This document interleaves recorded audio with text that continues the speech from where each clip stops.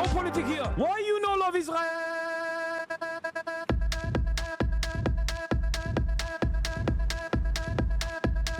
Oh, you hate it?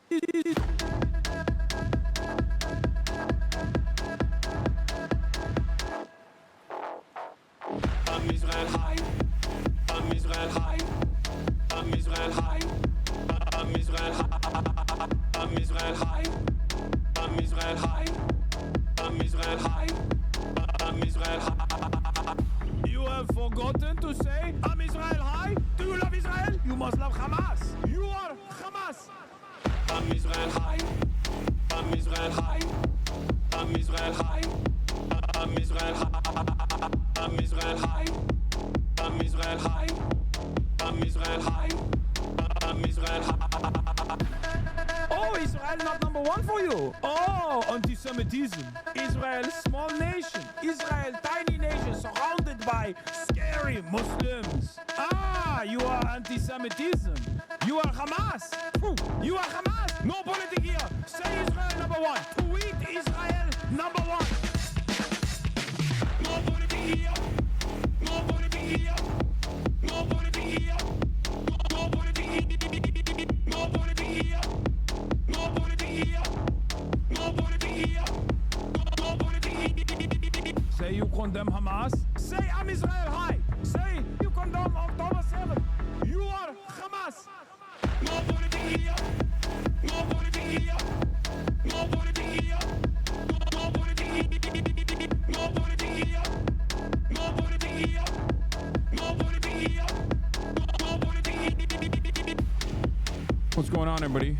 I hope everyone's having a fantastic one, a fantastic evening, afternoon, pre-noon, no matter where you are in the world. I'm Hasan Piker, and this is Dawson. I'm broadcast coming to you live from not so sunny, but kind of sunny, maybe a little cloudy California, Los Angeles, folks. We're live and alive, and I hope all the boys, girls, and MBs are having a fantastic one, because today's a beautiful day. Today's a wonderful day. Today is Hump Day. Ladies and gentlemen, boys, girls, and MBs, it is Hump Day. We are live, we are alive, and I hope everyone is having a fantastic one, because today's a beautiful day. Today's a wonderful day. Today is, ladies and gentlemen, today is, like I said, Hump Day, Wednesday, September 10th, 2025. And we got a lot going on. The beard is gone, as you guys might have noticed. The mustache is back. We're doing it. It's the eve of 9/11. Going to be, I suspect, an extra Islamophobic 9/11, one we haven't seen since literally the 9/11 that, you know, is the OG 9/11. But on the eve of this extra Islamophobic, potentially 9/11, we are live, we're alive, and we got a lot going on. This weekend I'm not going to be around because it's a wedding.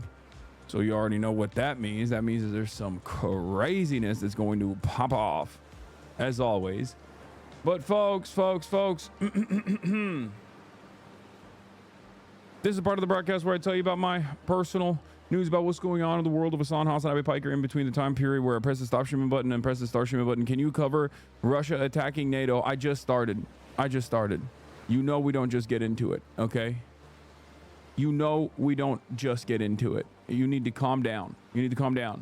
Why are you dressed up as a wannabe country music star in Memphis? I don't know. I just like, can a boy get cleaned up a little bit? You know what I mean? What the heck is this? What the hell? Can a boy get cleaned up a little bit? Have a little cleaned up look? Anyway, folks, this is part of the broadcast where I tell you about my personal news about what's going on in the world, in my world, in the world of Hasanabi Piker. Where'd you get the Bobby Sands shirt from today? Noah Colwyn sent it to me. I don't know. But yeah, as you guys know, last night, we opened up Pee Pee Poo Poo Park once again. For those of you who are unfamiliar, it's my water park that I operate. But this is from the last time I had played. Teen. Okay, you got the slide pass and everything. Here you go. I'm about to show you what I do to people who come in for free. Nyla, 8 hours. You're about to get a show too.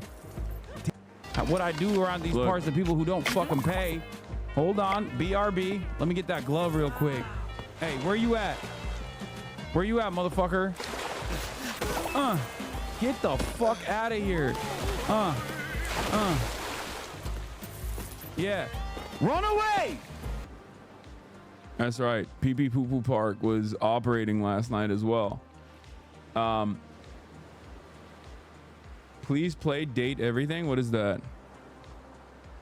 But question from last night. Do you clean your shower? Yes, I do. Okay. When will gaming YouTube be blessed with water park sim?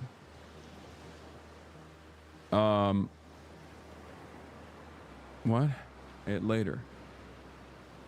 So, in any case, yeah, non-subs get that treatment too. That's how it works out here. Please do date everything. I don't know what that is. All right, folks. Personal news-wise.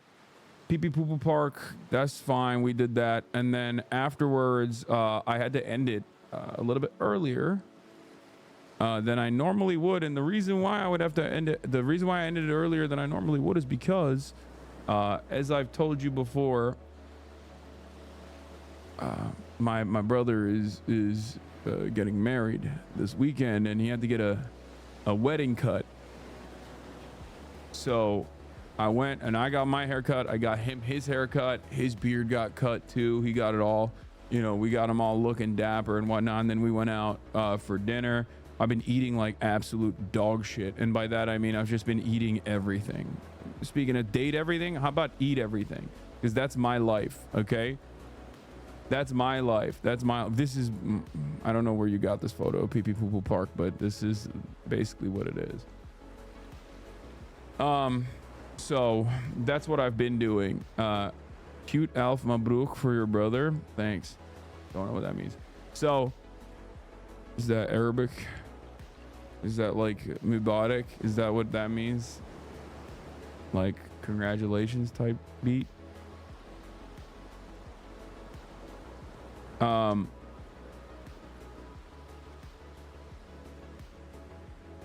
What is this? So he's just not going to talk about it. So you're just not going to talk about how a guy you recently were on stream with just committed several acts of terrorism and threatened a mass shooting. I don't know if you have the credibility to brush this off. Ooh. What? What are you talking about? What the fuck? It's the new drama shit. Jarrett Maki? Who the fuck is that?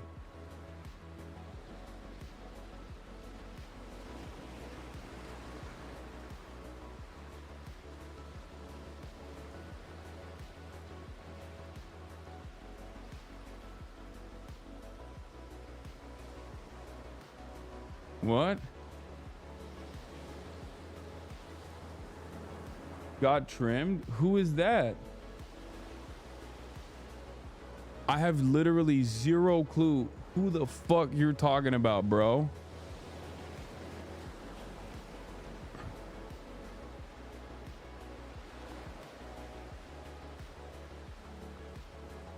Yuko?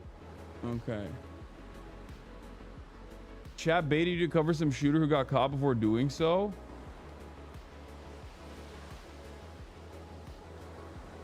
Wait, what the fuck? Today's gonna be so stupid. It's the DCFC guy and it's all over the place and the drama farmers are in full effect. Wait, what? What the fuck, bro? Hey, yo! What the hell? Michigan man charged with making terrorist threats in Illinois? A Michigan man has been charged with making terrorist threats in Illinois. Jared Maki, 25, from Detroit, is accused of making bomb and active shooter threats to businesses in East Alton, Illinois. Maki was charged along Illinois man Austin Blair. What the fuck? That's the DCFC guy. Ain't no fucking way. What?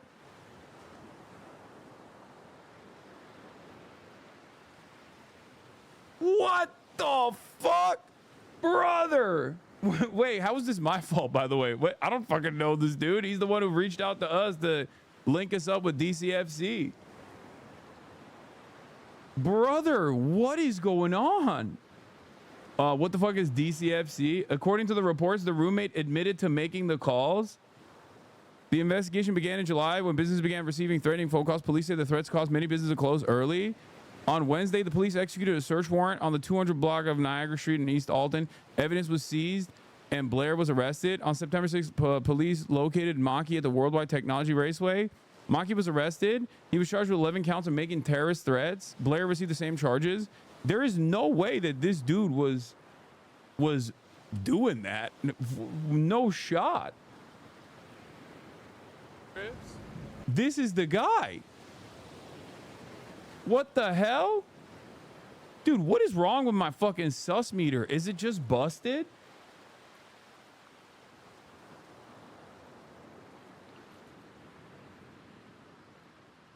Okay, so this guy does social media for the Detroit City Football Club. And the Detroit City Football Club reached out to us and wanted us to link up with them. And we had an amazing experience in Hamtramck. Okay? We had an amazing experience in Hamtramck when we were in Michigan for the Palestine People's Conference. And he was a super chill dude. I mean, you can see him on stream. He just seems like a super chill dude. And I mean, I interact with a million different people, so it's not, according to the reports, the roommate admitted to making the calls. One report said the roommate admitted to the crimes, but I don't know if it's confirmed. I just don't understand how it could have been, how this dude who is just like so seemingly so normal. On July 28, officials broke down the alleged threats that were made. Police say on July 28, they allegedly called a Taco Bell in East Alton and said, "I see a dude with a big gun walking towards your store." Wait, what the fuck? Bro, that's crazy. Police say investigators from East Alton, Bitalto, and Wood River police departments worked together on the investigation. Blair was taken into custody and Maki was arrested. Maki is the sports information director for Detroit City Football Club. A team spokesman said DCFC takes the situation very seriously and that Maki is suspended from all club activities at this time. The way that chatter came in here, so you're just not going to talk about it, I guess. Yeah, what's funny about the way that chatter came in here is to make it seem like I literally made the calls or something, or I told him to make terroristic threats.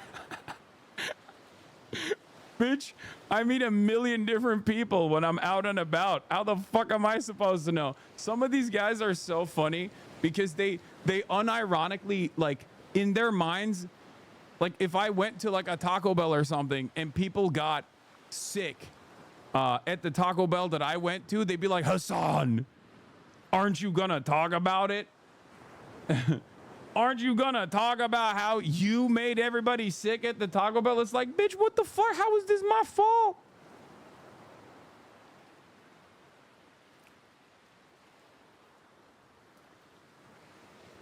You know?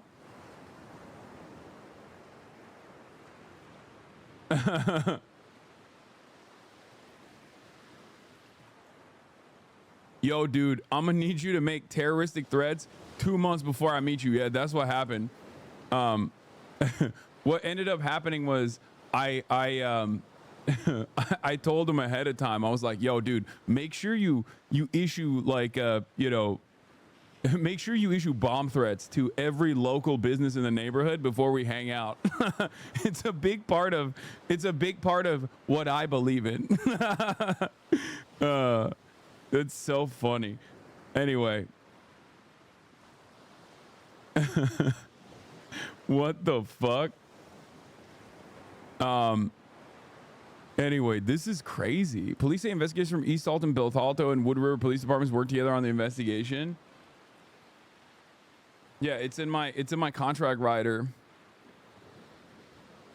Big day for the Cuomo campaign. Yeah, Cuomo campaign is about to come out and be like, a person that a Twitch streamer that Zoran Memdami met with also hung out with a guy who apparently had done months prior, allegedly, phone calls that were of terroristic nature.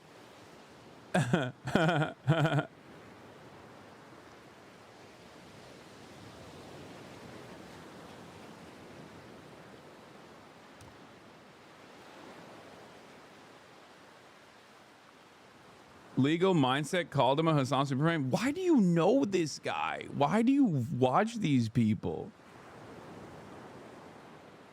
You've been live for like 10 minutes and you haven't even talked about the drones in Poland yet? I guess you're responsible for those too? Yeah. Anyway, that's insane. That is actually insane. He did not seem like that at all. Damn, dude. What the fuck? That's crazy that like you can just meet a dude.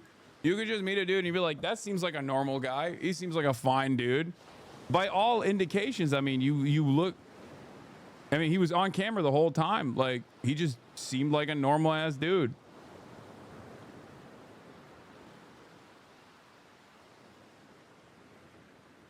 Maybe it was his roommate that was doing the craziness. Who knows? Or maybe he just had a dark side. I don't know. Yeah, inside of us, there's two wolves. The one that's like a seemingly normal wolf, and then the other one that's just like calling every local Taco Bell in in Illinois. Yeah. Lawyer is about to clip this for character witness.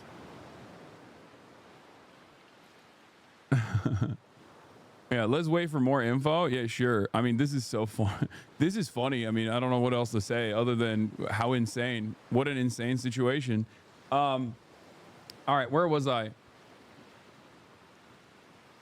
I love that we just started. I didn't even blast off yet. And motherfuckers are like, guess you haven't talked about this guy. It's like, how is this my fault? I don't, like, do you guys ever, some of these people that like, they revel in the drama, they just genuinely, I think in that process, like forget how to think critically, where they don't understand how things work, right? Like they just forget how like time works, for example. They forget how like normal human interactions work, like meeting a dude in passing, and then having that dude like apparently get arrested for something that he allegedly did that is utterly irrelevant, that, you know, he didn't actually, you know, it's not like we met up and he was like, dude, I love doing terroristic threats.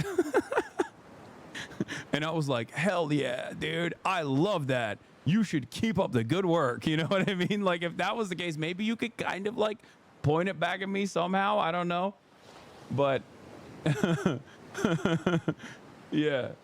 I'm sure I've fucking been around someone who, statistically, there's a probability that I've been around someone who's also murdered a person. You know what I mean? Like that doesn't mean that you know, it was like I was urging people to do that shit.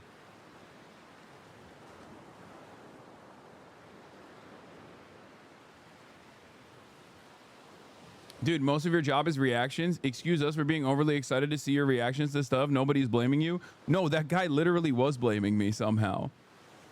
So I don't know what the fuck you're talking about. He literally said, excuse me, I guess you're not gonna talk about it. And I was like, I guess you're hiding the truth. And I was like, I don't even know what the fuck is going on to hide.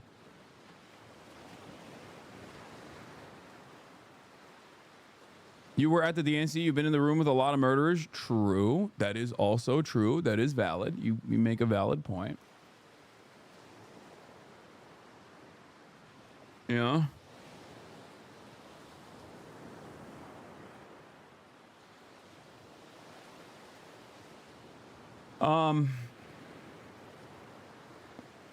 Anyway, let's blast off and let's do it.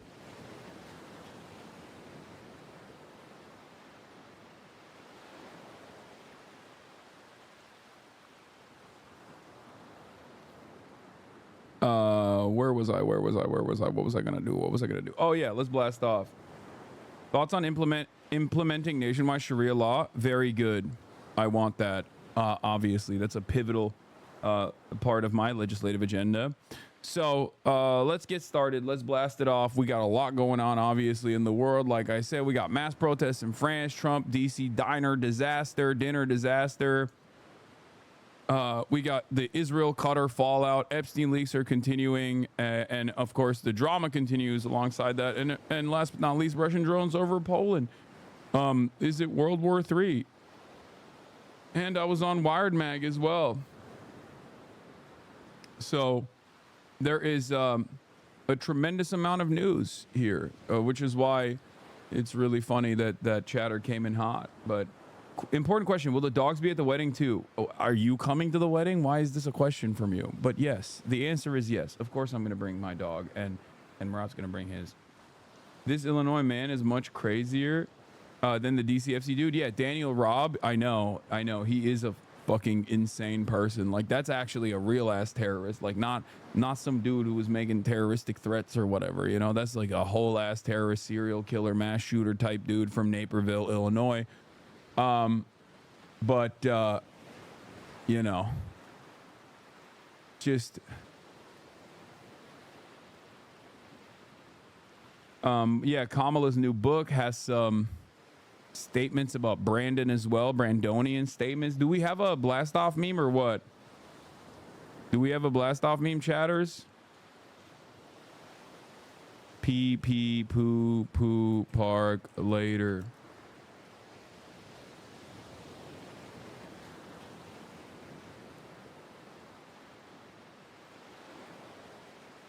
Personal news wise, I mean, there's not much going on in my life for personal news. I'm doing Crooked Con. They asked so many goddamn times. I mean, I've already done like a bunch of pods with them, and you know, I don't have a problem with the pod Johns anyway. I think that it's a good way to it's a good platform to get my message out there to a much more receptive audience of like liberals and stuff. But I had not seen the other players that are involved at Crooked Con. Apparently Matty Boy is going to be there, Egghead himself. That's a crazy lineup. We'll look at that. It's just really unfortunate that the name for a con after all that chorus stuff, Lamau. Yeah, it's going to be like, I'm going to get Night of the Long Knived over there, okay? Like, I feel like it's going to be Red Wedding over there. I saw the Crooked Con lineup, okay, from Crooked Media, from the Pod Johns, for those of you who don't know. Also, here's the blast off meme, okay? Keep it pushing. Let the people know we're live. Let the people know we're alive, okay? But as long as you don't tone down your rhetoric. What did you say?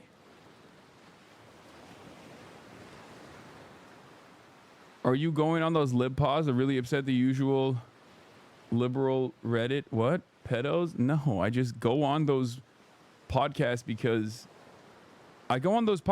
there are a lot of people. You were speaking at Crooked Con, and so was Jessica Tarkov. Collab when? So here's the thing, okay?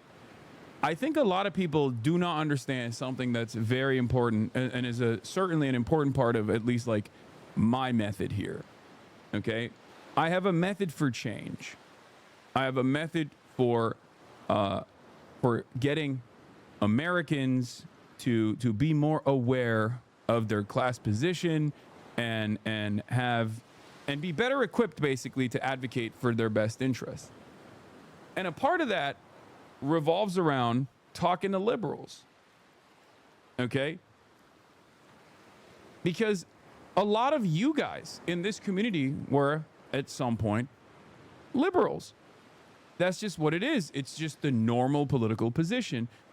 It's represented, I would say, like, I mean, Republicans are liberals as well. Democrats are liberals as well, obviously. But like, I would say that Democrats are more empathetic liberals on a lot of pivotal issues.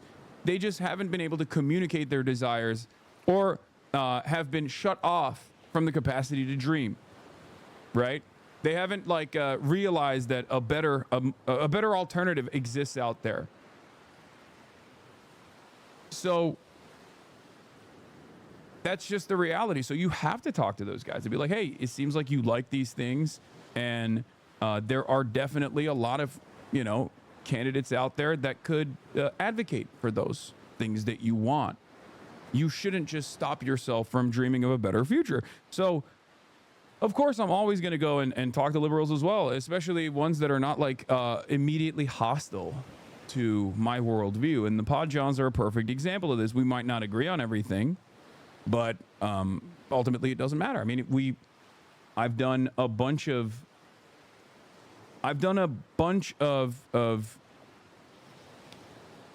hits like that. I mean, I've done a bunch of Pod John's collabs before the election, after the election, and I think those were pretty pivotal for a lot of people. I think they saw that and they realized that there's definitely some interest there. Now, of course, I would say Crooked Con is a little bit different than this, right? Gavin Newsom pulling together leaders from across the wings of the Democratic Party, Hakeem Jeffries, the Maxwell Frost, the Senator Warren, and Pete Buttigieg, along with people like Les Dog for the FAFO event he's holding for his redistricting ballot proposition. Like, this, I think, is much more hostile because the person throwing this is Gavin Newsom. I don't think he's too fond of me. I suspect his team is not too fond of me either. And therefore, you know, this is a very different environment than like the Pod John's environment is.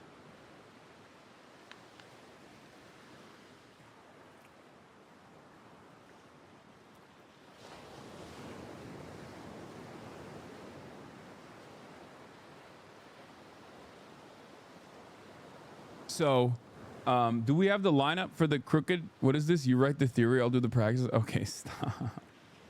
It's a real thing. I was PSA pilled in 2016, but then I found you and Chapo on Twitter.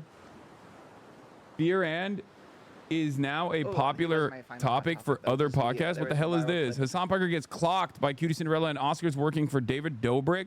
Just Trish, episode 209. What the helly?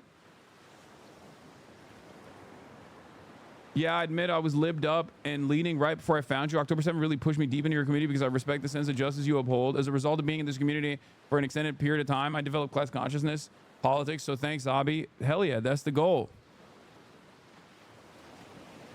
That is the goal. That's the point. So Crooked Con. This is Crooked Con, okay? Freedom and content for all. Alex Wagner, Justice Allison, I mean Ben Rhodes, Ben Winkler, all these people. Governor Andy Bashar, Brian Tyler Cohen is of course there, and here I am. They put me right next to Faiz Shakir, Faiz Shakir, you know, Bernie's man Faiz. This is just the lineup is just by, I think, name. But there are some interesting names on here like Matt Iglesias, Neera Tanden, some Philip DeFranco. But then, you know, there like I said, there is it's mostly just like the Pod Johns, mostly liberals, and then you got me over here. And you know, I guess it's gonna be interesting. Let's see. But like I said, I'm never going to not do something like this. If I have an opportunity to talk to a massive audience of blue-pilled libs and tell them, like, listen, there is a alternative out there. There's a socialist alternative out there. It just means that they are going to fight harder for the things that you want. Do you want these certain things? Okay? Do you want an expansive welfare state? Do you want more worker control? Do you want more autonomy in your life? Do you want more freedom in your life? Do you want more financial freedom without worry? If you want these things, if you want these things, there is a method out there. There is an ideology out there. There are groups of people out there who have fought for these things for years and years and years, you know? And I think it's good. Are you going to attend Zora on election night? It's like 2 nights before this? Yes. You have to go on the attack or they will never let you talk? No, it's not. I've done this stuff before. You guys are wrong. I've literally been on the Pod Johns. They're one of the best parts about going on the Pod Johns is that they do let me fucking speak my truth, you know, talk my shit if I need to. So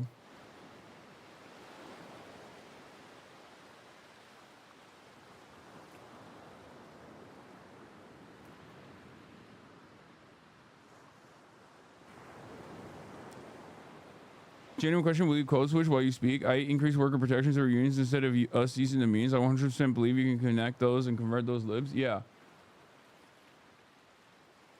So they don't do you like they did Felix. Yeah, Felix was right too early about Iran getting a nuclear weapon. That's the problem. Did Zoran get soft on Israel? I read on Twitter that he took the AOC route. No, he didn't. He just he repositioned on Israel on one issue, and I think it was I think it was a mistake.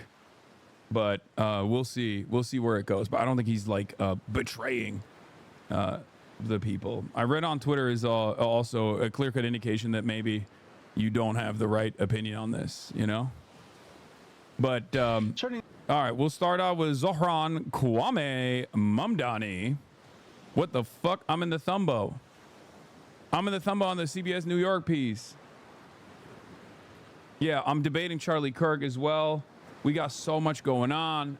Oh my God, there is just so much happening, bro. There's constant polls coming out of New York that literally warm my heart, okay? I'll just start there. There are constant polls coming out of the state, of the beautiful state of New York, the beautiful city of New York City, that warm my heart about how much New Yorkers, everyday New Yorkers, just despise the apartheid state, despise the criminal Zionist entity, okay? Oh my Lord. Oh my Lord. We got the Kamala Harris drama as well. We're going to be talking about that too. But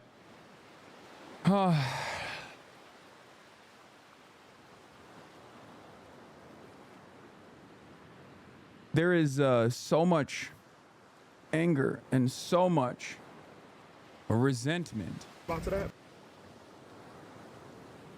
What is this quick scrum with Mamdani? He talked about Cuomo. Didn't want to talk about Hassan Piker, a podcaster who says stuff like America deserves 9/11.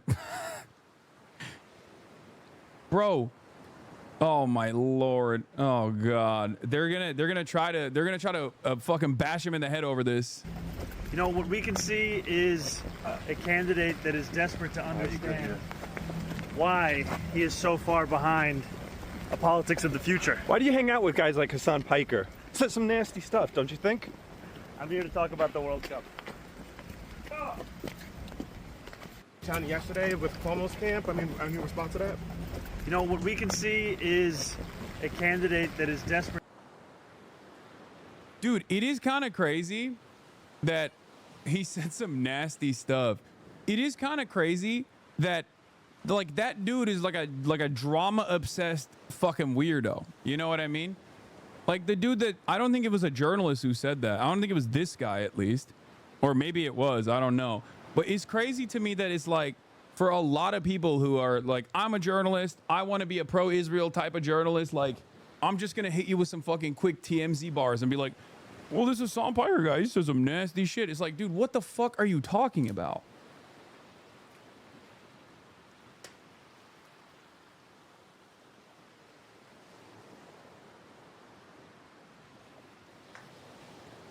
What the actual fuck are you talking about? Like, this is not a real controversy, brother. You are talking about a dude. You were talking about a dude, me, who is, you know, getting fucking profiled in the New York Times and shit. It's not like this is, you know,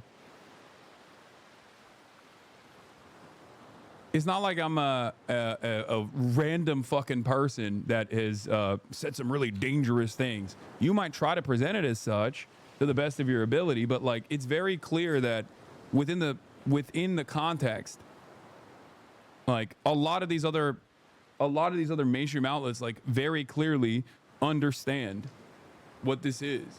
Otherwise, you're basically doing the ADL line and saying, why is the GQ, the New York Times, and all these other fucking all of these other institutions why are they platforming a terrorist?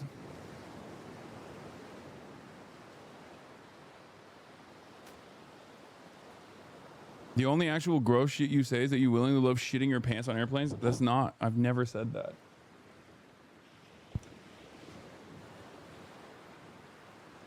In any case, it does seem like Dan Ravioli might not be too big of a fan of Zoran.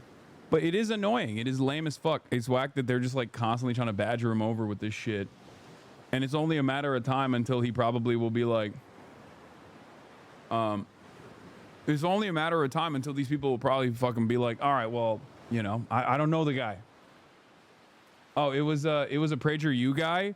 New Yorkers, tomorrow, September 11th. Here's Zohran Mamdani with Hasan. America deserved 9/11 Piker.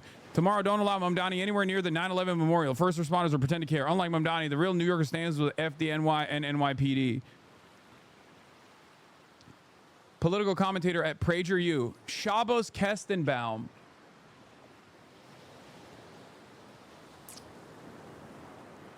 They saw that he gave into some Israel stuff. They saw that he caved on pressure on Israel stuff.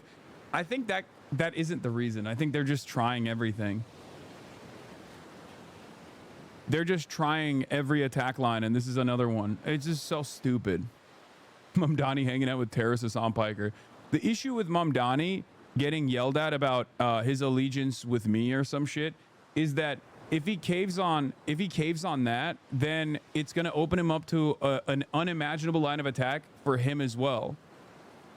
Do you see what I mean?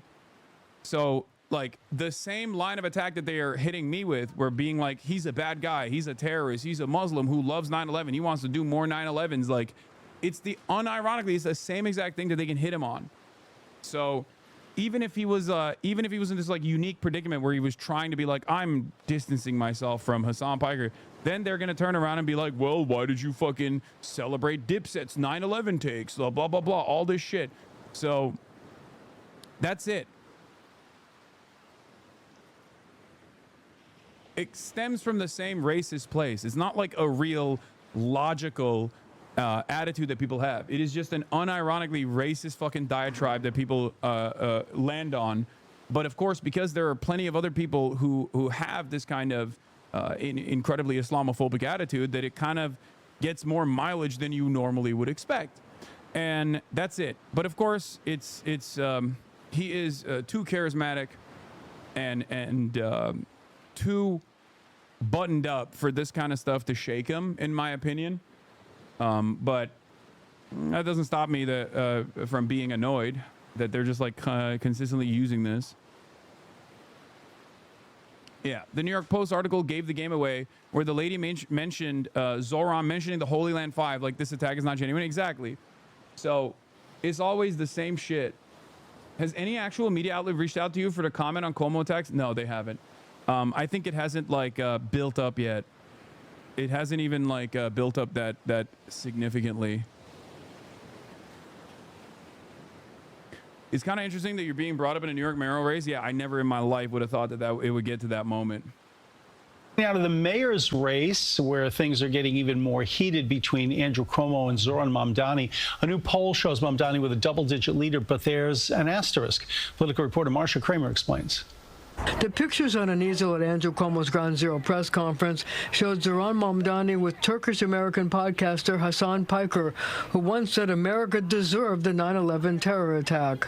Those are amongst the most disrespectful, disingenuous words you could ever say to a first responder. Wendy Ireland Tortorici and her husband Sal, who has stage 4 liver cancer from his work at Ground Zero, dramatically endorsing Cuomo as the former governor began pulling out all the stops to duke it out with Mamdani with 8 weeks to go until Election Day. This isn't about politics. This is about character. But Team Mamdani was having none of it. A campaign spokesperson saying, quote, Andrew Cuomo knows exactly what he's doing. He's holding a press conference to suggest that Zohran Mamdani, who is poised to become New York's first Muslim mayor, somehow supported 9/11. It's vile, it's dangerous, and it's deliberate. This is a new New York Times Siena poll has Mamdani with a 22-point lead. Mamdani 46, Cuomo 24, Curtis Sliwa 15, Eric Adams 9. Remember when they were 2 months out of a Democratic primary, Andy Cuomo was 40 points ahead. They were telling me, why are you even bothering running? He's going to have a coronation. Well, he got killed in the Democratic primary. So I don't trust any of these polls. But in a head-to-head matchup, it was Mamdani 48, Cuomo 44, almost within the poll's 3.6 margin of error, which may be why, for the second day in a row, Cuomo insisted it didn't matter how many names are actually on the ballot. It's still going to be him versus Mamdani. Because people see who's viable and who's not. and they're going to be two viable candidates, in my opinion. There's nothing funnier than having a real press conference. Having a real press conference about an ongoing mayoral race in front of a photo of me from 2019 with the words in Always Sunny in Philadelphia font that says America deserves 9/11. Oh my Lord, brother. Oh my Lord. Did you catch the statement by the wife of the first responder about you at the beginning? No, I didn't. Hasan, what? Disingenuous words you could ever say to a first responder. Wendy Arlen Tortorici and her husband said It's pretty, it's, you know, I mean, what do you say? What do you say to this? Bro, that statement will follow you for life. It's not. It will, but it doesn't matter. The significance of this is entirely dependent on the disingenuousness of the person who wants to weaponize it. When it first banged, when this statement first banged, it was almost entirely weaponized by the Republicans, right? Because in 2019, Trump was president. It was entirely disingenuous, and it was all Republicans that hit it. Now you got, like, ironically again, Republicans utilizing it, but they're doing it under the banner of, like, being a Democrat, I guess, but they're not really Democrats. They're running against the Democrat.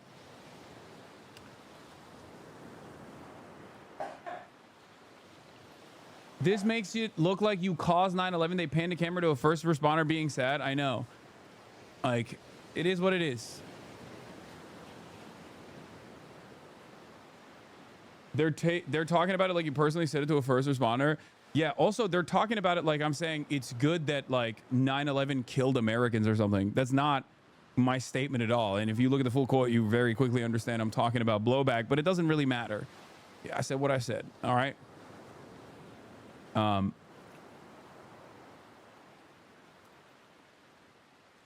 But the point is to do, like, the loosest of associations by way of, like, look, this is, you got a Muslim, you know, radical political commentator who's saying America deserved 9/11, and you got a Muslim who's running for mayor of New York who associated with him 9/11, 9/11, 9/11. These guys are Muslim. Muslims 9/11. Muslims 9/11. That's what it is the weakest line of attack you can possibly fucking put together. And it's very clear. It's very clear that it's like trying to associate a Muslim candidate with 9/11, but doing it within the confines of, like, liberalism and within the permission structure that exists amongst liberals. And that's all this is. And the issue here for Zoran is that even if he caves on this and just basically says, like, yes, you're right, I fucked up, I should have never talked to Hasanabi Piker, I hate him or whatever, then they're just gonna they're gonna turn around and attack him too. They're gonna be like, well, you're Muslim too, you're a Muslim guy too, what's up with that? You also have some opinions on 9/11, it seems maybe you're like, there is no real connection here. Neither of us, we're both fucking 34 years old, okay? Neither of us participated or had anything to do with fucking 9/11. They're just trying to make that connection by saying, like, well, you know, what are you gonna do? These Muslims, they love 9/11. Now, of course, it doesn't matter. It doesn't matter because it's just an incredibly weak line of attack. And I think not only is it an incredibly weak line of attack, but it's one that it's one that's not going to stick. People see who's viable and who's not, and they're going to be two viable candidates, in my opinion, and people will vote accordingly.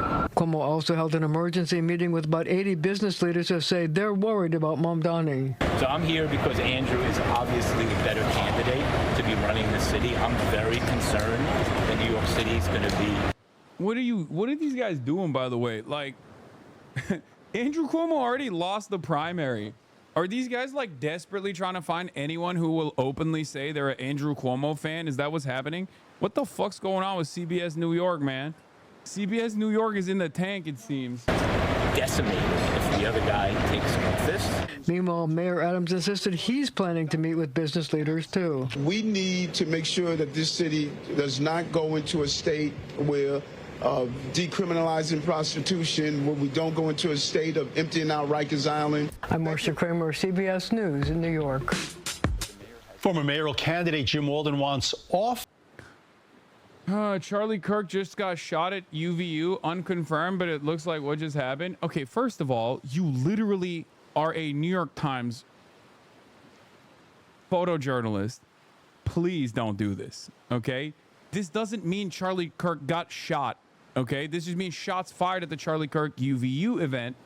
That's a crazy leap. We don't know what happened. Please, don't come in here with breaking news like this, guys. We will get there. Look at his page.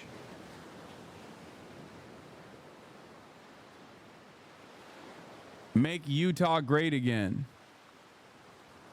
What? Who is this guy? He said Charlie Kirk was shot.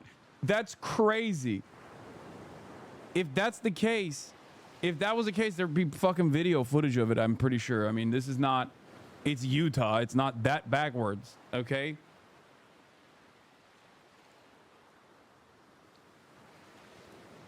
There's other accounts. None of them are journalists saying Charlie Kirk got shot. Okay, find me a video of the incident and I'll...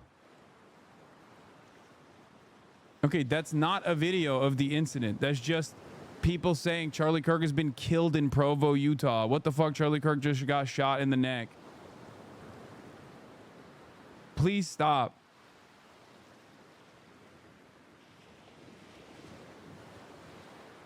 They don't got internet in Utah or cameras. Okay, that is crazy. Does this mean your debate is canceled? Yes, that would mean the debate is canceled. If he got fucking shot in the neck. What the fuck is happening? Mike Lee, I am tracking the situation at Utah Valley University closely. Please join me in praying for Charlie Kirk and the students gathered there. How is it shots fired at Charlie Kirk event at Utah Valley University? Shots have been fired at Charlie Kirk event at Utah Valley University. Footage from the scene showed event goers screaming as shots rang out on Wednesday. People at the event took to social media to share details of the moment someone opened fire at the Conservatives event. Kirk published a post on X just minutes before reports of the shooting emerged. How is there no footage of this? What the fuck is going on?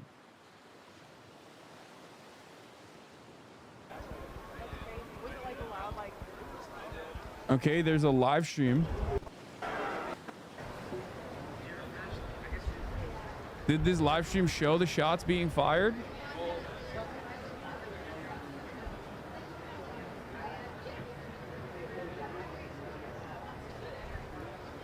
Why do you want to see your political opponent get shot so badly? What? Bro, what will it take for you to believe? Wait, first of all, these two things are at odds with one another. It's my job to make sure that I fucking get this breaking news story correctly. That's number one. And number two, what a fucking stupid ass joke to make, dude. I have to confirm it. I can't just like go along with hearsay. These things are incredibly like there are so many fucking cameras on these sorts of things. What the fuck are you talking about? Charlie Kirk goes to a fucking a college campus. There's gonna be a lot of phone cameras out. Okay, around 60 minutes on that Twitter live link. Is it gonna? It doesn't show anything, right?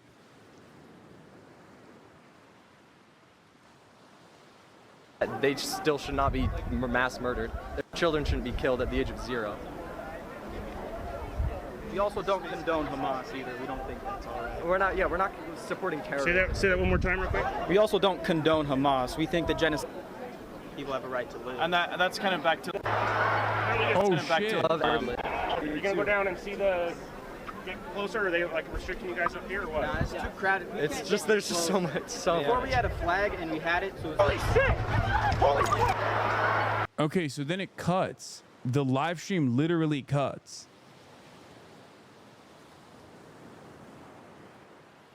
The live stream just cuts from that interview to people just going holy shit and running around.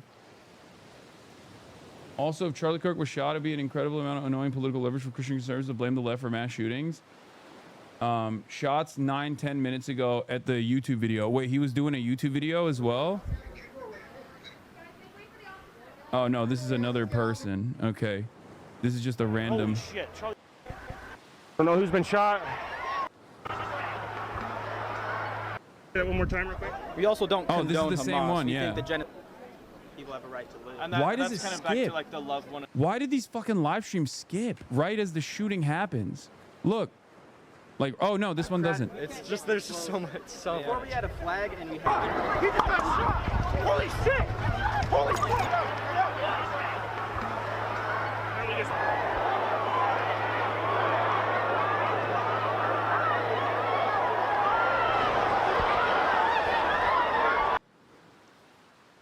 No fucking way, dude.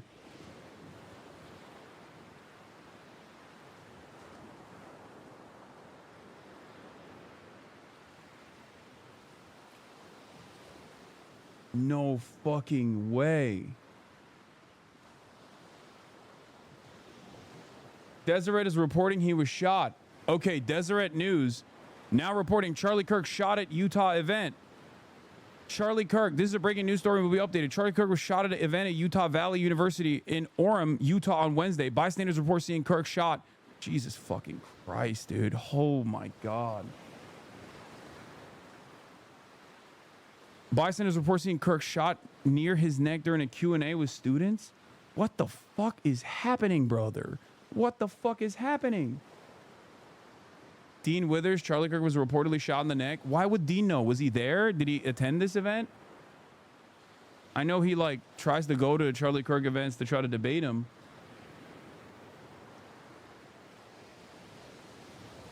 Bandwidth over mobile and the frame size suddenly increases due to movement. That's why the live stream cuts when everyone starts to run. Yeah, no, that makes sense. But I don't know. Like, I can't see from this angle whether. You guys okay? I assume this is the tent where Charlie Kirk is, right? Like, this is the tent where he is, right?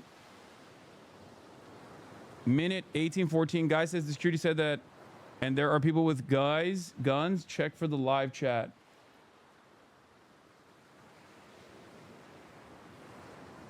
Found the video of him being shot. There is 0% chance. There is 0% chance that if this happened and Charlie Kirk got shot, that someone doesn't have the footage. Benny Johnson and Candace Owens and everyone is saying, like, pray right now for Charlie Kirk. Pray right now. Pray with everything you have. Get down on your knees and pray. Please, I confirm that Charlie's been wounded at an event in Utah. Please, Jesus, help us now.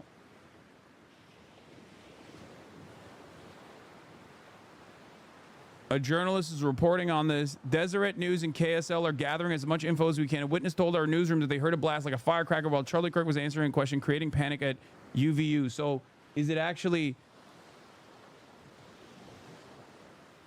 a moment of panic and that there's like misinformation flying around, or did he actually get shot? I don't understand.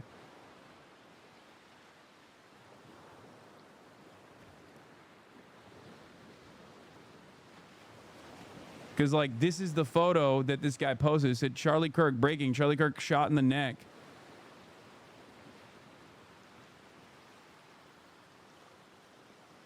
Oh, you found the video? Oh, shit.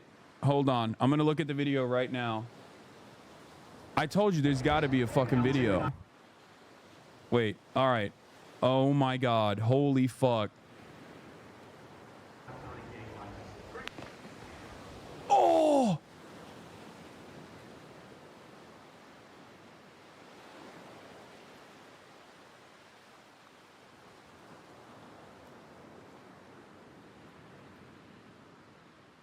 Dude, you hear a shot, you hear the crack of a shot, and then you hear You hear his head just crack back right after, and I think what the people are saying is correct.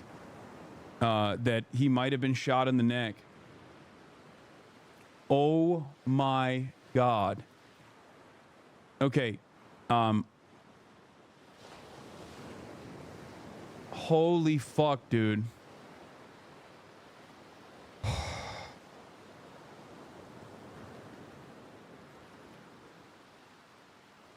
Charlie Kirk is, as far as I've seen, Charlie Kirk has been shot. Go, run, run. Oh. At an event at UVU in Utah. What the fuck?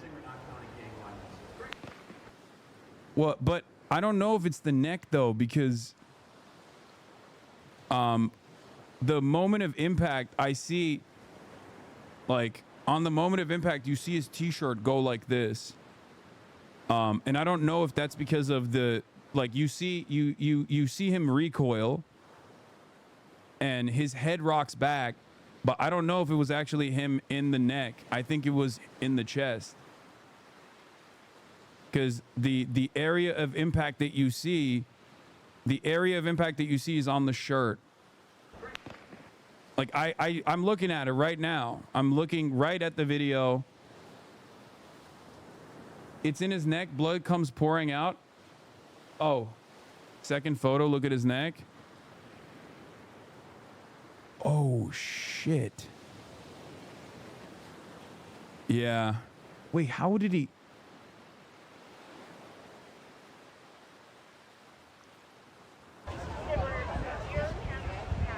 Unconfirmed reports right now of it's coming from his neck. If you pause for 4 seconds, was it point blank or from afar? I have no idea.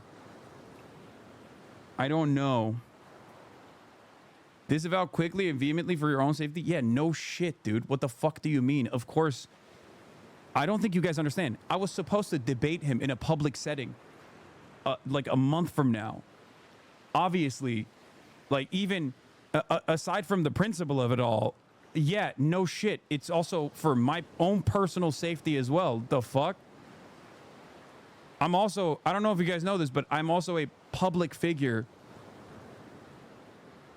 who does political commentary, who was supposed to debate Charlie Kirk in a public setting at Dartmouth University a month from now. I assume it's not going to happen now, obviously.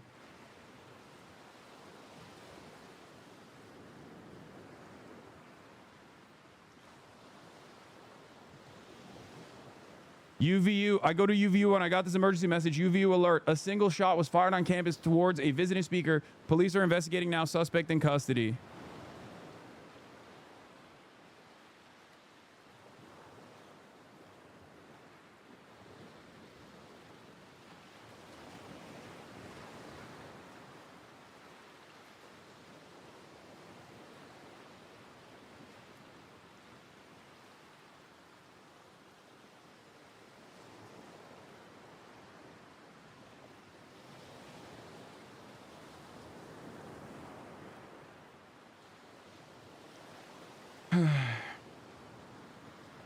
Yeah, that debate is canceled. Yeah. I don't think that debate is happening any longer, chatters. What the fuck? Stop going to public events, bro, for real?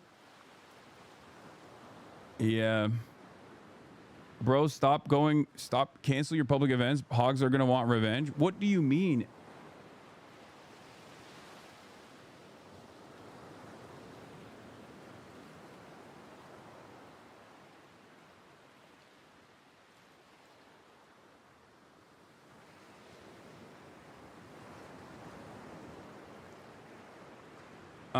Supposedly the, I'm gonna guess there has to be Hasanabi heads that were there. Can they report it? There's some Hasanabi heads here, but yes, the Dartmouth debate was supposed to happen in 15 days from now. I was supposed to debate Charlie Kirk in 15 days at Dartmouth University. But obviously that's not going to happen any longer, I suspect. Here's footage of the man that allegedly shot Charlie Kirk. That's what they're suspecting. That's what it seems like.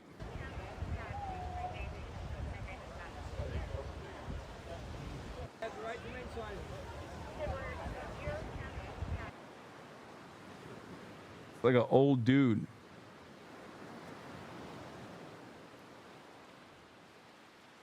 You know what's going to be safest for you, but I think chatters are saying that hogs don't think straight and will want revenge against you for some reason. People just wanting you to be careful. Revenge isn't another commentator, not that you had anything to do with it in particular. Stay safe. Yes, no, I understand that.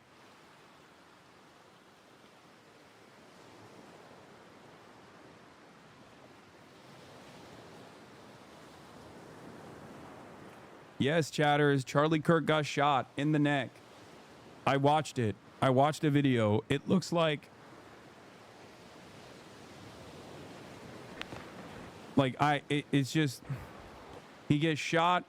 There's only one footage that we've seen, one piece of footage that we've seen so far. It's this one where you briefly see it and the camera moves, the camera pans away right after he gets shot. But there is a screenshot from the photo where there's a screenshot from the footage that shows that there's like blood coming out of his neck. I don't know what the fuck's going on. I don't know anything beyond that. This is the most insane fucking situation.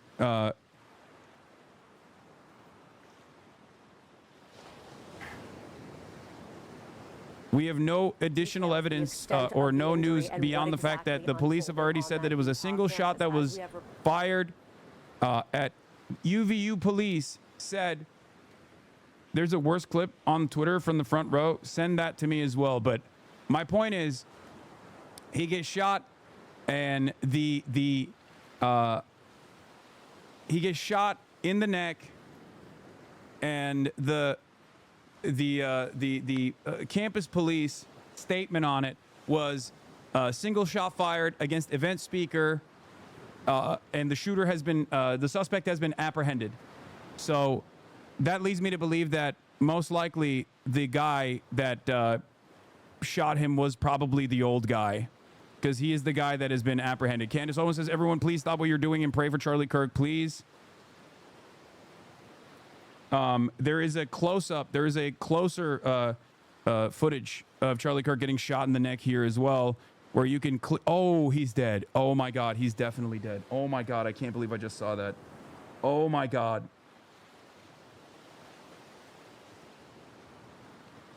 Oh my God. Oh, he definitely got shot in the neck. Oh my God. Oh, fuck.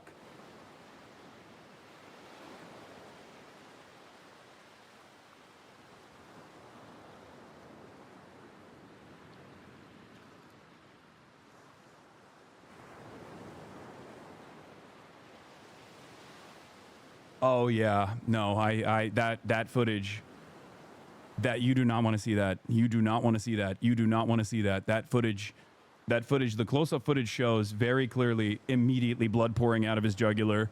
He gets shot in the neck, blood pouring out of his jugular, like an unimaginable amount of blood pouring out of his jugular. There is very, very little chance that he survived that. I don't know if he did, but it doesn't seem like it. Oh my God, that was fucking devastating. Holy shit. I don't know what to say. Oh my Lord. Oh, Jesus Christ. Holy fuck. America is so absolutely fucked. Oh. Fox News is covering it now. So not even 30 minutes ago, 29 minutes ago, he had posted images of himself before this huge crowd at Utah Valley University there outside of Provo. And he said, we're so back. You could see there was enthusiasm. He was passing hats around. You can watch him on video. This was posted half an hour ago of him doing that and greeting this crowd. He is somebody that the Trump campaign, as Kristen was noting, utilized very effectively to harness his leadership in this conservative activist movement, again, with young people, young men specifically. We've talked about this a lot when we look back. Charlie Kirk is at the heart of that effort. They relied on him and his organization a lot for their ground game in a lot of the states around the country. And so this is somebody who obviously has a huge voice inside conservative American politics, a big Trump supporter, but obviously now in this really unfortunate, horrific experience is going to be at the center of a conversation about political violence, I would imagine, that we're going to be having in the aftermath of this horrific event. Certainly. And there's a lot of reason to be concerned right now as we do not know his status. We don't know how he's doing, and we're awaiting word, certainly, of that. As you mentioned, it says a lot about where we are as a nation when it comes to violence in politics. Can you talk a little bit about what he was doing in Utah? He was going to universities to speak to young people. Yeah, and organizing them. And again, that's why I was literally, you can just bring it up from his Twitter page a little while ago. You can see what happened it's to not him? just like sometimes. Charlie Kirk was doing an event, one of the classic events that he does, like a Change My Mind style event at Utah, at a campus on Utah, at UVU campus. He was sitting under a tent. One shot rings out, and immediately his jugular opens up, and blood is just pouring out of his fucking neck. I saw it. I'm confirming it. I'm telling you right now. There is a very, very low likelihood of survival beyond that point. I mean, I don't know. I don't know what's happened. I don't. It's not. It's the most insane thing I've ever seen. The reason why I say it was most likely his jugular is because I've never seen so much blood pour out of someone's neck in real time in like a moment's notice before. It just completely gushes out. Do not watch the video. If you have not seen the video, do not, like, the reason why I watched it is because I wanted to see, the reason why I watched it is because I had to confirm whether or not this was a real incident. I'm telling you, avoid it. It is one of the most fucked up things you could possibly see. There is one video that there was one video that was shot from afar that that basically shows you his head cracking back after you hear the shots being after you hear the one shot fired, and then the camera pans away. There is another video from inside of the crowd, a closer up video that is circulating online right now, where you literally see, where you just straight up see his jugular gush out after the moment of impact.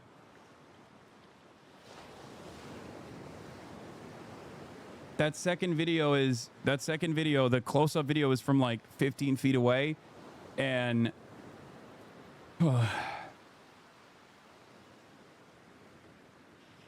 I mean, look, I cover Israel genocide every day. I see charred children.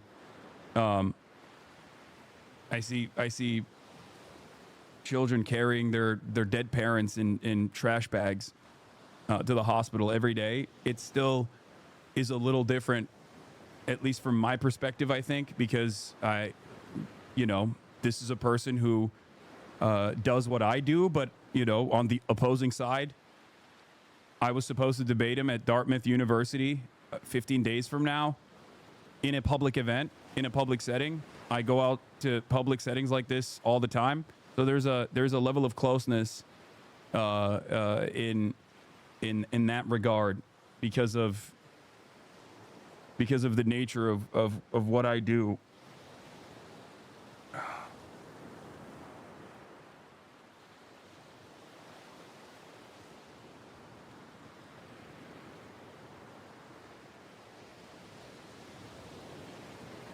I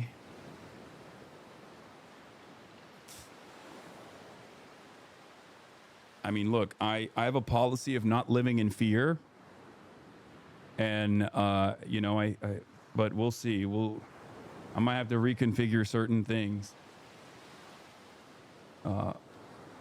This is insane. I never thought I would see something like this. Whether it was a rifle, was it a handgun? But I guess if there's one country where something like this could happen, it's this one. It's also notable that he hosts, as part of many of the events that he has, these debates with folks that come, college students and others who come as part of a crowd, and he hosts debates with them at close proximity. We don't know that that's exactly what happened here, but it is notable given what you were just describing, Chief Ramsey, as the setting for these events. We also have a statement put out by California Governor Gavin Newsom now, who interviewed Kirk on his podcast back in March of this year. He says the attack on Charlie Kirk is disgusting, vile, and reprehensible. In the United States of America, we must reject political violence in every form. Let's go back to the White House now and Kristen Holmes, because it's notable, as we just said, he's been interviewed by Democrats and Republicans. The weight that he carries and his voice within the conservative movement, especially among young people, he's someone who at times has had the president's ear as well. Not just had the president's ear at times. I mean, he is incredibly close with President Trump. They speak directly. He also is close with high-level members of the administration. You see the vice president tweeting there. He knows and speaks to Charlie Kirk. If you are talking to people within the administration, they will tell you that Kirk is somebody who has the finger on the pulse of the MAGA movement in a way that sometimes even the people in Washington do not. He has been such a force for President Trump, somebody that they relied on. At times there was even floated that he might join the administration, and I was told during the transition that they actually believed that he was more powerful not being part of the administration because of the following that he has, because of this unique ability he has to reach these specific young voters. And one of the stories we did on the campaign was how exactly they were doing this. And this was by reaching out to people who hadn't voted before, bringing them into the MAGA movement and getting them to vote for President Trump. So it's not just as though this is an ally of the president's. It's somebody who, again, has this enormous following that the president pays attention to, who is close to, who he listens to.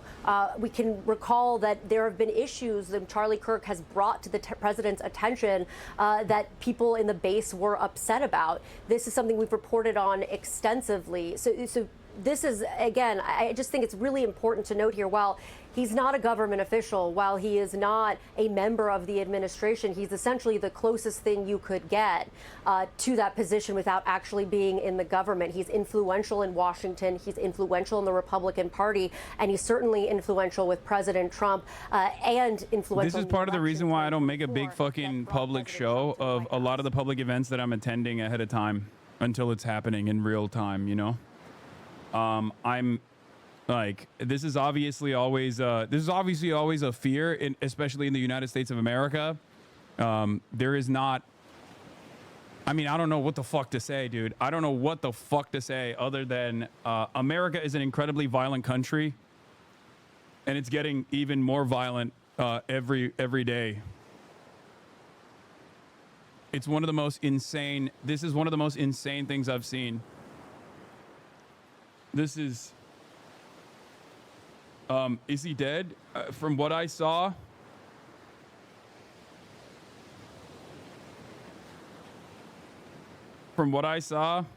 look, there's no confirmation yet. But I saw the close-up video to confirm the veracity of the reporting, and let me tell you, in the absence of like immediate, super significant medical intervention, I don't know how he survives that, because yeah, I will just say the up close video, the closer video that is being circulated around online right now basically shows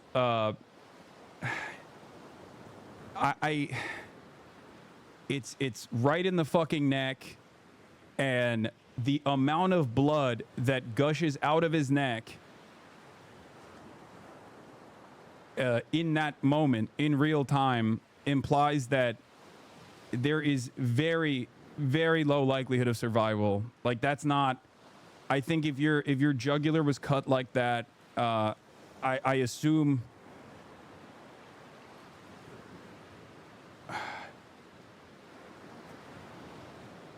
I don't know. I don't know how you. I mean, he's been hospitalized, so I guess he is alive. Like, according to Fox News, he's been hospitalized. I don't know how he survives that. I don't know how he did, but if he's actually at the hospital, that means, you know, there has been medical intervention. He's not dead. Kirk has been scheduled to appear at Utah Valley University on Wednesday as a part of the American Comeback Tour. I don't.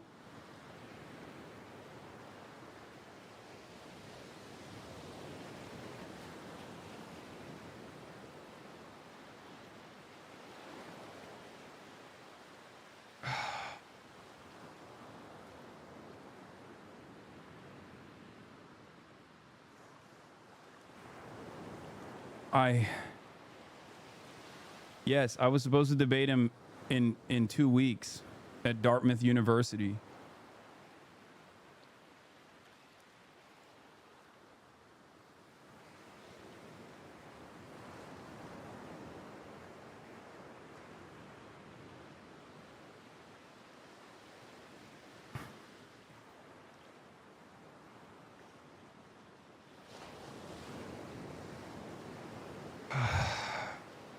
I mean, there is I have a lot of opinions and a lot of feelings right now. One is that this is a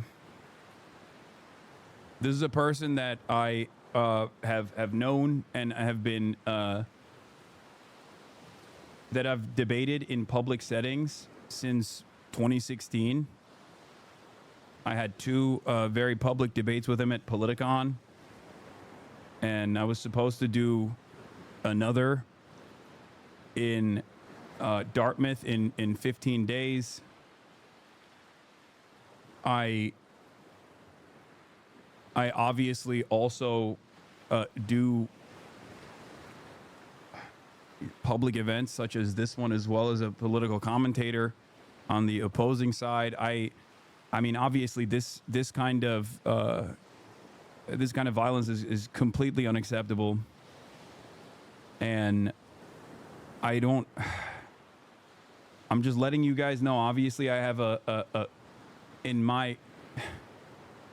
the way that I'm looking at the situation. It's a little bit difficult for me not to feel heavily biased. You a leftist for the fashion. Thank you.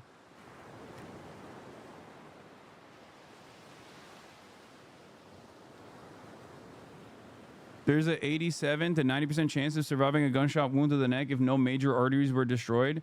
So chances of him surviving are quite high.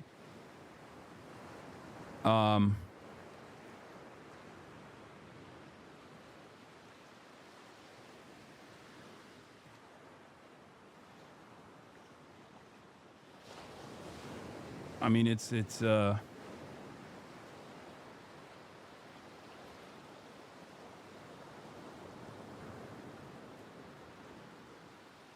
was a local news live stream. Protesters up above him and to his right, not in the area that the shot came from, and they would say things and boo here and there, but overall it seemed very supportive of what was going on.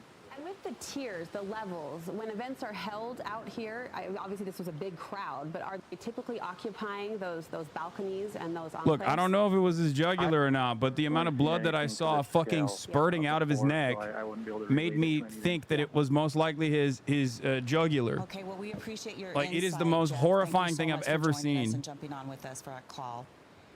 Maybe made more horrifying by the fact that I know him personally. I've known him for years and was supposed to debate him. I don't know, and like what he does for a living, it makes it We don't have a caller at the moment, Tamara. like that's why I'm saying I'm a little bit biased in this situation. Obviously, it's like very hard for me to see. It's very hard for me to see this as like anything but an immediate threat to anyone that does this. Who has been shot? A great guy from top to bottom. God bless him. We're hearing a number of reactions like that on social media. The latest from President Trump, as Tamara said. Guys, shut the fuck up. Stop saying take the day off and reorient yourself, okay? Calm down.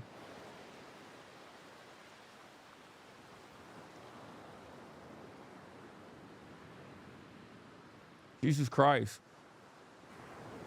I'm a 34-year-old man, okay? Shut up. Oh my God. We understand there was Stop a babying speaker that had just gone out. Charlie Kirk hadn't even spoken yet. And so we're taking a look right now on your screen here. We're getting more video of Utah Valley University at this speaking event. Right before the shooting, one witness had just told us on the phone here that he heard one shot rang out, almost as if it was a loud boom, a firework, a firecracker.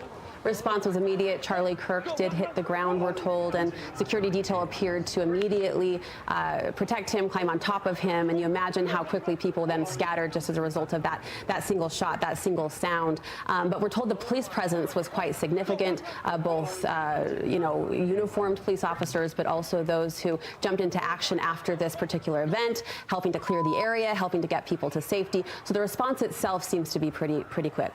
Yeah, an earlier video showed too that there was a person that has been arrested that was being escorted. We haven't gotten confirmation rather that a suspect is in custody, but that's the part of the video that we have been seeing, that someone in fact has been arrested. Yeah, we have told the suspect was in custody, and we're seeing now the video there of the man in the blue shirt.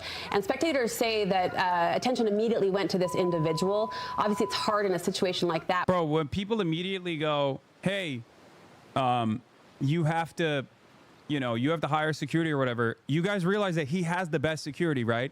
You realize that, right? Like when you say, oh, Hasan, why don't you hire security when you do IRL streams? He has the best security. Trump confirmed he's dead. He had the security. There's nothing you can do when you get shot by a fucking sniper rifle in the neck when you're doing a public event. You understand that, right? I don't think he has not been pronounced dead. He is in the hospital right now. Okay, I don't know how he survives this. I have seen the video, the up close video that's circulating that they're not obviously showing here, and you shouldn't see it. I promise you, you don't need to see that. Okay, I don't know why chatters are fucking lying in here, but he lost a tremendous amount of blood immediately in the moment of impact. The only thing that Trump has said so far, and this is from Dan Scavino's account, we must all pray for Charlie Kirk, who has been shot, a great guy from top to bottom. God bless. Okay?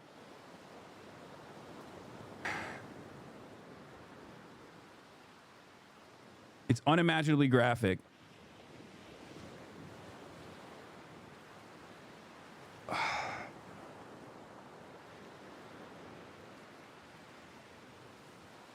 It is, I mean, this is, I don't know what else to say. I mean, this is just fucking terrifying. Here's CNN's rang coverage. out, and you can see a large crowd gathered there at this university in Utah. Folks running away from the scene. This is one of many videos circulating online right now that we are working to confirm.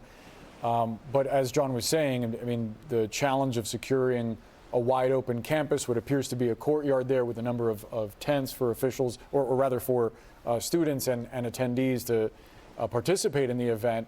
No shortage of issues trying to secure a place like that. No, certainly not. And let's go to Donny O'Sullivan, who has been to a number of these events. He's joining us now on the phone. Donny, we just saw some of the aftermath in that video, people running away, an incredibly scary situation for so many people there. Talk to us a little bit about these events, the kind of security they do or do not have, and what it's like to be there. Hey, Brianna. Yeah, I mean, I think what you're seeing on your screen now is really normally sums up what these events look like. I mean, minus the chaos, of course, but always very big turnout on college campuses. Charlie Kirk has been doing this for a number of years. His organization, Turning Point USA, has been running these kind of events, hundreds of them, potentially thousands of them, across universities, really mobilizing the young conservative vote, and in recent years, of course, specifically the young MAGA vote. We were actually down a few weeks ago in Tampa, Florida, where Turning Point USA had their summit, and we spoke to some liberal groups, young Democrats who are actually trying to emulate the work Charlie Kirk's organization is doing. These Democrats were, of course, very critical of Kirk's policies and his views on politics, but spoke, frankly, very complimentary of his organizing tactics. So what you see at these events, these college campus events, has really been a successful model for mobilizing young voters. In fact, in just recent weeks... Wait, gunman is not in custody, campus official says? So the guy that they arrested might not be the actual gunman? Because initially, campus police said the gunman was in custody, that the suspected shooter was apprehended. Now, breaking news, Kirk shot and gunman not in custody, campus officials say. Scott Trotter, Senior Director of Public Relations at Utah Valley University in Orem, just confirmed to the BBC that Kirk was shot and that the attacker is not in custody. Trotter said at 12:25 local time, a single shot rang out in the quad near the food court at Utah Valley University Orem campus as Mr. Charlie Kirk began speaking at his planned rally. We confirm that Mr. Kirk was shot, but we don't know his condition, Trotter said. He added that the campus is closed for the rest of the day. There's a video of them arresting an old man, but maybe that's not...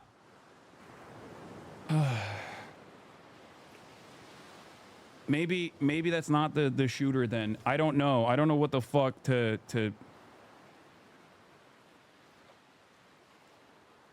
I bet you they found no GPR on suspect at this point. Doubtful they'll find the shooter.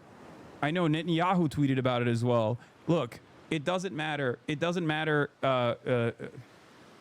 chatters. There are different ways there are different ways beyond advocating for violent retribution when it comes to people like this. You guys are saying things right now that is completely fucking ridiculous, okay? You're saying things without even assuming how it reflects on yourself, how it reflects on the left, how it reflects on people like myself, deliberately putting someone like myself in the fucking crosshairs, in the line of fire. There's never going to be a moment where I will ever advocate for fucking political violence of this sort for understandable reasons. One, because it's abhorrent, and two, because it's fucking, like, what are you talking about? I need you to understand something. This could have, if it didn't happen in Utah, it could have happened in fucking Dartmouth. You get it, right? It can happen anytime I go out as well. If this is a real consideration. There's a real concern. We live in the United States of America where everyone has a fucking gun. Even Charlie Kirk's own assessments about, like, well, gun violence is a necessary byproduct of having freedom. It doesn't mean that, like, this is a cause to be fucking... There's a cause to be celebrated, okay? I know that our enemies, people in Charlie Kirk's audience, for example, would be celebrating if the same thing had happened to me, okay? But it doesn't matter. Like, be more careful. If not for morality, be more careful in terms of self-preservation. Because political violence happens no matter what, okay? And there will be violent retaliation as well. So just think, okay? Just think. The shot came straight at him, witness says. Former U.S. Congressman who was at the event with his daughter has told Fox News what happened when Kirk was shot. Everyone hit the deck, scattered. Former U.S. Representative Jason Chaffetz says he calls the violence shocking. Now, of course, it is shocking, but I guess in some ways it's not that shocking at all, considering it's the United States of America. That's something to consider here. So where we were, though, it's interesting. It's kind of like a stadium. So it was a big bowl. It was a big bowl. So Charlie normally his platforms is just sitting on the side of like the pavement, and everyone's at eye level with him. But with this, he was more down lower, and then everyone was around him in like this whole. We saw videos of from other people who saw the aftermath and didn't run immediately out because we ran straight away.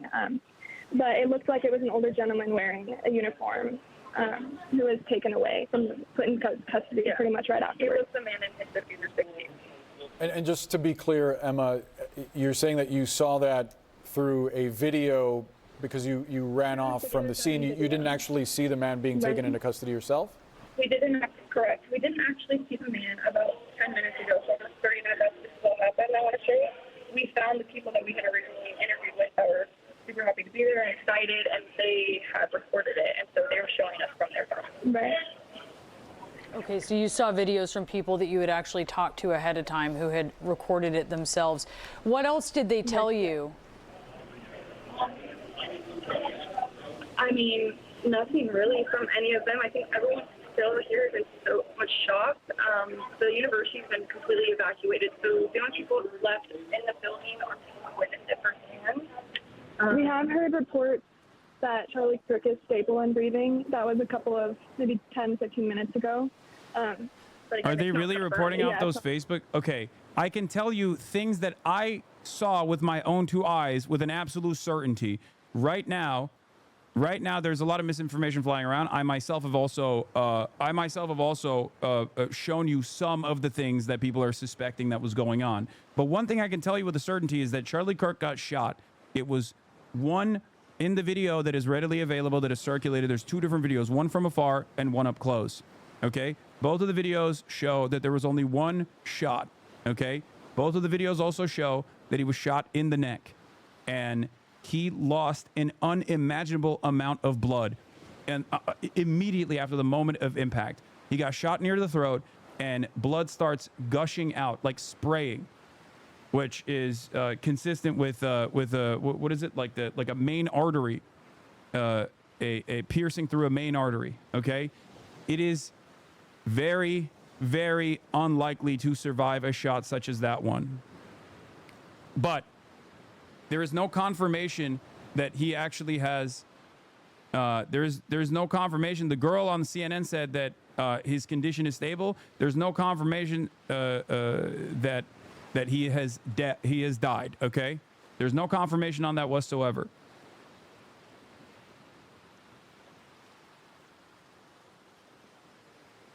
Political ideas that we're running, but there were only a couple of protesters who were there, and they were in the balcony. and Charlie Kirk even made a point about it. He said, "Look up there. There wasn't that many. There's probably about 3 or 4 protesters. One." The event was out in the open. I assume that there wasn't like a lot of security on the campus in general. He could still survive. There's a very low likelihood he could still survive. I don't know what the chances of survival without any sort of like significant debilitating life-altering injuries. Initially, there were initial reports off campus police that stated that one shot was fired. The speaker at the event, Charlie Kirk, was shot at, and that the shooter, the suspect, was apprehended. There was a video that was circulating around of an old man. There was a video that was circulating around of an old man being apprehended by police. Now, according to BBC's latest reports, the gunman is not in custody, according to campus officials. Okay? So we don't know. We don't know if the suspect is at large.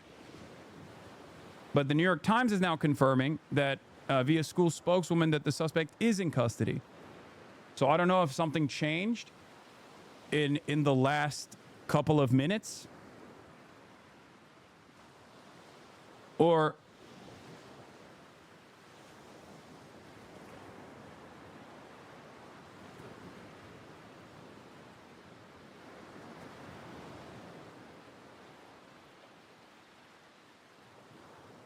Charlie Kirk, here's what to know. Updated 3 minutes ago. Charlie Kirk, the head of Turning Point USA, the nation's preeminent right-wing youth activist organization, was shot in the neck on Wednesday while speaking at a campus event at Utah Valley University. Cell phone videos posted online showed people running from the event after a gunshot rang out.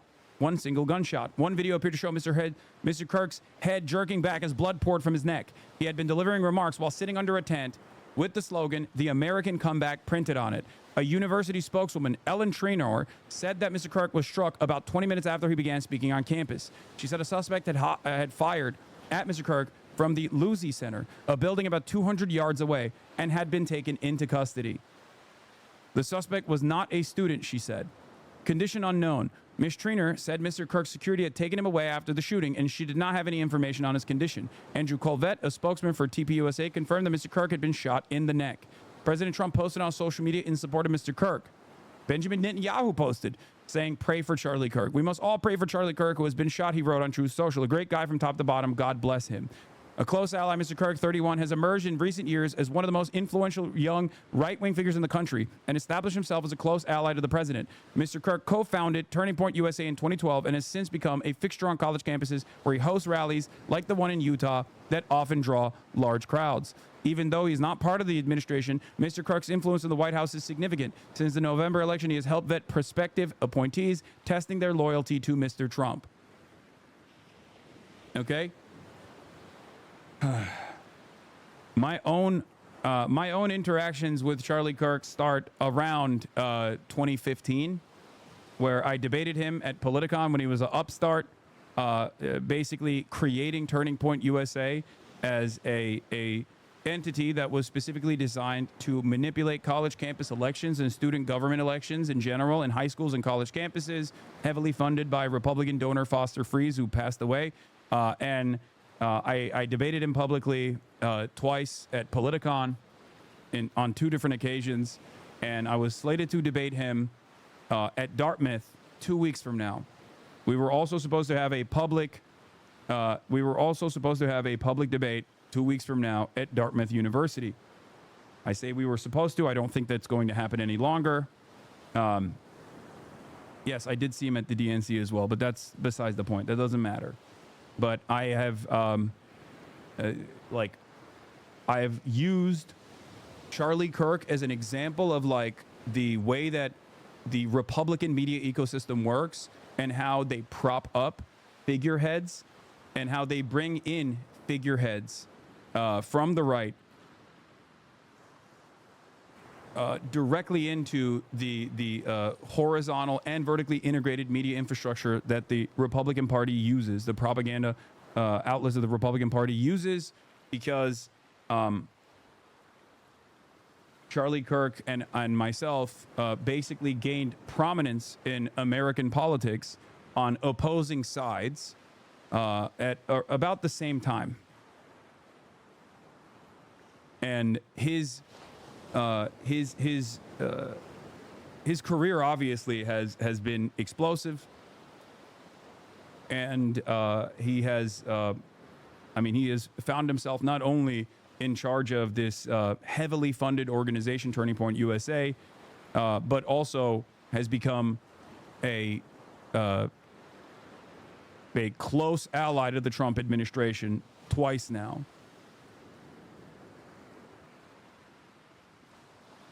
It is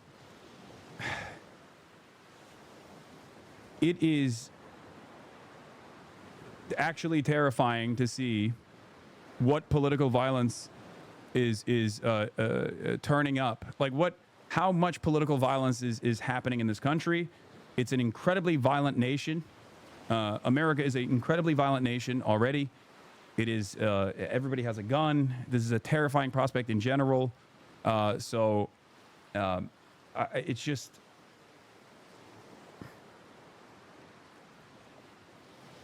I mean, this is a terrifying incident for a million different reasons. I worry about the repercussions of this.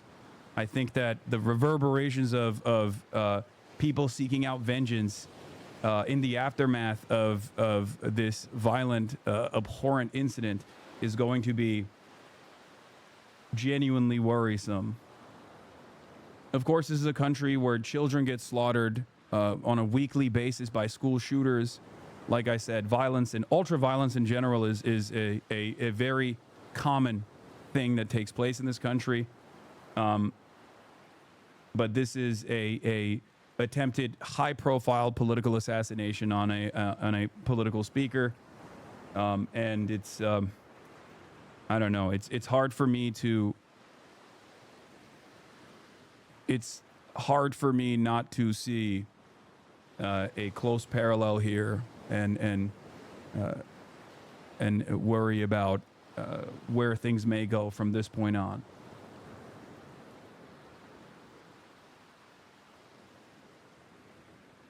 So, there are, at this point, there is no hospital updates, but Gabby Giffords, the former Arizona congresswoman who nearly died in a 2011 assassination attempt, said she was horrified to hear that Kirk had been shot. Democratic societies will always have political disagreements, but we must never allow America to become a country that confronts those disagreements with violence, she said on social media. As I've said before, decentralized acts of violence from adventurists happen as a direct consequence of not having a real pressure valve when there is tremendous political instability. Okay? This is the reason why the democratic process is supposed to be a pressure valve for this sort of thing, in order to thwart these kinds of incredibly violent incidents. It's not like he was a senator or the president. He was a fucking influencer. What is wrong with people? It doesn't matter.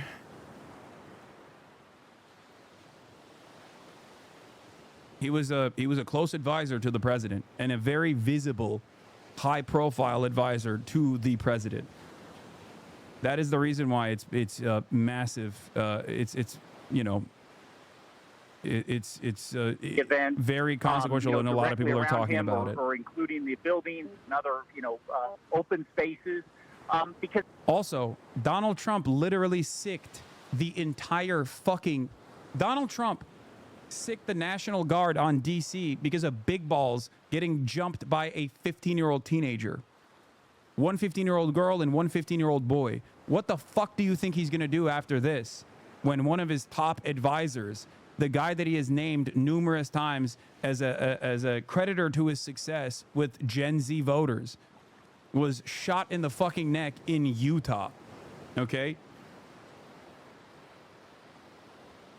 This is... I don't even know where we go from this moment on.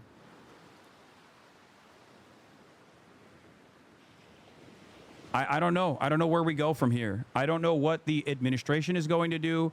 I just don't think that I don't think that they're going to be normal about it, okay? So think about that. University says a suspect is in custody after Charlie Kirk was shot at an event. And yeah, one of the biggest fucking reactionary monsters out there is Elon Musk. And he's already started saying the left is the party of murder. We don't know the background or the profile of the shooter.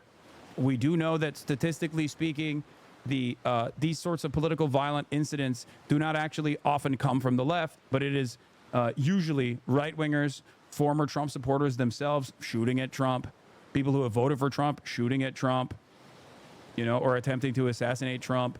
Obviously, I mean, and Utah is also a very right-wing state. We don't know.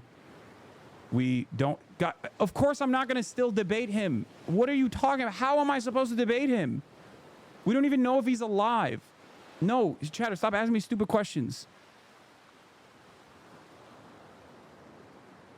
Come on, man.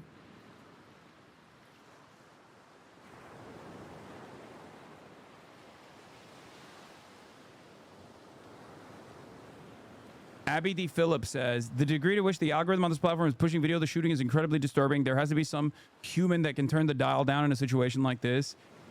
Yeah, the human that would turn the dial down, I don't think is interested in turning the dial down. I think the person that would turn the dial down is turning it up, as a matter of fact. Cranking it up. Okay?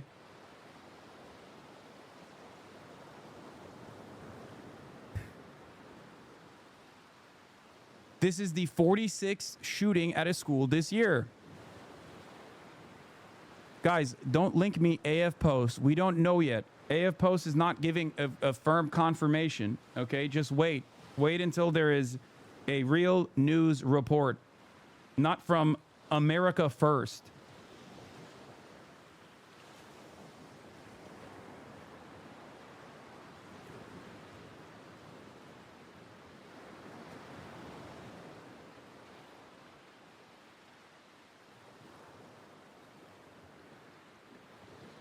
I don't know how the fuck I do public events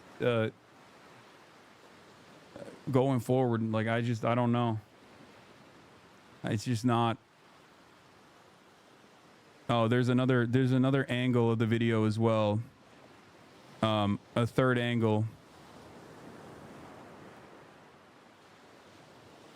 Oh, God. Maybe he survives this. Who knows?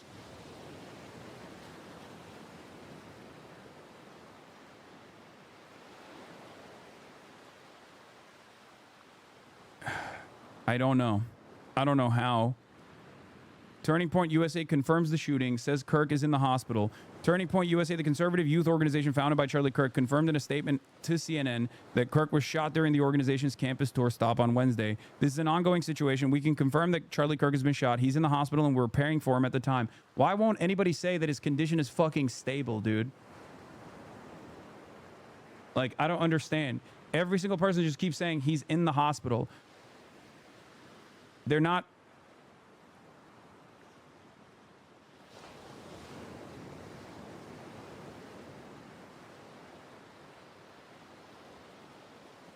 Or confirmed dead. He is dead. Where is people getting the he's dead from?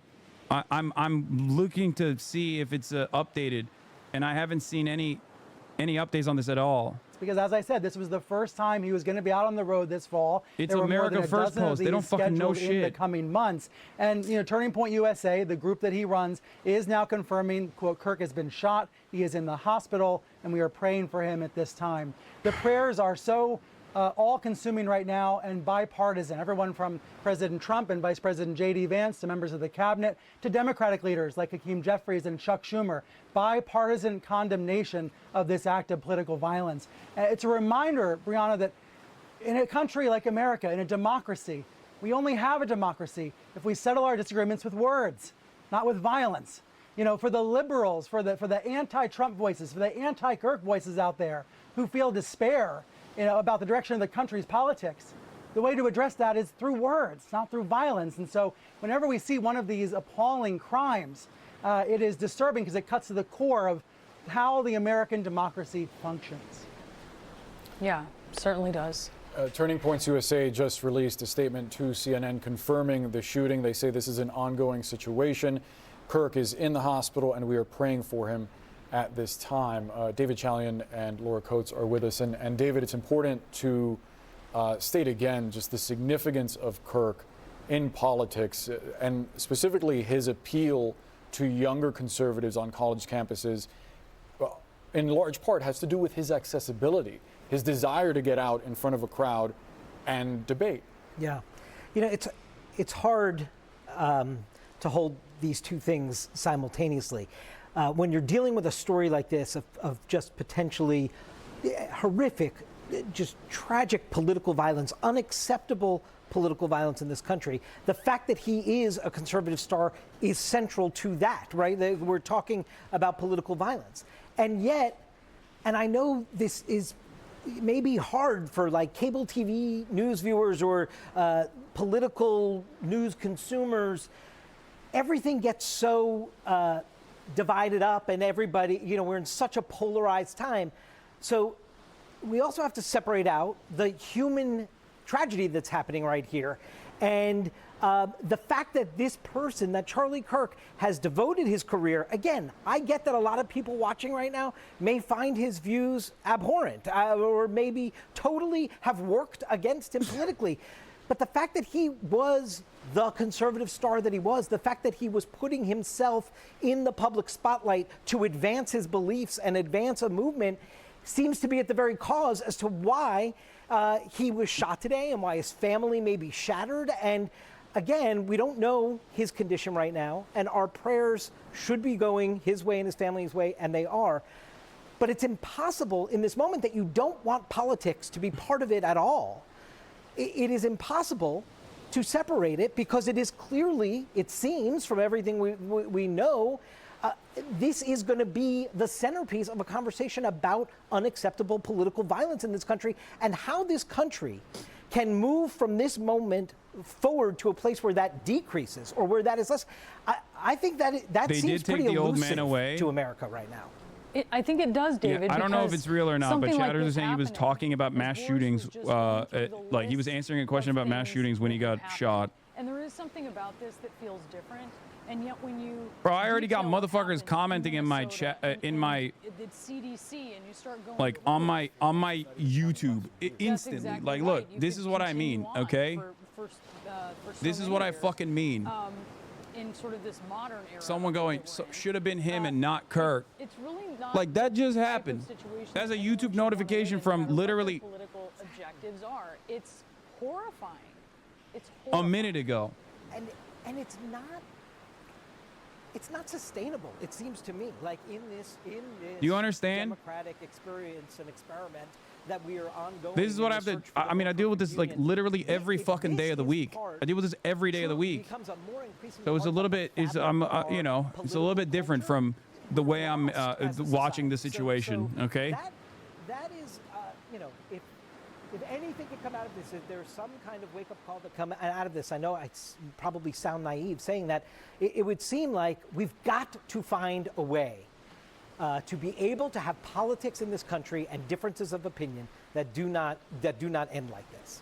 You know, you think about the only way to break a law is if a law first Yeah. exists, and this is going to open Recalled a very it big like conversation not even a month ago. There was a political commentator who said that they would justify gunning me down in the fucking street. That wasn't even a month ago. That was a couple of weeks ago. So remember, America is an incredibly fucking violent country. Everybody has guns, and political violence often comes from the marketplace of ideas, the right wing in general, even if it's like directed at the right. Okay. And safety has always been top of mind. What guaranteed safety? Yeah, look at for the this. speaker and also the community at large. This will be a very big They should have- conversation there. But I put my prosecutor brain on again with a suspect in custody.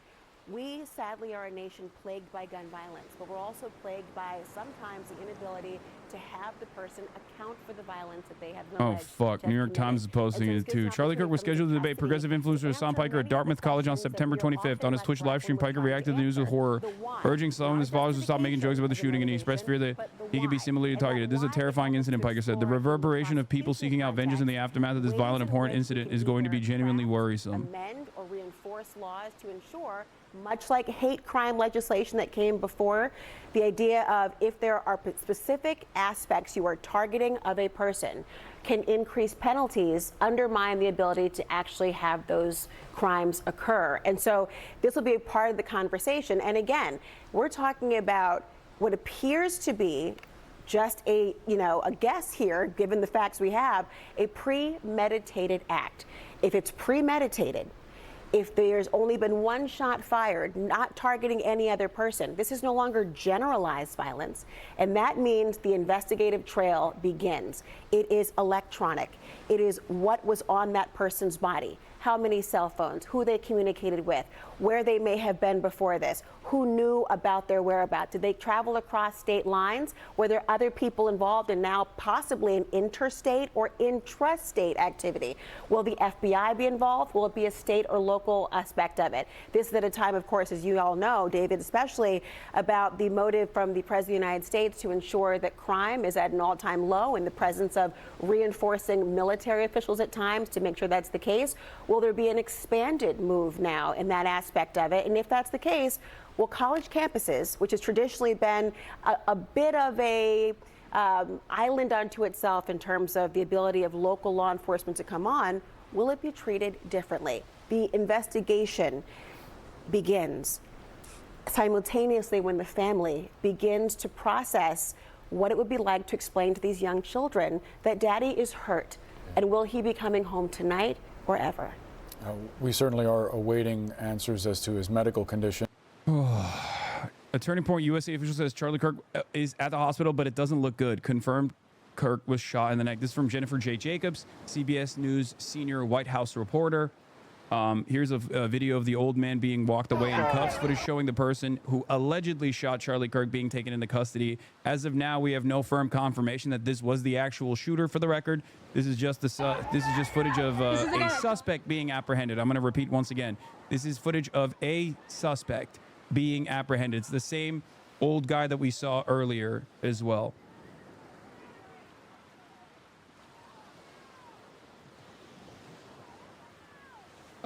We don't.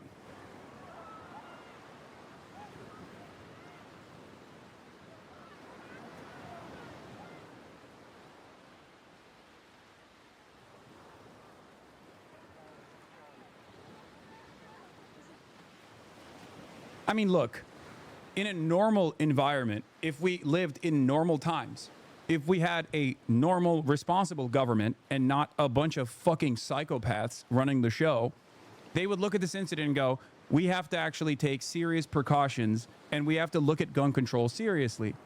Okay? Charlie Kirk himself, as an advisor to the Trump administration and as a mouthpiece for a lot of the most reactionary right-wing sentiments being expressed in this country, has routinely talked about how gun violence is a unfortunate but necessary side effect of having the freedom of the Second Amendment.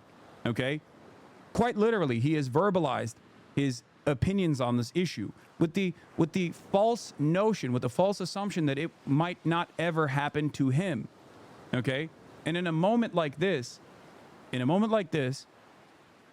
a reasonable government would say, all right, enough is enough. Okay?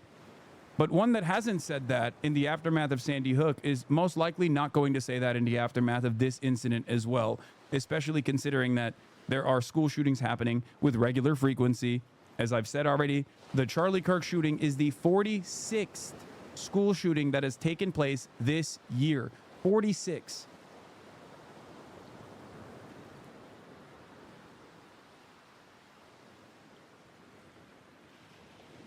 Yes, he said this. Charlie Kirk says gun deaths unfortunately worth it to keep the Second Amendment. You only say this if you don't think that you will ever be a victim to such political violence. Okay? I very much understand that this is a constant reality, for the record. Both political violence and just gun violence in general. Okay?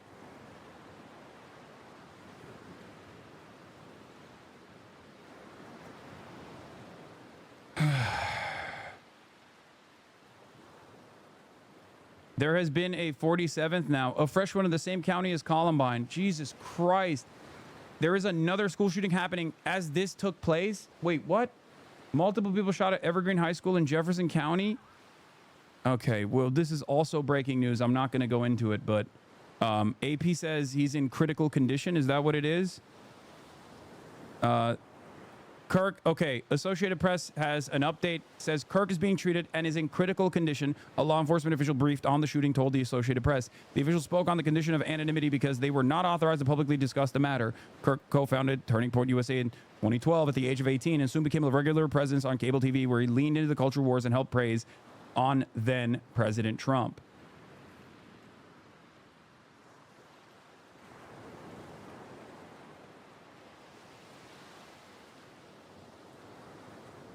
I urge people on the opposing side of American politics to really reconsider. Yeah, I saw I got a mention in the New York Times. I know, because I was slated to debate him in 2 weeks.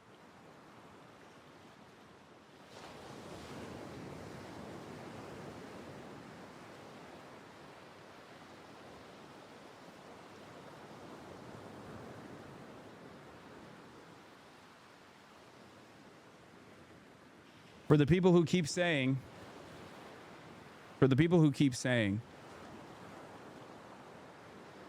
brother, you need to get security. You need to understand, Charlie Kirk had security. He had a lot more security than I have ever had. I don't usually have security at all. Okay? I don't have any security when I go out to these sorts of events. I've done numerous public speaking engagements. I never bring security on purpose. It shouldn't be like this. It shouldn't have to be like this.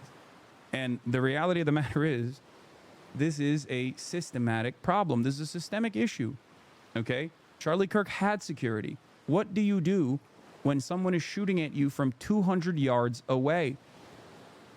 Do you understand?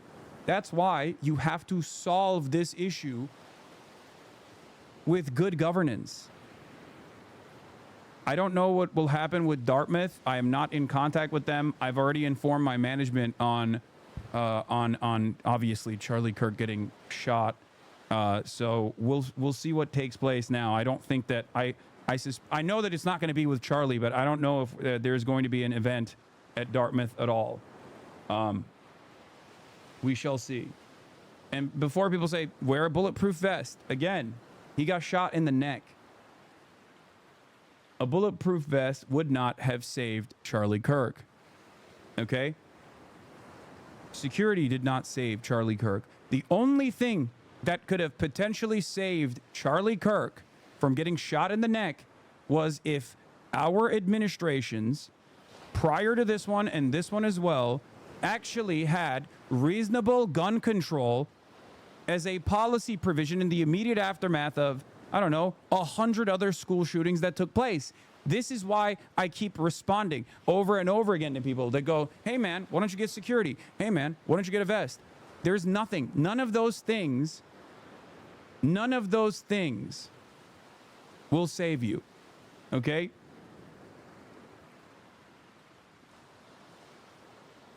This isn't like before people say, oh man, you know, you're making this political or whatever, but like, this is an issue. I need you to understand.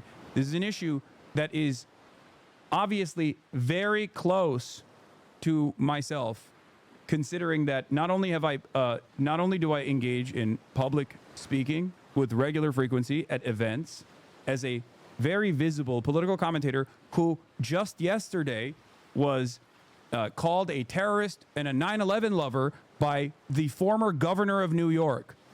Okay, there is a lot of tuning up, and you know, there's a lot of agitation that I receive. I receive death threats with regular frequency. All this stuff is very close to the chest. Okay, and there is not really anything you can do here aside from just not doing any fucking public speaking engagements. There's not really anything you can do here aside from, you know, existing in a more secure society, one that has significant restrictions on who can have guns. That's it.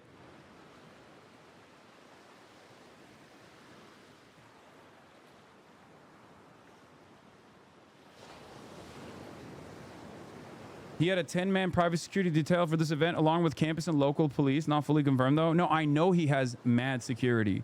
I know.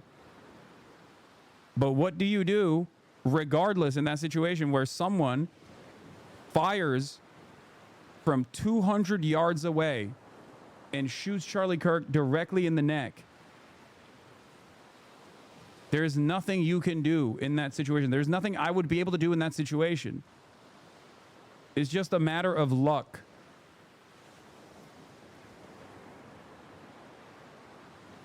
It makes me consider that all of the incidents that have taken place thus far, where you know, I don't know.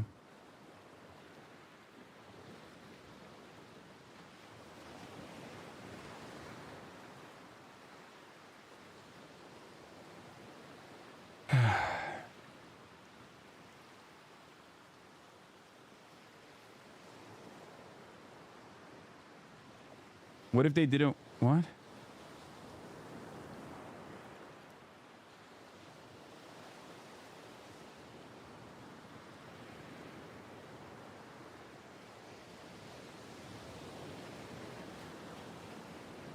Anyway, the reason why I'm mentioning this is not to be like, I'm not going to have security or I'm not going to take even more necessary precautions in the future. Of course I will.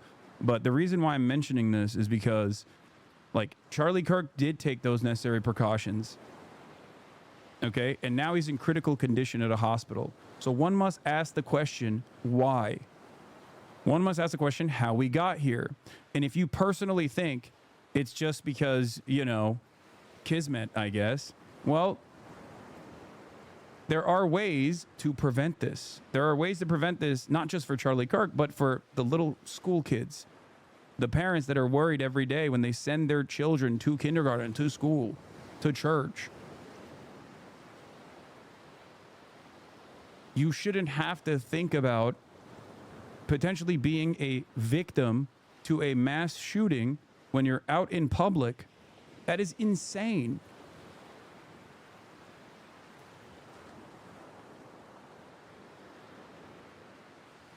That's insane.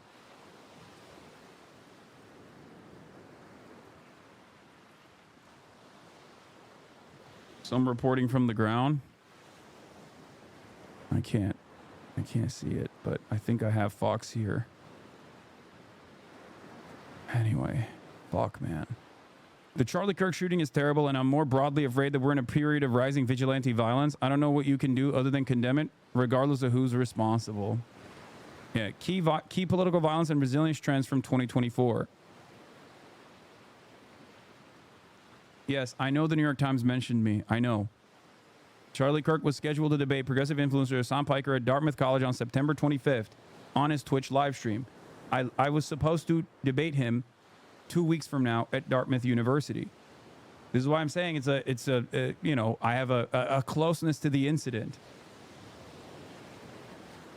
First they said they wanted to interview me, and then this thing took a while. They were just like, hey, just give me your number, and then sent me on my way. So pretty. Yeah, it was. Well, Wesley, thank you very much. Get your thoughts there. So we've heard from a number now of witnesses that have, me and others that have interviewed of people that were inside there, or I should say outside, because it is an outdoor venue, when the shots were fired, when Charlie Kirk was shot. That's what we've got here from the west side of UVU campus. We'll continue to be here, but we'll send it for now back to you, Brooke and Tamara, in the studio. Daniel Woodruff reporting live from UVU campus, where earlier today Charlie Kirk was shot. And we are hearing from the AP, who has confirmed that Charlie Kirk is in critical condition at a hospital, again, after being shot at this event held at UVU. And though we don't know any other medical details on that, I think that's an exhale for a lot of people right now to at least hear the initial report of critical condition. The shot was fired. He recoiled. Bystanders describe him recoiling and immediately falling to the ground. It was quite a visually traumatic scene. But that's the latest update we can give, is that he is in critical condition. Dan Rascone is live there on the campus of Utah Valley University. Dan, orient us as to where you are. Yeah, pretty incredible scene out here as far as talking to students, but let me give you a little idea as to where we're at here. Many of you, of course, know where the UCCU Center is at. We're just north of it right here. You can see all the traffic here, people trying to get out of this location, traffic completely backed up, a lot of cops, a lot of officers from a variety of different agencies all out here trying to be able to kind of lock down the campus, of course.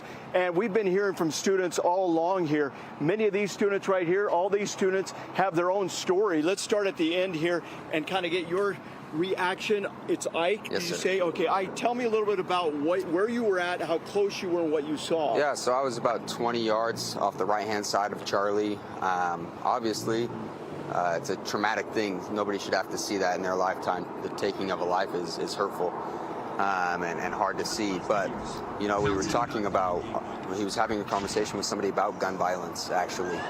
And he was hit in kind of the left upper neck area, kind of in the carotid artery area. And it was just a traumatic thing to see. I feel bad for all these wonderful students and alumni that were present and had to see that. It's a tough thing to see, but obviously it's a very serious thing that we need to all be able to work through and work through together as a community and come together and really rally around Charlie and his family. Nobody should have to worry about their father or husband going out and doing the things that he loves, and that's a tough thing to see. How many shots did you hear, and what happened right after he was hit? What was the mood of the crowd? Yeah, one shot rang out from what I heard. I don't know if anybody else heard different. one shot rang out and hit Charlie, struck Charlie, and I don't know if it's angels or good bystanders who jumped in and stopped more shots from coming, but I'm grateful that if somebody did, they deserve high praise. One shot hit Charlie, one shot. Here, this is a video of the alleged shooter. Was that you? We don't know if it's him or not. He says, we don't know if it's him or not. I don't understand what took place here. Like, I don't, the profile of the suspect is just like, it makes no fucking sense. Yeah, he says, shoot me, while he's being taken away by law enforcement.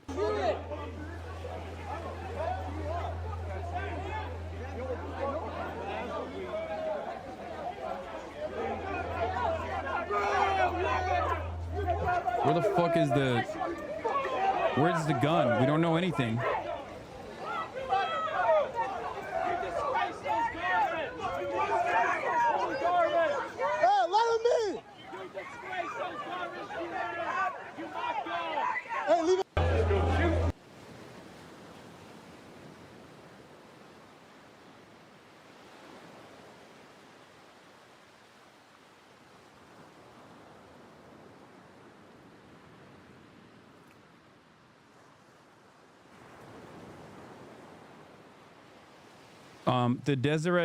The Deseret News article is probably not as up to date if they're saying the suspect is not in custody, because everything that I have seen so far, from mainstream outlets has been that the suspect is in custody.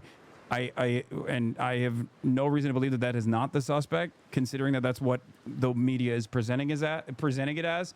Obviously, we are going to be awaiting some kind of report from the police that will give us more details.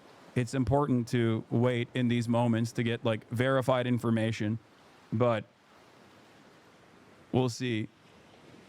He's Mormon too. Those were garments. Oh, he had the Mormon underwear on, because his pants fell off while they were moving him around. I don't know if they wore the Mormon underwear.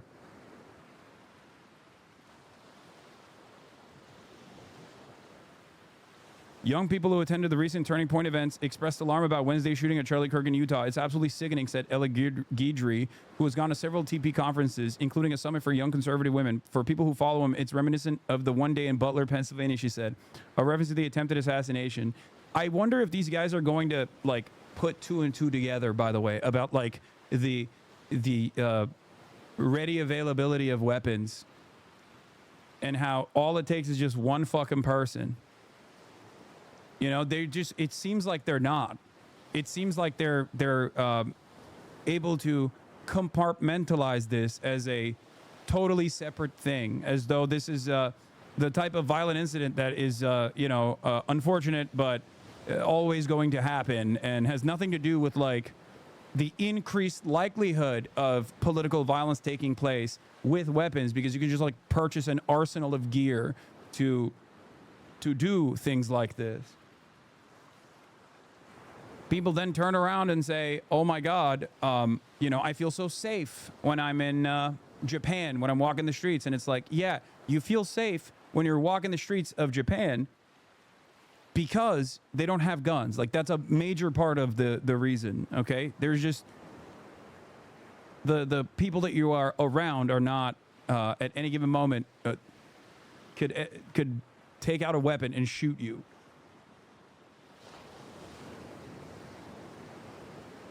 I know a lot of people have said the county he was in had a lot of extreme Z supporters, along with InfoWars dude a few weeks ago saying Charlie Kirk was concerned about it. Z supporters? What does that even mean? The old dude isn't the shooter, according to New York Times. New York Times confirms that the person in custody is not the shooter. I'm so confused. So the person is not in custody? What? The police have determined that a person who was taken into custody after the shooting was not actually the shooter, according to Scott Trotter, a university spokesman. This is 2 minutes ago. The university had earlier said a suspect was in custody, and video showed an older man being detained by police officers. Oh, Russia supporters, like Z as in Russian supporters. A previous person they interviewed on Fox said the guy they arrested is someone he knows named George, and that George was poor but wouldn't shoot someone. Major English Esquire.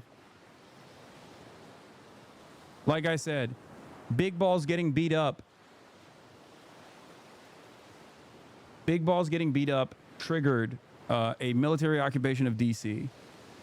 So I don't know what is going to happen in the aftermath of this. Obviously, I don't think that Trump is going to sic the National Guard of the military onto Utah. Utah is a red state, so that actually complicates things from his perspective a little bit.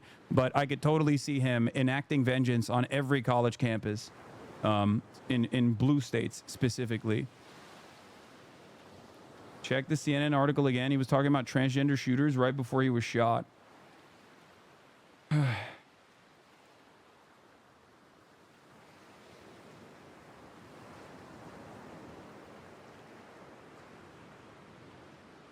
According to the CNN article, Charlie Kirk was answering a question about transgender mass shooters in America seconds before he was shot.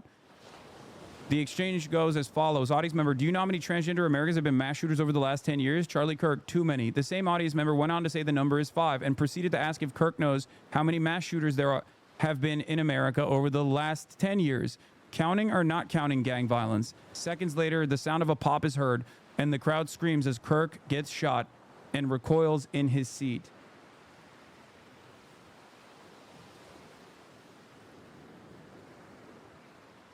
Crazy, just last week you were watching a video about him too? Brother, it's not even watching a video about Charlie Kirk. I was supposed to be at a public event alongside Charlie Kirk where I was supposed to debate Charlie Kirk 2 weeks from now. And if you were unaware of that, and that is because I usually don't fucking promote this kind of stuff ahead of time for obvious reasons.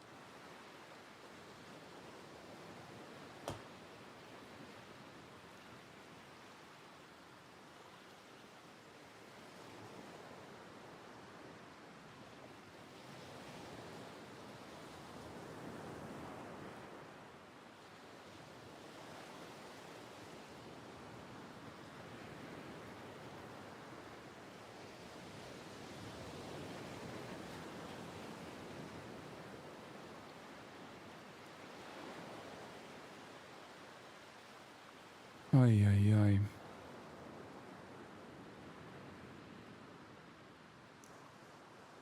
The old man is a Hinckley Institute frequenter, according to a friend of mine who goes to U of U currently. He's a conservative, and my source says it wouldn't make sense. I mean, it doesn't seem like that person is the one who actually did it anyway.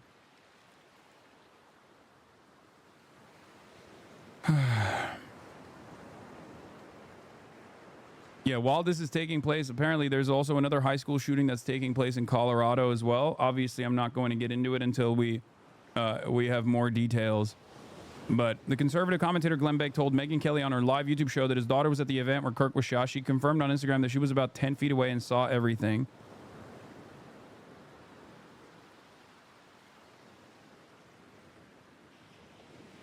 Grums is replying to your tweets insinuating that you wanted this.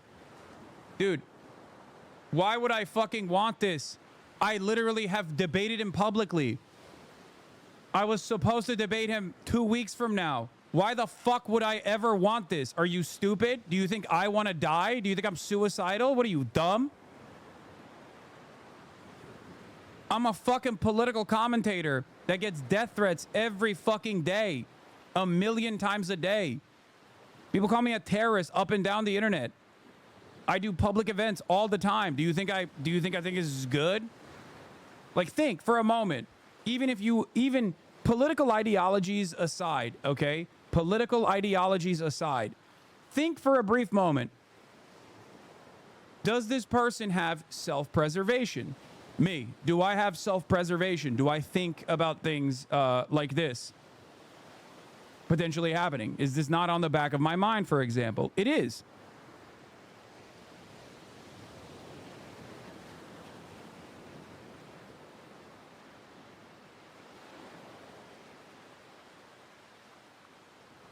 People are actively, because we are so desensitized to violence in general in this country, the one country where this just keeps happening over and over again, people now don't even wait.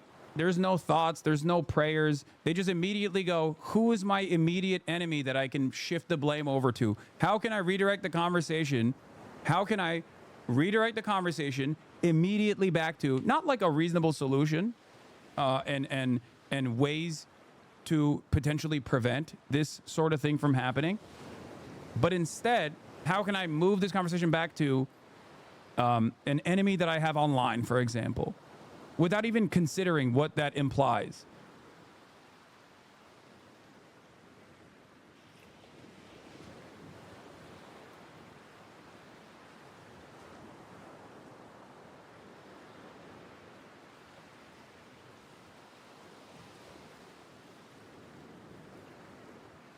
Motherfuckers will blame anything but a lack of gun control.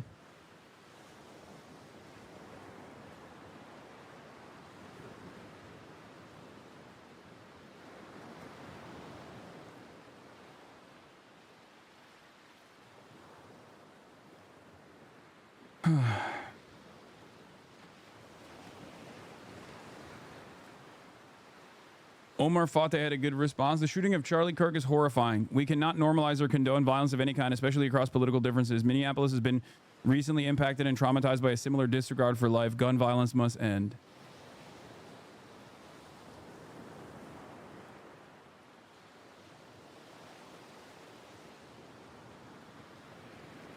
It doesn't matter how despicable you find people, okay? This is obviously an incredibly dangerous precedent. Kamala Harris, the former vice president, said on social media she was deeply disturbed by the shooting of Kirk. I condemn this act and we must all work together to ensure this does not lead to more violence.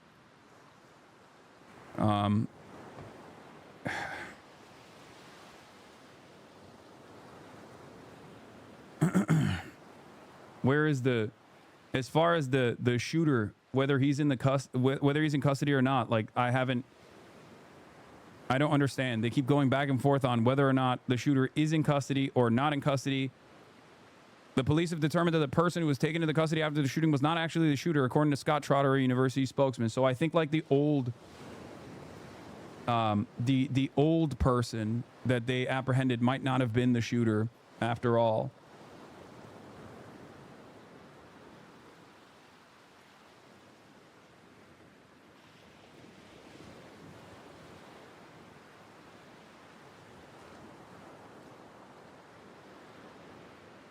I don't.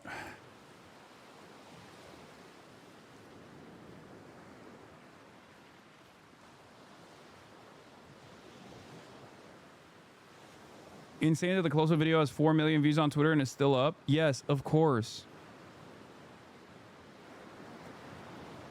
Of course, because the owner of the website, Elon Musk, is a right-wing psychopath who wants to tune up political violence to 11.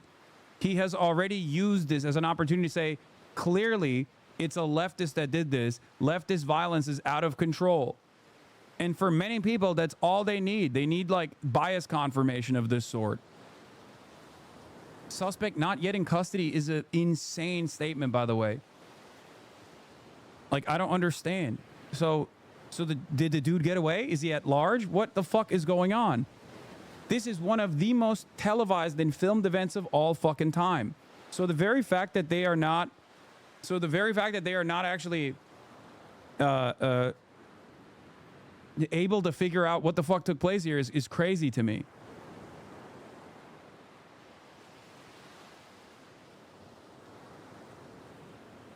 Yes, he was sniped from 200 yards away.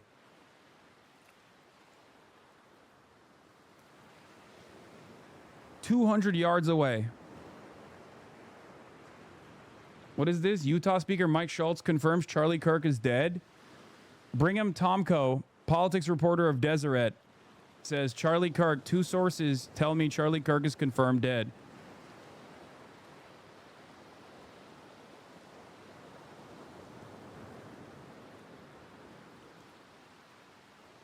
Or 200 feet, not 200 yards.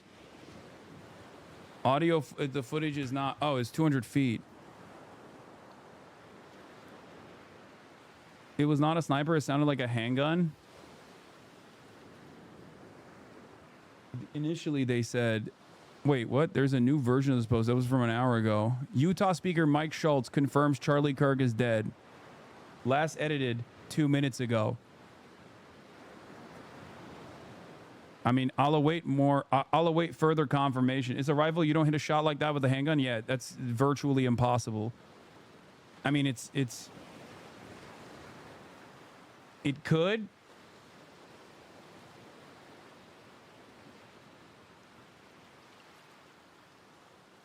Because it's a bullet, you know? A bullet is a bullet, but it would have to be like an insanely unlikely.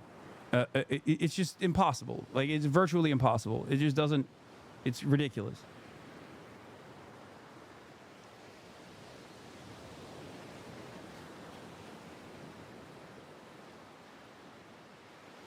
CNN is reporting that the suspect who shot Charlie Kirk did so from 200 yards away. I don't know.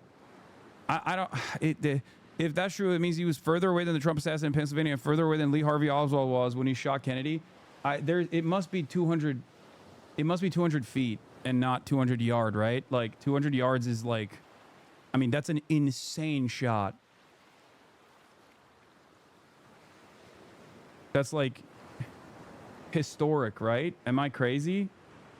How many football fields is that?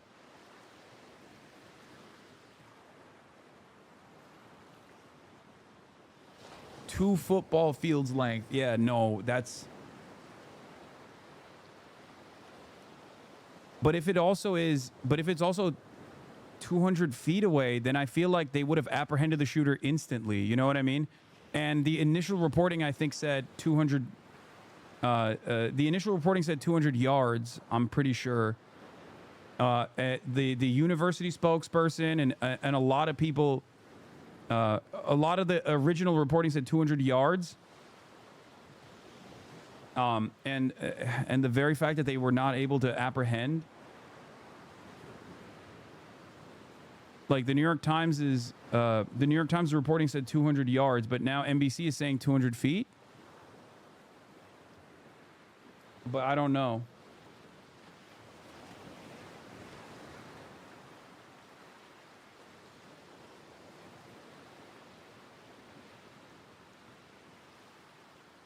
We have no information. We have no information at the time about who the shooter was, what weapon they used. I will obviously update as we get more information, but so far there is no additional information about any of those things. You have a lot of traffic backup migrating out. These two students here decided to chat with us for a minute. They're just waiting out the wait, which is quite long, and I appreciate you being willing to talk with us. Austin Watson, Sierra Arbonne, you were there this afternoon. Just tell me how it went down from your eyes. I mean, it was pretty chaotic with all the people. There was hundreds and hundreds of people in attendance that were just listening. I mean, he had a huge support here. Everyone was cheering for him. There was obviously some protesters too. And then it was honestly pretty hard to hear. So I guess what had happened was someone asked him a question about gun violence, and then we heard a shot. And for a second, it was like, it didn't even feel like it was like actually happening. It almost sounded like a firecracker.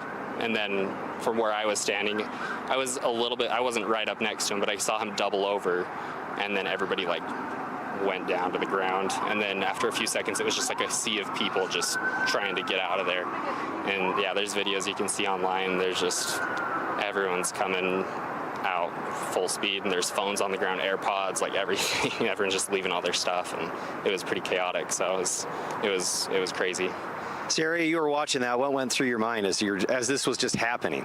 A lot of things were going through my mind. I was thinking about how I wasn't supposed to be there today and how I was supposed to be at work, but then it got canceled. And I was scared. It was a scary situation, but kind of along the same lines as Austin, I thought at first that it was a firecracker, and then I realized that was a gunshot, because I'm short, so I didn't see above the crowd. I couldn't really see Charlie when it happened, but yeah, it was scary. What interested you most about Charlie Kirk and why you came out today? Well, would say he's just an interesting person. I honestly haven't listened to a ton of his stuff, but I knew that he is like a pretty strong conservative Republican figure, and I lean more that way. So I just was interested to see what questions other students at UVU had to ask and what his response would be to them is really it. Austin, you followed him a little bit more. Tell me just your thoughts. Yeah, no, I mean, I really respect Charlie as a person. He's a great person. He's a family guy, a good Christian. Like, he has strong beliefs. They chatted a lot about religion right before it happened. I mean, there was only one question before the shooting.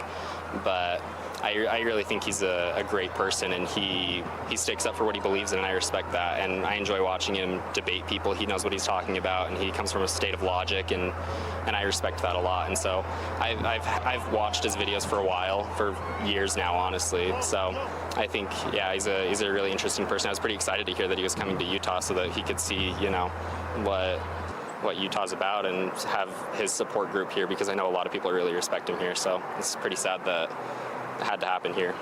Well, I was going to say, just the fact that there was a shooting, he was shot, and an event like this, your thoughts about that? Honestly, it's kind of shocking just seeing how many hundreds and hundreds of people were there in support of him. And, you know, I think it's really sad. I think people are trying to prove a point. It didn't change my thoughts on the right to bear arms at all. And so it seems like it was kind of for nothing. And I think people just want recognition, and they want to think they're doing something in support of their beliefs, and I think that's pretty messed up. So, Austin Watts, Sierra Arbonne, I appreciate you being willing to chat with me for a few minutes.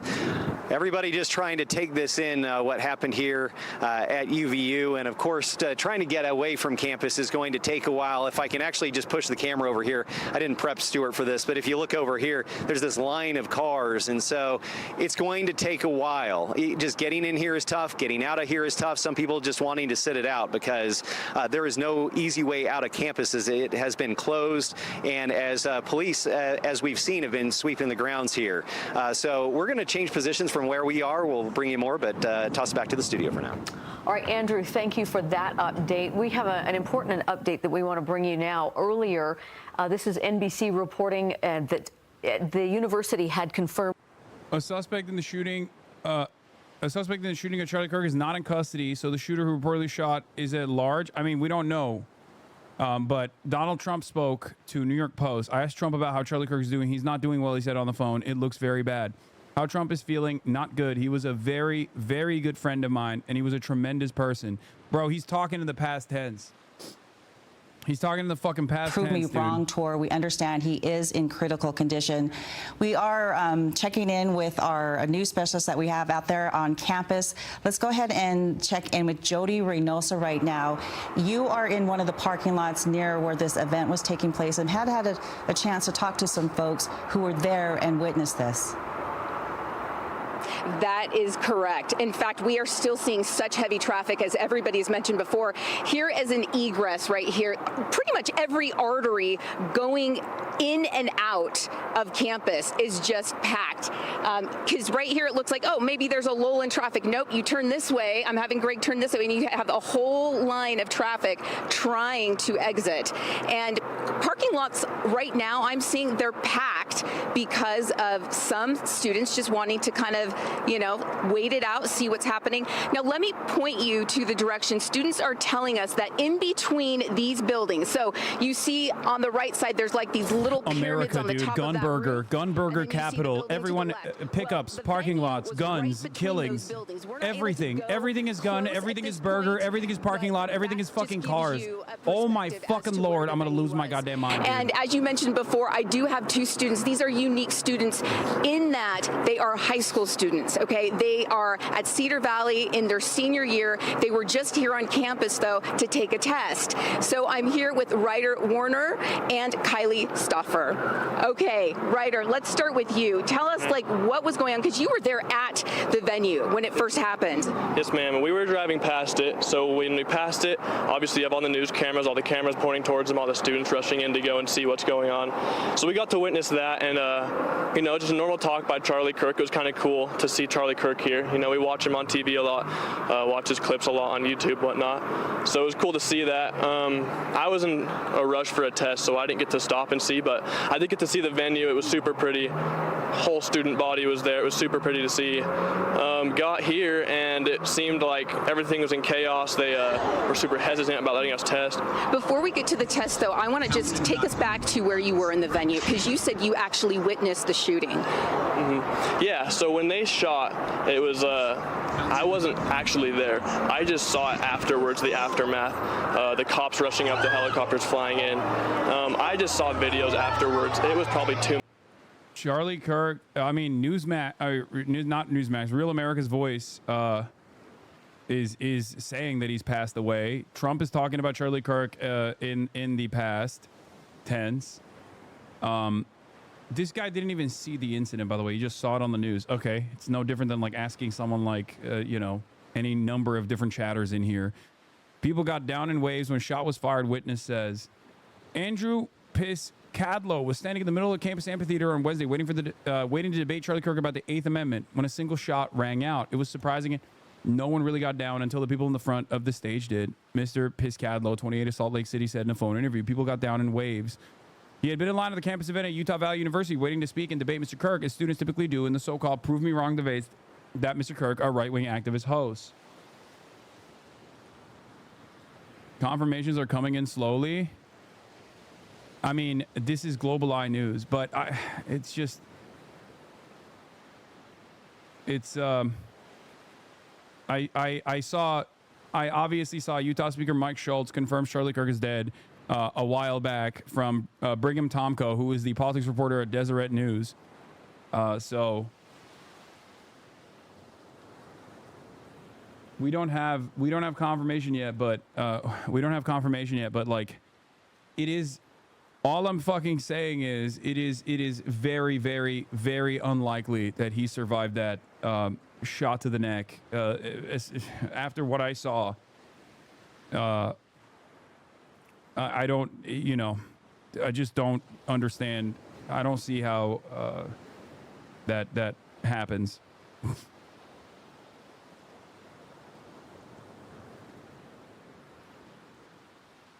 The speaker's tweet didn't say anything about him being dead. Yeah, I mean, we don't know. We don't know. I think a lot of people are just basically running off of they want to be first to market. I'm not giving you a full confirmation until we see it, okay? I don't know what Just the News is. Like OSINT accounts and things like that are utterly irrelevant in this. They could be right, but it doesn't matter until there is a real firm confirmation. Then, you know, I mean, look, mainstream accounts right now are even reporting incorrect information, like the old man that was arrested being the suspect, the potential shooter, and then turning around and saying he was not the shooter. And that the shooter was actually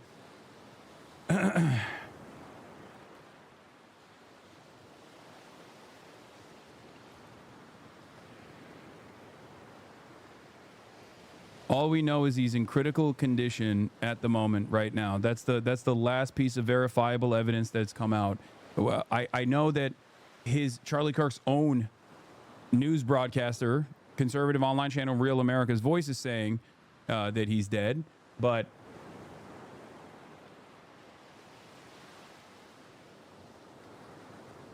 I'm not going to rush to that conclusion. But here's BBC's additional breaking news. Reporting person in custody has been released, according to CBS News' reports.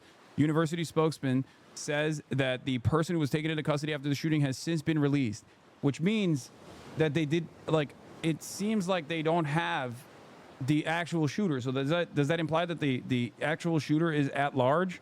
What does that mean? There's a chance to save an individual, but so many factors at play medically in terms of GSW triage.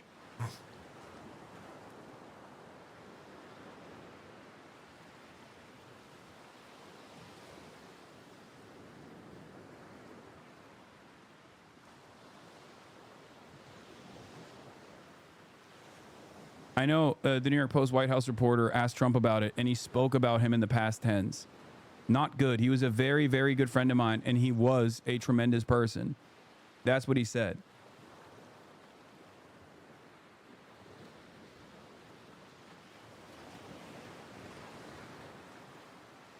How do they have so much security, but they can't find the shooter? I don't know. Because, I mean, if someone is capable of shooting from a distance like that, and they hadn't accounted for any sort of like counter snipers or anything like that, which of course there's no expectation that they should. Why should they? You know, this is not the fucking president. And even the president with sniper cover still almost got killed. I think we're forgetting, like when he was campaigning, he almost got fucking killed. Spectator Index says he's pronounced dead, but we don't know yet. We don't know yet. The way his body position was after shots, like he went decorticate, which means his spine may have been transected by the bullet, which means instant death. You are not wrong. This would be hard to survive. We don't know yet. He might have looked like that because he was grabbing the microphone. You don't know. There's a lot of different things you can't tell from just looking at that footage. Okay, we have to wait. Like, I'm telling you, it does make sense. I mean, look, the assumption is that he is dead. The assumption is that he passed away. That's a reasonable conclusion to make if you have seen, if you saw the close-up shot of him being shot in the neck. But we don't have any certainty on the distance of the shooter. We don't know what weapon was used in the shooting. We don't know who the shooter is. The person that they suspected of being the shooter, the old man, was apprehended and then released. And the officials have said that he's not the. Officials have said that he is not the suspect. AP is reporting that there is a new suspect. Justin, person taken into custody after Charlie Kirk was shot in Utah is not believed to be the shooting suspect. Wait, is there a new suspect that was taken in? Where did you see that? 2 minutes ago it says person taken into custody after Charlie Kirk was shot in Utah is not believed to be the shooting suspect. You misunderstood.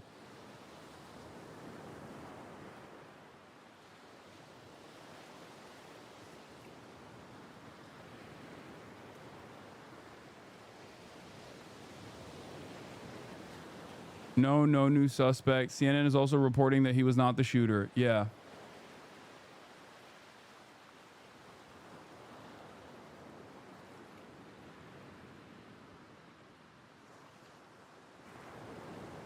Yes, his Wikipedia page is updated to say he died, but that doesn't mean that that's a confirmation, chatters.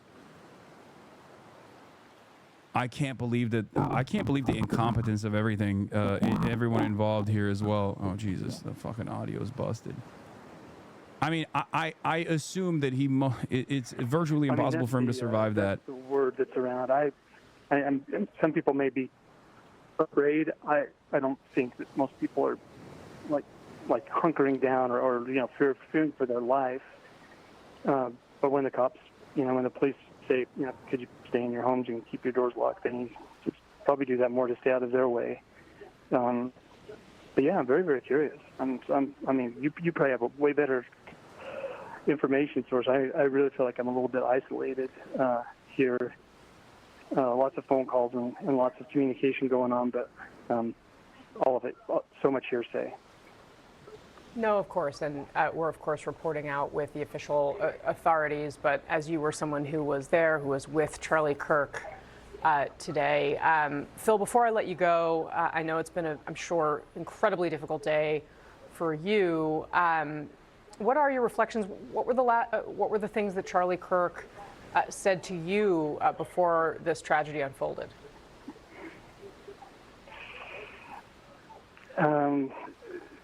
So again, talking to Charlie for the the 15 seconds that we talked, he remembered having met me before, and I told him who I was, and he's like, oh, of course, and I said, glad to have you here in Utah, and he just said, yeah, it's great day. It's great day to be in Utah, and you know, again, and all the kids are. That's where his attention was. It's not on old guys like me. He was there to really pump up the college kids, and he was doing that. It's fun to watch him. Yeah, like I say, he's taller and better looking than every time I see him. It's like he's really tall, and yeah, very, very friendly, very nice. All right, Phil Lyman, a former Utah state representative who, of course, was with Charlie Kirk today. I want to thank you very much for taking some time with us. I really appreciate it.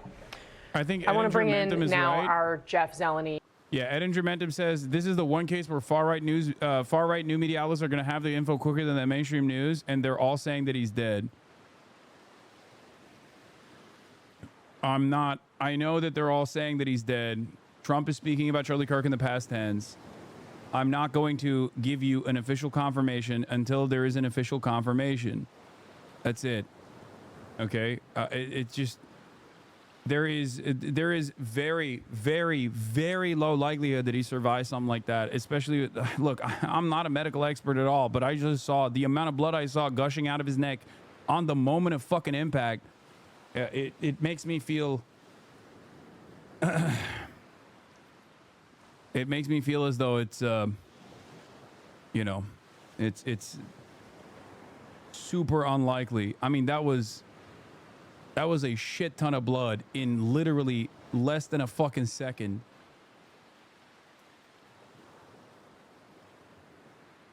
We know that he's in the hospital so far, and the official reporting from the hospital is that he's in critical condition, which is of course expected.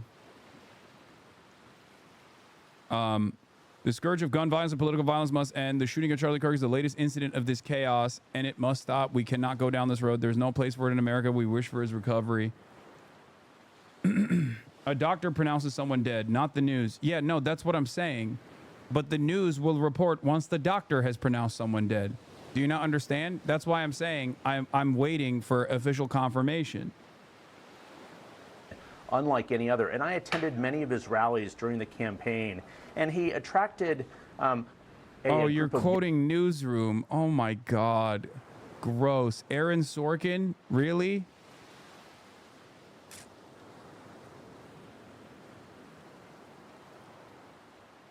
Again, 31 years old.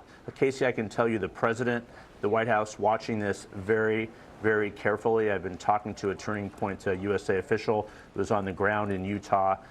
They are considerably worried about this moment, all in shock, of course, and in disbelief.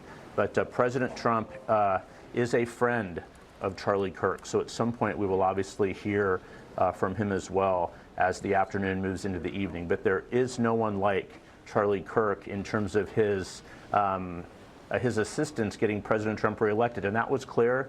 I'm thinking back to Inauguration Day. Charlie Kirk was seated in the Capitol Rotunda. He was a key part of the president's reelection effort and a very good friend of Donald Trump Jr.'s. Why was Luigi's shooting celebrated, but this is tragic?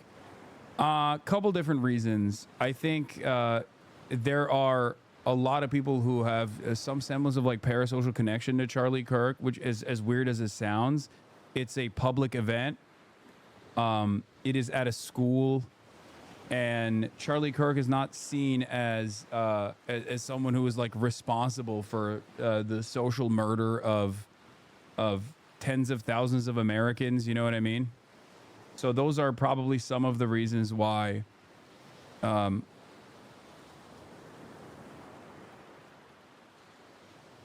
And for the record, there are a shit ton of people celebrating this as well. I'm not, for obvious reasons. I think people here have the capacity to understand why. You know.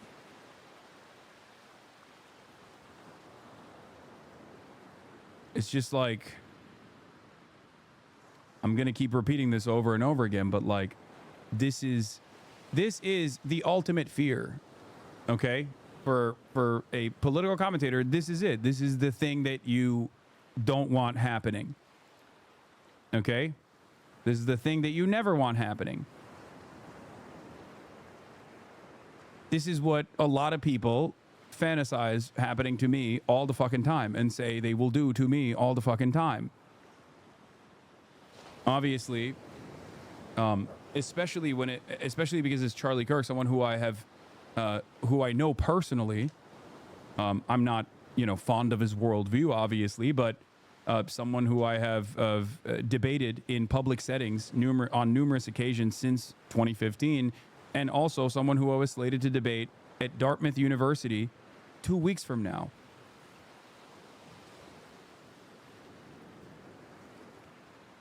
Do you understand?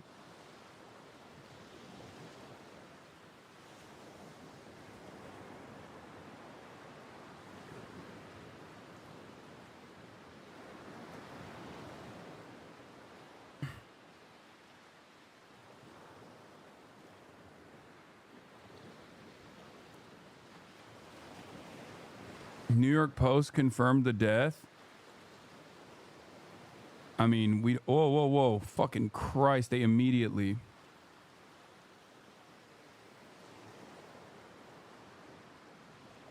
They're hosting a press conference? When is this starting?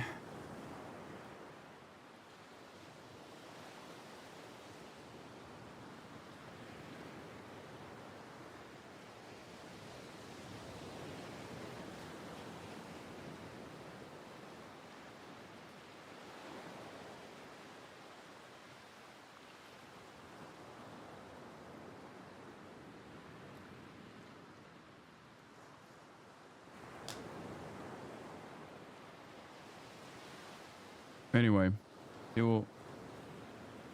Trump announced his death. The great and even legendary Charlie Kirk is dead. No one understood or had the heart of the youth in the United States of America better than Charlie. He was loved and admired by all, especially me, and now he's no longer with us. Melania and my sympathies go out to his beautiful wife, Erica, and family. Charlie, we love you. That's it. That's it. Trump had to be the one to announce this. That's as close to an official confirmation as you're gonna get.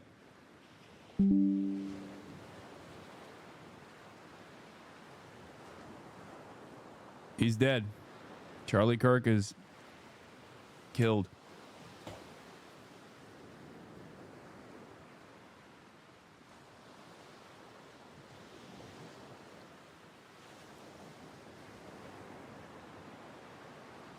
Charlie Kirkouche.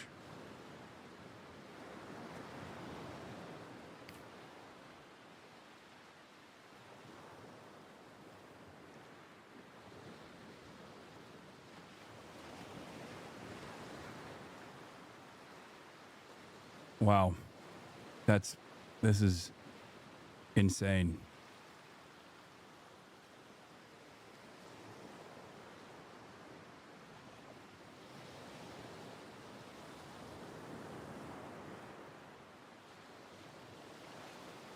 It's fucking so crazy.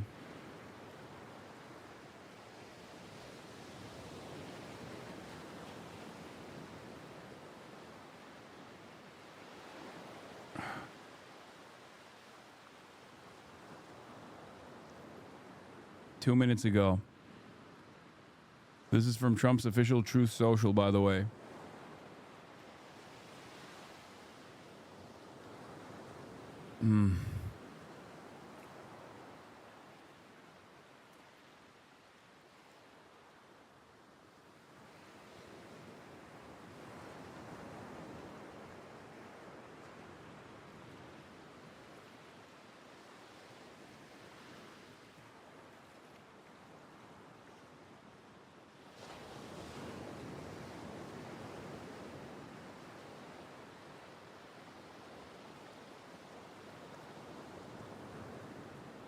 This is crazy.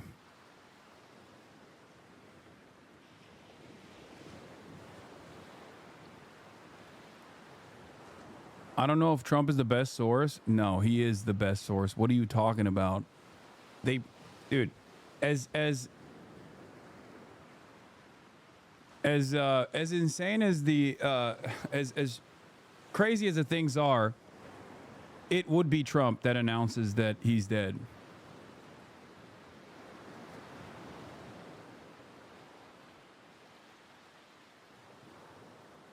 That is the most Trump administration thing that could have possibly happened. First, the information is revealed. To close friends.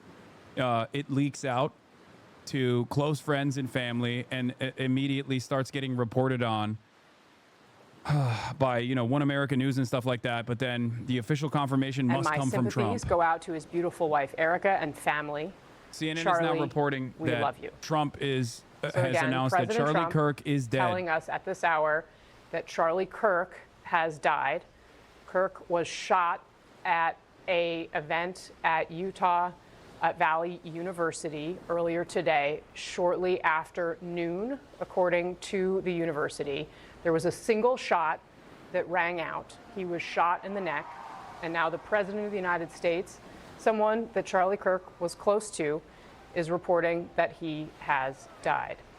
I want to bring in Kristen Holmes. She is live for us at the White House. Again, Kristen, we're, of course, mourning Charlie Kirk. This is a man who, he was 31 years old.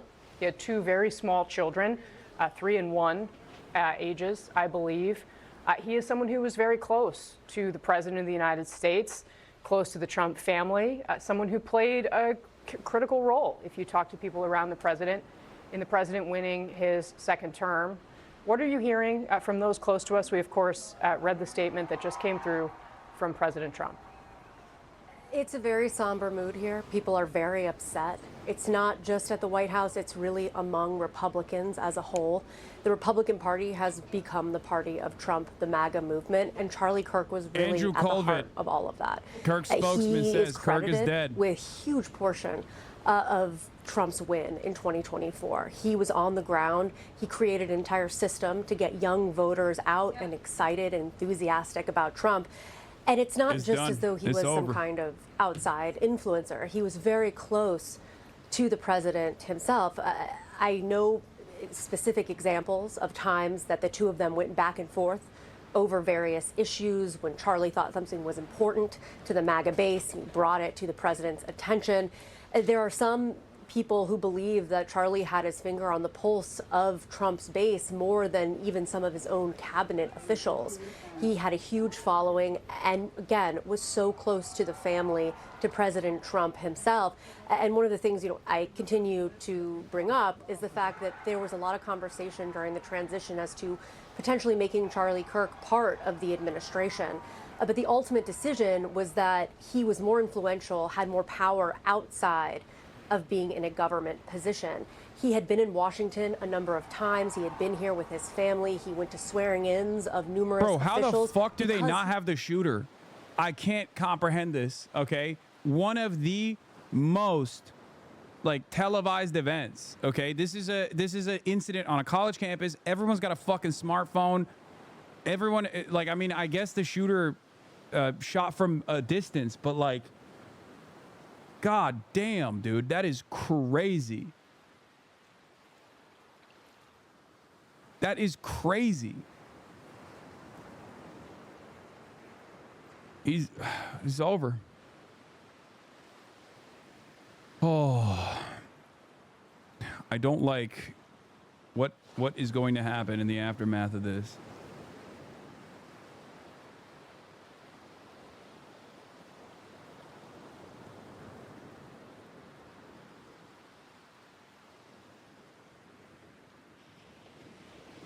Going to also make a statement other than this Truth Social post.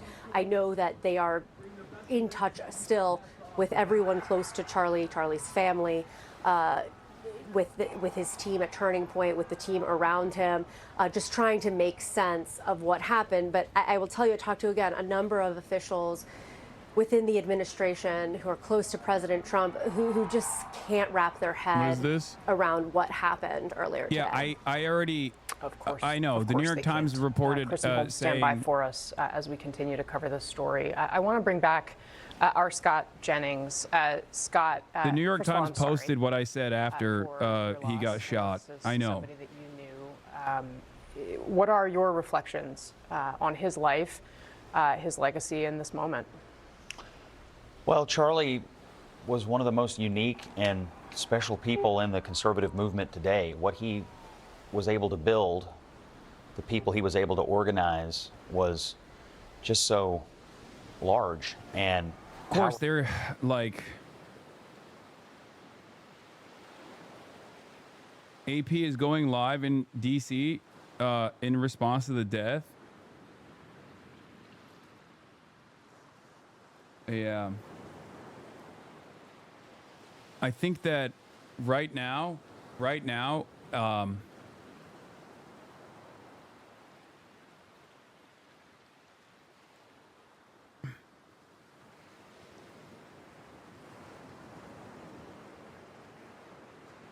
AP is now reporting that the shooter is in custody. Location of the shooting. No, person taken into custody after Charlie Kirk is not believed to be the... No, dude. Why do people fucking not understand how to read? Like, what is happening? No, the only reporting from the Associated Press is that the person that was taken into custody was not the fucking shooter.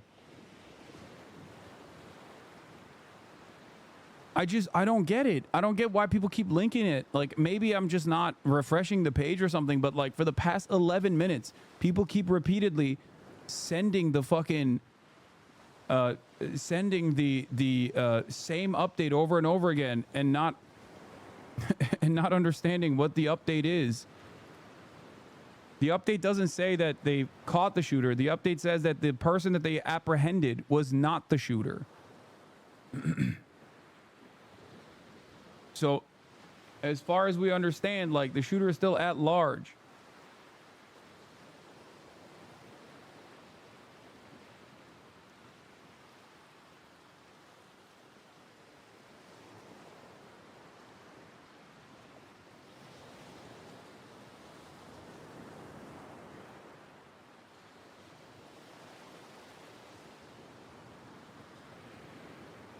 Does this make you rethink debating in public ever? I mean, I need to, you know, I need to really reconsider the way I do everything outside for the foreseeable future.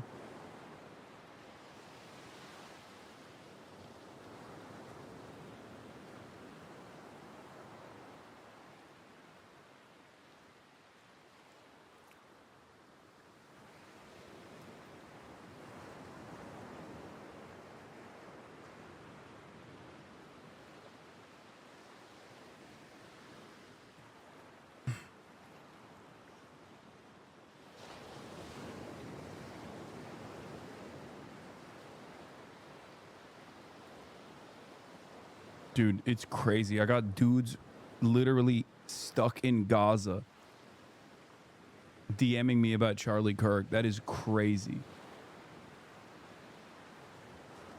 Like, that's how fucking impactful and big of a news story this is.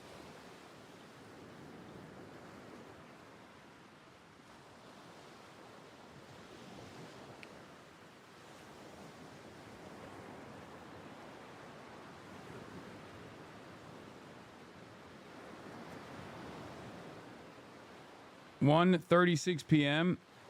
Fox 13 Salt Lake City has spoken with an official from the university who said the school has surveillance video of the shooter leaving campus.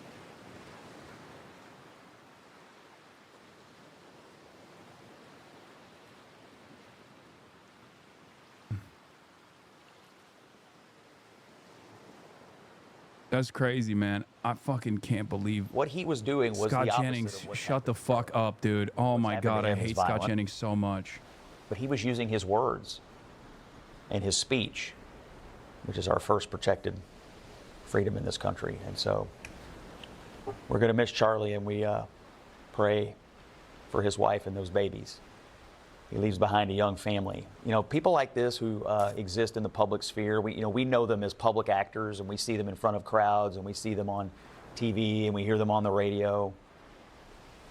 But they go home at night too, and they open a front door, and they hug a wife, and they hug children, and they put them down, and they oversee the toothbrushing and everything just like the rest of us. And so there's that side of them that we don't often think about, but Charlie was doing that too. So I just think in moments like this, it's easy to analyze the politics, but you know, there was Charlie the husband and Charlie the father, and he'll be missed forever. Bro, Since we've just learned of this, I think it's the absolutely craziest appropriate. We're talking aspect about of this, Charlie of course, is that like the man.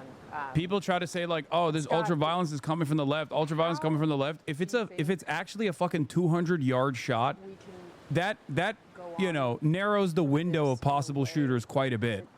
Okay. Because, like, the reality of the matter is a real-time 200-yard shot, you know, there are people, of course, plenty of people capable of doing that. They've served in the military. Okay? It's just not that you know, that narrows the background of the shooter quite a bit. Persevered through even dark moments like this one.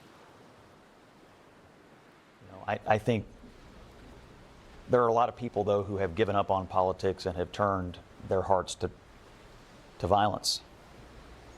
And one of the legacies of Charlie, in my opinion, is that politics is good. AP politics has a graphic of the shooter. Politics is University stated the shooter fired from conservatives the and liberals Lucy and Center. Republicans and Democrats Kirk was speaking debating here and about reasoning 200 with each yards. other. It Maybe we literally don't is a agree. 200-yard shot. But when you walk That's what it's supposed into to a conversation and you debate. Oh my God! Shut the fuck up, Scott Jennings. God, I can't stand this motherfucker. Okay. I spoke briefly with President Trump over the phone. Here's what he said about Charlie Kirk. It's horrific. It's one of the most horrible things I've ever seen. He was a great guy, he said. He was an incredible guy. Nobody like him. Dude.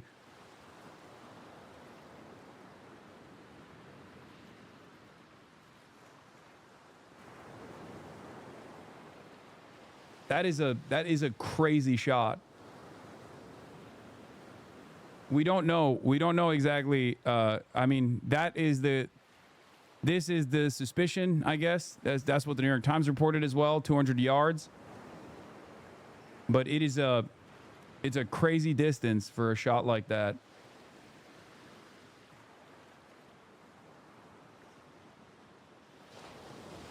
Authorities, just in from AP. Authorities are still searching for the suspect in the shooting death of Charlie Kirk, mayor says. That is nuts.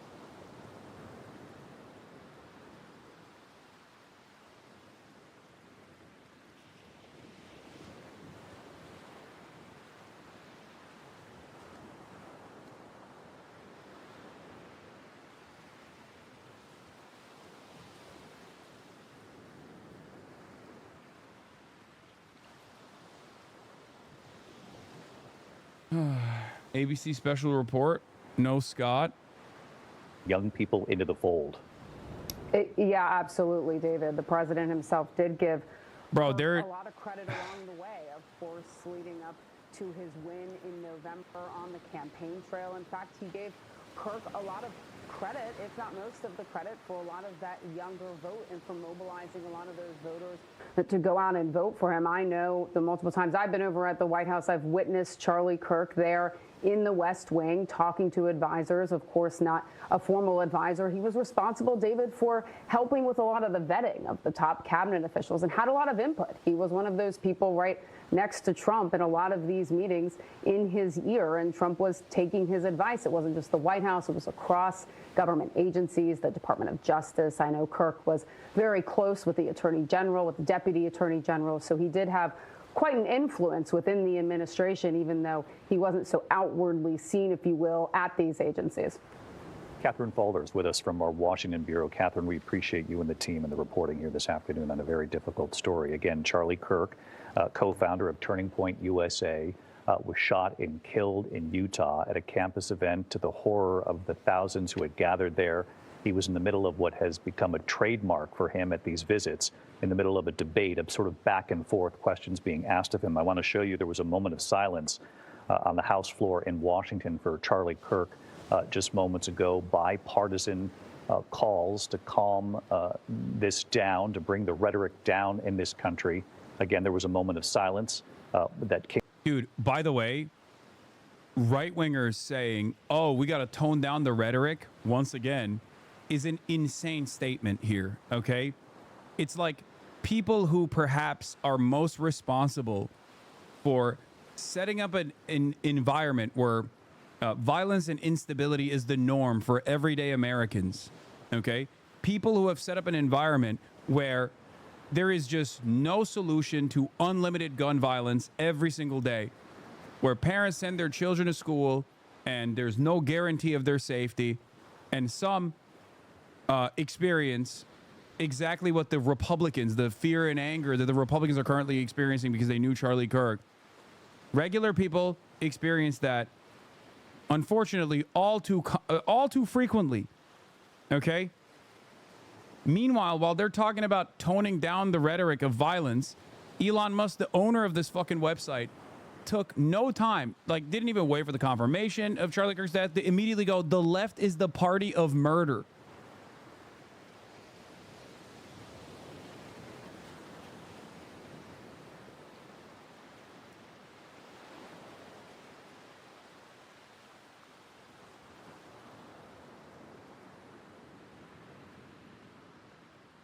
Two months ago, a psychopathic right-winger, a far-right evangelical Christian, had a hit list of numerous Democrat politicians. He went into the homes of Democrat politicians in the state of Minnesota, and he shot and killed 2, and he tried to kill more. Okay? And these guys immediately said, oh, he was a leftist. He was actually Tim Walz's guy. He was Tim Walz's top guy. Made no sense. Tim Walz was literally a part of the assassination hit list. And people still ran along with that narrative. There's no confirmation of the shooter's ideological background or whatever. None of that. But it doesn't stop these fucking demons from immediately saying, oh, it's the left that's doing this. It's the left that's doing this. It must be a leftist that did this.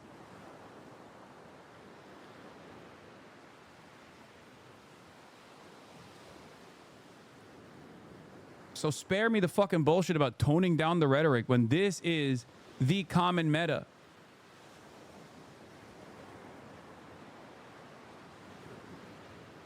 It's so ridiculous, man. Yeah, there was just a story about an American-Israeli sniper admitting to killing multiple civilians in Gaza and no one cared. Yeah, dude from Naperville, Illinois flew out, had his family fundraise so he could get weapons to kill children that he openly said he did in Gaza. Doesn't even fucking reach a blip.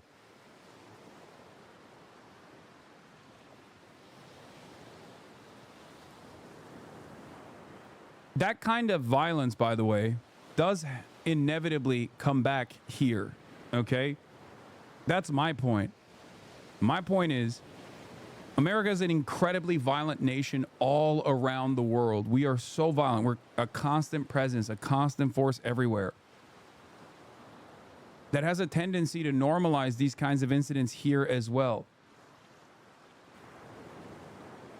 Video posted on social media shows the moment Charlie Kirk was shot and the seconds leading to the incident, Kirk was being asked questions about mass shootings in America. Do you know how many mass shooters there have been in America in the last 10 years? A person asks. Counting or not counting gang violence, Kirk responds right before he is shot. That right there is America perfectly described. Okay? Because the irony, the dark irony of this sequence of events is that it is that mentality that stops people from even seeking the truth about how, or seeking solutions on how we could stop gun violence in this goddamn country. And in the process of actively continuing to debate the importance of having every American be armed to the goddamn teeth, Charlie Kirk got shot by another American that was armed to the fucking teeth.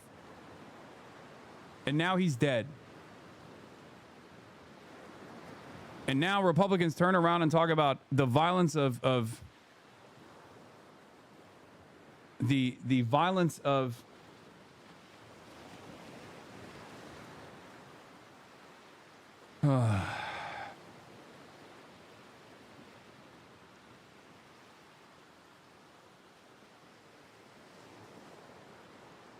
people are talking about the toning down the rhetoric.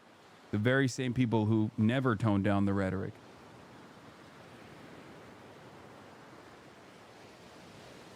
It's fucking crazy. Political reports, a moment of silence for Charlie Kirk on the House floor just now quickly devolved into chaos and yelling. With every lawmaker standing up in quiet observance, Representative Lauren Boebert demanded a spoken prayer. Silent prayers get silent results, she said. Everything is a fucking performance for these people. Okay? Everything. Look at this. That's a performance.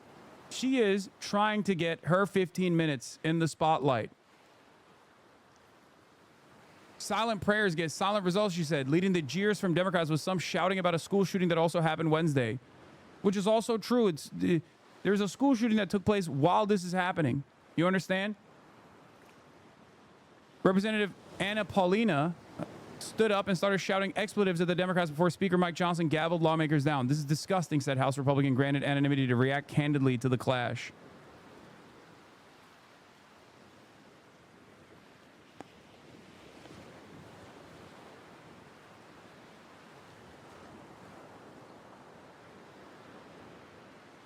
Stephen Miller's already on it. Our hearts are shattered. America has lost one of its greatest champions. A loving family has lost the most extraordinary husband and father. All of us must now dedicate ourselves to defeating the evil that stole Charlie Kirk from this world.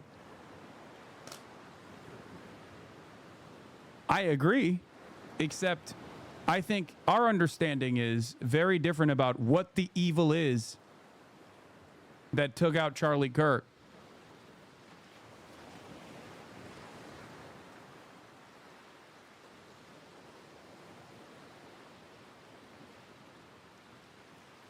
Because I don't think he means gun control. I think he is just looking to see which marginalized population he could fucking blame this on. Maybe the entire left.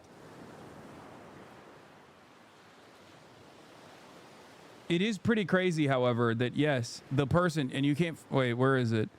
I mean, Charlie Kirk had on numerous occasions, not just in 2023, numerous occasions had said gun deaths are unfortunately worth it to keep the Second Amendment. The person who inevitably advocated for his own demise.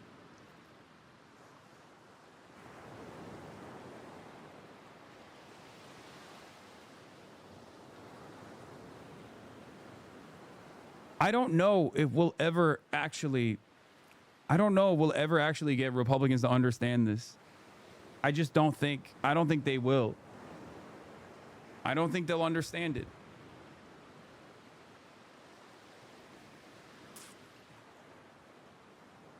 They didn't understand it when Steve Scalise was shot at the congressional baseball game. They didn't care about it. Steve Scalise himself personally continued to be a strong advocate for freedom to purchase weapons. In honor of Charlie Kirk, a truly great American patriot, I'm ordering all American flags throughout the United States lowered to half-mast until Sunday evening at 6 p.m. That's okay.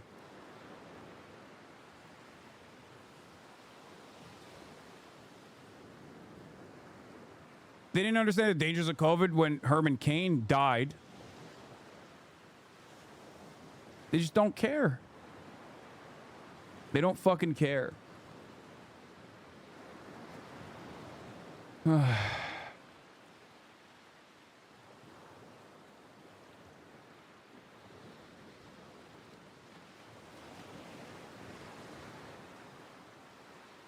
Brandon woke up. Even Brandon had a statement about this. There is no place in our country for this kind of violence. It must end now. Jill and I are praying for Charlie Kirk's family and loved ones. I don't know. Part of me thinks that the Republicans will try to use this as an opportunity to fucking do insane shit. Part of me worries about the vengeance quest that I suspect some people will go on in the aftermath of this. And I, of course, recognize that, you know, this puts, you know, a lot of people that I know and even myself in the crosshairs.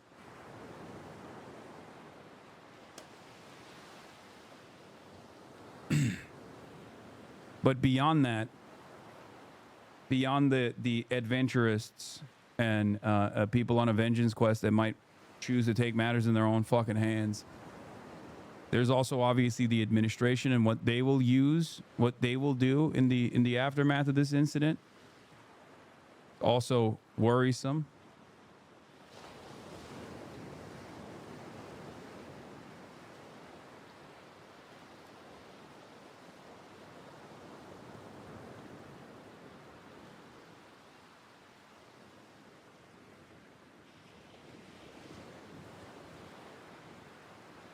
But yeah.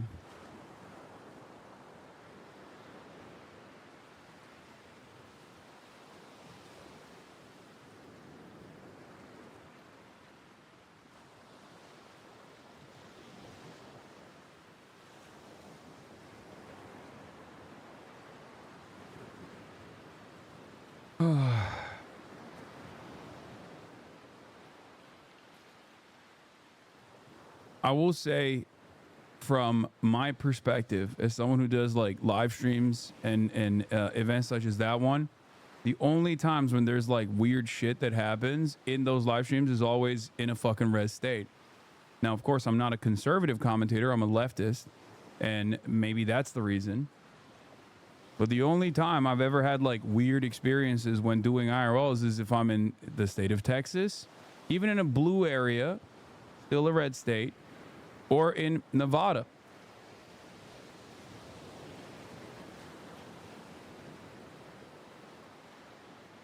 So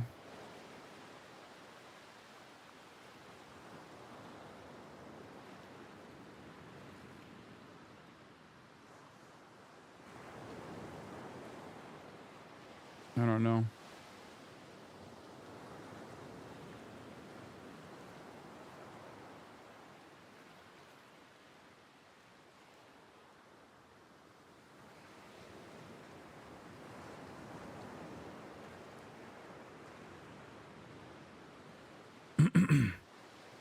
Ben Shapiro's statement, like all of you, I'm utterly stunned and heartbroken and sick to my soul today. It is unimaginable to write these words. I met Charlie Kirk when he was 18 years old, a young man so eager and determined that I immediately turned to a friend and said, that kid's going to be the head of the RNC one day.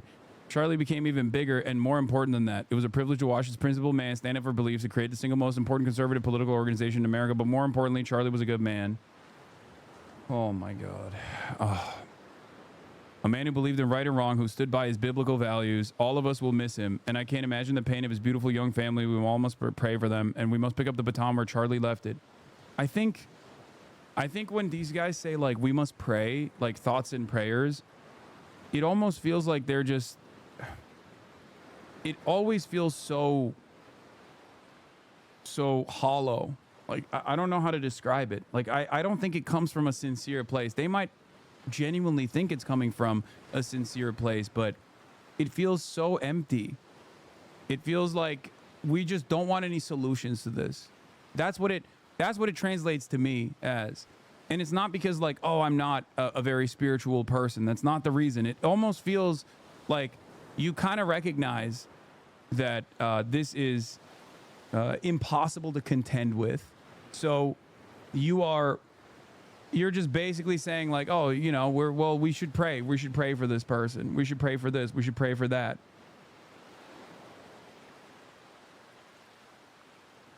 It just, I don't know.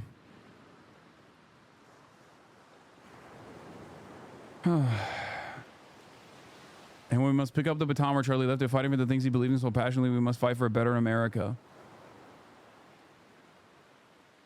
Like, it almost feels like you're saying that because you kind of recognize that there's no solution that you would want to advocate for, and therefore you're just kind of looking for like the correct thing to say in this moment. You know? That's what it feels like.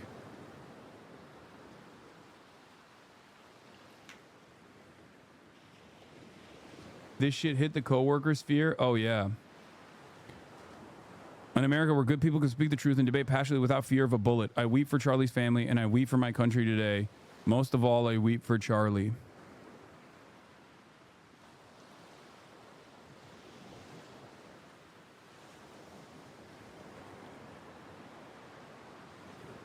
Yeah, well, now we know where they're going to go with this. Laura Loomer says, it's time for the Trump administration to shut down, defund, and prosecute every single leftist organization. If Charlie Kirk dies from his injuries, his life cannot be in vain. We must shut these lunatic leftists down once and for all. The left is a national security threat. You guys, under different circumstances, I would say this is an insane person.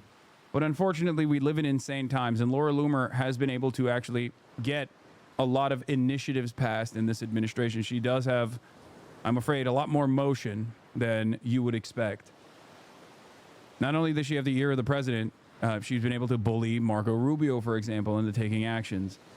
And while we have no idea what this person's background is, what the person's, like, the shooter's ideological motivations were, even if they were leftist, this would be a ridiculous fucking response, especially considering we've never been able to shut down neo-Nazi organizations in this fucking country when they are responsible for the overwhelming majority of mass shooting incidents that take place. Far-right anti-government extremism is and has been the largest ideological background of all of the domestic terror incidents on U.S. soil since 9/11. Okay, it's not even close. Nothing comes close to it. And yet, no initiatives are ever taken in terms of, like, tackling this problem ideologically. No initiatives are ever taken in terms of tackling the problem materially, like gun control, something that Charlie Kirk himself was, of course, very much against. But instead, I suspect that the administration will use this as an opportunity to basically go after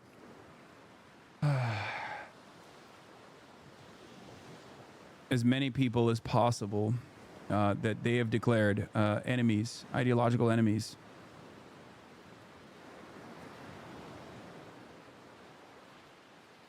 Yeah.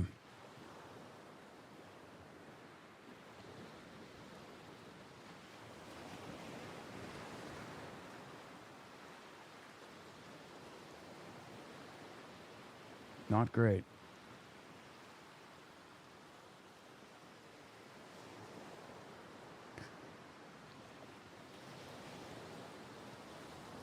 A local mayor urges people to report anything as suspicious as shooting suspect remains at large, by the way. Mayor David Young of the north central Utah city of Orem says several local, state, and federal law enforcement agencies are working the investigation, but the suspect in Kirk's fatal shooting remains at large. He says police in Orem and at Utah Valley University are among many agencies involved in the investigation. Meanwhile, authorities have told anyone at Utah Valley University to secure in place after Wednesday's shooting.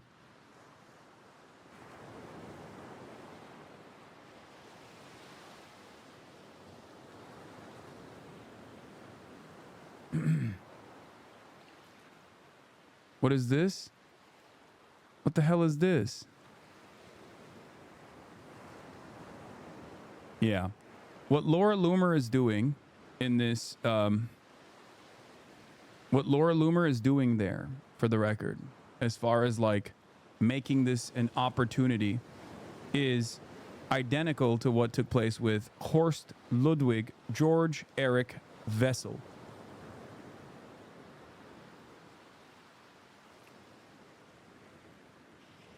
He became a symbol of propaganda in Nazi Germany after two members of the Communist Party of Germany, KPD, killed him. Now, there is no evidence as to who the shooter was.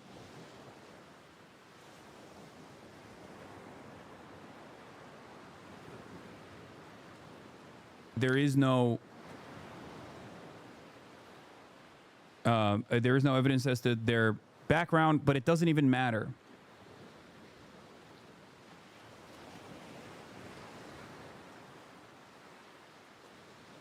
Because it's clear to me that at least people with tremendous influence over this administration will try and use this as an opportunity to stamp out any kind of progressive movement in this country.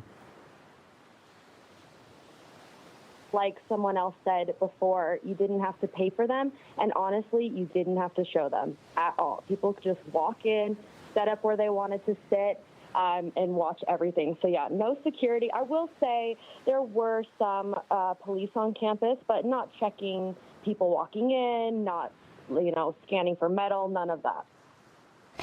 Did that surprise you in the moment, or are you kind of thinking about it now?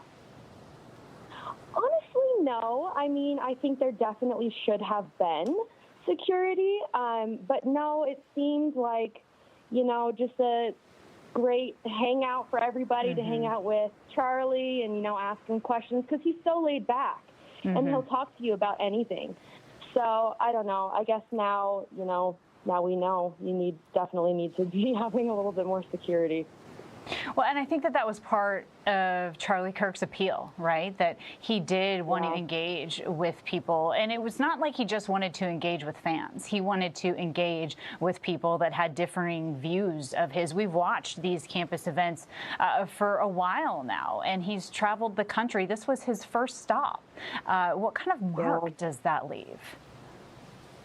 I mean, it's intense. I think, honestly, even though he's gone, he is making such a massive impact on the community, not only in Utah, but across the world, because he was doing God's work. And he...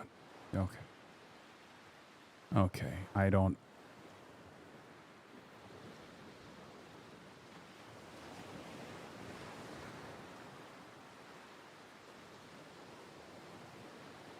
really pioneered a new model for merging political activism and point of view media. He was envied by many of his rivals on the left for what he was able to build with Turning Points. You know, he was like a pastor and a political organizer and a radio host and a YouTuber and a TikTok influencer and a nonprofit leader, all in one. Yeah, I mean, it's expected. They're gonna, the media is going to... This sickening murder.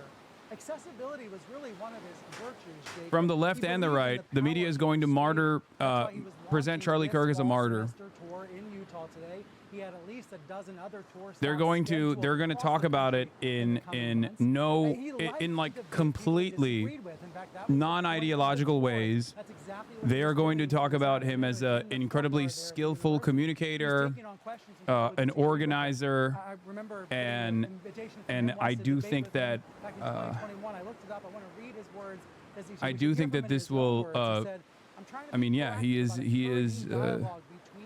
Like, my expectation is not that they just like fucking shit on him. Obviously, that would be crazy. But gathered around him, around that tent, and around his security. So this I is a think huge loss for Turning Point USA. As he recently said to a Utah newspaper just a few days ago, quote, "We want to be an institution in this country that is as well known and as powerful as the New York Times, Harvard." Hassan Piker, progressive influencer, says only gun control could have saved Charlie Kirk. Among those coming to terms with the fatal shooting of Charlie Kirk on Wednesday is a progressive streamer, Hassan Piker, who was scheduled to debate Kirk at Dartmouth College in 2 weeks. On his Twitch live stream, Piker expressed horror at the shooting and urged followers not to celebrate it, but told viewers to stop writing in to tell him to wear a bulletproof vest or higher security for his public appearances. "I don't have any security," Piker told his viewers. "It shouldn't be like this." He went on to argue that only gun control could prevent mass shootings. "In a moment like this, a reasonable government would say, all right, enough is enough," Piker said. "If we had a responsible government and not a bunch of fucking psychopaths running the show," he added. "The U.S. would already have had serious gun control following the massacre at Sandy Hook Elementary School in Newtown, Connecticut in 2012. I need to really reconsider the way I do everything outside for the foreseeable future," Piker said. "Before people say wear a bulletproof vest again, he got shot in the neck. A bulletproof vest would not have saved Charlie Kirk. The only thing that could have potentially saved Charlie Kirk," he added, "was if our administrations prior to this one and this one as well actually had reasonable gun control as a policy position in the aftermath of, I don't know, 100 other school shootings." You think about the time around Barack Obama's re-election. Kirk was a grassroots activist, barely 18 years old, launching his organization, gaining connections within the Republican movement before it became the Trump movement. And he was an early ally of now Vice President J.D. Vance. The two men had a very close relationship, and Vance was one of the very first Trump officials that we heard from when word of this shooting broke. It does speak to this generational moment in politics where Kirk was helping to get hundreds of people out to college campuses, sometimes very blue, very lefty college campuses. There would be controversies, there would be protests and counter-protests, and that's partly what Kirk wanted. You know, one of the names for his tour was the Prove Me Wrong Tour. He didn't shy away from talking to folks from the other proverbial side. He wanted to engage in that debate. No, I mean, come on. He was cutting propaganda and you know, only talking to people that he could bully viciously and cut propaganda and state their like ideological opponents as like hysterical people that don't know anything. It's not like this was an honest attempt to like truly understand the other side's perspective. This kind of framing is also indecent in my opinion. Like, there's no reason. Donald Trump Jr. Maybe I'm wrong. that Maybe J.D. my brain Vance is broken. actually But had I don't think that there is any converted reason legitimately from anti-Trump to pro-Trump. to just and he was the one you that know kind of launder brought J.D. the Vance, who was just a reputation Senate of someone in the in a aftermath of their primary untimely to the Trump family demise and said, no, in an no, effort he's with us like now, he's legit. it with completely fabricated and that's the power positions. of Kirk as a Trump whisperer and someone who worked as much behind the scenes as in front of the camera. You know, I said earlier that Kirk is a little bit like a new age Rush Limbaugh in terms of his power in the media marketplace, dominating online and on the airwaves. And Kirk was able to do that in a way where he was talking behind the scenes, talking directly with President Trump and his allies, and then going on the radio or his podcast for hours at a time. And the way that it works now, you know, he was able to connect on YouTube and TikTok, on Instagram and on old-fashioned radio all simultaneously. It really magnified his power as a movement leader, and that's what stood out to me a few minutes ago. Max Rose saying this is an assassination. Yeah, my expectation is not that they be disrespectful, but you don't have to lie. You know what I mean? Like movement leader being gunned down in the middle of a university courtyard. No, horrific. Brian, stand by for us. New video shows conservative activist Charlie Kirk today, just moments before he was shot and killed. Again, he was at Utah Valley University in the state of Utah attending a campus tour stop with Turning Points USA. It's the conservative youth organization he founded about 13 or so years ago. I want to bring in CNN's Kristen Holmes, who's at the White House. And Kristen, we heard the news from President Trump not long ago. He was the one that broke the news to the world that Charlie Kirk had been killed, was dead. You said earlier people feel so safe in Japan because of gun control. Why don't people say that about other countries that have gun control? Is there a chance that it's both a culture issue and a gun control issue? No, it's definitely still a gun control issue because even people that go to like London or Paris, places where they say there's a lot of crime happening, there's a lot of violence happening. When Americans go to those places, they talk about how they feel still much safer than they do in other American neighborhoods. I mean, think about all the TikTok memes that have come out of like, you know, when you get stood up by a British gangster, you know what I mean? Versus what it looks like in the United States of America. Obviously, there are other factors at play here as well, but one of the most significant components here that makes everything less safe is, of course, easy access to guns. They spent an enormous amount of time with. Brian alluded to this during the transition. Charlie Kirk spent most of his time in West Palm Beach, Florida, in Palm Beach, meeting with the different teams, meeting with the candidates, talking through the nominations. He was an integral part of the campaign, of getting Trump elected, and of the people who are currently in positions of power. And that's why you're seeing such a sadness and a disbelief from so many people close to the president. And when it comes to talking strictly about his influence and his power within Washington, I mean, one of the things to keep in mind here is that this is somebody who had a direct line to President Trump, who could voice his objections to President Trump at times, he could voice what he thought was important and not being covered enough by the administration. He spoke to many, if not all, of the cabinet secretaries directly. He had a finger on the pulse of the MAGA movement, even more so than some people who are here in Washington who got government positions. If you look at the crowd that had gathered around Kirk, that was just one example of the kind of crowds that Kirk would draw. He was truly a movement leader, as we've heard. He would bring thousands and thousands of people together, and that was why he was so critical, beyond just the personal, to the campaign, to President Trump.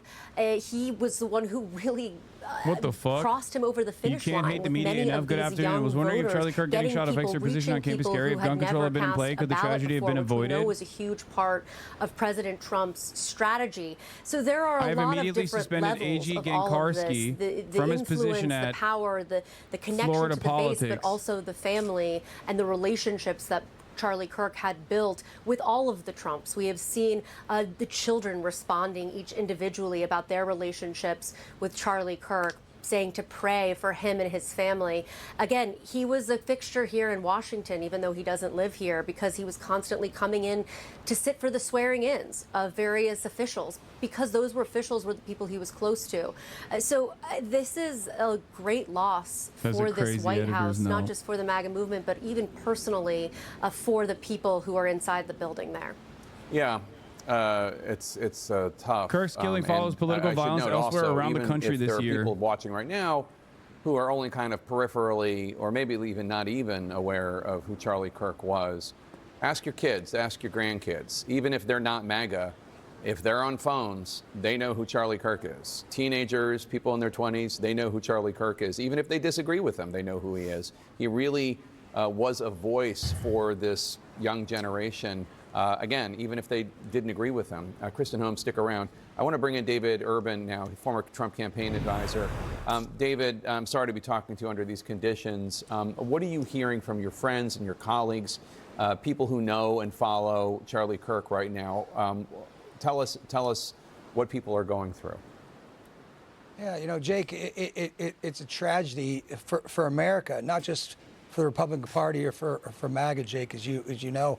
I met Charlie back in the 2016 during the 2016 race, and used to joke with him. You know, he's an Eagle Scout. He's an all-American kind of boy. Wanted to go to West Point. I went to West Point, so he and I joke about that. But he was doing it the right way, Jake. You heard Brian Self. Oh my God. Okay, first of all, the West Point is actually an incredibly important aspect of Charlie Kirk's media career, because when he was in high school, he wanted to go to West Point and he couldn't get into West Point, so he wrote he wrote in the high school newspaper, I believe, an article about how a black girl had actually taken his spot. He had no evidence for this, of course, but he wrote that article and then it was published on Breitbart. Once this article was published on Breitbart at the age of 18, immediately he became a conservative a conservative spokesperson.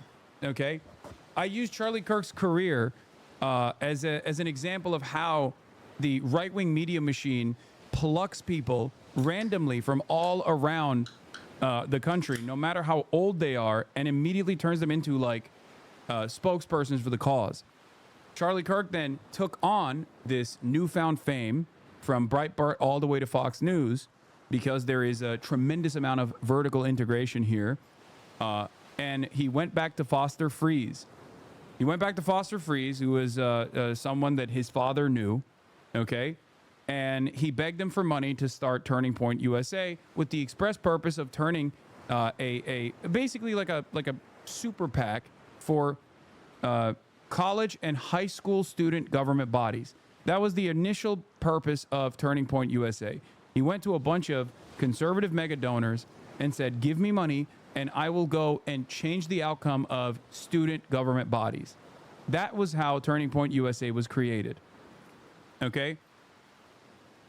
The reason why I'm very familiar with Charlie Kirk, of course, is because the reason why I'm very familiar with Charlie Kirk is because both Charlie Kirk and I became relatively famous, known figures in the exact opposite side of the political spectrum around the same time. He was presented as like the alternative universe, like the bizarro version of myself, and I was presented as the opposite to him. That's why we debated a bunch of times. But of course, his career took on an entirely different. His career took on an entirely different fucking. It went to a totally different place, as opposed to mine. And this is actually an example that I use regularly to tell you, like, there is a difference in the way that right-wing political operations work versus liberal and Democratic parties' political operations work. His trajectory was vast. It was super fast, and he just kept building on it and became an institutional power. Okay, as opposed to the Democrats on the other side, would never, ever in a million years offer similar opportunities to those on the left, those on the liberal side even. No, we didn't have the same demos of audiences, for the record. We didn't. I had a younger audience. Charlie Kirk never had a young audience until recently. Until this last election cycle with the TikTok initiative, Charlie Kirk was not a known entity amongst young people. That's not true. Charlie Kirk, for the longer part of his... Charlie Kirk, for the longest part of his career, as a matter of fact, did not have any young people in his audience whatsoever. He just simply presented... he was basically the Olivia Giuliana of the Republicans, getting a bunch of money from mega donors, but much more successful than Olivia Giuliana, given the way that the Republican media ecosystem operates, as opposed to the Democrat one. But until recently, he was just like he just kept farming donations from old people who didn't know any better and thought that he was actually able to reach a much younger crowd and change their minds. Of course, this is not factoring the last, I would say, 3 to 4 years of his career, because once they started doing these TikTok initiatives, he did certainly draw much younger crowds. Okay, TikTok was what gave Turning Point USA actually a young audience, and it perfectly corresponded to Gen Z attitudes about Trump as well. They had a much different perspective about Trump. They had not experienced, I guess, like COVID, or at least during the COVID lockdowns, they developed negative attitudes towards the Democrats, because they saw Democrats, I guess, as the responsible party for these lockdowns and whatnot. And eventually you saw this right-wing swing, and Charlie Kirk was right there and was the guy that took advantage of this right-wing swing, and also the advantage of the medium, the new medium for political propaganda, TikTok. Okay, but before then, since 2012 onward, and especially past like 2016 all the way into, like, I would say 2023, Charlie Kirk had no prominence amongst the youth. It was only after like 2023, 2024, and the election cycle did he actually reach a much broader, younger audience. Turning Point USA was entirely comprised of, the only young people that you saw at Turning Point USA events were just young people that wanted to be a part of the Republican machine. Those were the attendees. It wasn't just like average normies and whatnot that were, it wasn't anything beyond like the, it wasn't anything beyond the young American, the YAF, young conservatives on campus type people that were aware of Charlie Kirk and actively invested in Turning Point USA.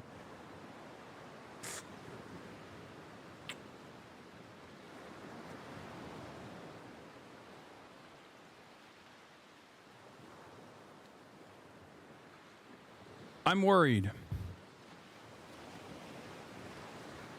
I'm worried. That's all I can say in this moment.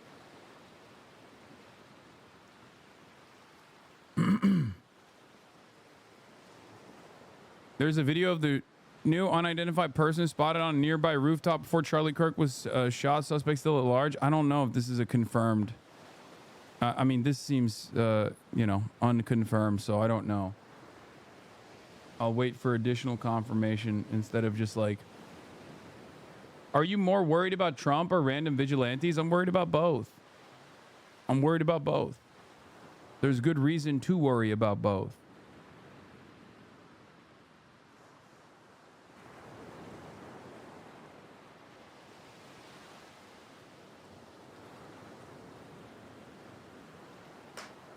Sky's the limit here in terms of the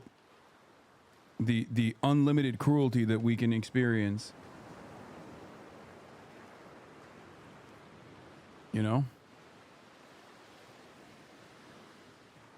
Utah has no gun control on campus.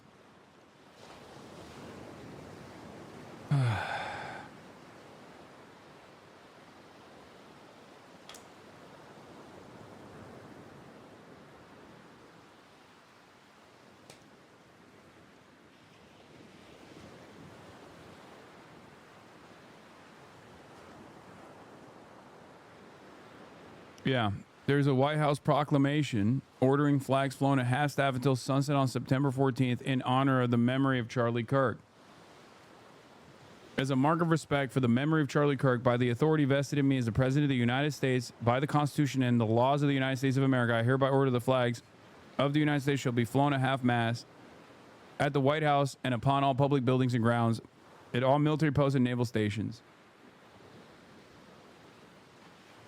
It's kind of wild that Trump didn't do that for the Minnesota shooting. Yeah, of course he didn't do that for the Minnesota shooting, because the Minnesota shooter was a fucking far-right figure and a mercenary who assassinated Democrats. That's it.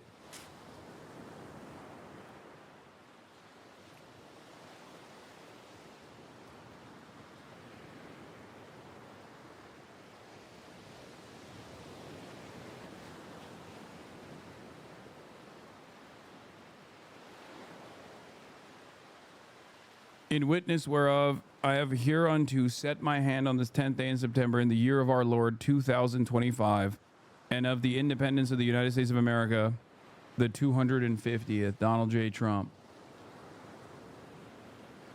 How do I think them should respond? I don't even know. I don't know how they're going to respond, but I suspect it's not going to be a positive one. And I do worry that they're not going to take a defensive posture against the unlimited political repercussions that the left will experience as a consequence of this, even though there is no evidence to suggest that this was even done by the left. And even if it was, it still doesn't matter. Ridiculous.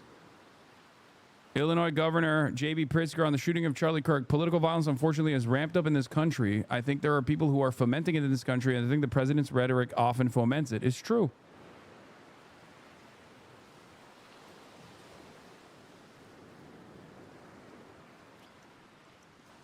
What the fuck? What is this audio?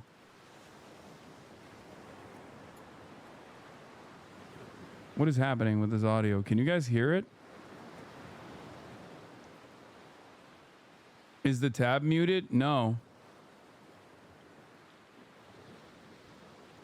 What the fuck?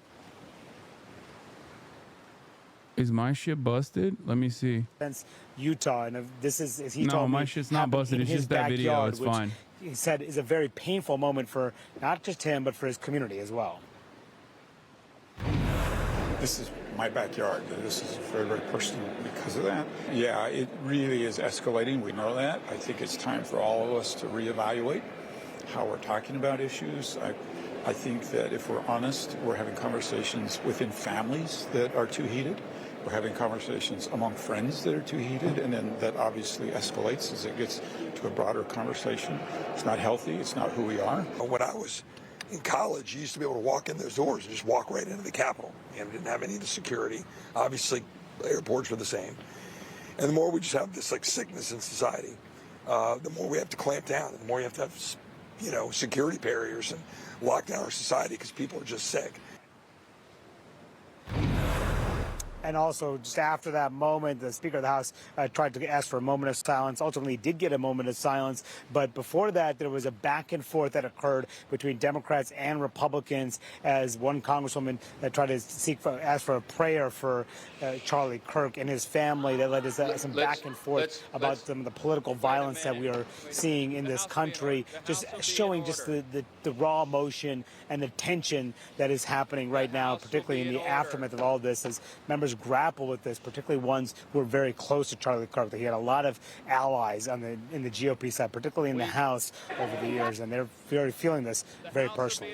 He and Speaker Johnson, Mike Johnson of Louisiana, very close friends. Manu Raju, thanks so much. Just in, a law enforcement official confirmed to CNN that there remains an active manhunt for the person responsible for this apparent assassination. And the initial search, they say, did not recover any sort of firearm. Much more as we cover this story. Stay with us. Tonight on 360. The stories that matter. Anderson Cooper 360. I can't believe there's still a fucking active manhunt. That's crazy.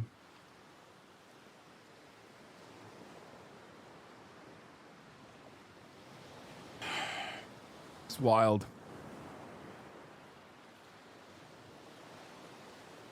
moment of silence. This is a moment, in fact, when you see leaders across the political spectrum coming together. While they may not agree with all of the political positions, the social issues and stances that Charlie took, they all agree that this is not what our country is about. They are condemning this act of violence, saying this is something that should never happen in our country. As you mentioned, there is that somber moment on the House floor as we continue to see this outpouring of just outrage and grief and condemnation from leaders all across the political spectrum, Kana. This is just really an unbelievable moment.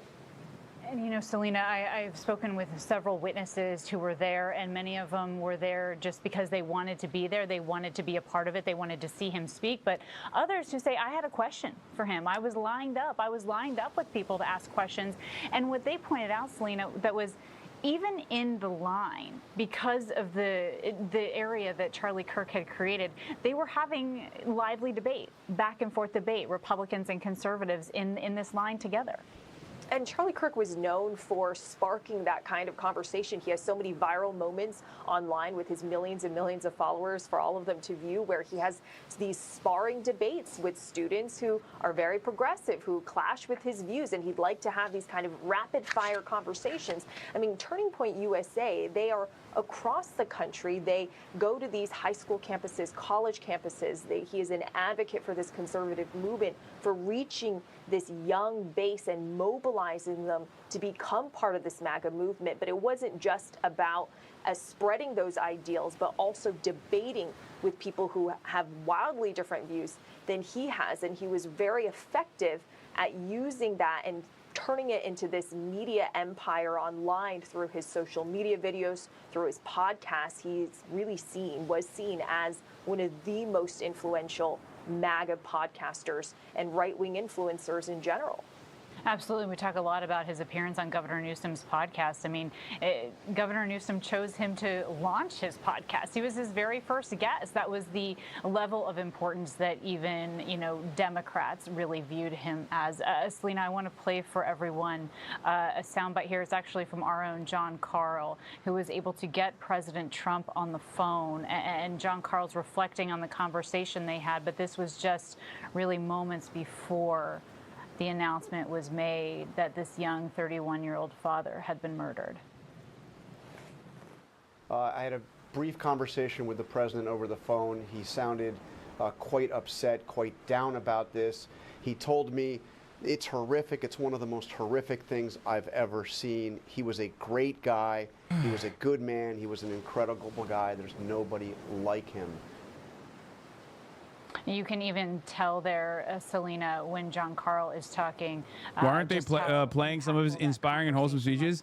Because if they did, then I think the ABC News audience would not reflect positively on it, I don't think. Throughout this country, as people are certainly thinking about Charlie Kirk's wife and young children, 2 of them under the age of 5. 31 years old. He is a father.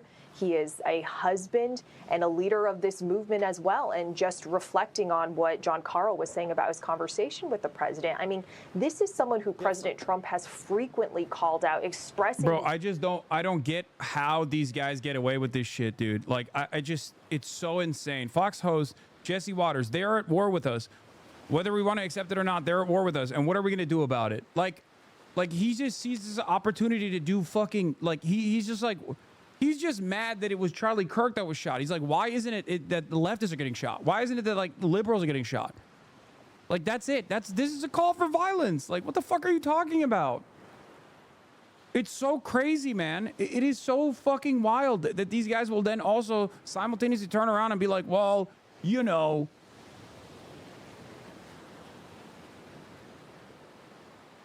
it's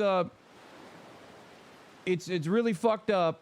It's really we gotta tone down the violent rhetoric. Okay, tell your guys to tone it down. Fuck you mean tone down the violent rhetoric? Where is the violent rhetoric coming from? This hits different. Yes, I don't think someone on the left would get such praise or same positive coverage. They would victim blame 100%. Yes, of course. Yes, 100%. That is the reality, okay? Differently. Because Charlie was one of us. And Trump gets hit in the ear. Charlie gets shot dead. They came after Kavanaugh with a rifle to his neighborhood. They went after Musk's cars. They just shot. They went after Musk's cars. Brother, once again, like, I can't believe, dude, what the fuck? These are not comparable things, okay? Also, 2 months ago, there was a dude that assassinated Democrat politicians and had a hit list of every single Democrat in the state of Minnesota. And these fucking assholes immediately went, oh, he's a leftist. He must be a leftist. They have concocted a completely alternative universe where they just go off of their own hysteria, their own made-up norms, their own made-up reality. 2 Jews outside the embassy. Think about it. Scalise got shot, barely survived. It's happening. You got trans shooters. You got riots in LA. Trans shooters. They are at war with us. Whether we want to accept it or not, they are at war with us. And what are we going to do about it? How much political violence are we going to tolerate? Like, the numbers on the board, numbers on the fucking board, it is not even a comparison. There is no comparison to be made here between violence coming from the political right versus violence coming from the political left. It is so crazy.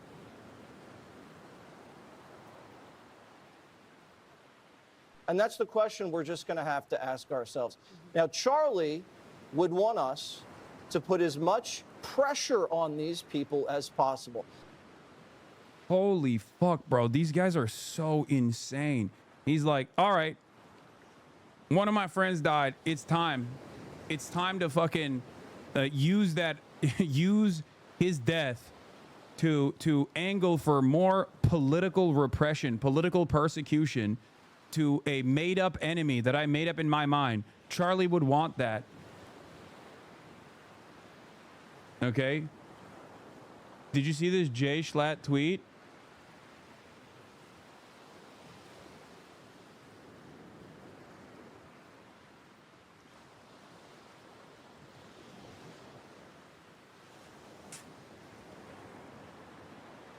Dana nailed it. This is unacceptable and has to stop. And it has to stop now. And everybody's accountable. And we're watching what they're saying on television and who's saying what. The politicians, the media, and all of these rats out there.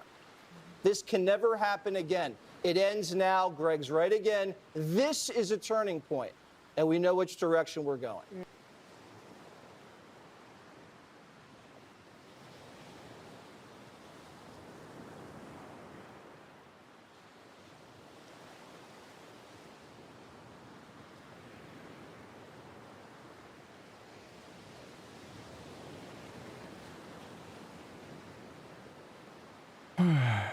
How do I be normal about this, though? Just don't ask me that question right now, okay? Please.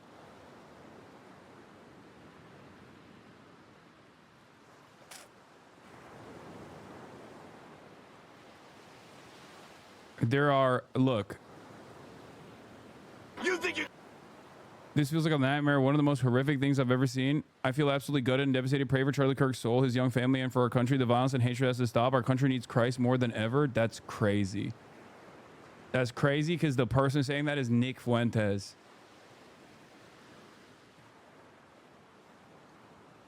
Charlie Kirk says a patriot should bail out alleged Paul Pelosi attacker. Dude, he has said everything under the sun. Okay? You could write the most scathing obituary of Charlie Kirk by simply posting everything Charlie Kirk has said in the aftermath of high-profile assassinations, in the aftermath of political violence, in the aftermath of a million different school shootings. Okay? This is part of the reason why. This is part of the reason why I say, like, the ways in which, like, liberal media is going to cover the story is going to launder his reputation and whitewash what he has done, whitewash what he has said, because this is a horrifying incident. Okay?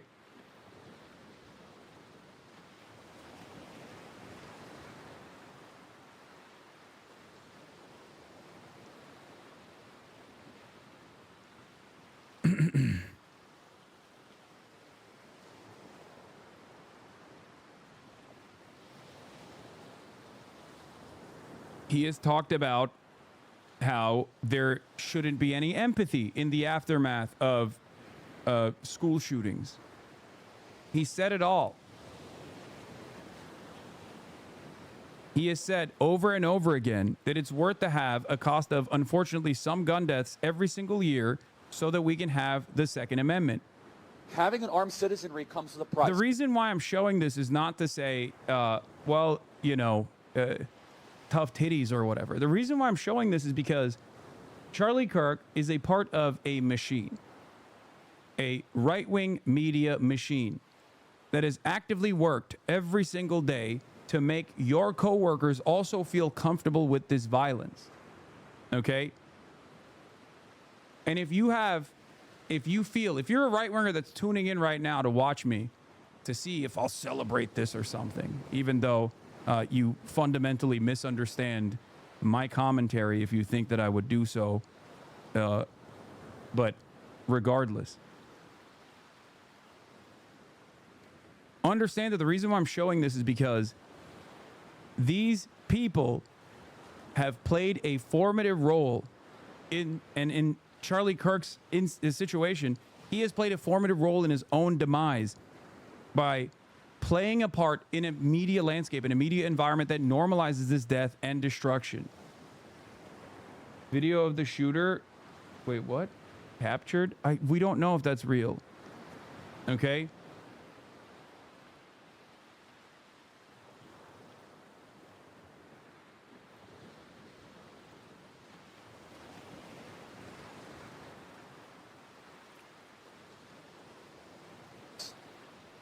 And that is part of liberty.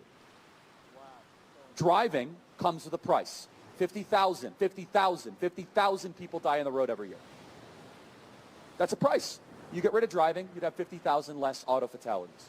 But we have decided that the benefit of driving, speed, accessibility, mobility, having products, services, is worth the cost of 50,000 people dying on the road. So we need to be very clear that you're not going to get gun deaths to zero. It will not happen. You can significantly reduce them through having more fathers in the home, by having more armed guards in front of schools.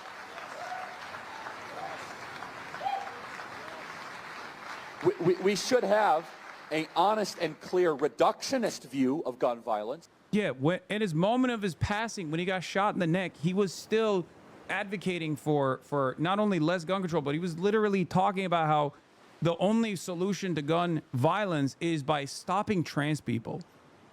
Because when he goes to these events, there are a lot of people who don't agree with him who attend to debate him.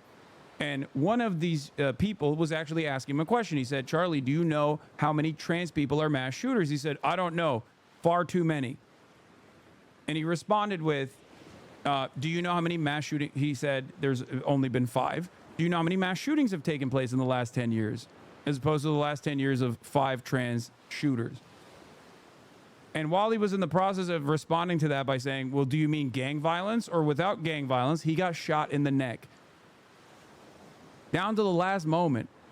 Now, if people don't understand that in and of itself, the way that people feel about this issue when they reiterate these talking points, when they don't fully comprehend the severity of the problem of gun violence in this country, like, even in this moment, if they don't understand, like, what is the reason why it happens in the United States of America and it doesn't happen anywhere else to the same frequency, to the same magnitude, I don't know what will cause them to recognize it. And my fear is that in the absence of that recognition, in the absence of critical examination, I fear that people are just going to become increasingly more mad. And that's why there's a lot of talk, as this chatter says, about getting revenge on leftist commentators. What's the proper response to this? There is no proper response to this. There's nothing. There's nothing you can say or do. What are you going to do? Tell people don't do that? That's not the answer? That's not going to stop people. It is what it is.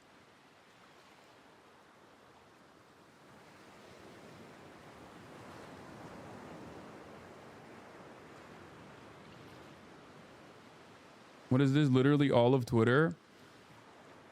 I've noticed that the left of center response has been condemnation of the violence, while the right wing response has largely been some variation of we need to physically destroy liberals.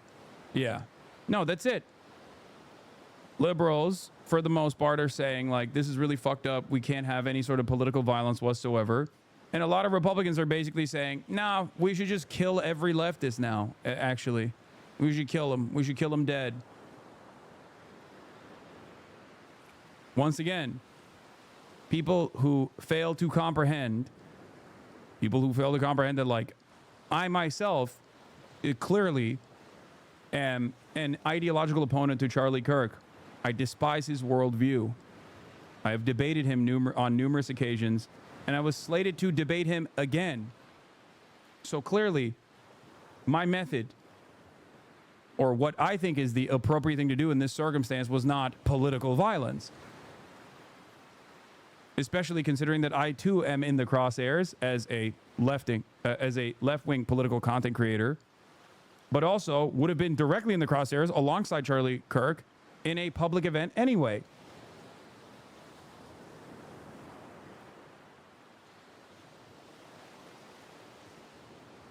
Don't go? Well, I don't think that debate is happening any longer, chatter. Obviously. I don't think that there will be any public events for people like myself in the future.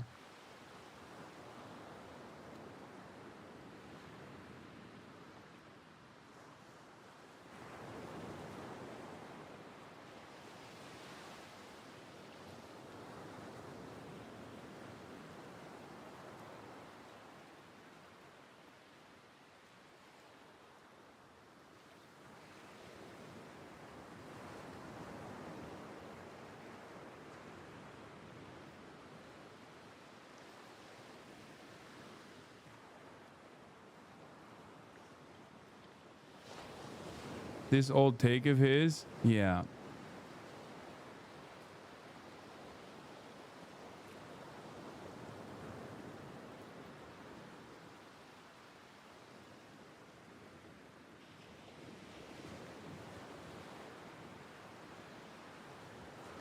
Yo, is Charlie Kirk dead? Yes. He's dead.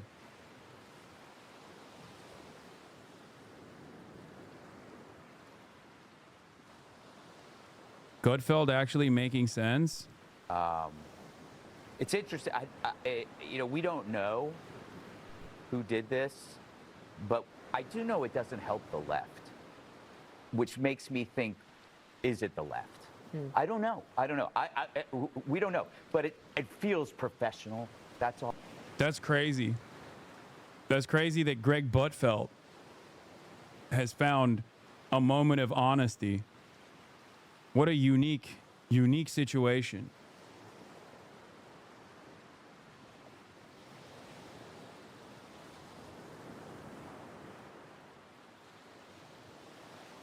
He must be shook.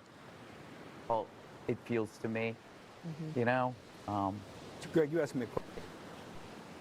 Jesse Waters took no fucking moment to immediately go on with, well, political violence.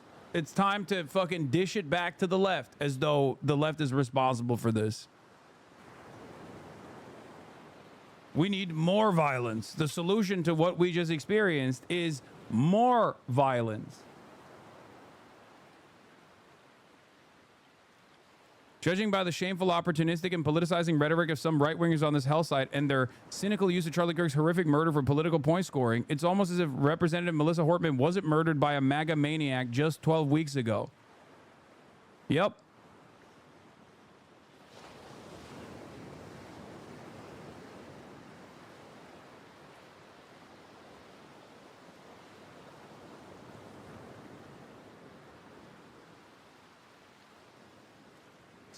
But we should not have a utopian one.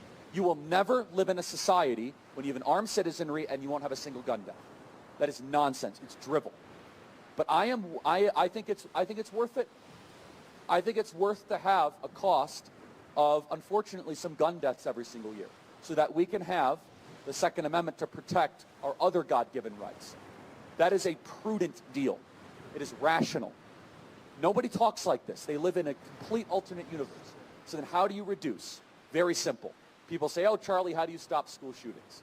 I don't know. How did we stop shootings at baseball games? Because we have armed guards outside of baseball games. That's why. How did we stop all the shootings at airports? We have armed guards outside of airports. How do we stop all the shootings at banks? We have armed guards outside of banks. How do we stop all the shootings at gun shows? Notice there's not a lot of mass shootings at gun shows. There's all these guns because everyone's armed.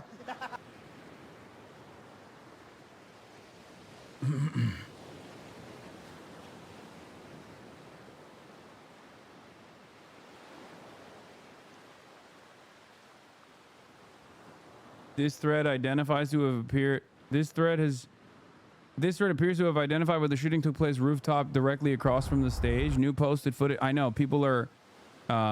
This is the same exact rooftop. I think on the roof of the Lucy Center at UVU. So this is the video that's been circulating. Additional footage shows an individual running across the roof of the Lucy Center in the moments after the shooting. Where is it? Where's the dude?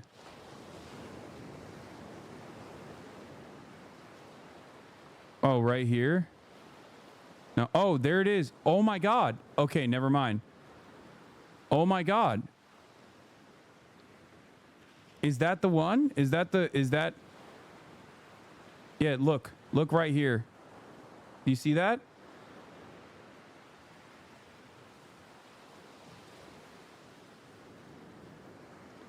Or is that a window speck of dirt?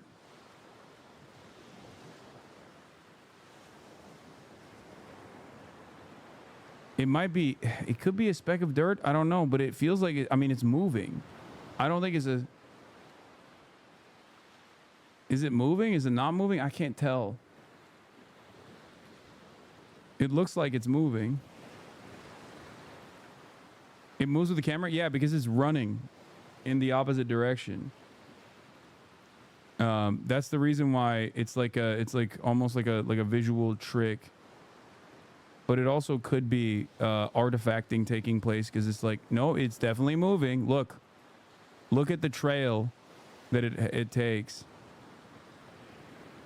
It's because at the end there it moves a little bit faster. No, see, yeah, it's moving. It's definitely not. It's not a speck of dirt, dude. Look. It's gone.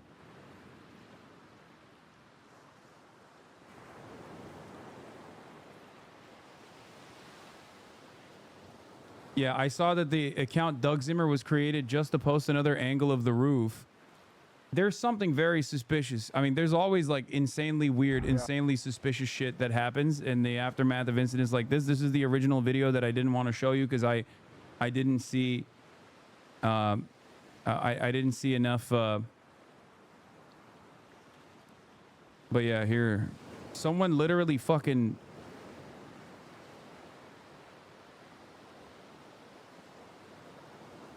Someone filmed this guy? I mean, I don't understand.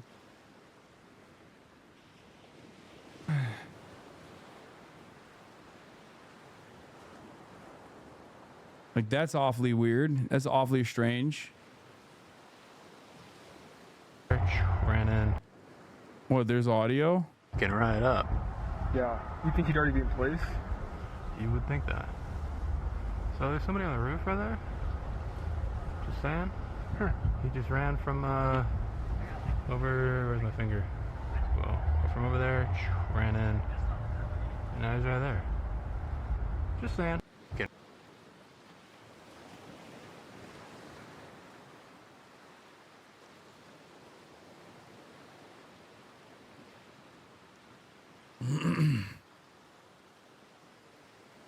Like, why would they even think to film that? I mean, I guess that's not that crazy.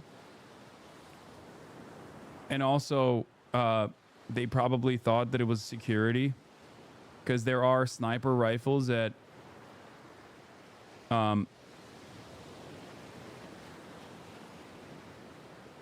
it's a speck of dirt.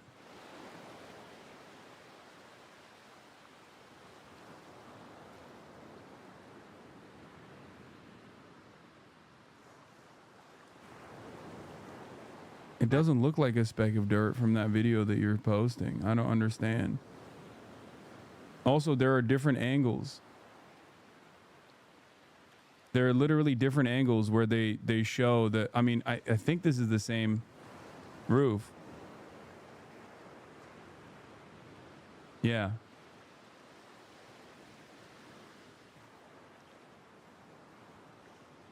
That's the same roof in a different video.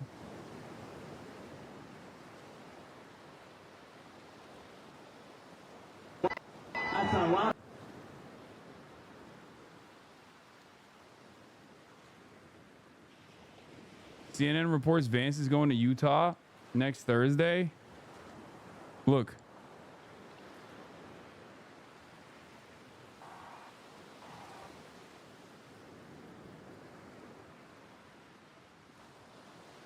Where is it?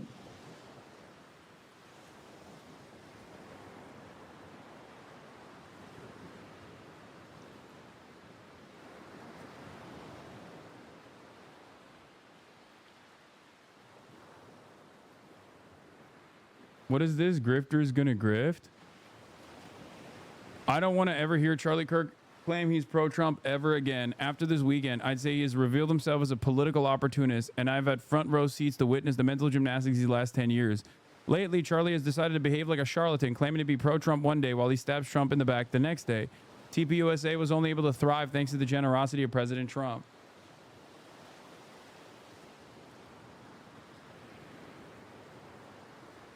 He got killed because he was anti-Israel, and you can't have someone who's that powerful over the right be anti-Israel. What the fuck?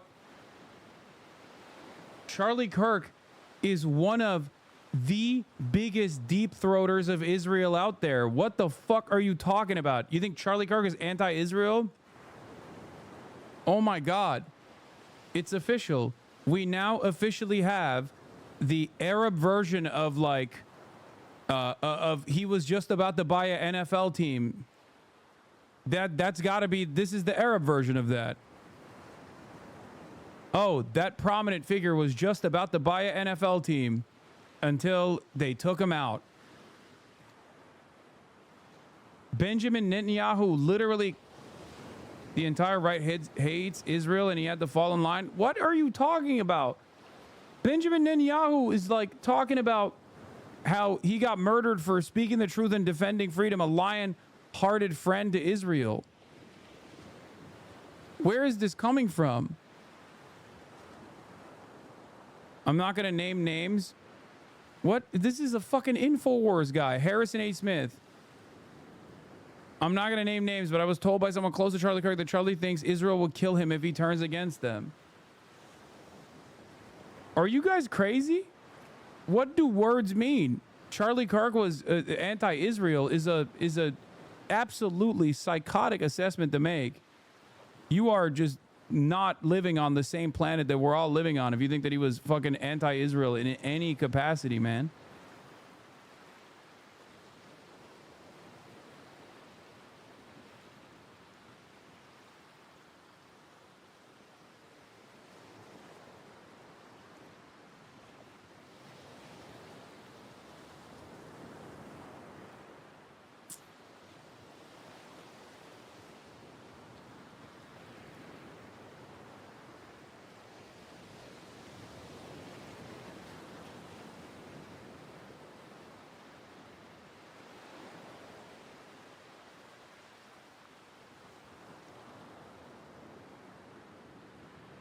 What the fuck is this?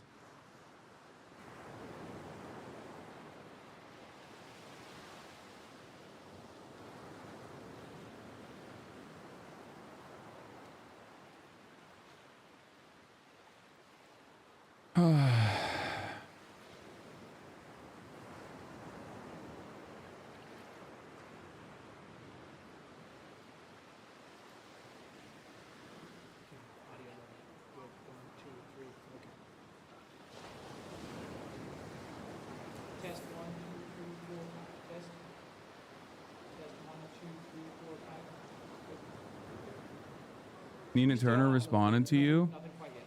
So just getting our live stream set up.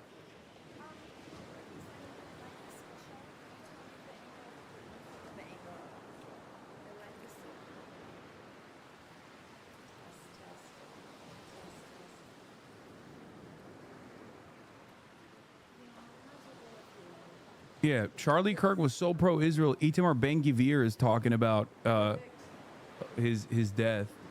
So, as I mentioned, we are going to go actively live. Lieutenant Roden, we're going to start. Basically, everyone in the government of Israel is fucking talking about how they're praying for the champion of the free world. And this is yet another one of these tweets from Charlie. The deaths of women and children in Gaza are the fault of Hamas, not Israel, just like the deaths in Japan during World War II were the fault of Japan, not America. When a government engages in unprovoked murderous aggression, they are to blame for everything that results.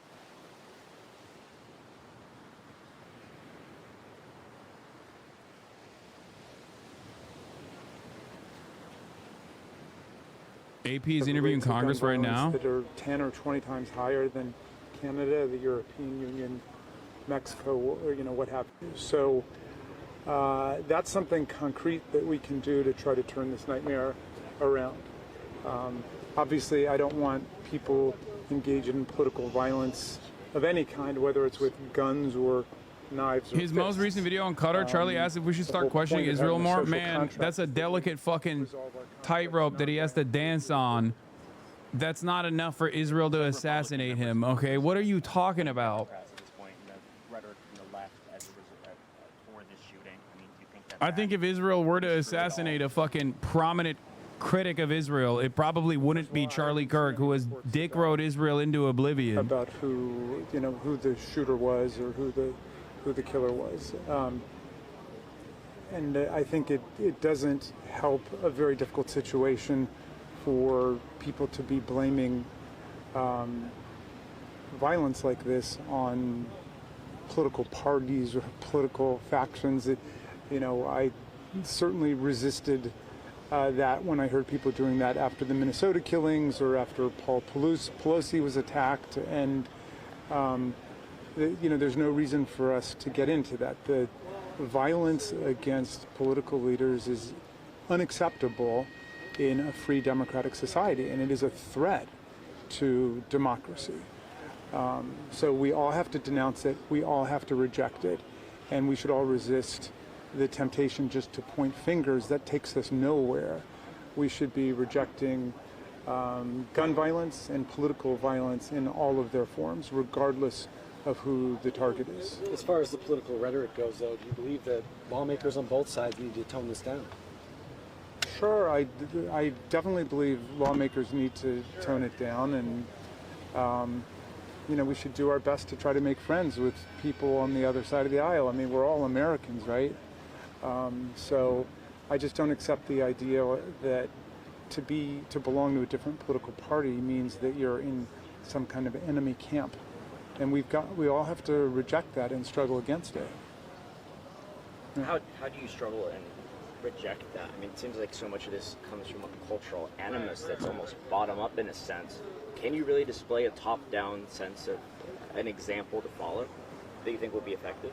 Well, I think no, but we can display bottom up forms of friendship and relationship, and I hope we all can do it. I mean, obviously in the House of Representatives we got 435 people. You can't make close friends with everybody, but everybody can try to make friends with some people who are outside of their immediate, state or political group.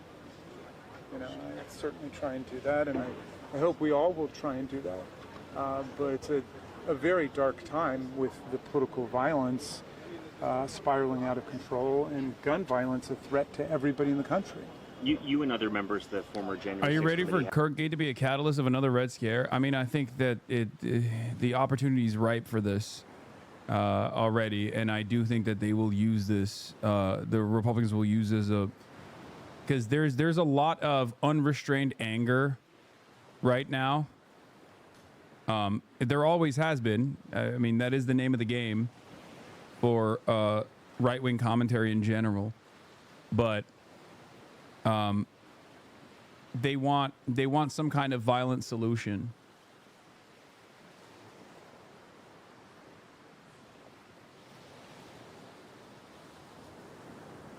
So we will have more videos from the incident come out.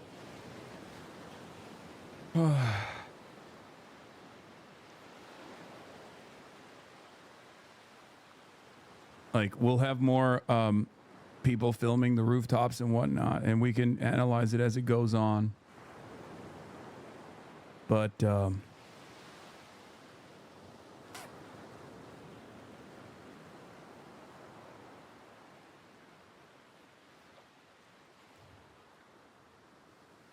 it's I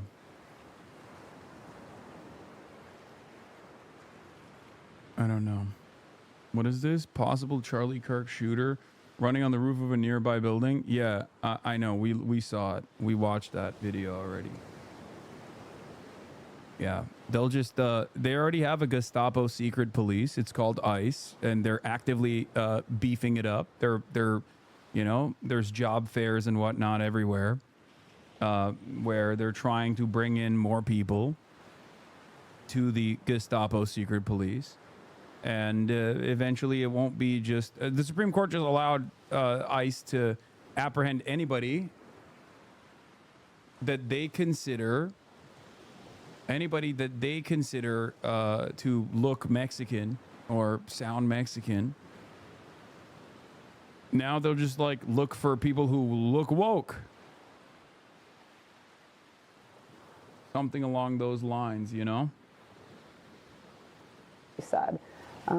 Of course, it will be interesting to see how the politics of this all plays out, but surely a horrific and tragic event that has united both sides of the political aisle here. Calls from Democrats and Republicans that this should not happen. This cannot happen in this country. And they've really united behind that. The moment of silence, of course, on Capitol Hill. We've heard from Democratic leaders, Republican leaders. So I'm sure that we will continue to hear from them. I know that we won't, at least in person, hear from the president tonight. We haven't seen him on camera today. He had that event. I know we've been talking about this, but he's had that event, that dinner scheduled for tonight at 7 o'clock over at the White House, where I'm told a bunch of cabinet officials were supposed to be present. He's canceled that. He's getting updates from his team, rolling updates from his team. I'm told the FBI Director Kash Patel was over at the White House earlier today. So obviously that has been postponed. I think it's likely you could hear from the president, at least on camera, tomorrow about this. But this surely is something that he continues to monitor as law enforcement continues to get more information from the ground, from the federal law enforcement presence on the ground. I know that the FBI is surging people in. I could expect at this news are coming up that they will likely say that federal authorities are taking the lead on this, as typically happens here. But still lots of questions that need to be answered for the community, for the people who are attending that event, for Charlie Kirk and his family, that need to be cleared up, including whether or not they do. I don't trust Kash Patel, but even though he is the least trustworthy person in the United States of America, the least trustworthy person in the United States of America has said, the subject for the horrific shooting today that took the life of Charlie Kirk is now in custody. Thank you for the local and state authorities in Utah for your partnership with the FBI. We will provide updates when able.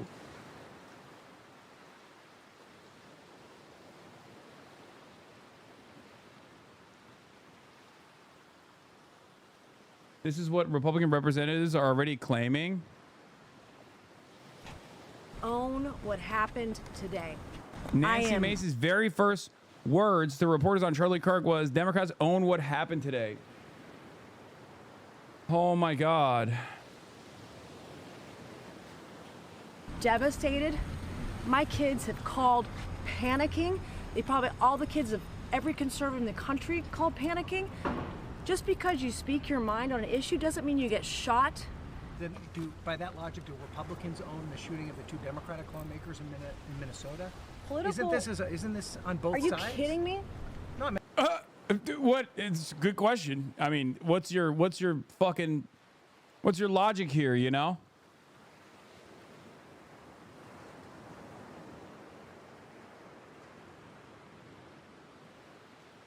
We don't know what condition Charlie Kirk is in right now. Some raging left. Yeah, immediately. How dare you? How dare you? It's like, do you hear the words that are coming out of your fucking mouth, dumbass? What do you mean, how dare you? You just said it. You said Democrats own Charlie Kirk's assassination. No evidence whatsoever. And the reality of the matter is, like, people say, like, oh, the left is so radical, the left is so violent, right? Oh, so much for the tolerant left.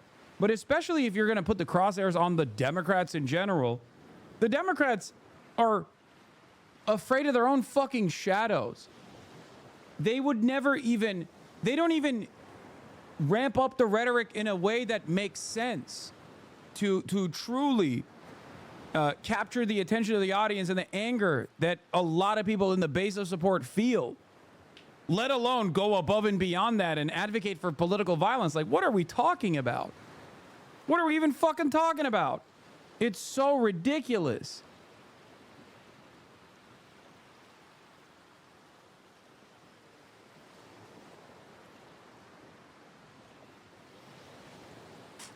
Yes, I know the FBI has announced that they have the suspect in custody.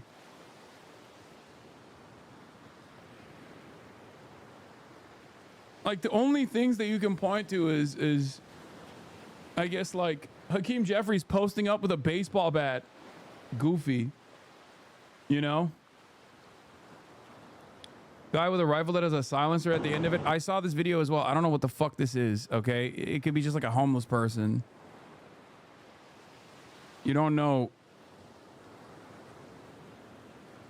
The party of Kyle Rittenhouse is complaining about political violence. I know.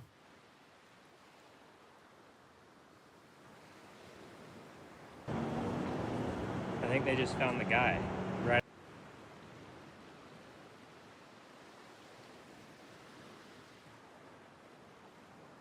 Reports saying he's dead. A homeless person with a $3,000 rifle. I mean, I don't fucking know who this guy is.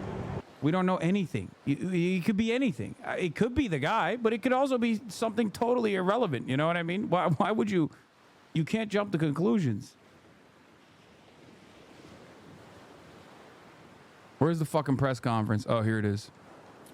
The Utah Department of Public Safety will be co-leading this criminal investigation to find this killer, along with the Federal Bureau of Investigation. Yeah, Utah's an open carry state, chatters. We're working in unison with the County Sheriff's Office, the local police department, and the University Police Department, all of which have been very cooperative and fully engaged in this process. Shortly after the shooting, we did have a suspect in custody, George Zinn, but he was released from custody after we identified that he did not match the shooting suspect and was not an accurate person of interest. However, he has been booked into the county jail by Utah Valley University Police Department for obstruction of justice. We do still have an active investigation for the person of interest. This incident occurred with a large crowd around. There was one shot fired. What is it, George Zinn? While the suspect is at large, we believe this was a targeted attack towards one individual. This is a tragic moment in our state and in our country. As we heal, we encourage everyone who is struggling with news of the incident to call 988, our state mental health crisis. Oh, they have audio scanner, police scanner. They said it wasn't him. Partners with the FBI will also be discussing other ways we can communicate through the public for tips and other information. Thank you. Good afternoon. On behalf of the FBI, we extend our sincerest condolences to the family and friends of Charlie Kirk. Our thoughts are also with the people. He's no longer at large. FBI says they got him. We know that what you experienced was very difficult. What the fuck's going on? FBI says they got him. These guys are saying, local law enforcement saying they don't got him. As soon as we heard about the shooting, special agents and personnel from the Salt Lake field office responded immediately. We have full resources devoted to this investigation, including tactical, operational, investigative, and intelligence. To be clear, the FBI will fully support and co-lead this investigation alongside with our partners. We are working on setting up a digital media tip line, and as soon as it's established, we'll get that information out to everyone. I know there's a lot of questions. This is very much an active case, and this investigation is in its early stages. It did happen We are just following now, all so the they leads might and not all have the been evidence. they might not If have been anyone has any briefed. information, please report it to the FBI or local law enforcement. Thank you. I don't know, or maybe they don't believe Kash Patel either because he's On behalf just of an President unbelievable Jimenez, guy. who we've been communicating He is with, an and she's unbelievable on her way guy. Back right now, I say that on behalf of Utah Valley University, we are shocked and saddened by the tragic passing of Charlie Kirk. We express our sincere condolences to the Kirk family. We grieve with our students, faculty, and staff who bore witness to this unspeakable tragedy. He was invited by the What the student group fuck is Turning Point happening? Man, USA to it's speak so on our incompetent. campus. We firmly believe that This UVU is a admin. place to share ideas and to debate openly and respectfully. Any attempt to infringe on those rights has no place here. We do not condone any form of violence at UVU. What the fuck? What was that?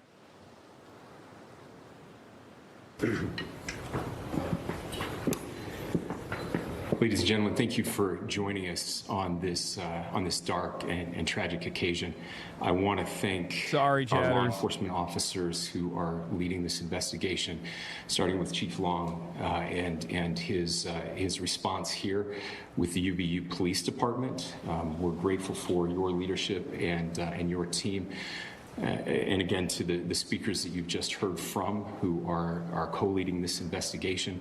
I also want to recognize Sheriff Mike Smith, who has been an invaluable partner as this investigation moves forward. What is going on, brother? I've been in touch with President Trump, with FBI Director Kash Patel. We are completely aligned with our state and federal partners. No, you're not. as You're we not. work through Kash Patel said you got the guy. What is happening? This is a dark day for our state. It's a tragic day for our nation. What the fuck is And I going want to on, be very dude? clear What that is this happening? is a political assassination. We are celebrating 250 years of the founding of this great nation. That founding document, the Declaration of Independence, that this great experiment on which we embarked together 250 years ago, that we are endowed by our Creator with certain unalienable rights. The first one of those is life. And today, a life was taken. Charlie Kirk was first and foremost a husband and a dad to two young children.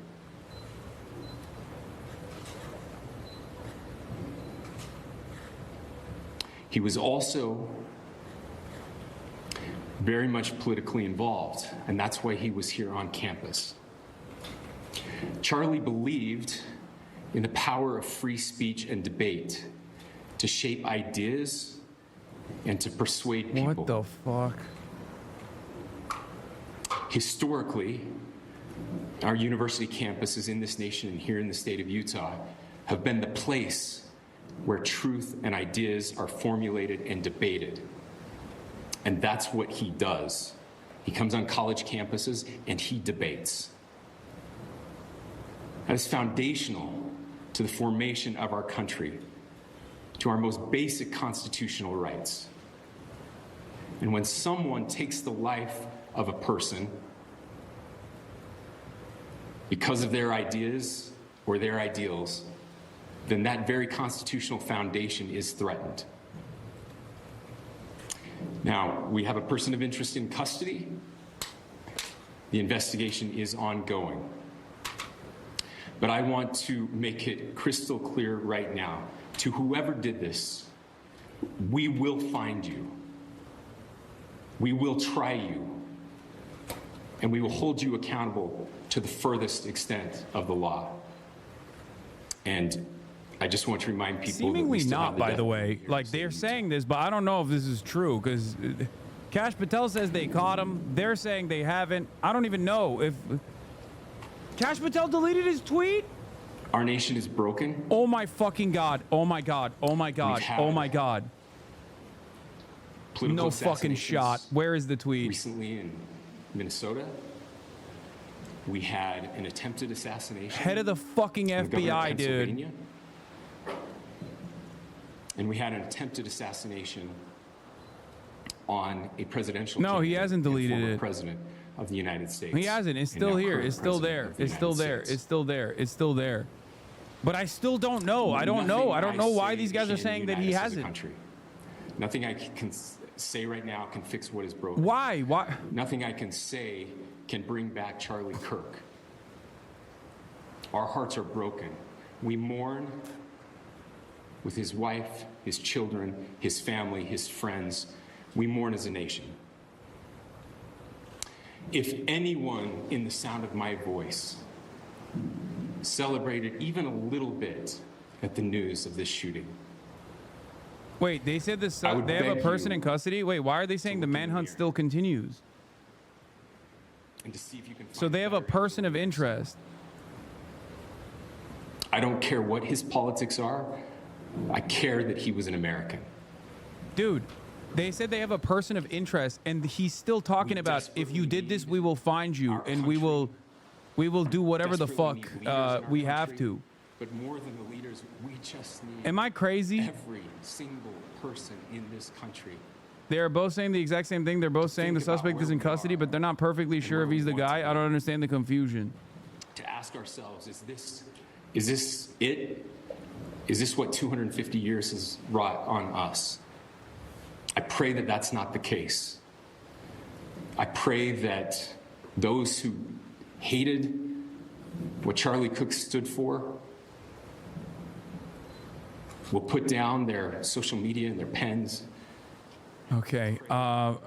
Mason, we did have a suspect in custody, but he was released after we identified that he was not an accurate person of interest. However, he has been booked in the county jail for obstruction of justice. This was who he was talking about, the first guy that they actually arrested. Okay?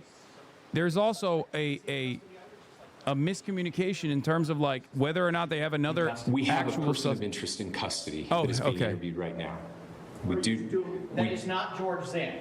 That is not George Zinn. That is correct. Okay. I wasn't alone in being confused, chatters.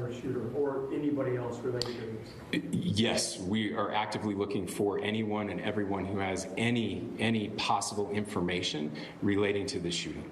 Can you tell us details about the suspect being taken into custody? Where, how long ago? We cannot at this point, but we will get you that information when we can. Is there believed to be a second individual involved in the shooting?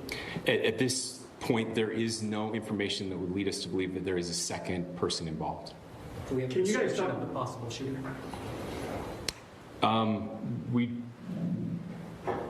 Do you want to talk about what we know there? Yeah. The only information we have on the suspect, the possible shooter, is taken from closed-circuit TV here on campus. We do have that. We're analyzing it, but it is security camera footage, so you can kind of guess what the quality of that is. But we do know dressed in all dark clothing, but we don't have a much better description other than that. Where do you think the shot came from? The shot came from here on campus, from a location at a potentially from a roof, yes. A longer distance shot from a roof. So to clarify, with the security camera footage you have and the person of interest that's in custody, does that match up? That's what we're trying to decipher right now.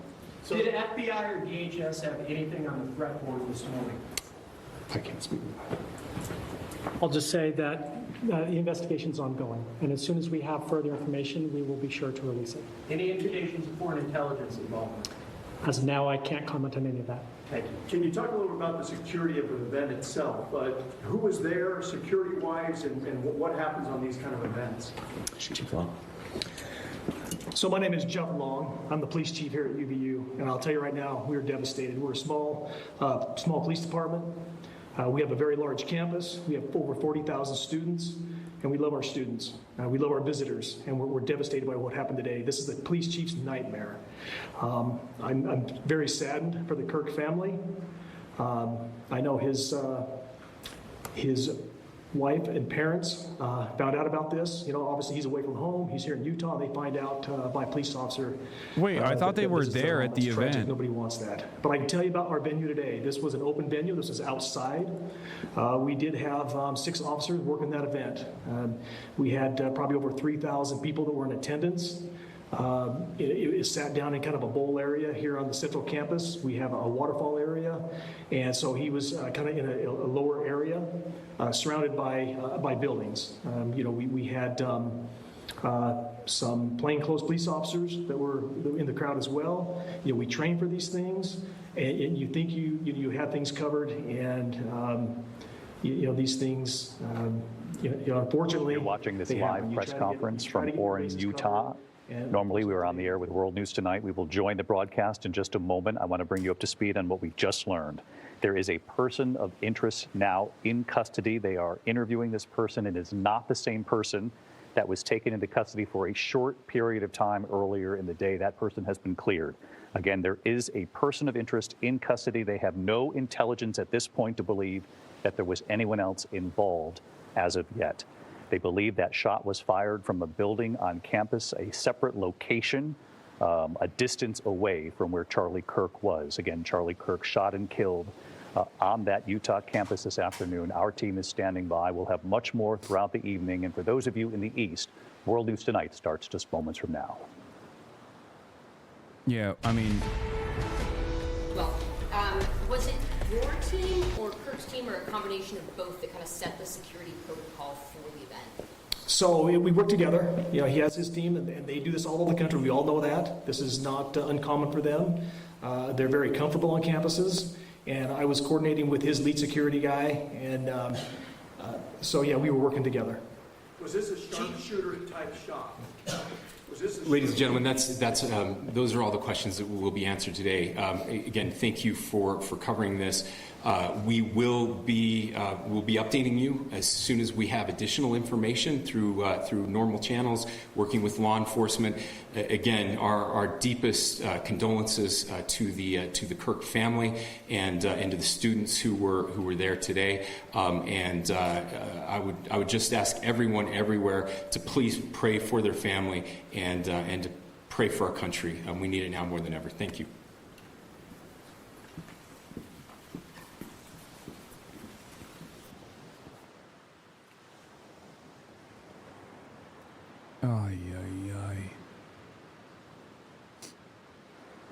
All with updates through one channel of information, whether it's Okay, there's also some additional information that came out from investigative reporter at the DC Examiner, the Washington Examiner, which is a right-wing outlet. According to a live feed of the Utah County Police scanner at the time of Charlie Kirk's shooting, an individual was spotted with a long rifle wearing jeans, a black shirt, a black mask, and a black vest. It starts off with inaudible on top of the building on the far north side, just east of the library, wearing jeans, black shirt, black vest. A speaker on the police scanner says, here's the audio of the moment Utah County Police dispatchers responded to the Charlie Kirk shooting. QBU by the Soundstand reported one individual that was shot, unknown where the shooter went. And let's be advised, UVU in Orem has had an active shooter at the Charlie Kirk event. We're getting several calls. We're trying to get more information.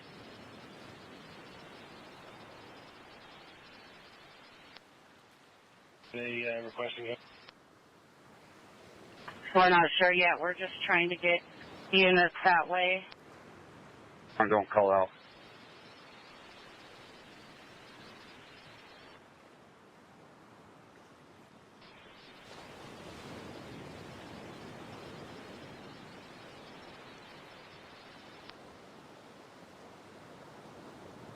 Are there other victims, or was this a targeted attack? No, dude, no other victims, just Charlie Kirk.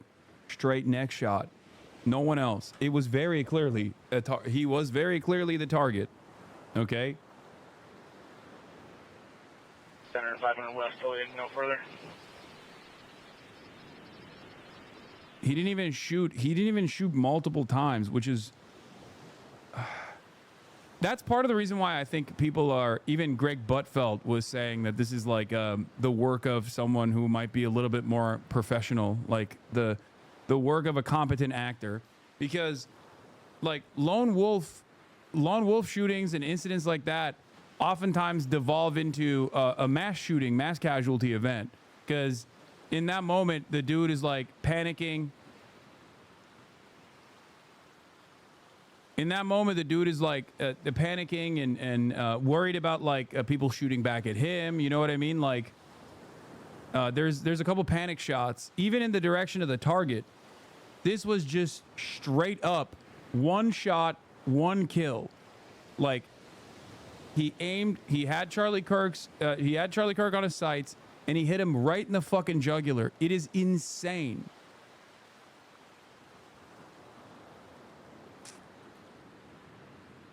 So I do feel like it kind of narrows the field a little bit as far as like who could potentially be a suspect.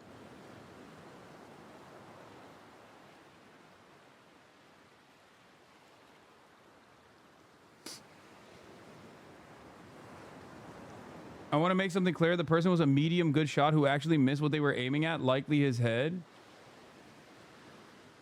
Maybe.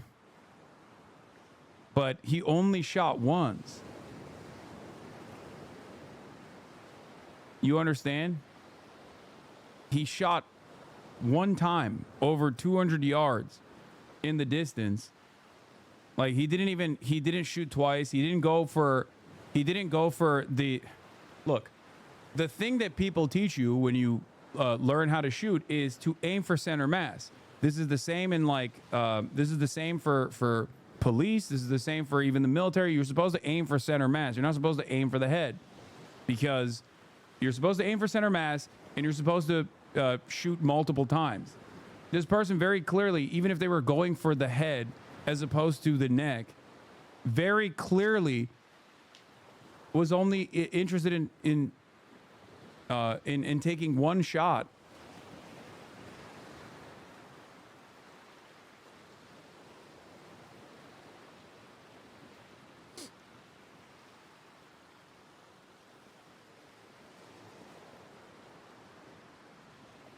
"200 yards sounds a bit far-fetched because I think it is. The figure on the roof in several videos ID'd as the shooter was 128 yards away, give or take 1 yard while prone, seconds before the shot. Still an insane shot, but more reasonable than the 200-yard number going around." I mean, that's still a crazy shot, no? Especially in a, like, this is ultimately still a moving target in a very active environment, and it's a very small target. From that distance. But I don't know. I just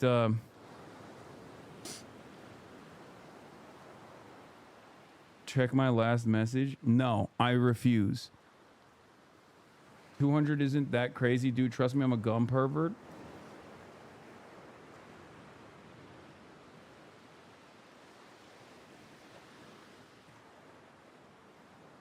What is this? Konstantin Kissin. Who the fuck? Oh, it's the trigonometry guys. I hope I'm wrong, but tonight feels like some sort of invisible line has been crossed that we didn't even know was there. Last time I felt like this was 9/11 when it was clear, without knowing how and the what, the world was about to change forever. Like the rules of the game had been permanently altered and there was simply no going back to the innocent, peaceful past. I didn't feel like this is an attempt that was made. I didn't feel like this when an attempt was made on President Trump's life. If I had to rationalize why I didn't, I guess it was because several U.S. presidents have been shot and even assassinated. Somehow it was within the realms of the possible, no matter how awful. But to murder a young father simply for doing debates and mobilizing young people to vote for a party that represents half of America, this is something else. Charlie's death is a tragedy for his wife, his children, his family. I don't pray often. I'm praying for them tonight.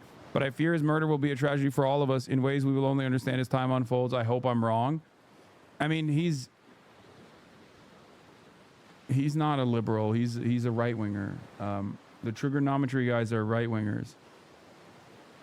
The thing with Kirk in this particular moment was that he was gradually becoming the face of untrustworthy, hackish partisanship on the right, to the point that someone who built his career around crashing his events and insulting him personally, Fuentes, was gaining rapid fame.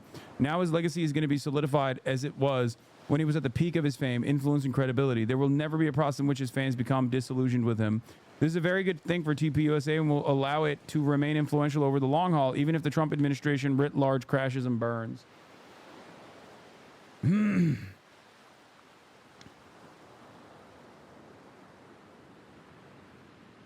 Sorry he was not as important as 9/11. Yeah, I don't think so either, obviously. But Ettinger Mentum's assessment is correct that there was definitely, with the Epstein stuff especially, with Israel, but also with the Epstein stuff, there was disillusionment with Charlie Kirk. Not that it matters at this point, because obviously this is, he will now be revered as a martyr and a hero to the modern Republican movement. But especially with the Epstein stuff, like when he had that famous moment where he said, like, I don't, you know, I got a call from the Trump administration and they told me not to talk about the Epstein stuff, so I'm going to stop talking about the Epstein stuff. That in and of itself, I think, is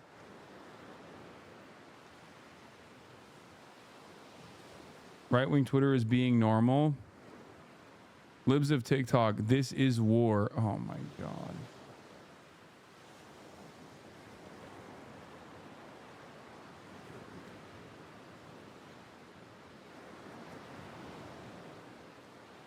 Guys, before you think this is like a false flag incident to for what comes next, please think. Do you think Donald Trump would do a false flag incident by burning Charlie Kirk? The answer is no. Okay, I'm not even gonna. No, don't say yes. There are a million other people that the administration would probably fucking martyr if they were going to unironically kill somebody. That before Charlie Kirk. You guys are fucking crazy.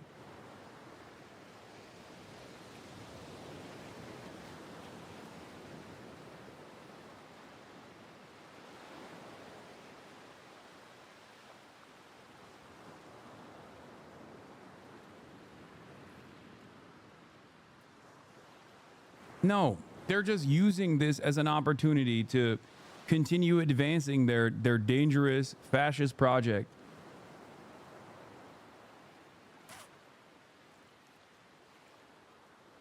I don't know. People talk about like shooting a small target from 200 yards or 128 yards or whatnot, but they fail to consider like what that means. Okay, I don't think it works that way. I don't think it starts with like your first target.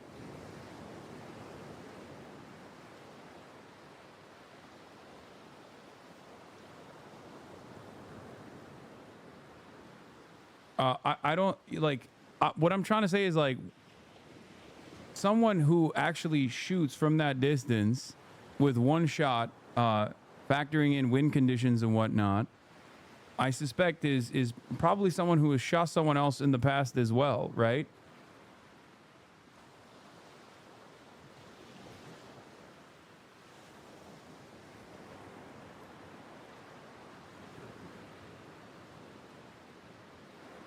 Hasan, you always do this. You don't know.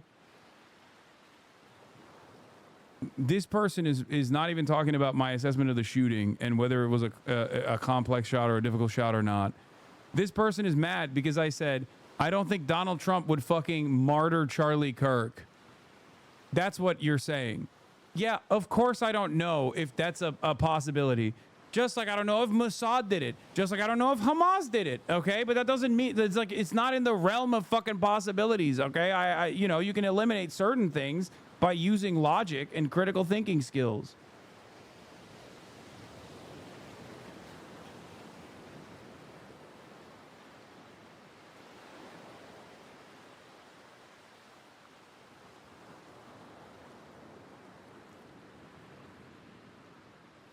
That's crazy.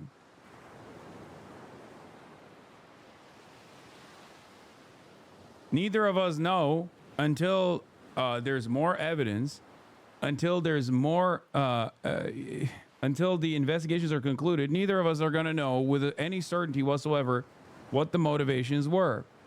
Okay?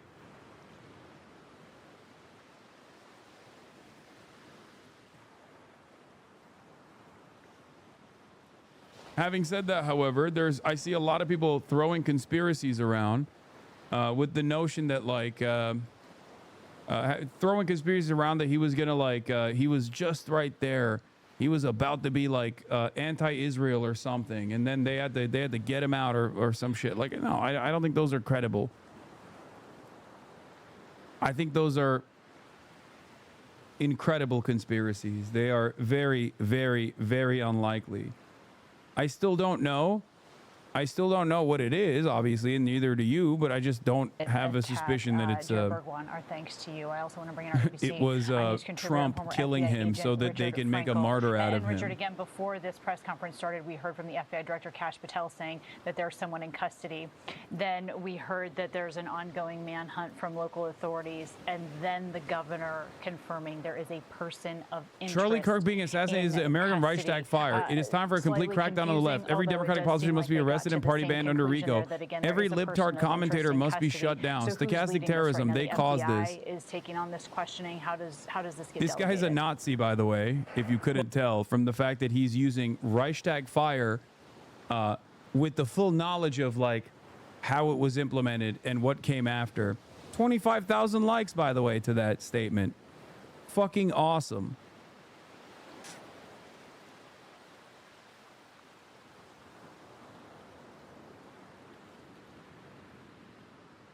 Fucking awesome, dude. Love living in this media environment. Love living in these times as opposed to any other. Fantastic.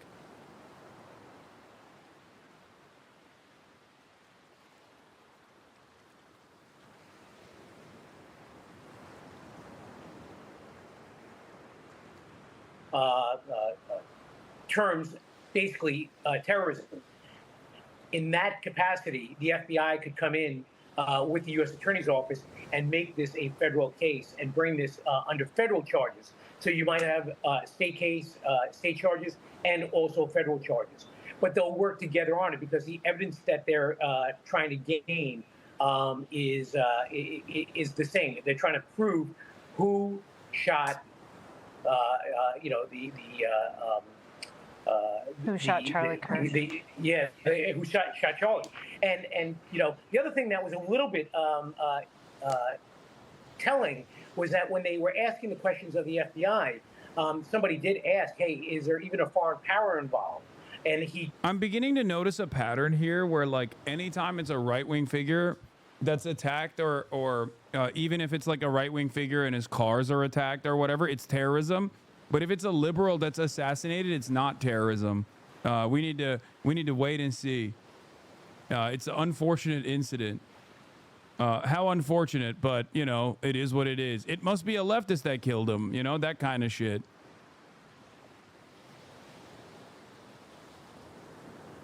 It's very interesting. Senior White House correspondent Selena Wang, and Selena certainly mourning across this country, but perhaps nowhere more than Washington, D.C. right now. Tonight, the White House is in mourning. The White House has flags at half staff, and President Trump has ordered for flags to be lowered across the country. This is an administration and a Capitol that is rattled by this act of violence. You had that moment of silence, of mourning on Capitol Hill, a real bipartisan push to lower the temperature, the tone of political rhetoric in this country, bipartisan condemnation across the political aisle on both sides of the political spectrum to condemn this sort of political violence. And President Trump tonight in mourning, grieving as well. The president had posted that Charlie Kirk was loved and admired by all, especially me. We've been talking about how hard it is to overstate the influence that Charlie Kirk had within this administration, but also to this broader MAGA movement. Check Twitter, babe. The murder of a young father and husband, and certainly the country in mourning. Selena Wang, our thanks to you, and thank you for streaming with us. I'm Kana Whitworth. We take you now live to ABC News Live Prime with Lindsay Davis for more breaking news coverage, again, of conservative activist Charlie Kirk, who was shot and killed in Utah. As you look across this country, hug your families and pay attention to those American flags that will be flown at half staff. Yeah, except while this is happening, there was another fucking school shooting that took place in Colorado. It's so crazy that it's just that's how commonplace this is,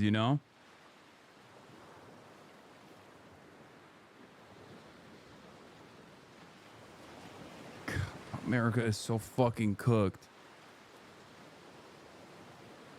America is so cooked. The founder of I can't get over the horrible irony.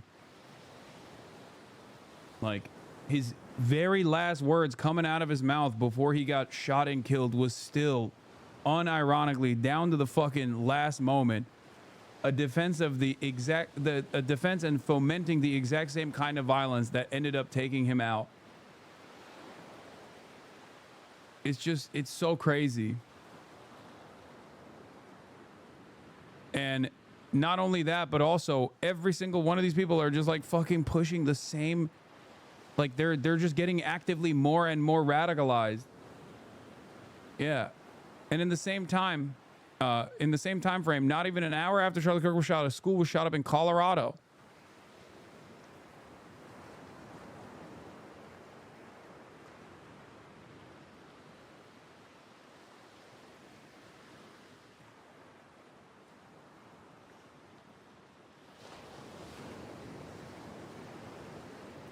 We interrupt the shooting at a college to bring you news of a shooting at a high school.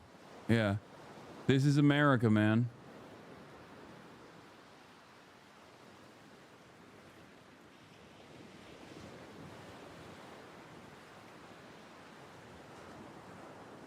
Yeah, I saw the House floor go for a moment of silence, and then people were yelling at each other. That video from the chatter sent you about the dude getting arrested is from 2022. Thank you.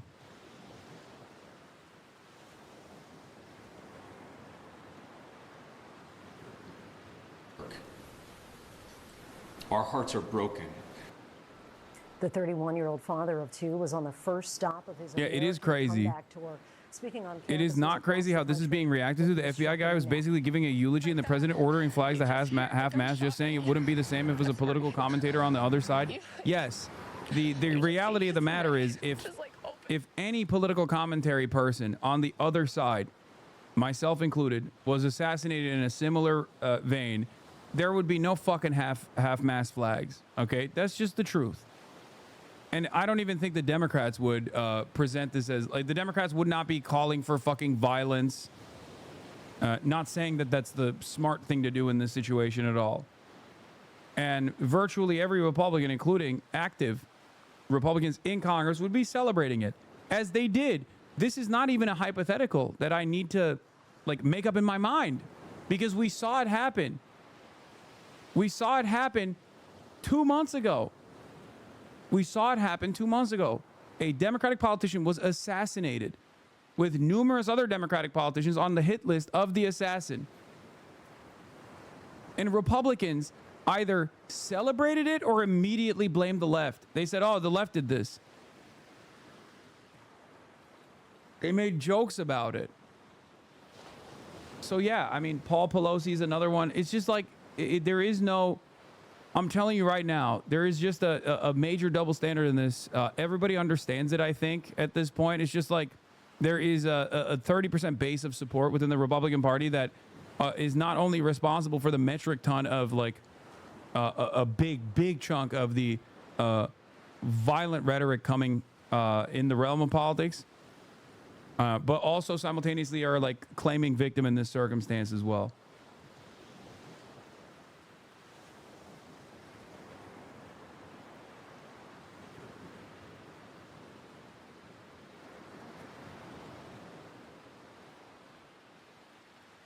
Say this. What? Nancy Mace's first words, AOC's response? This is not AOC's response. This is Nancy Mace.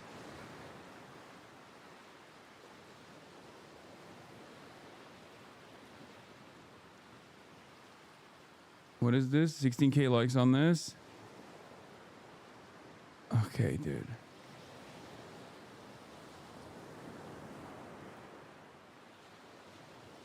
Mike Lee is a perfect example. Here's an example. Yeah.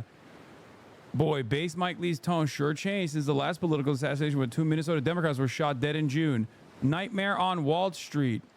This is what happens when Marxists don't get their way. Look at how he's talking about Charlie Kirk getting assassinated now. Noticeable pattern shift here. Noticeable tone shift. Yeah, boundless energy, great love for his country. agree with Charlie Kirk or not. Go on record saying I agree with him. That, sure, I could identify, if I went through enough things, some issue, obscure issue where we didn't agree, but I What? can't think of one right now.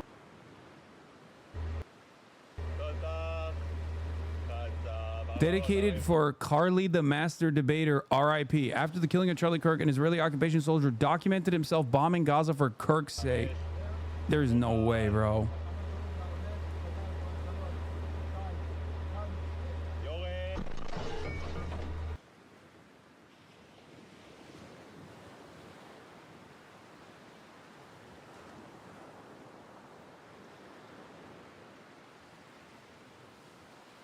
I just don't.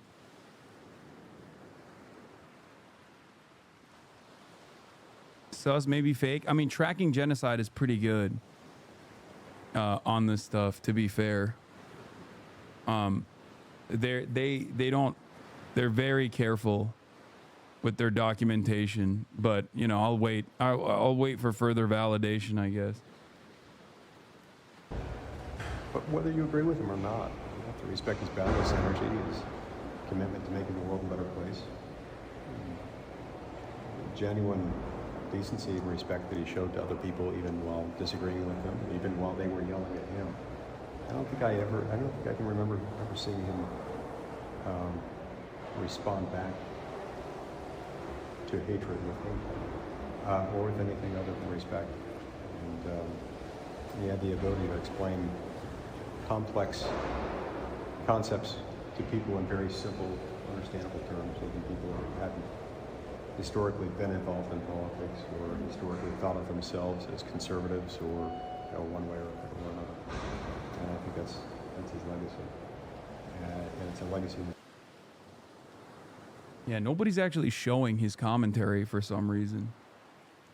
Nobody's actually quoting him, showing his commentary, because I feel like if you did do that, it would obviously be a lot harder to be like, he was a compassionate man who always treated everybody with respect.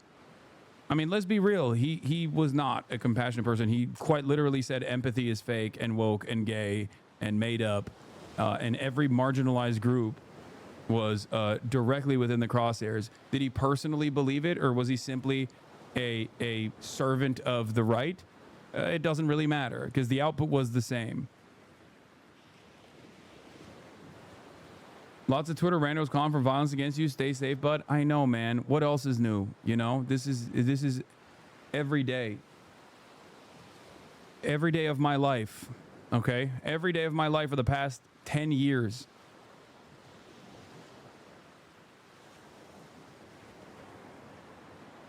It is what it is. It's been happening, and it'll... Dude, people will be like, oh, dude, there is a...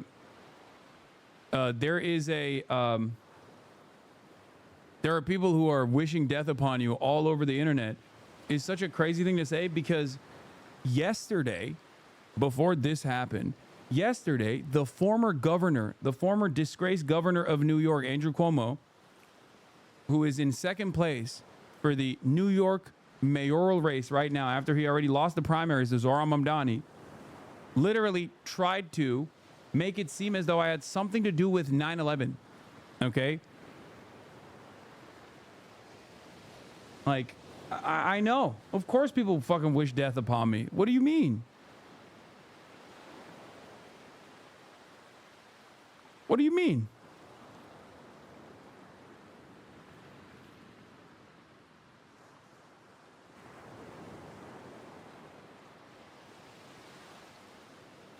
What do you think that is? Why do you think he's saying that?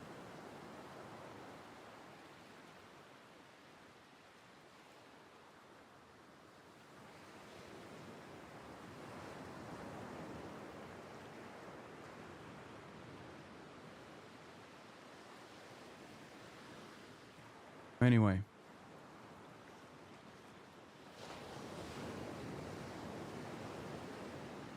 Since Republicans on this hellside are getting on their high horse today and politicizing the horrific and inexcusable murder of Charlie Kirk when we don't have a suspect or motive yet, it's worth reminding them of this Trump-endorsed GOP gubernatorial candidate last year. Lieutenant Mark Robinson at North Carolina church meeting, some folks need killing. I mean, yeah, there's just not... That's it.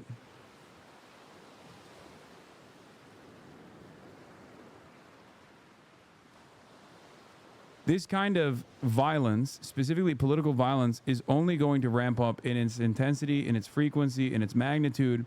The reason why it's going to ramp up is because if left unaddressed, the political instability demands some sort of pressure valve, okay? Part of that is when mass protests take place, for example, and the cops, instead of administration, instead of listening to the demands, very reasonable demands being made by the population, will stick the cops on them and brutalize them, and then those turn into riots, okay? And the same principle goes here as well.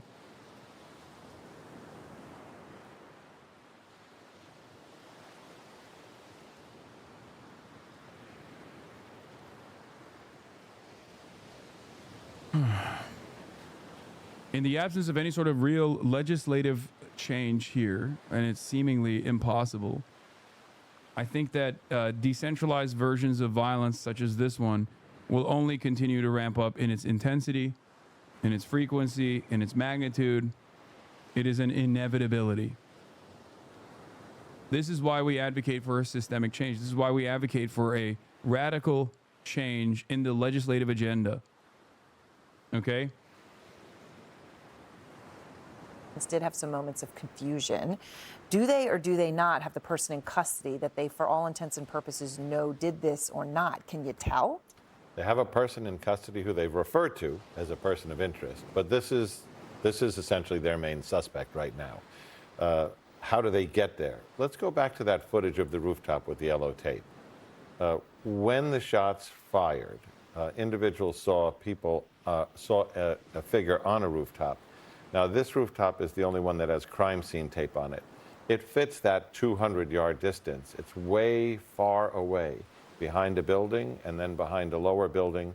And this is the taller building where someone could have been in the corner of that building where those air vents are and actually gotten a straight line of sight all the way across down that amphitheater to where Kirk was in that tent. I mean, you know, Tim Clemente, the horrible reality of this, to be that far away, they're saying 200 yards, right, John? Right. 200 yards with a single shot, that requires somebody who knows what they're doing, right? It does, Aaron. It's not a spectacular shot. I was actually training snipers this morning. Classic fucking gun guys, dude. Every gun guy in the they were chat. taking shots out 500, 600 yards routinely.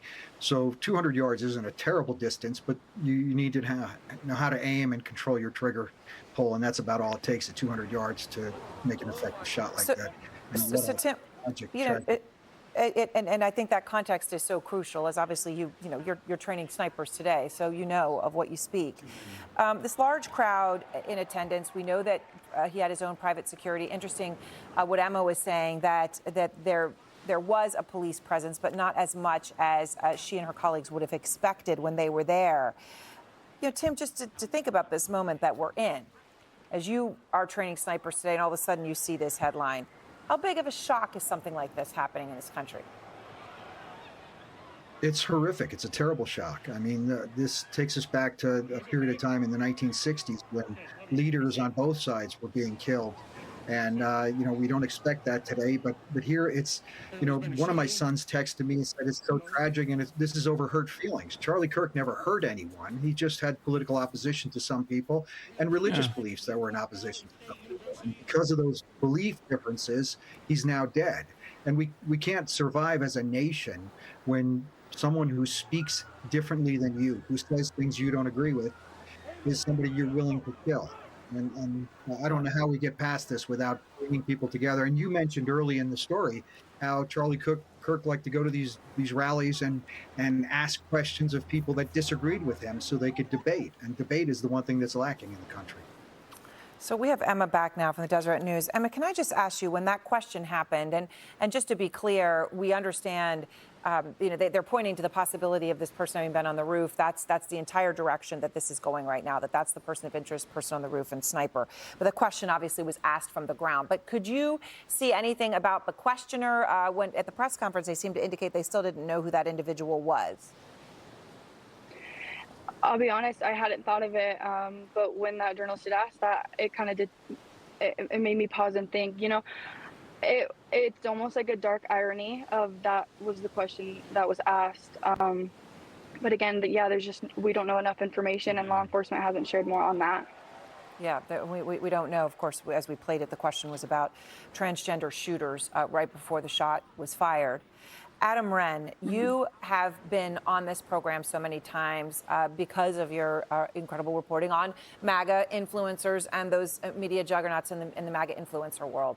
Charlie Kirk, one of them. You interviewed him multiple times for Politico. I know you spoke to Laura Loomer tonight, who is also obviously crucial in the movement and knew Charlie Kirk well. So what is the reaction? What are you hearing from MAGA about this horrific, what seems to be assassination? Yeah, Aaron, I spoke with Charlie just a few weeks back for a story about whether the MAGA coalition could stay together and what Vice President J.D. Vance's role in that was. And, he told me that he thought that Vance would inherit the coalition, that he wanted to see him, if Vance himself wanted to see him run in 2028, but was always sort of struck by his cheeriness. He, always seemed to be, in a good mood about this. But what I'm hearing from influencers like Laura Loomer is they see this moment as a real rallying cry for the right. They want the left to be punished over this. They see the left as producing a disproportionate number of violent people. They point to the assassination attempts against President Trump last year. And of course, we can zero back in and find instances of the right on violence as well. But they clearly see this as a rallying cry and want vengeance. Some of them have used that word specifically, vengeance. Loomer is saying that this was a professional hit job on Charlie Kirk. And so it doesn't seem like we can unwind the Gordian knot of political violence here. I mean, the word vengeance is a horrible word. I know others have used even worse. Horrible in the context of where we are right now. Juliet, I feel like I'm going crazy. Like, these guys talk about like the unacceptable form of violence. It's not. It's true. It is true that violence is unacceptable, but it's the very same people that overlook the charred flesh of dead Palestinian children and just say, hey, man, there's a reason for it. October 7. Remember October 7. Hamas, Hamas, Hamas. What do you think? Like, obviously, these two things are not the same. I mean, I see those images as well. I'm shocked by the cruelty of human nature, shocked by the cruelty of all people who look at that and just, go along with their days without like even reconsidering their position on America's allegiances or whatever. But like, what do you think is happening when you present all of this unlimited ultra violence all the time on television, constantly, and justifying it? Like, we become a more violent nation as a consequence of that.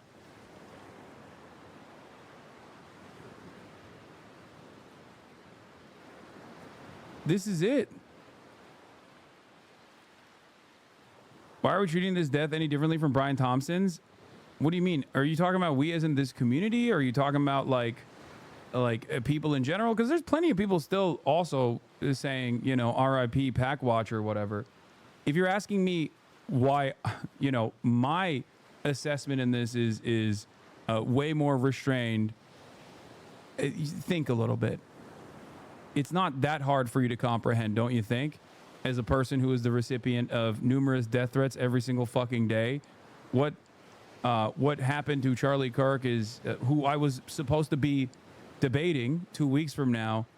Hits a little close home to. It's a little bit closer to home. Like, think about it, especially as like people are actively fantasizing about doing vengeance to left content creators right now. Think. I mean, I don't like Charlie Kirk. I did not like Charlie Kirk. I think his worldview is horrifying. I think he's a bad person overall. But I also knew Charlie Kirk for the past 10 years. I've debated Charlie Kirk. I've stood next to him on a public stage twice.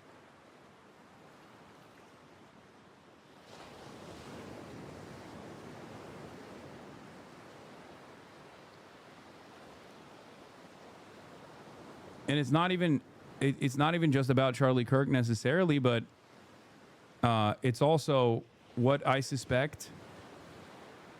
It's also what I suspect is going to take place in the aftermath of this, whether it be decentralized forms of violence from people who are seeking out vengeance. More often than not, it's already right-wingers who fucking... more often than not, it's right-wingers that are engaging in this, even when the target is right-wing themselves. Okay? But also, on top of that, there is going to be administrative control here, too.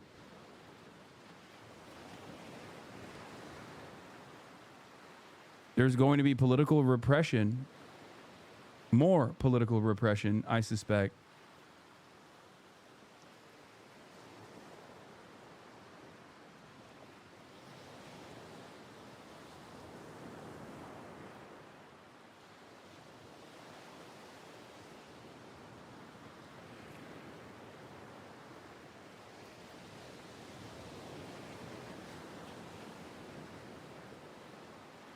For those of you who are wondering, like, will I go outside again? Yes, of course. I can't let fear dictate my life. Okay? Don't be crazy.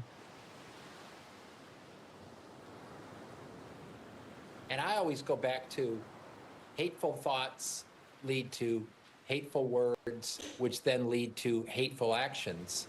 And I think that's the environment we're in, that people just, you can't stop with these sort of awful thoughts you have and then saying these awful words and not expect awful actions to take place. Matt. And that's the unfortunate environment we're in. This is the first time I've heard someone say this. MSNBC on Charlie Kirk shooting. Hateful thoughts lead to hateful words, which then lead to hateful actions. You can't stop these sort of awful thoughts you have. And then these... Wait, oh, they issued a statement condemning it. And they retracted it and they condemned it. I mean, yeah. Aware of that at all? Everywhere Charlie went, as far as I understand, there was opposition and he continued to move forward. And it's inspiring to me to see a person, in spite of threats and force and pressure against him, that he continued to move forward, doing something that he loved. But he always did it in a civil fashion. He would debate ideas, but would never promote violence. And that is... No, he, much like many others in the right, sheltered his violent rhetoric under the auspices of systematic forms of violence, okay?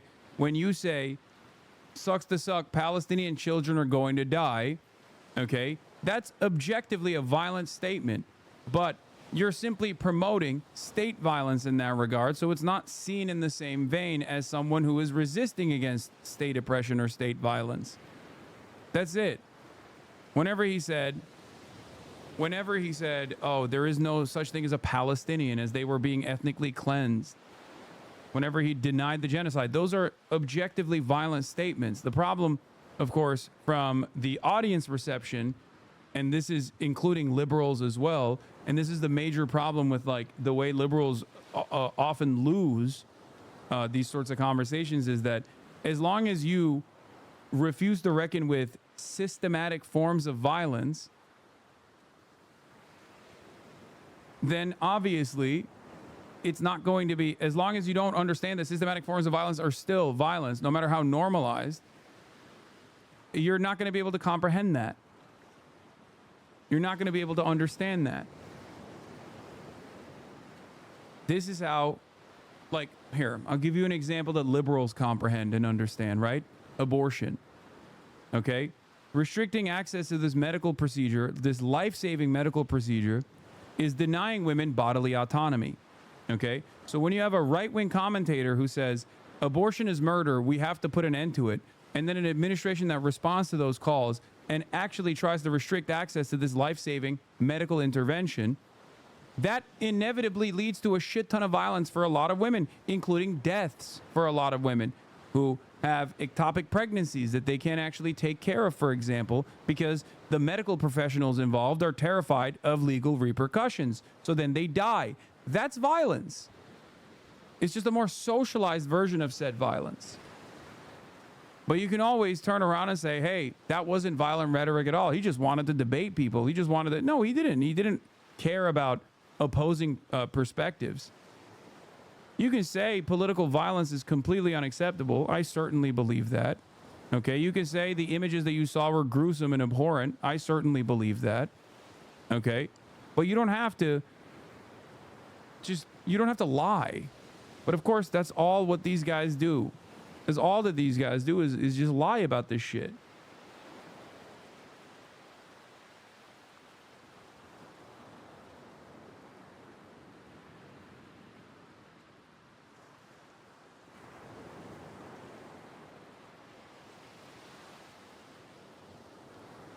And no, I don't think this is a cover-up for the Qatar bombing, dude. There's no need for a cover-up for Israel's unlimited belligerence, okay? It's very clear that America is not going to stop Israel at any point. They don't need to actually shelter the public from finally recognizing that, like, you know, this is Israel is an unstable nation, okay? It's okay. In certain instances, like, you know, things are happening at all times. Two things can happen at the same time. It's fine. It's not always a conspiracy to you direct your attention back to something else. Right has perpetrated 100% of the lethal U.S. political assassinations in the last 20 years. Includes all politically motivated attempts to kill or state or federal officials. Brett Kavanaugh scouted home. Steve Scalise shooting at the baseball game. Donald Trump tried to grab officer's gun.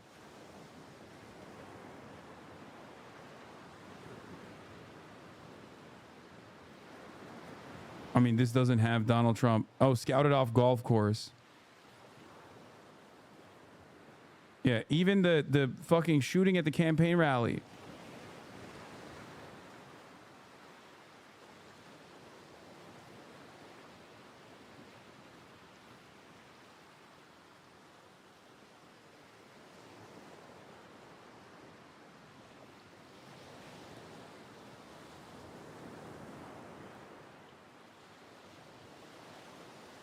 When did Trump try to grab a cop's gun? I guess someone tried to grab a cop's gun around Donald Trump or something.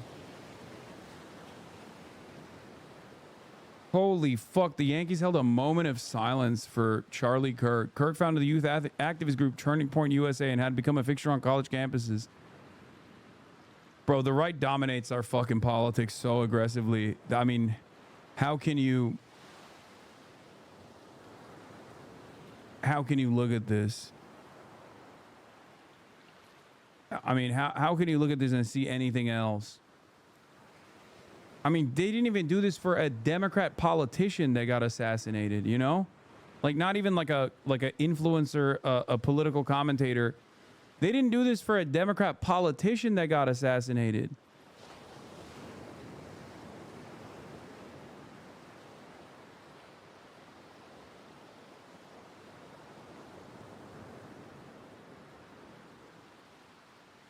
There is no way in which, like, I'm telling you, like, there is no, maybe for like Anderson Cooper would they do such a thing, you know, if a similar tragedy unfolded, but I don't know.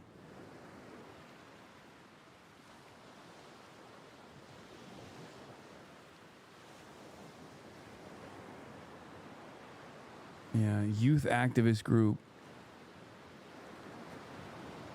Stripping its ideological convictions of all of its meat until it's just a right-wing activist with a youth group. Together, but just how close were they? Look, Charlie Kirk was a singular person in the Trump movement. He was in many ways a beating heart of the MAGA movement and very close personally to Donald Trump himself and particularly to the Trump children, especially Donald Trump Jr. Donald Trump Jr. just a short while ago put out a lengthy statement about somebody he described as my friend Charlie Kirk, but he was more than my friend. He was more like a brother to me. And you saw that. They were often together. They traveled together. Their families were engaged together. He was more than just a pro-Trump activist. He was central to the Trump movement and also very close personally to the Trumps. All right, Jonathan Karl, our thanks to you. Tonight, the president is asking that flags be flown at half-staff, and there are calls from Republicans and Democrats alike tonight to turn the temperature down in this country to stop the political violence. Mary Bruce joins us now live from the White House. Mary, we know that the Secret Service is not taking any chances tonight. Tell us about the level of security President Trump is now under.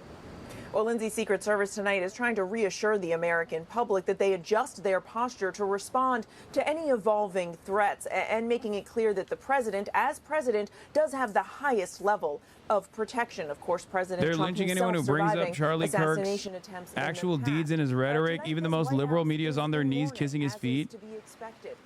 Yeah, I mean, it feels like a full-blown capitulation to right framing on every issue. I mean, it makes sense. It's a tragic incident, so. On both sides of the aisle tonight, these bipartisan condemnations, strong It is kind of wild, though, that there's no half-mast for the flags when it comes to, like, school shootings and shit. President Barack Obama and Joe Biden, and also from Kamala Harris, who, of course, faced off with Donald Trump in that bitter race, a race in which Charlie Kirk played a pivotal role. Harris saying, quote, "Let me be clear, political violence has no place in America," adding, "We all must work together to ensure this does not lead to more violence." Lindsay. And Mary, we've heard that there were reports of the president. We know that he ventured out, went out to eat last night. Have they curtailed activities for the president today?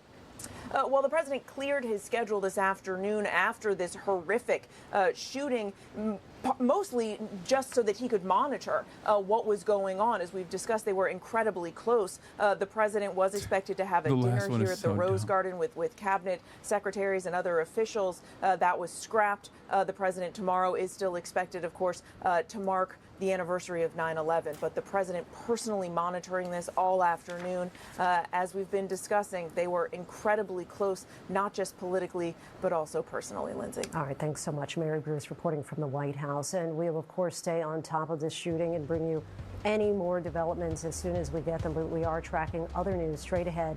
Police race to yet another school shooting in America, what we're learning about any casualties, and the search for a suspect.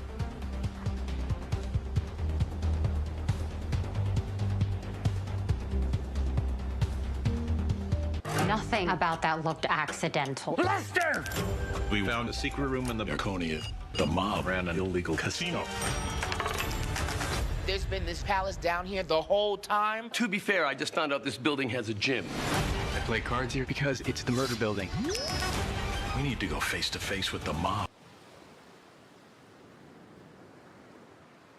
I didn't realize there's ad breaks on the fucking YouTube live streams. That's crazy. Is 9/11 tomorrow too? I know.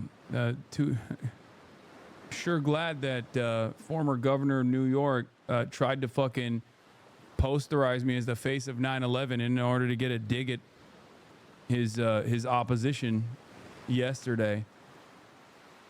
Fantastic. Fantastic stuff. Oh, yeah. Parker was at the event, apparently. Hey, everyone. I just got word that Charlie Kirk is dead. I was at the event, and I was 30 to 40 feet away, and I heard the gunshot. That's so fucking crazy. And I was so terrified. Everyone started running. I honestly, I wasn't sure if it was a gunshot in the beginning, but I assumed, and I thought that it was likely that it was a mass shooting or something like that. And I just started running. And all the people around me started running their hardest, and there were people dry heaving and throwing up and crying due to everything, because it's fucking scary. And we heard for a bit that he was in critical condition and that he was alive, but he was just pronounced dead recently, according to the Washington Post. It's so fucking scary. It's so scary. And I really just wish the people in the comment section, because I looked at some of the comments of my video. It's so hard for me to deal with. I looked at some of the comments from the video, and they're not worried about my safety, or they're not worried about anyone's safety there. They're trying to justify it. And I just want people to know that This is Parker. He's one of the liberal debate guys. He was there. These guys, him and Dean, like, they follow Charlie Kirk around. And they try to debate him when he does these, when he used to do these change my mind videos and stuff like that.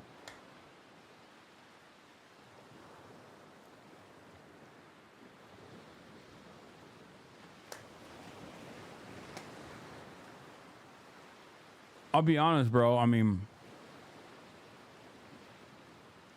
it's a traumatic incident, dude. He was there, you know? It's just, it's understandable that he would feel some type of way.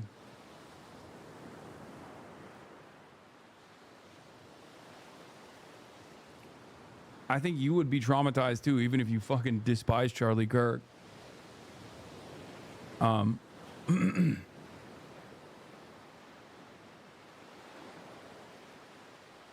Charlie's family, his daughter, is going to live without a dad. His wife is going to live without a husband. And that's not okay, and that's horrible. And no one should be justifying that. And any single person that's in the comment section that is saying that, or who does believe that, I want you to unfollow me and unsubscribe to me right now, because there's a clear line of division between us, and I don't support you. And I think what you believe is fucking horrible. And my thoughts and wishes go out to Charlie's family and anyone who is there and traumatized, honestly, like how I am. It is honestly genuinely terrifying. Seeing someone die on video and in real life in front of you is not the same shit. Chad doesn't get it. Yeah. I mean, he could have been fucking domed there. Like, he was there. You know what I mean? He was right there. He's probably in shock. Look, like I said, the reason there are of course a fuck ton of people who are on the right who would absolutely celebrate a role reversal style situation. Hopefully we never get to experience it. Okay. And of course, there's going to be people who are liberals who have the same kind of attitude. I can't expect people to look at this guy if the only output that they've seen of him is just spewing bile. You know, that's it. Especially if you just see people as just people that you see on camera. If you see them as like not real human beings, but instead as just like beacons of vectors of hate or beacons of political ideology. It's you know, I get where that comes from. Who was the reverse target? You? Yeah, I mean, yes. But I think for him, it's just like he was there, so it's a little bit different.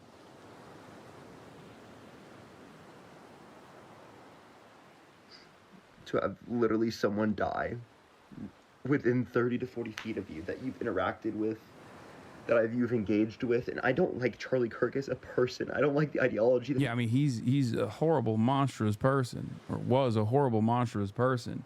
That's why I'm not like gonna sit here and like launder his reputation or anything like that. You know, you can look at an act of violence and say, well, that's, you know, that's not great, and especially the impact of this action is going to be. I hope I'm wrong for this, but I hope I'm wrong in this assessment, but I do think that it's going to be far more consequential. But having said that, you know, a lot of people are actively laundering his reputation in real time on the liberal side too. And I guess that's a very liberal position to have. For me, it's like, this is why I always say my advocacy is for universal policies, because I believe that everyone deserves healthcare, for example. Everyone deserves a leg up. Everyone deserves not to be a part of, everyone deserves not to experience the financial struggles that cripple them, that destroy them. Okay? everyone means everyone. Universality means every single person, including people who you despise. Because the goal should always be to improve material conditions to a certain degree where that kind of attitude is seen as like unsustainable. That kind of attitude is seen as ridiculous by all.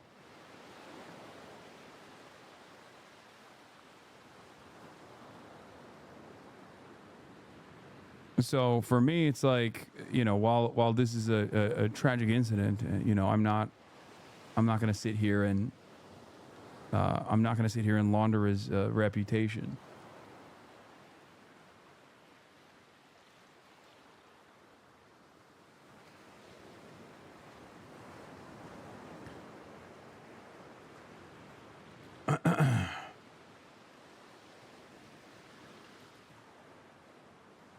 Of course, Chris Rufo is immediately. The last time the radical left orchestrated a wave of violence and terror, J. Edgar Hoover shut it down all within a few years. It is time, within the confines of the law, to infiltrate, disrupt, arrest, and incarcerate all of those who are responsible for this chaos. Like, I cannot begin to explain this enough. Why has no one said Melissa Hortman's name? Chatter, if you keep spamming it a million times over in the one community where Melissa Hortman's name has been mentioned in this process, I'm sure you will get the message across. Please, I already talked about this, okay? I brought it up numerous times. Chatter.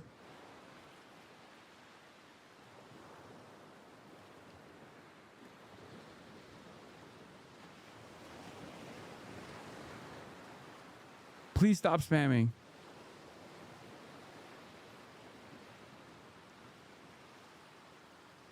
Anyway, once again, even if this was literally like a radical Antifa shooter, okay, even if it comes out that the suspect's motives were like that they are a radical Antifa shooter, this kind of reaction, this kind of retaliation is insane. Okay?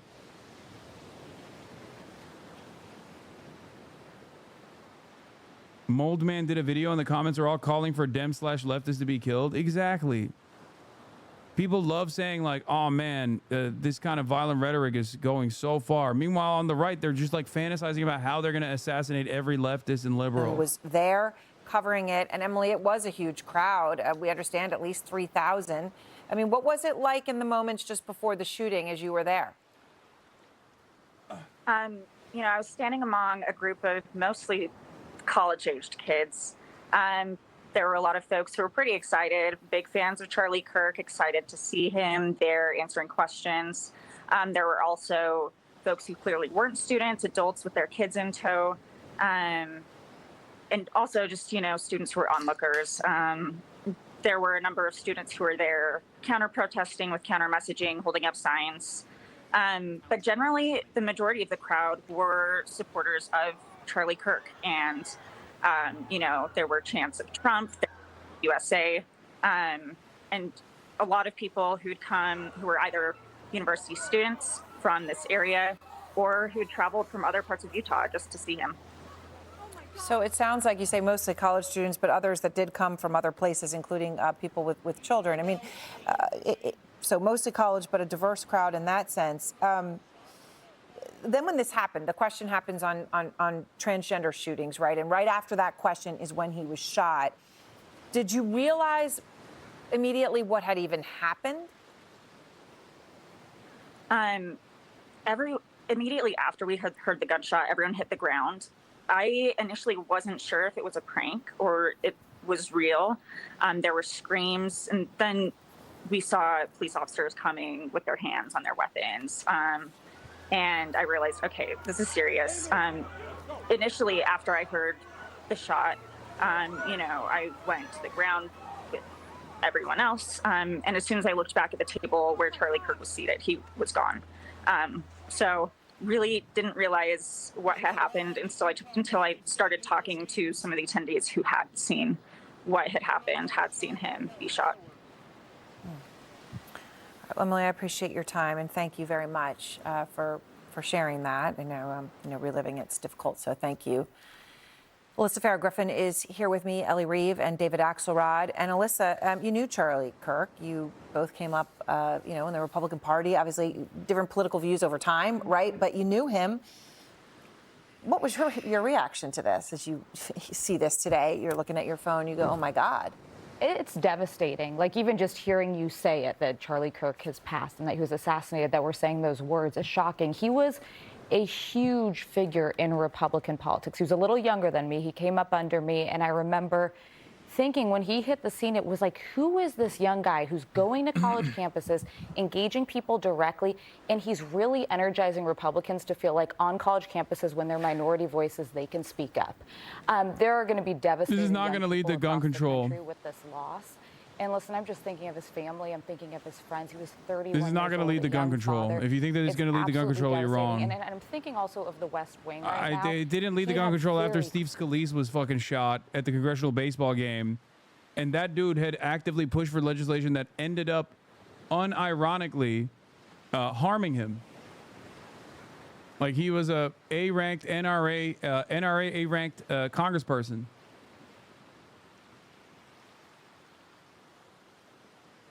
So I don't think it'll go anywhere for gun control at all. I think this will be utilized by the administration to enact unimaginable political repression for those who they have designed, who they have designated as enemies of the state, leftists. The left has been saying put a bullseye on Trump, a bullseye on his supporters. Charlie Kirk's a casualty of war. We're in this country. We are. They are at war with us.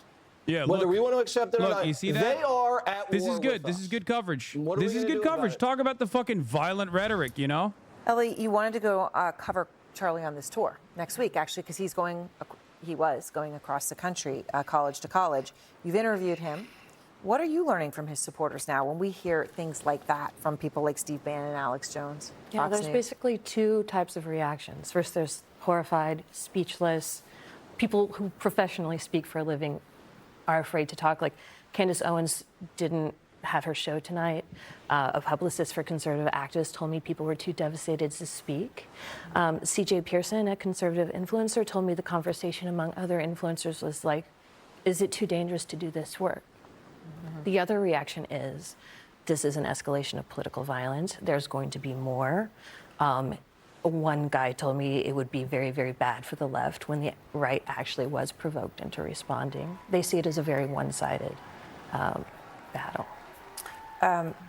David, with the context of history, how precarious is this moment? I just don't think this is going to scare Well, I think it's very far right figures into submission or not speaking. If anything, this is going to stop leftists and liberals from doing any sort of public incidents, because these guys are screaming bloody murder all over the fucking internet. And you mentioned history. I was a kid when we went through a period of assassination in the 1960s.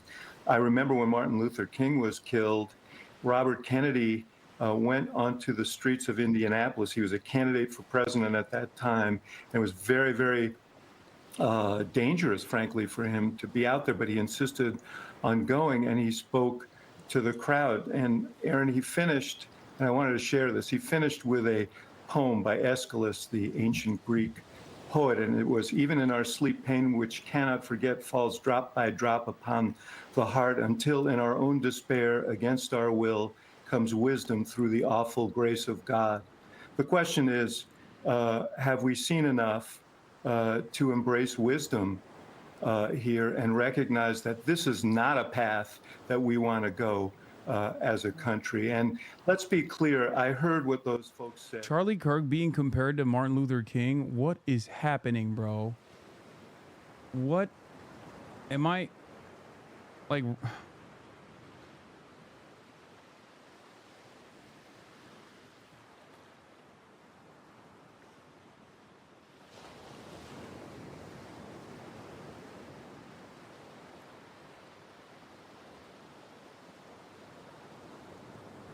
Do these guys also not understand, like, this level of heavy-handed, this kind of, like, heavy-handed posturing is unironically is playing a formative role in laundering his ideology as, like, a normal one, a good one, a positive force.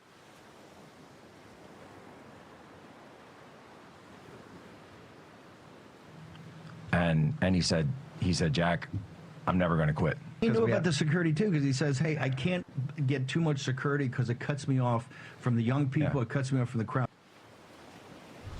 Right, and that's why today. Yes, there's mad people who have reached out for comments on this. Every media outlet has. That's not the environment he wanted. And you spoke to someone at Turning Point USA about the threats. What did they tell you? Yeah, I talked to Rob Smith, who used to work at Turning Point with Charlie, and he said that they knew threats, they were just constant and daily. He said that every major conservative influencer speaking at that level gets constant threats. And it's really just chilling to know that. I mean, what people said when I talked to them was like, they get lots of people saying horrible things to them online all the time, and they don't know who's a keyboard warrior and who's actually capable of violence. Right. I mean, that's the terrifying thing. Alyssa, let me just play some of the things that Kirk has said, right, so people can understand more about him, right? And I mentioned earlier there were times when he challenged Trump, for example, on Epstein, right? He really wanted more transparency on Epstein. But obviously, in most issues, he was really at the front lines of what Trump wanted to put out there. And for those who aren't that familiar with him, let me just play some of Charlie. We need to keep the pressure on these universities. While young people are moving dramatically to the right, I see this on my college campus tour, which is kicking off again on Wednesday in Utah. These universities themselves, the institutions, they are not adapting the way they should. Parents need to act accordingly. Alumni need to act accordingly. Board of directors, lawmakers, we need to start defunding these schools if they continue to defy President Trump's amazing executive orders. Just a few days ago, right? That was just a few days ago. And he's so young, as a husband and a father. But that was his political point of view, right? Like, that is what he's out there saying. Yeah, and Gen Z is going to be the most right-wing generation in 50 years. Statistically speaking, there was a huge turnout of youth voters for Donald Trump. That was unexpected, something that's usually a Democratic stronghold. There's probably no individual more responsible for that than Charlie Kirk. You really can't underestimate and downplay how influential he was in activating young people and how hand in hand he was working with the Trump campaign to turn out younger voters. And I would just say this, echoing what David said. He was a father and a husband is the nicest thing you can say about him, which is why everyone is repeating it. Yeah. I don't know. Maybe I'm like I said, I'm a little biased. You missed the point. After MLK got shot, RFK got shot 2 months later, he was stating that the political violence begets more political violence. Yeah, except neither of those figures are comparable to Charlie Kirk. And also, those figures are not, like, antagonistic either. Very good question, and it goes back to what we were talking about before. Actually, as a matter of fact, it shows a similar pattern.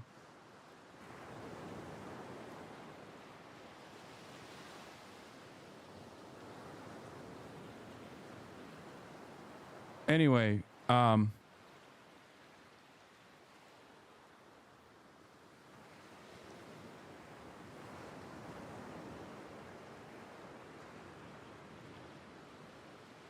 I don't know. I just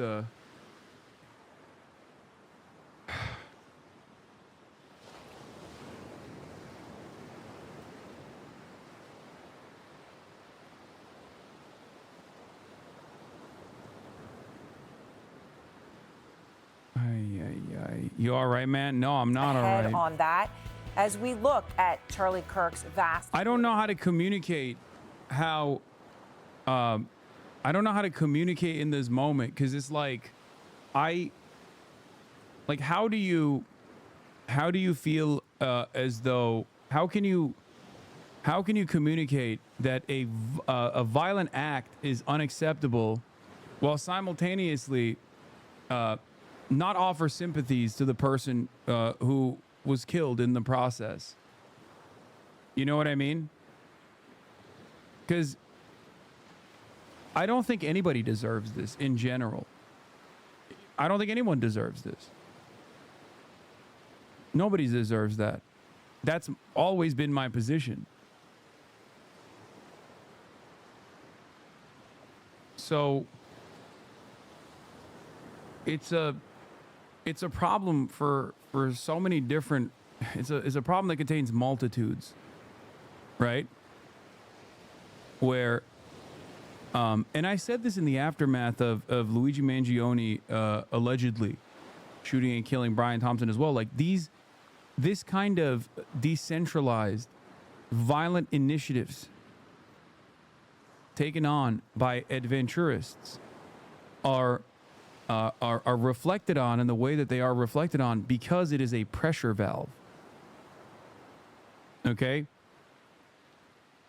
And they only happen in the absence of real political change that people are desperate for. Does that make sense? You understand?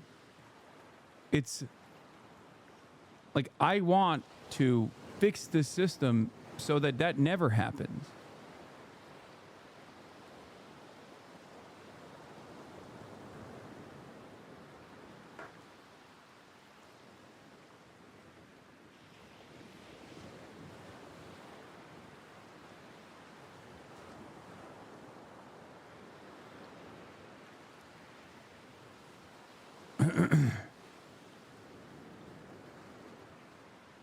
It's just, I don't know how to, I don't know if I'm doing the best job explaining it.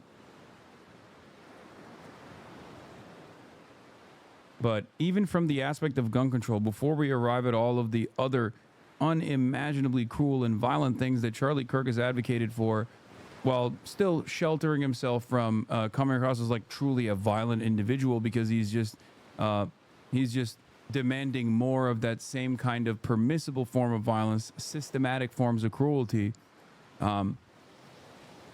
Even on the aspect of gun control or a lack of gun control, like his advocacy on the matter was to distract away from real reasonable solutions, to put the crosshairs back on vulnerable populations, marginalized populations, claim that it's like trans shooters that are doing, like that was the last thing that he was debating before he got killed. A victim to his own advocacy in many ways.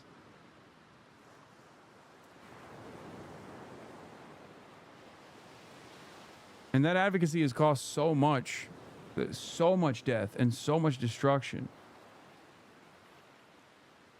You know?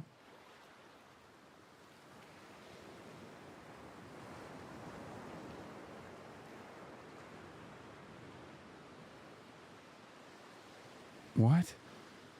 Why are you sending me this link? That's a crazy link, dude. That's a crazy link. You said breaking, and then you sent me one of the craziest things, dude, that I've ever seen about who the potential person of interest is. I mean, I don't know if that's the case or not, but goddamn, just like dial it back for a second, you know?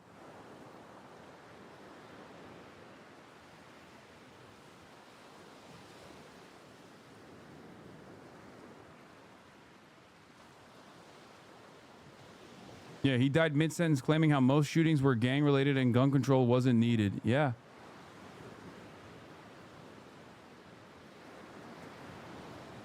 Columnist for Fox News, I know, but like that's, we don't know yet.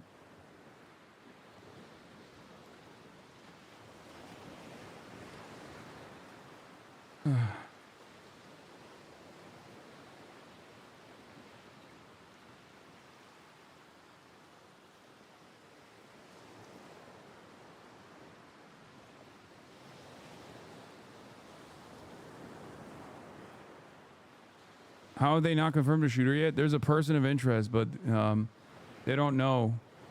They don't know if they're conducting more investigations right now. Kids are feeling the effects of what we like to call, with the Washington economy, with a lot of debt, plummeting small business, with higher regulation and high taxes. When he did not get into West Point, Kirk dropped out of college and turned to political activism with a fury. Universities are not about the pursuit of knowledge. If it's They're that about guy that the forceful person pushing of a presented as, then left-wing it's a worldview. person that White works for the privilege is a Heritage Foundation. racist That sounds myth That is insane. rooted in bigotry, trying to classify people based on their skin color. If a woman is going to have an abortion, is it 50% the man's decision? His outspoken ways drew a huge following and fierce opposition. How do you feel about being called a fascist? What's your opinion on that? I don't care being lied about. Why is it a lie? Because I'm not a fascist. I believe in a free society. Let me ask you, who's the fascist? The guy that's smiling in the sun, or the 500 people barking trying to prevent me from speaking? Wow. What a known. What an expert debate. Yeah. If I'm a fascist, well, I'm smiling. More. How does that? In order that you didn't even to fucking create more conservatives That's not a counter and more narrative. people who love the country, you need to have the 3 M's. Young people need to get married, they need to mate, and get a mortgage. Bro, these are literally The 3 some M's of are the 3 most things like the the least Democrat offensive Party is things they can against. find of Charlie Kirk, by the way. All of his really extremist views. Like, you had a bunch of CNN producers scour the internet to try and find perhaps the best liberal-facing Charlie Kirk clips. That was it. It was a short compilation, and that was it. You cannot tell me that that wasn't a deliberate attempt to try to make him look. What? The subject in custody has been released after an interrogation by law enforcement. Our investigation continues, and we will continue to release information in the interest of transparency. Oh my God. Ain't no fucking way. Dude.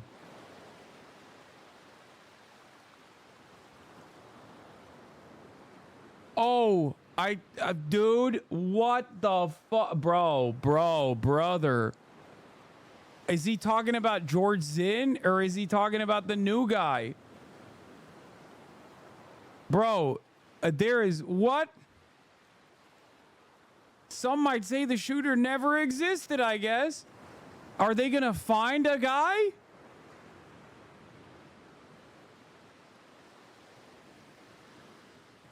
Patel is just in a time warp. He's releasing the news that is hours old. Actually kind of funny. No shot.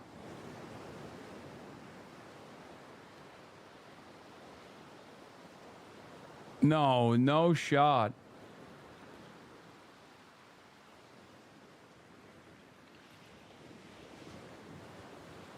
What the fuck?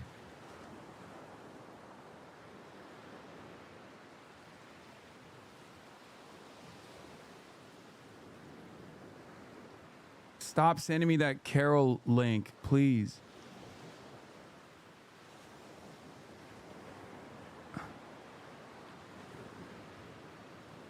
Yo, what is crazy about this? What is crazy about this process is like, I can't tell if they're just like so incompetent. How is this possible?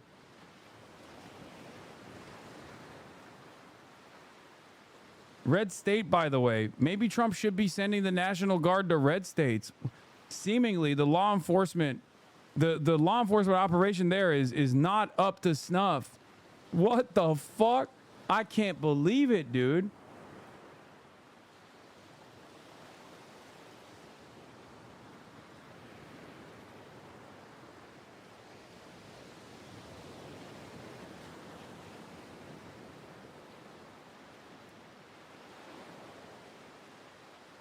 Wow. Wow. It's fucking real bad out here, dude. Hey, stop! Stop, folks! Stop! Back up! Charlie Kirk died a short time later. He was 31. He was a husband and a father of 2 young children. The president announced his death online. He wrote, the great and even legendary Charlie Kirk is dead. No one understood or had the heart of the... The second guy they arrested was wearing completely different clothing from the police scanner in the roof video, but was only 2.5 miles away when they arrested him and apparently had a gun on his dash. Are you fucking kidding me? So you mean to tell me Utah cops went and arrested the first Utah guy with a fucking long barrel rifle? It's Utah. It's an open carry state. What do you mean? You're literally, what do you have to arrest everyone in Utah, I guess. What the fuck? Dude, yeah, no shit. Yeah, no shit. The guy, there was a, wow, you mean to tell me there was a guy with a fucking hunting rifle in a 3-mile radius of a shooting at any given moment in the state of Utah? This is the second guy that they've apprehended and released now, by the way. The first guy that they apprehended and released, they didn't even release, by the way. The first guy they actually still kept in jail for obstruction of justice, even though he wasn't the right guy at all. And he was very clearly a dude experiencing like a mental health episode.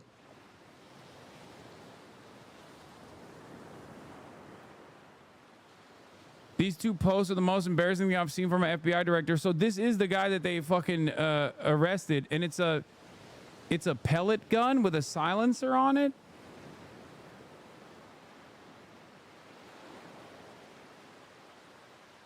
Ruger Yukon Magnum 177 pellet. Oh, it's not even a silencer. It's just a pellet gun that has this thing on it.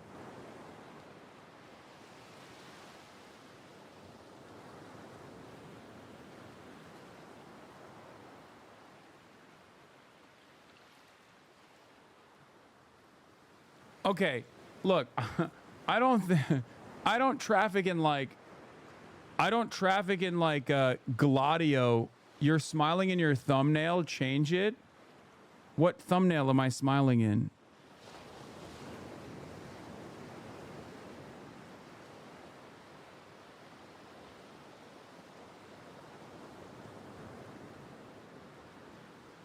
What? I don't make these thumbnails, by the way. My editors do, but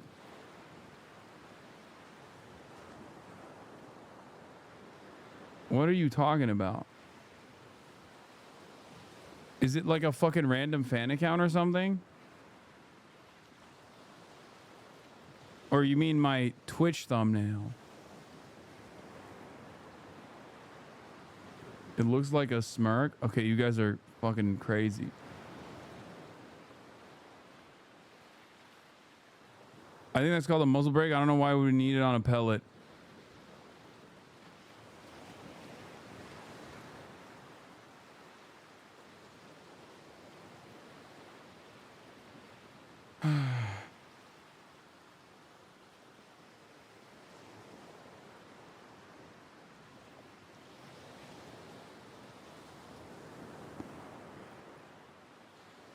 Second suspect released. Shooter still at large.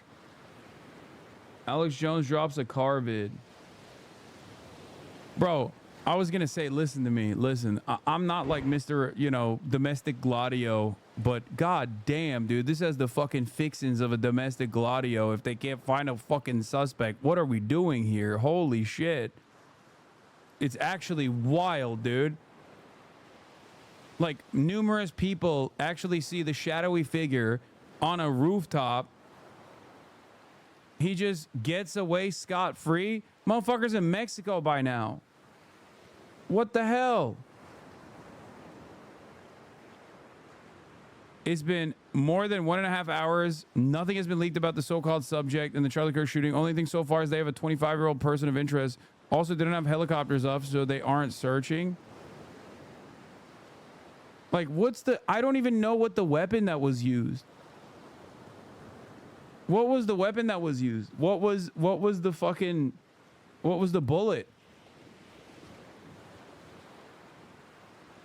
I don't know about the no helis thing, okay? Just calm down. That's just like a random Twitter account. But like, listen to my words. Did they say what it was?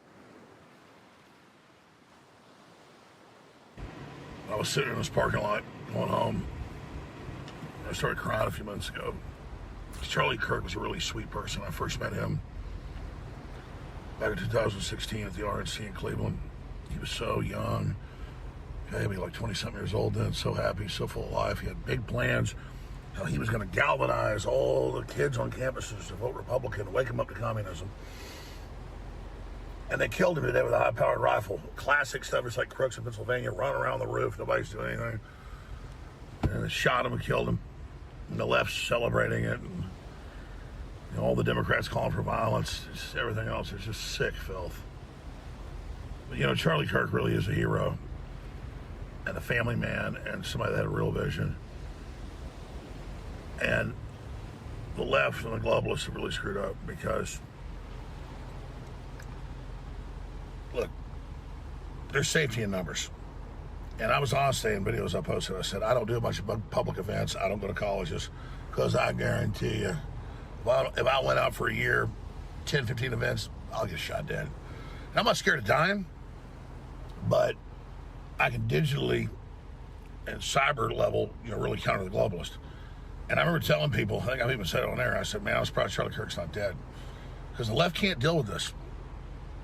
And he knew what he was doing. He put himself out there on the front lines, and he got millions of votes. Millions of votes for Trump. And people that bitch and complain about Trump say he's not getting the whole agenda done quick enough or whatever. He's getting so much done. It's amazing. It doesn't matter. It's about the team he brought forward. And about the fact that we know Kamala Harris, the Democrats, are absolute criminal, pedophile enablers. And it's about the RFK Juniors, the Tulsi Gabbards, and the Charlie Kirks. You know, the left knew they couldn't attack Charlie Kirk frontally, so they kind of put out stories about this and that. He wasn't hardcore enough. He wasn't better enough. And a lot of people picked it up. The left put out stories about Charlie Kirk not being hardcore enough. So it was the left. It was the woke globalist left that was saying, like, Charlie Kirk is a servant of the administration when it comes to the Epstein stuff or when it comes to Israel. Like, what do you mean? Who is the left in this regard? Yeah, me, a leftist, always saying, Charlie Kirk, you need to be more racist, man. Why aren't you racist enough? You're not racist enough for my taste. I love racism and I want more of it. Like, that's what the fuck was going on, I guess. He's getting people registered to vote Republican. And they're night and day to Democrats. They're not perfect. They're night and day. So he wasn't afraid to face evil. He wasn't afraid to put his life on the line. And I'm not the guy to act tough. Charlie Kirk had more courage than me. I've been honest about this on air. And I wouldn't even call it courage because I'm willing to die. I do a lot of events and go out and get attacked. And I'm just saying, you go out on a regular basis and you're an Alex Jones or Charlie Kirk around the country for years, I mean, somebody's going to shoot at you. And I've had my security, other security firms just say, Jones, you shouldn't even do it when I do it. I have to do it when I have to, when there's a lockdown or some incredible border tyranny and they're smuggling kids. Dude, this is so funny. Look at this. So Brian Krasenstein posts, fuck you, coming after you, at FBI Director, at Kash Patel, at X. Asmongold responds, you thought you were cute with the 8647 shirts and other coded calls for violence. Now it's happening to you. It's not going to stop. Now it's only going to get worse, and no one should have any sympathy for you. Be safe. Meanwhile, he just literally like an hour ago was like, oh, we got to stop these calls for violence. Dog, 8647 is a call for violence? Are we for fucking real? This same guy, by the way, anyone surprised that what happened to Charlie Kirk hasn't been paying attention? Go anywhere, Reddit, Twitter, etc. You'll find thousands of unhinged direct calls to violence over politics until it's addressed for what it is. Things like this will continue to happen. 12:46 p.m. September 10th.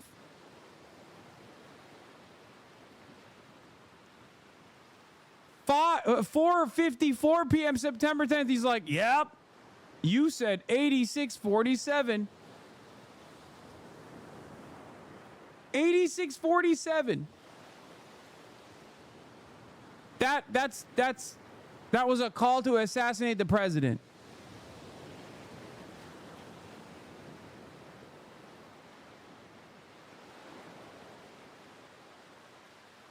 Like, if that's enough for someone to be the recipient of death threats, which, by the way, I mean, this is like, you know, this is every day, 1,000 times a day for me.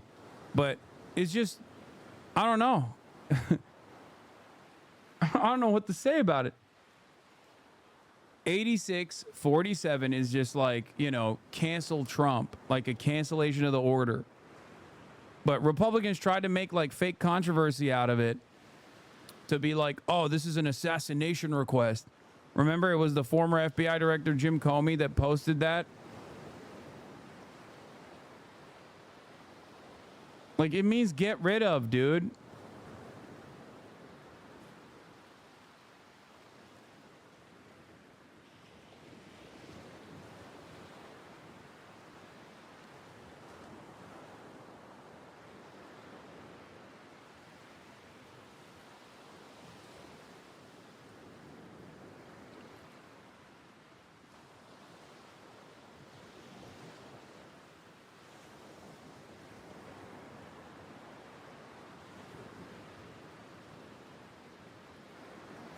What is this? Did you see this loser cry bullying about you? Wait, what? What is this? Hopefully Hasan gets black bagged one day by Sam Hyde. Streamer Hasan Piker makes a public appeal against fascism at the National March. You are a despicable piece of shit. Surely people on the right will now stop calling for the death of Hasan, right? Surely they will now take a moment to think that their words have real consequences, right? This guy says you're a despicable piece of shit. Here he is saying, hopefully Hasan gets black bagged one day by Sam Hyde. Every single person online talking about the Charlie Kirk situation right now that is on the political right has at some point actively called for my death. Okay? Actively. Not that it fucking matters. Everybody does it so much that it's just like, it is what it is, you know? It's just every day. Every fucking day. But it's so funny. I promise you, you can literally search anyone that is currently talking about how really fucked up this situation is. Just go and look. Keyword search Hasan Piker in their fucking tweets if they haven't deleted it. Under every tweet I see, people are advocating for you to be next or saying you call for this. It's concerning. Now, what's really stupid about those people saying that is, why the fuck would I call for it if I was going to debate him 2 weeks from now, dumbass? I was supposed to fucking debate him. It makes no sense. Yeah, dude, yeah, definitely. I want to be shot and killed on stage alongside Charlie Kirk. That's what I wanted. I wanted there to be a fucking mass shooting incident, you know, in my own fucking public appearance as a political commentator.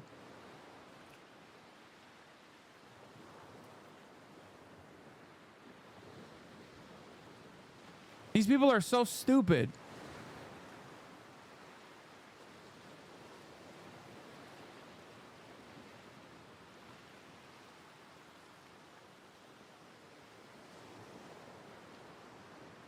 Anyway.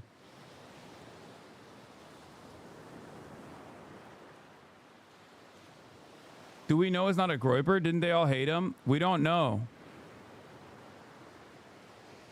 They're literally showing your tweets about Charlie criticizing him and saying he wanted him dead. Yeah. I don't think I would be, you know, I don't think I would put myself in a close proximity to Charlie Kirk if that was my wish, right? Because that would put myself in the crosshairs, don't you think? It makes no fucking sense.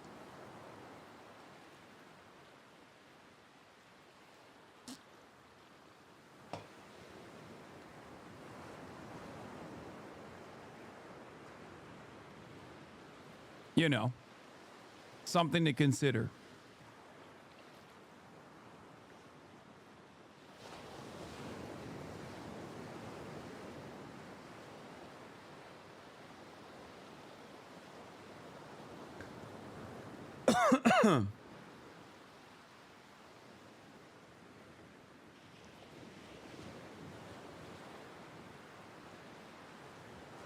Maybe don't call for people's deaths then. You're worse than Charlie. We as a country need to be better, and you certainly aren't helping the issues here. What the fuck are you talking about?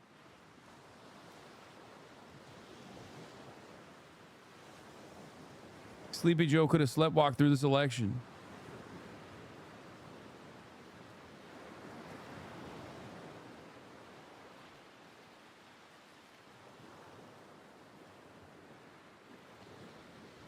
I like that these guys who watch people actively call for my death will then turn around and be like, you know, well, those guys actually claim that you call for the death of someone. Remember when they did that with, what's his face?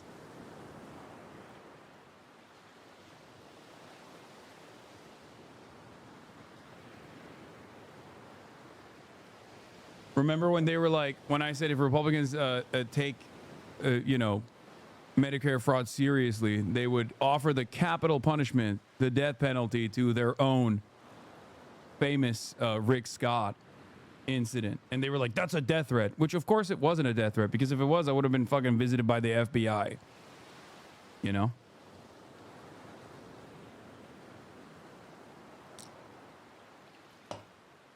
It's so funny that I have to sit here and act as though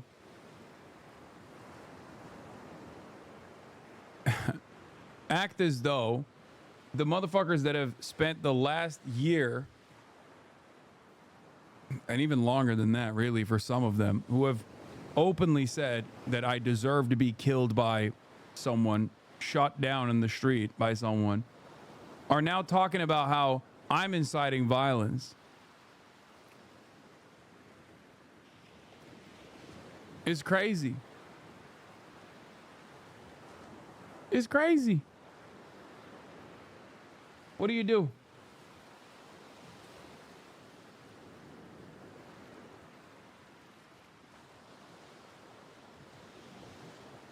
Like, this guy literally said, I encouraged 9/11. I encouraged 9/11 when I was what, 10? 9 years old? That's what you think? This is what I mean. Words mean things, okay? Anytime people are fucking running around being like, you did 9/11, you encouraged 9/11, all this shit. What do you think the reason for that is? Where do you think that's coming from? It's so that the next fucking targeted political assassination is me. That's it. It's a reality that I have lived with my whole career, and I'm just going to continue doing exactly what I'm doing. It is what it is. Not really anything you can do about it. That's it.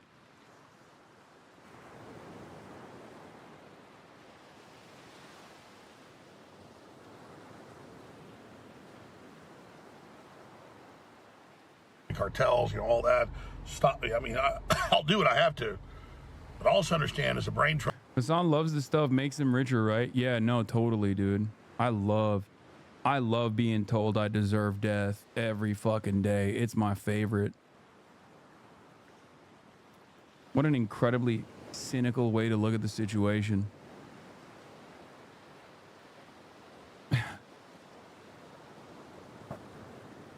People will be like, wow, sure seems like a lot of people are tuning in right now to Hasan. He must be profiting off of this. It's like, dog, I was live before this incident, okay? I'm live every day. I cover the news. Does it look like I'm excited?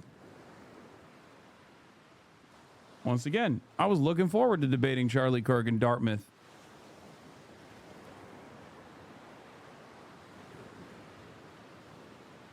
Is sub only off now? Where are these chatters coming from? No, we just put it on sub only just now.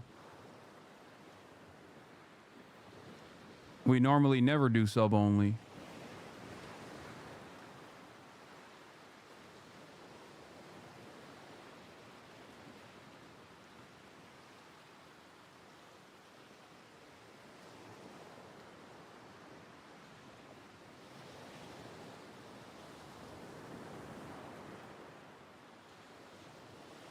Yeah, I don't run any ads. If you want to subscribe, you can. It's voluntary. You don't have to. I don't run any fucking ads after all. And on top of that, I don't even fucking monetize my shit. You can monetize it for yourself if you would like to do so. It just doesn't fucking matter.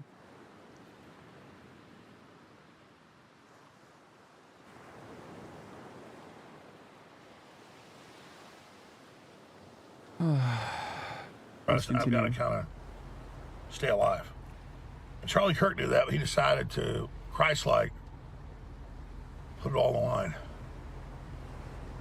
And man, like watching that Ukrainian woman bleed to death and nobody help her.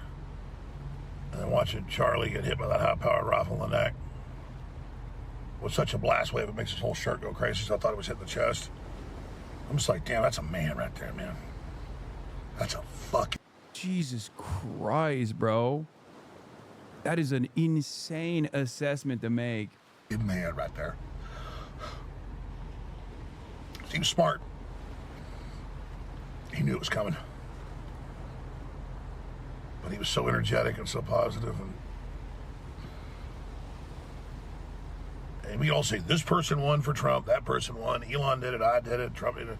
Without all this team, we would have done it. Without Charlie Kirk, it wouldn't happen. And so the left's coming with their violence. They're coming with more attacks. And we can imagine the hell it'll be if we let them win and if we submit to them. So we're not scared of their attacks. And I guess the answer is we all have to go out. You know, in fact, I'm going to announce I'm going to go into a nationwide tour at universities for Charlie.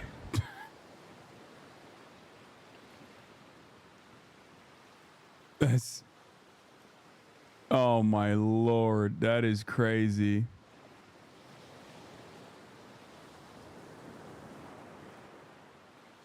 That is crazy. I think we can all do it.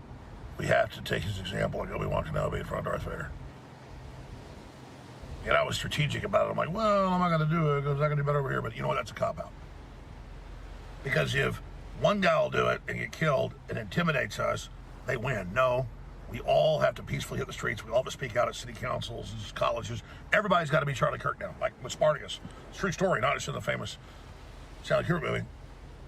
The Romans are getting ready to crucify 10,000 plus people because they would tell him who Spartacus is. And they go, he finally steps forward and goes, I'm a Spartacus. And everybody else goes, no, I'm a Spartacus. We're all Charlie Kirk now. That's what it's all about. So I promise I'm doing it. And I know I've got to put it, I don't care. You know, if I go out and some leftist guns me down on the thing, it's an honor.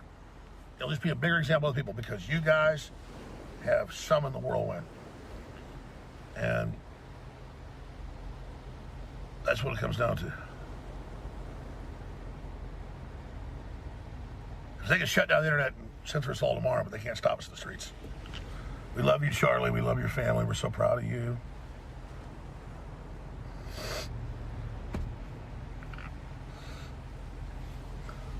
Think about these bastards. They just, the corporate media covers everything up. They love it. I don't.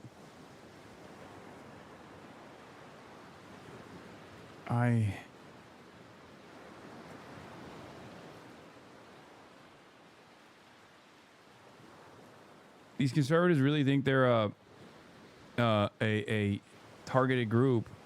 I mean, that's a big part of their worldview, right? Permanent perceived victimhood.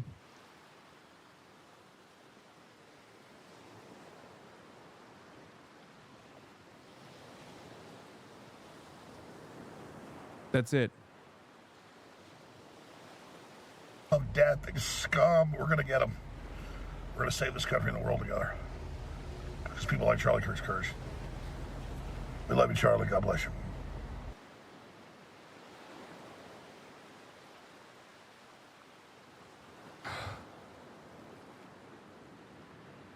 Fascists love claiming to be permanently in a state of victimhood by by simultaneously weak and also all-powerful individuals.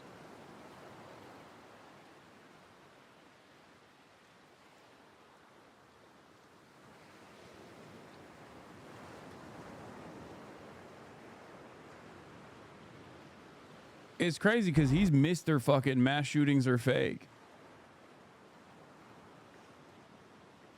You know, remember, he is such a He is such a proud advocate against gun control that he has gone to unimaginable lengths, including receiving tremendous financial repercussions for the lengths he went to, calling everything a false flag, including Sandy Hook, famously, which led to a torrent of hate and stalking against the victims of this horrifying mass shooting.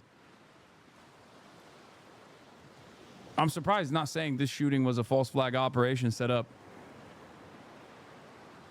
I guess it's a little bit different when it's not Sandy Hook, you know? When it's not victims, when it's kindergarten children that he doesn't know far away.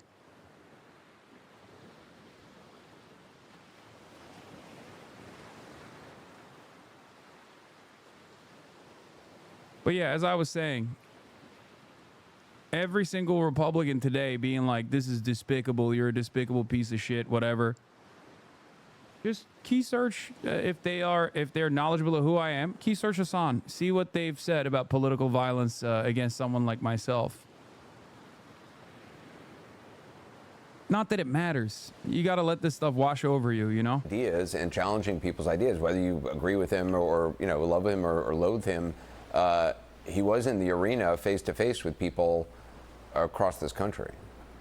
Yeah, and that's the point, is what is democracy? Actually, what is politics? Politics is a thing that humans invented to prevent violence, right? Because it used to be the cavemen, whoever had the biggest stick or whoever had the most friends, that's how you solved arguments. And we as humanity basically decided we need to put something in place so that we can do battle, but battle in the arena of ideas. And so, you know, Charlie was an expert at that, at going forward and convincing people or not convincing them, being challenged by them or challenging them. But whether you liked him or you didn't like him politically, this is exactly what our country should be doing right now. And instead, when you see violence, whether it's Charlie Kirk or whether it's, you know, the politicians in Minnesota, whatever it is, it means that democracy is failing, and it means that democracy is broken. And I guess it's because it's got to be, to a certain degree, it's got to be white supremacy, right? Like, because nobody fucking cares. This is what boomers who had no idea who he was are watching. Yeah. If you're a liberal boomer, you think like this guy is a beacon of political excellence. Like all he wanted to do was discourse. All he wanted to do was discourse. And the reason why these guys say stuff like this is because I guess they're not black, they're not brown, they're not undocumented, they don't have any fucking trans people in their lives. Like they just don't give a shit about any of that stuff. Because like Charlie Kirk wasn't just like a regular dude, you know what I mean? And I guess in this day and age, no Republican is really a regular Republican when you think about it. But like every part of his advocacy, if you were to fucking let those videos run, would cause the CNN audience to have a very different reflection of who Charlie Kirk is and what his footprint looked like. Okay? The only way you just go, oh man, he was just like a regular ass dude. He really wanted to let a thousand flowers bloom, you know? He just wanted to do discourse over and over again. Is I think doing a disservice to the truth, which of course fucking mainstream media doesn't even matter at this point, but Bannon and those guys talking about how this is all proof of a war on MAGA. There's a body count across the ideological spectrum out there, and when you talk about there being a war, there's a real danger of activating a tiny subsection of the population who are going to believe that garbage, and they're going to act on it. And we need a lot less of that kind of rhetoric right now. Yeah, it certainly pours gasoline on what is already, an incendiary moment. David, President Trump obviously expressed his sadness over Charlie Kirk's murder and the assassination. Can you talk a little bit about the personal relationship between the two of them? Yeah, you know, Charlie was beloved. He's a part of the family. Like Trump has 3 sons. Well, Charlie Kirk is the adopted son. The president really liked Charlie, Don Jr., Eric, the family. Charlie was a welcome addition everywhere he went. Jonah's point, disagreements is what politics is about. Look, I don't agree with Gavin Newsom. I don't think Charlie Kirk agrees with Gavin Newsom. But it was refreshing to see Gavin Newsom and Charlie Kirk sitting down and sparring, right? Having a debate. A marketplace of ideas is what it's about. And when people are brave enough to do that, they should be rewarded, not assassinated. We need more Charlie Kirks in America, not less. Congressman, to people considering, go ahead, John. Find the shooter really quickly, because the conspiracy theories are going to explode if they don't find this guy quick, and it's going to feed an even nastier environment. So, Godspeed to the FBI and to law enforcement in Utah, but they need to find this guy. Congressman, I mean, to people considering getting into public service or political activism, and I mean, tonight certainly having second thoughts, or even having debates with people and not just sort of staying in your silo and arguing with your friends about who the enemy. What would you say to somebody tonight? Look, it's a real concern of mine, because after I heard this news, I remember just feeling for about 10 seconds like I'm done with politics. Like this isn't worth it. And then, I thought better about it, but that's what a lot of people get. They're feeling exhausted, or they see violence and they check out. And so whether it's somebody running or even somebody just staying involved, this has a tendency to discourage that. But this is exactly the moment where people need to double down in how we do politics, in showing America and showing the world that we don't do this with violence. We do this by stepping up and stepping into the arena. So if you're thinking about running, and you're thinking about not running because of this, you're probably the exact kind of person we need to run. Somebody who's doing it for the right reason, so we can show the world and show ourselves, more importantly than the world, that this works, we work, and we're going to succeed despite this really low moment. Yeah. David, Adam, Jonah, thank you. Coming up, we're going to get reaction from Capitol Hill, where lawmakers, we said, access to the White House. We're live from the center of the political universe. Capitol Did you ever finish My Democratic Eddington? source tonight is Massachusetts Senator Elizabeth Warren. You don't get what you... I did. It was great. Eddington was awesome. They have no solution.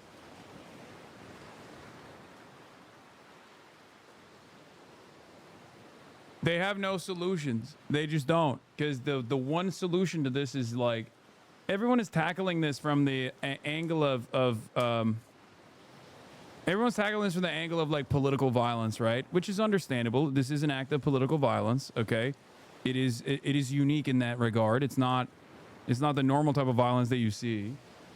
And I guess like for an audience that is increasingly more receptive to consistently seeing little kids die in schools and shit, like this is a different type of mass shooting, or not even a mass shooting. This is a different type of a shooting, all right? But overall, like a solution not just for this, but just in general for all shootings is obvious, and none of these motherfuckers want to do that. So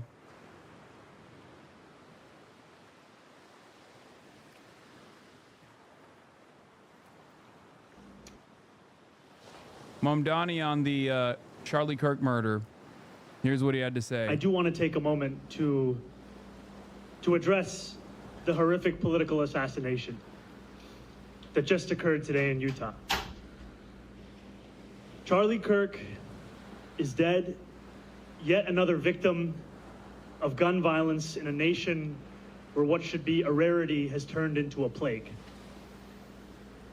It cannot be a question of political agreement or alignment that allows us to mourn. It must be the shared notion of humanity that binds us all. I need you to understand something.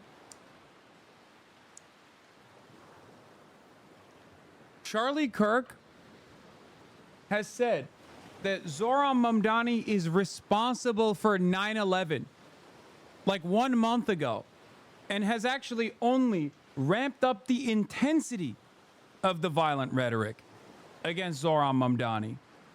Okay? Just remember that. When we talk about like the violence, when we talk about who is victim of violence or who is engaging in violent rhetoric, okay? Charlie Kirk has all but called for the assassination of Zohran Mamdani by consistently saying that he and Muslims like him were responsible for 9/11.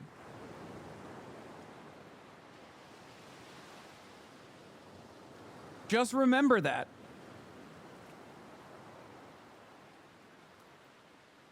Those on the left, politically, are always expected to show kindness and grace, even to people who never show them an ounce of that in retaliation.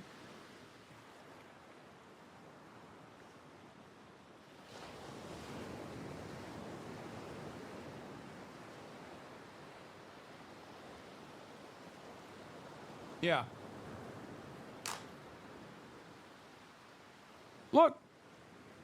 Look at this. This is what Charlie Kirk had to say when Zohran Mamdani won the Democratic primary. 24 years ago, a group of Muslims killed 2,753 people on 9/11. Now a Muslim socialist is on pace to run New York City. Jessica Tarkov responds says, Charlie, this is so gross and Islamophobic. Take it down. Debate me on the merits. Just don't throw out petty, thought-terminating cliches. This isn't 2015. That doesn't work anymore. What Muslim country do you prefer to live in, Jessica? What Western city or country has improved as the Muslim population has increased? America's largest city was attacked by radical Islam 24 years ago, and now a similar form of that pernicious force is poised to capture City Hall. Be courageous enough as a liberal to call it out. I know deep down you are worried about what he will do. You are just afraid to say it.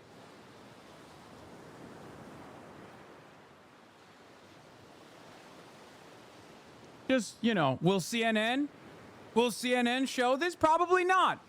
Do you understand why I think it's a little fucking disingenuous that liberal media looks at a guy like this and says, oh, he was a brilliant debater.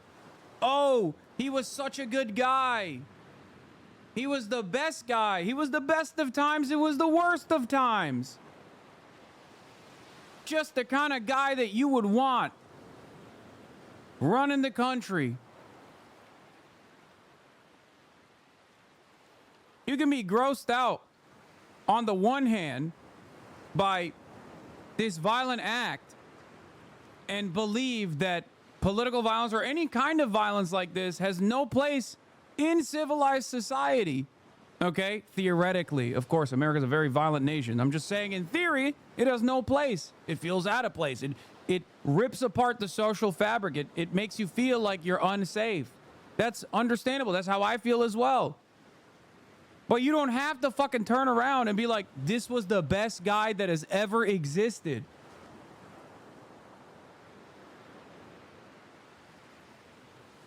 Okay?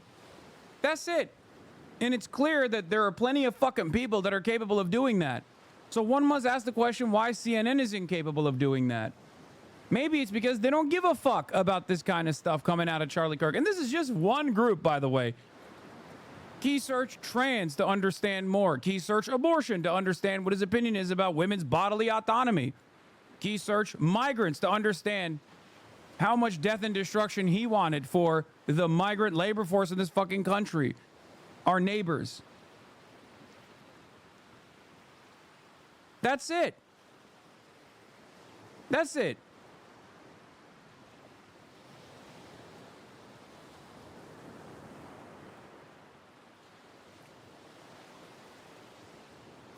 Why would CNN broadcast the worst things that some guy who just died said? Wouldn't that be promoting violence? No, dummy. No. I'm not saying he deserved to be shot either. Don't fucking try to slam words in my mouth. I'm saying have this in the back of your mind. Be cognizant of what kind of reputation you are laundering. Unless you personally think that this kind of reputation laundering is worthwhile because you don't actually fear this kind of attitude taking hold in society.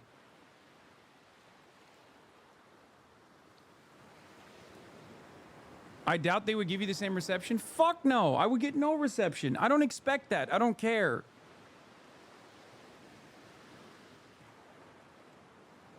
They're shying away from saying he was even a controversial figure. And the reason why they're doing that is because they're worried about the backlash from the right.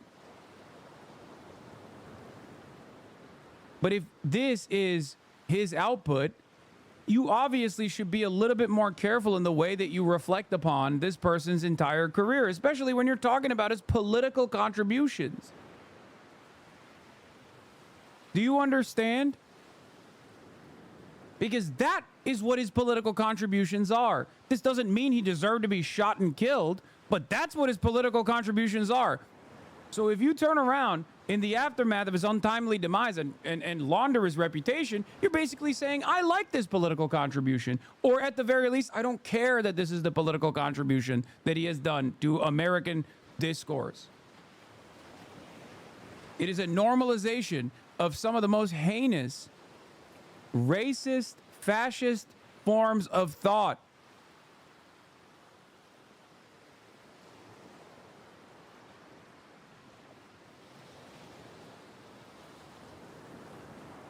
Videos in regards to Charlie Kirk, and this video's for the fucking liberals. It's war, motherfuckers. We're coming for you. We're coming for you. And spare me your fucking self-righteous bullshit lectures. I don't give a fuck. We're coming for you. This video's in regards to Charlie Kirk, and this video's for the fucking liberals. It's war, motherfuckers. We're coming for you. We're coming for you. And spare me your fucking self-righteous bullshit lectures. I don't give a fuck.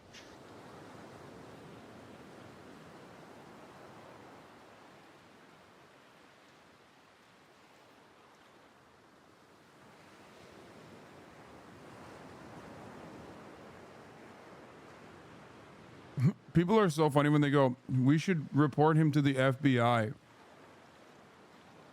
Yeah?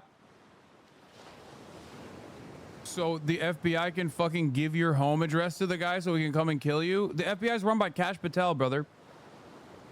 2 days ago, Islam is the sword the left is using to slit the throat of America. American way. That's the guy, man. Yeah. Controversial streamer who said America deserved 9/11 dies the gunshot wound by American patriot fearful of Islamic style terrorism in the country. That's the headline.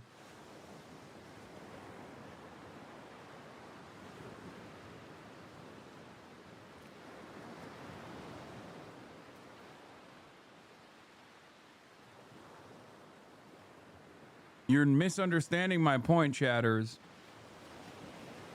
My point is not that the media should reflect critically of Charlie Kirk's entire political contributions, but at the very least, they should be cognizant of said political contributions and not whitewash and launder his reputation. Anyway, let's get back to Zoran. And that humanity, it reminds us that this news is not just that of the murder of a prominent political figure, but also the news of a wife who grieves her husband, of a 1-year-old and a 3-year-old who will grow up without a father, and the fact that there are families feeling that same anguish right now in Colorado as they wait for their children, also shot at a school, to emerge from surgery. It is the same anguish that too many across our city and our nation reckon with in silence every day as we contend with an epidemic of suffering. We can and we must do more to challenge a status quo that has allowed this pain to become routine. Trump addresses the nation? What the fuck? To my great fellow Americans, I am filled with grief and anger at the heinous assassination of... He did a State of the Nation for this. That's crazy. ...of Charlie Kirk on a college campus in Utah. Charlie inspired millions, and tonight, all who knew him and loved him are united in shock and horror. Charlie was a patriot who devoted his life to the cause of open debate and the country that he loved so much, the United States of America. He fought for liberty, democracy. Why is everybody saying AI?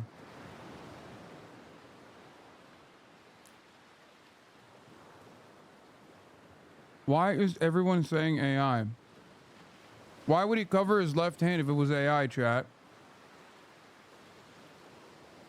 Justice and the American people.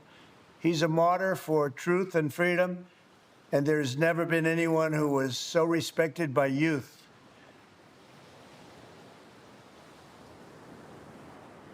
I can't deal with this fucking community Charlie sometimes. was also a man of deep, deep faith, and we take comfort in the knowledge that he is now at peace with God in heaven. Our prayers are with his wife, Erica, the two young, beloved children, and his entire family, who he loved more than anything in the world. We ask God to watch over them in this terrible hour of heartache and pain. This is a dark moment for America. Charlie Kirk traveled the nation, joyfully engaging with everyone interested in good faith debate. His mission was to bring young people into the political process, which he did better than anybody ever, to share his love of country and to spread the simple words of common sense. On campuses nationwide, he championed his ideas with courage, logic, humor, and grace.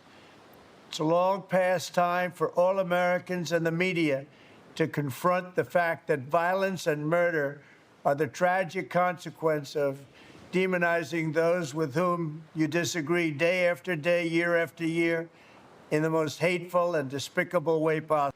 Yeah, he's gonna be like, it's now illegal to criticize Republicans because otherwise, you know, people shoot at Republicans sometimes. They shoot at Democrats mostly. They shoot at people apolitically, you know. But it's now making it illegal to criticize Republicans, no matter how hard they say you should die.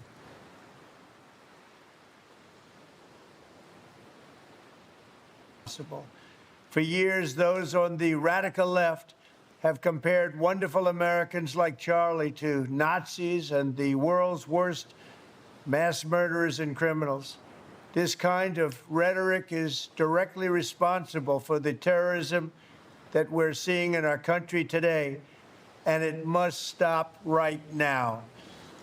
My administration will find each and every one of those who contributed to this atrocity and to other political violence, including the organizations that fund it and support it, as well as those who go after our judges. Oh, yeah. Oh. Yep, Laura Loomer.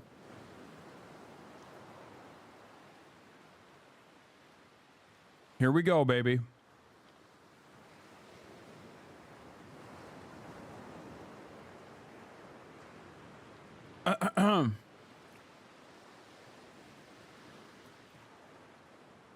Oh, man.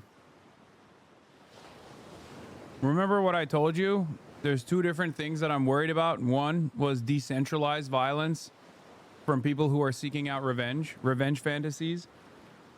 And then I said, I also worry about the administration using this as an opportunity to engage in unimaginable political repression, going after political dissidents.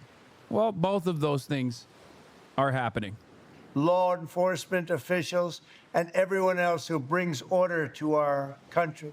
From the attack on my life in Butler, Pennsylvania last year, which killed a husband and father, to the attacks on ICE agents, to the vicious murder of a healthcare executive in the streets of New York, to the shooting of House Majority Leader Steve Scalise and 3 others, radical left political violence has hurt too many innocent people and taken too many lives. Tonight, I ask all Americans to commit themselves to the American values for which Charlie Kirk lived and died, the values of free speech, citizenship, the rule of law, and the patriotic devotion and love.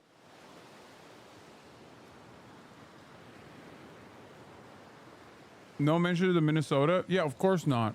And also, if he were to mention it, he would say it's a radical leftist that killed them too. Also, free speech. Fuck you mean free speech, brother? What the fuck are you talking about? Your administration has unironically eroded what remained of the limited constitutional protections around free speech.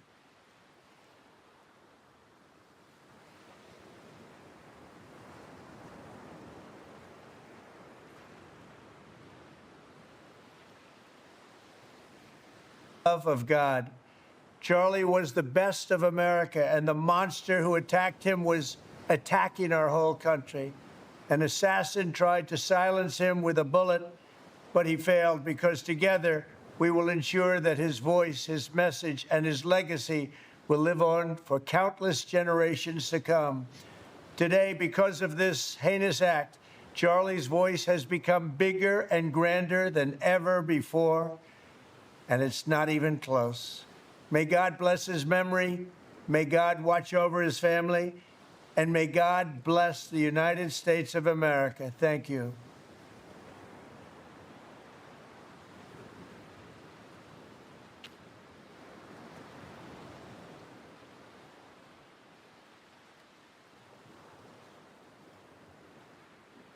Brother.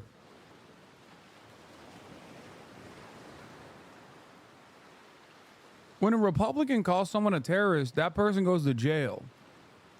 When a liberal calls someone a Nazi, that person feels bad for a brief moment until they realize, no, actually they are a Nazi, and that's good. Okay, I'm going to go back to 0.18 because there's a cut there, and that's the reason why it's tonight, AI. all who knew him and loved him are united in shock and horror. Charlie was a patriot.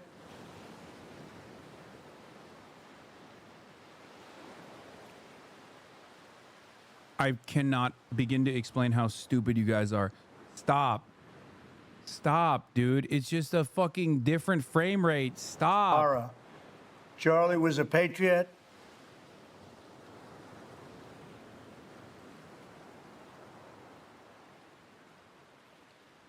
It's just, bro, you are the stupid one. Oh my God. It's a little sus. I'm not going to lie. Dude, it most likely is artificially boosted like a filter. Are united okay? in That's shock and horror. Charlie was a patriot. Yeah, the tree moved when he moved his hands. I see it. The tree in the background moved when he moved his hands. One must ask the question, is this worthwhile to pursue? Okay? Is this AI? What if it is AI? What changes about the dynamic? Because some of you guys fail to comprehend that Donald Trump just used the Charlie Kirk assassination to say he is going to go after political dissidents. And some of you fucking morons in the chat are like, it's AI! What? Who cares? The president just officially declared war on political dissidents, and you're looking at some fucking Adobe Premiere artificially boosted artifacting that took place in the background of the video. Wake up!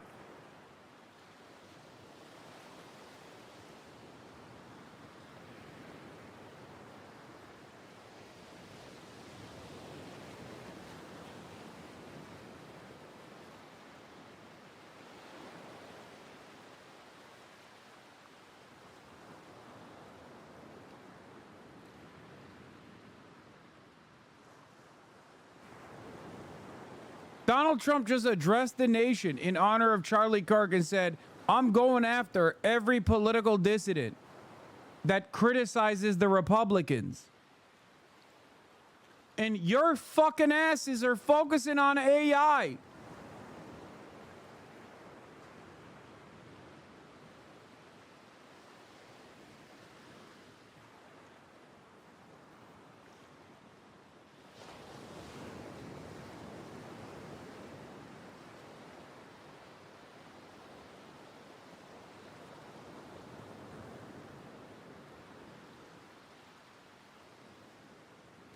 Anyway, obviously Donald Trump is not a protector of free speech at all. And I think the reason why he mentioned this is because he's not a protector of free speech at all. And he mentioned this because he wants to go after any sort of free expression of political dissidents. They are at war with us. Whether we want to accept it or not, they are at war with us. And what are we going to do about it? Kara, what do you make of that rhetoric? I'm not at war with Jesse Waters or Steve Bannon or anything else. I think it's dangerous, and I think what happens is it gets amplified and weaponized online. I've talked about this a lot, and then it just goes on, and it goes into the right-wing conspiracy. We don't know anything right now, and so why don't we wait until we figure out what happened here? At the same time, lower the temperature, and it's very hard to do that online because it's so attractive to scream and yell and dunk, and sometimes it's funny, but much of the time, like this, it's incredibly ugly. There's, I mean, Doni, I mean, you've looked into this a lot. I mean, there's not only a whole ecosystem, but there's profit to be made in outrage on all sides of a political aisle. Yeah, massively. And I mean, just saw those comments from the president right now on set. I was going to say, when it comes to the talking heads on MAGA media, you know, you can understand potentially, you know, many of them were personal friends with Kirk. Maybe, you know, in the heat of the moment today. What I was going to say was hopefully the president would maybe try and calm things a little bit, but clearly that doesn't seem to be the case. And look, this is precisely what I guess the mantra that many in the MAGA sphere push every day, that the country is at war, that the left is trying to violently attack you. And so I guess it's unfortunately not surprising it's being pushed in this way. Yeah. Okay, we only have like 30 seconds left, but it's interesting to me that Charlie Kirk, again, whatever you thought of what he was arguing, he was in the arena. He was in the arena. He was in the arena. Right, and there's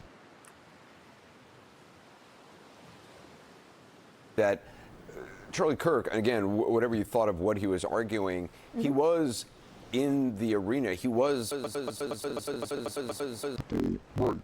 Okay, we're gonna skip that. I don't know what the fuck's going on there. Let's take a look at what Sean Hannity's saying. His wife and his children and his entire family as the country now mourns what is a tragic loss. Now, moments ago, President Trump just released a video online reacting and addressing the nation from the Oval Office regarding Charlie's assassination. We will play that for you momentarily. It was just released. But first, President Trump first reported the news on Truth Social. This is what he wrote. The great and even legendary Charlie Kirk is dead. No one understood or had the heart of the youth in the United States of America better than Charlie. He was loved and admired by all, especially me, and now he is no longer with us. Melania, and my sympathies go out to his beautiful wife, Erica, and family. Charlie, we love you. We'll play his comments in a minute. Also, President Trump ordered all American flags to be flown at half-staff now through 6 p.m. on Sunday. And tonight, the manhunt for the shooter continues after one subject was brought into custody but released after an interrogation with law enforcement. According to the FBI Director, Kash Patel, I hope this individual is found swiftly, brought to justice, and prosecuted to the fullest extent of the law. Tonight, as we try to make sense of what is a senseless act of violence, we are filled with sadness, outrage, anger, rightly so, righteous indignation. You know, at what point do we finally say in this country, enough is enough? And let me be very clear here. This needs to stop. What we saw today was a political assassination. We're not going to show the video. Most of you probably have seen it online. It is horrific to watch. As Utah Governor Spencer Cox said in no uncertain terms during an emotional press conference this evening. Take a look. This is a dark day for our state. It's a tragic day for our nation. And I want to be very clear that this is a political assassination. Charlie Kirk was first and foremost a husband and a dad to 2 young children.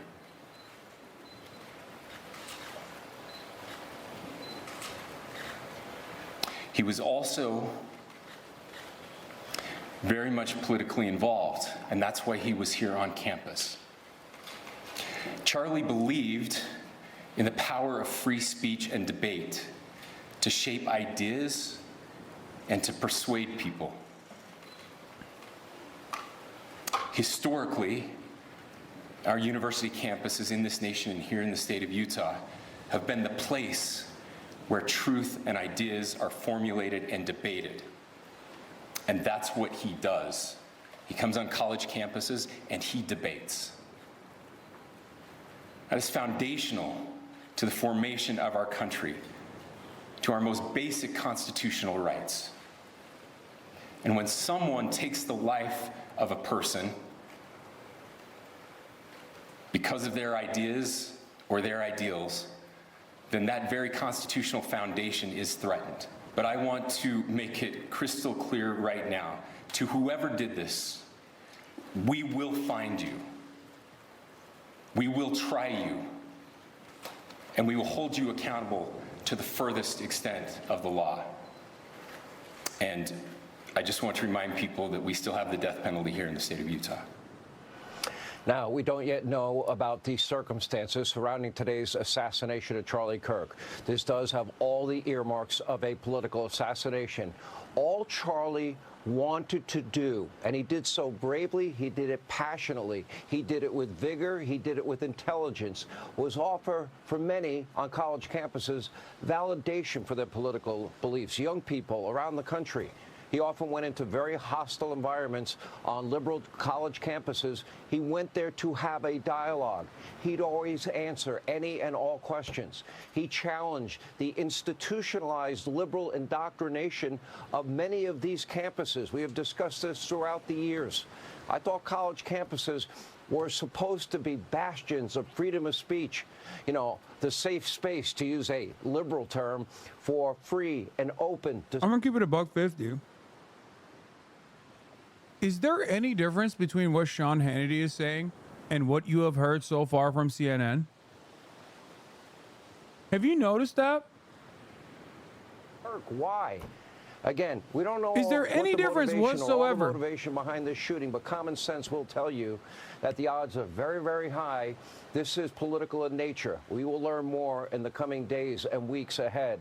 But I would argue that tonight is really not the night to show, which I can do. I can do our. Interesting. While expressing his political views. It happened on a college campus where open exchange of opposing ideas should be sacrosanct. Violence and vitriol must be purged from the public square, and members of other political parties are not our enemies. They are our fellow citizens. May Charlie Kirk's memory be a blessing, and our prayers are with his family, his friends, and those who loved him tonight. And as we come on the air this evening, we're hearing from President Trump, who just posted a video recorded from the Oval Office tonight. To my great fellow Americans, I am filled with grief and anger at the heinous assassination of Charlie Kirk on a college campus in Utah. Charlie inspired millions, and tonight, all who knew him and loved him are united in shock and horror. Charlie was a patriot who devoted his life to the cause of open debate and the country that he loved so much, the United States of America. He fought for liberty, democracy, justice, and the American people. He's a martyr for truth and freedom, and there's never been anyone who was so respected by youth.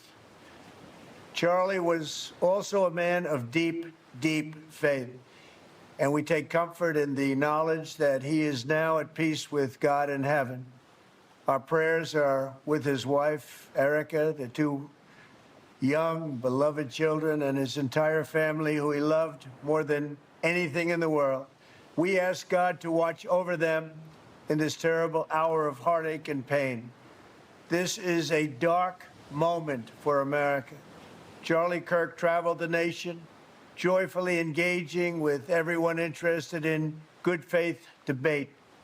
His mission was to bring young people into the political process, which he did better than anybody ever, to share his love of country and to spread the simple words of common sense. On campuses nationwide, he championed his ideas with courage, logic, humor, and grace. It's a long past time for all Americans and the media to confront the fact that violence and murder are the tragic consequence of demonizing those with whom you disagree day after day, year after year, in the most hateful and despicable way possible.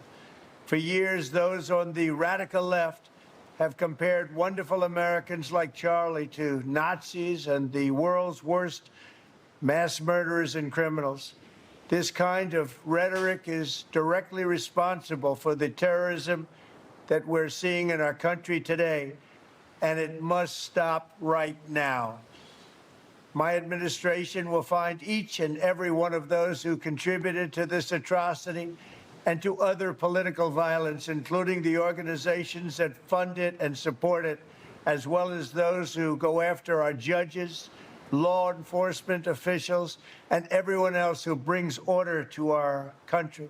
From the attack on my life in Butler, Pennsylvania last year, which killed a husband and father, to the attacks on ICE agents, to the vicious murder of a healthcare executive in the streets of New York, to the shooting of House Majority Leader Steve Scalise and 3 others, radical left political violence has hurt too many innocent people and taken too many lives.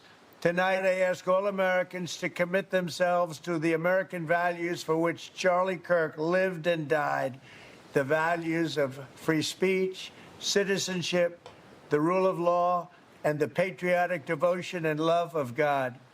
Charlie was the best of America, and the monster who attacked him was attacking our whole country. An assassin tried to silence him with a bullet, but he failed, because together we will ensure that his voice, his message, and his legacy will live on for countless generations to come. Today, because of this heinous act, Charlie's voice has become bigger and grander than ever before, and it's not even close.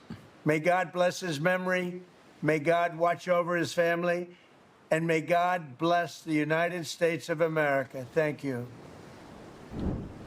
Those are the words from President Trump on the murder of Charlie Kirk today, someone who obviously was a leading advocate of his, an ally of his. And tonight, as we are still very much covering the investigation of what happened today and who is responsible for Charlie Kirk's murder, I want to begin with CNN's chief law enforcement and intelligence analyst, John Miller. Because, John, obviously there's a lot of questions on what's happening with this investigation right now. Given what we are now hearing tonight, this update from the FBI director that they have released this person of interest who was in custody.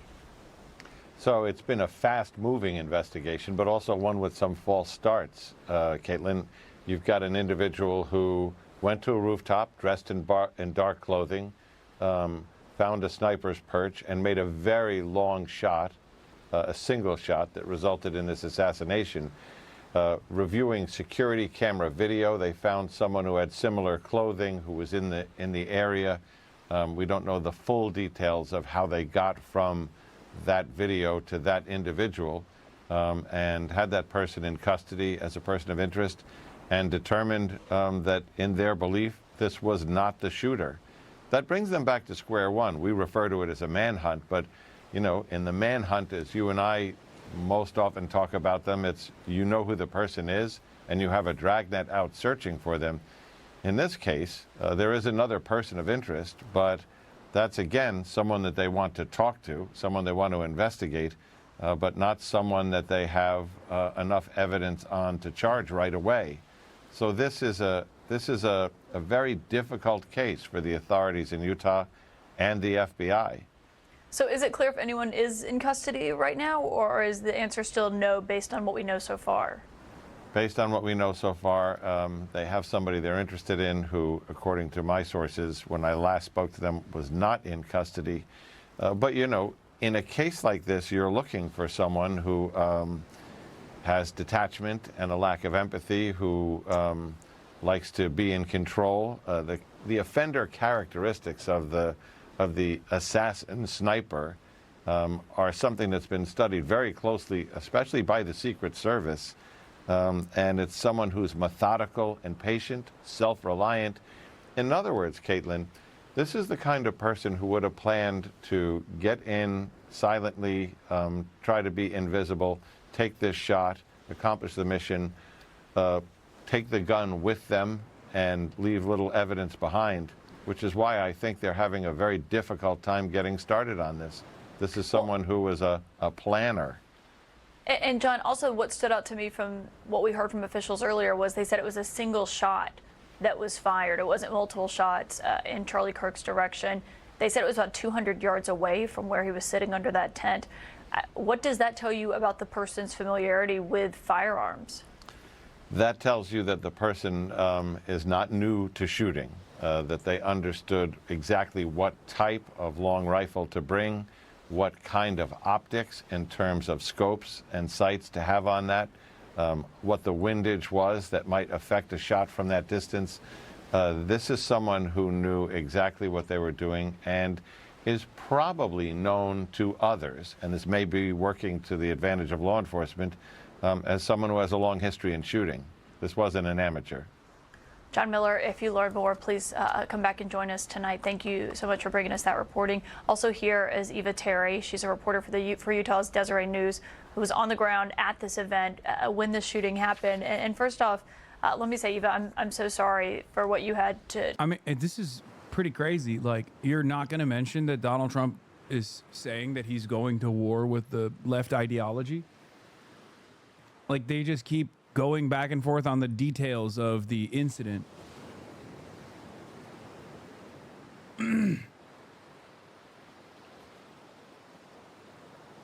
I know I initially said that this wasn't like,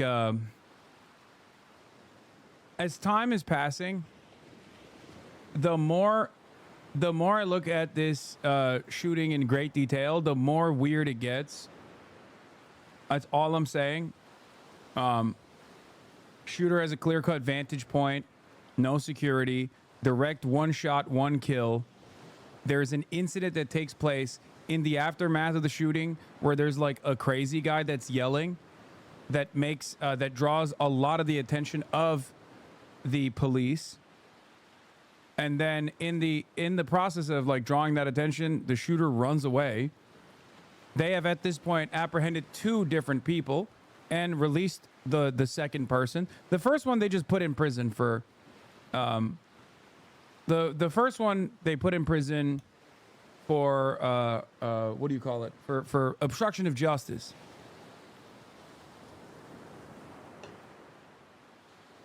There are cameras everywhere. There are cameras everywhere on college campus. There were a ton of people everywhere on this college campus. Very strange situation.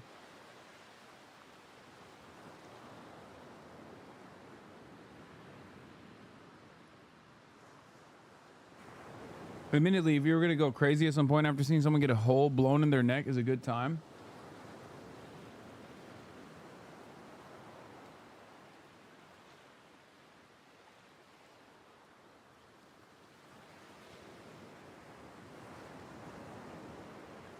They haven't released any surveillance camera footages. Yeah, I just don't understand it.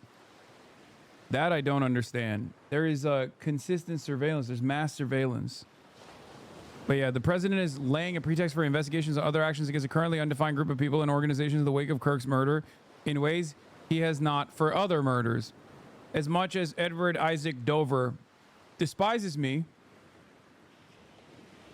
ironically enough, I would fall victim to this kind of investigation, and he probably wouldn't have an issue with that. He's right.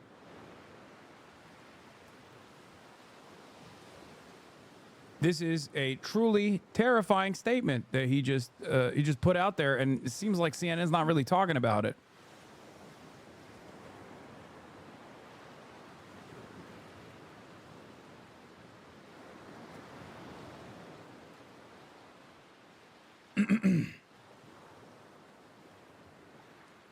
Do I think Kirk will be MAGA's Horst Wessel? Yes, I do. I do. I think it's happening right now.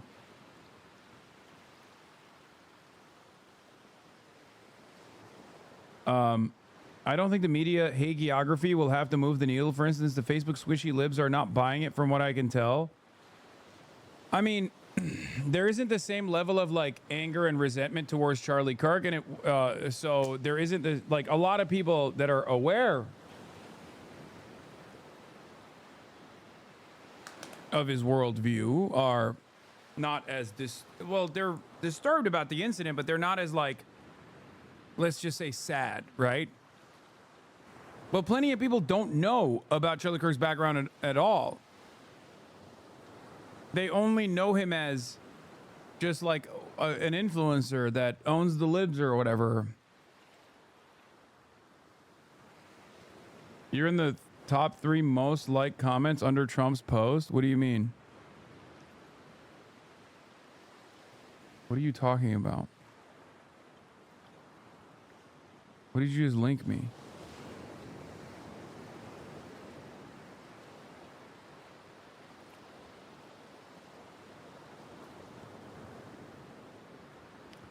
If there are a lot of people who are just encountering Charlie Kirk for the first time today, they're going to be hearing a lot of positive coverage.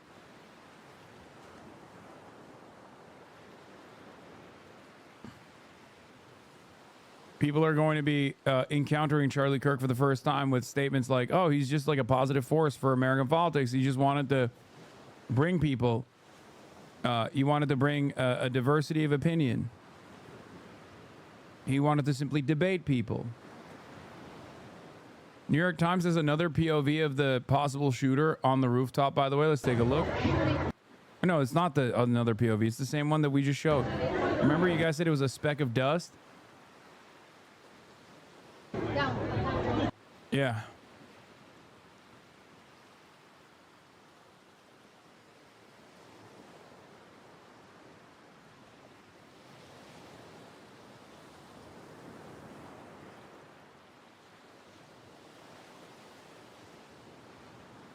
You said that. No, I read someone else's comment in the chat, and I said, I don't think that's the case.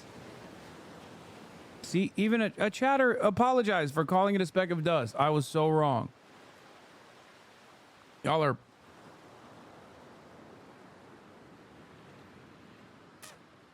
Anyway. The man next to him in the white hat tips his hat, then starts recording a few seconds before he gets shot. What?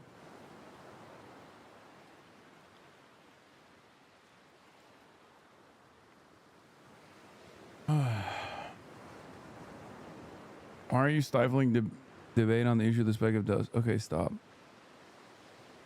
The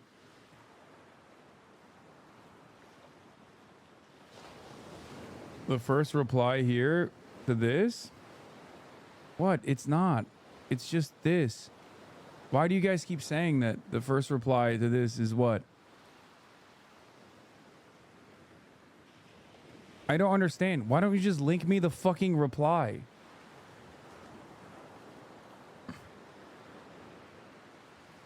It was someone asking him to arrest you. I don't see it.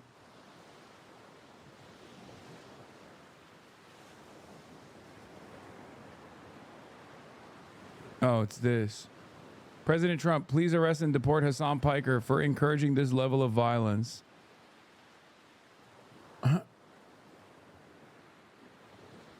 Guy whose username, Imperium First, political extremist, America First, Christ is King.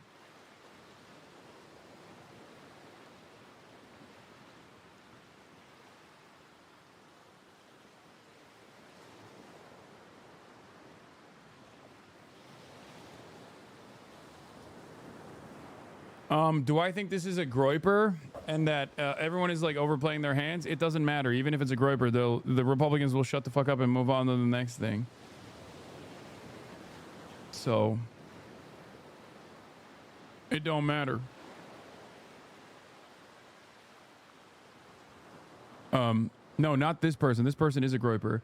I'm saying, what is this going viral? What is happening? Before people say wear a bulletproof vest. Oh yeah, again, he got shot in the neck. A bulletproof vest would not have saved Charlie Kirk. Okay, security did not save Charlie Kirk. The only thing that could have potentially saved Charlie Kirk from getting shot in the neck was if our administrations, prior to this one and this one as well, actually had reasonable gun control as a policy provision in the immediate aftermath of, I don't know, 100 other school shootings that took place. This is why I keep responding over and over again to people that go, hey man, why don't you get security? Hey man, why don't you get a vest? There's nothing. None of those things will save you.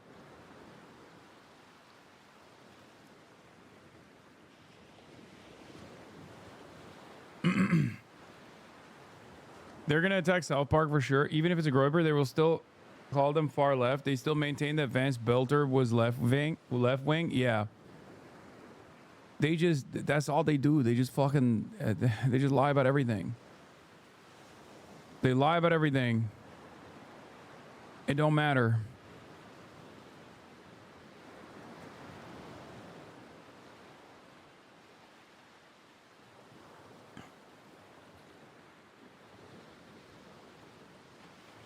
They're going to blame, they're going to blame South Park. They're going to blame the left. And it's very obvious that Donald Trump is going to use, it has already signaled that he's using this death.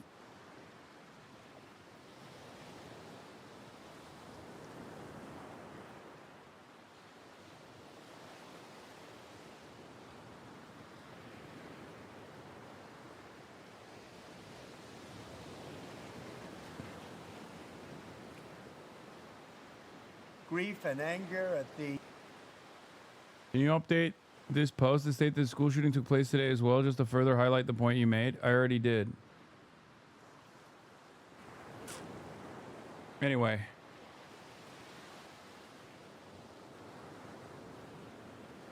He called Charlie Kirk a martyr in the video.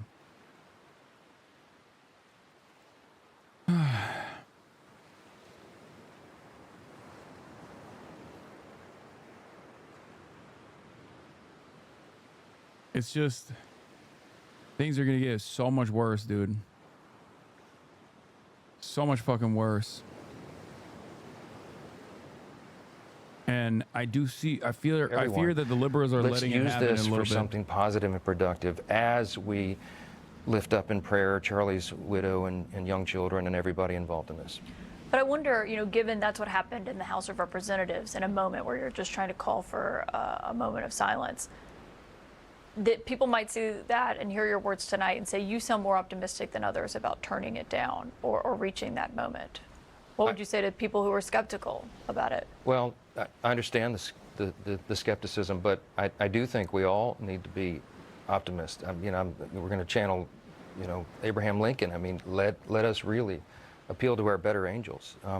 We're in a pivotal moment as a nation. We're coming up on our 250th birthday. We're still at a grand experiment in self-governance. We don't know how long this grand experiment will last. We don't have a monarch. We don't have a king to sort things out. It's government of, by, and for the people ourselves. It means the people should be engaged. They should be informed. They should engage in thoughtful debate, as Charlie Kirk was a model and a leader in.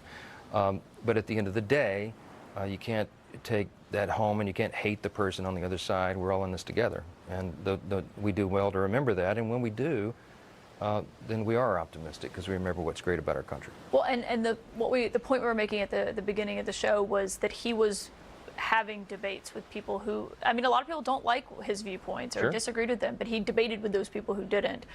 And, you talked about members being worried about their security. Understandably, they get a lot of threats. Yeah. And, just judges, we see this all the time. The president mentioned judges there. We've seen how that's happened and that's played out.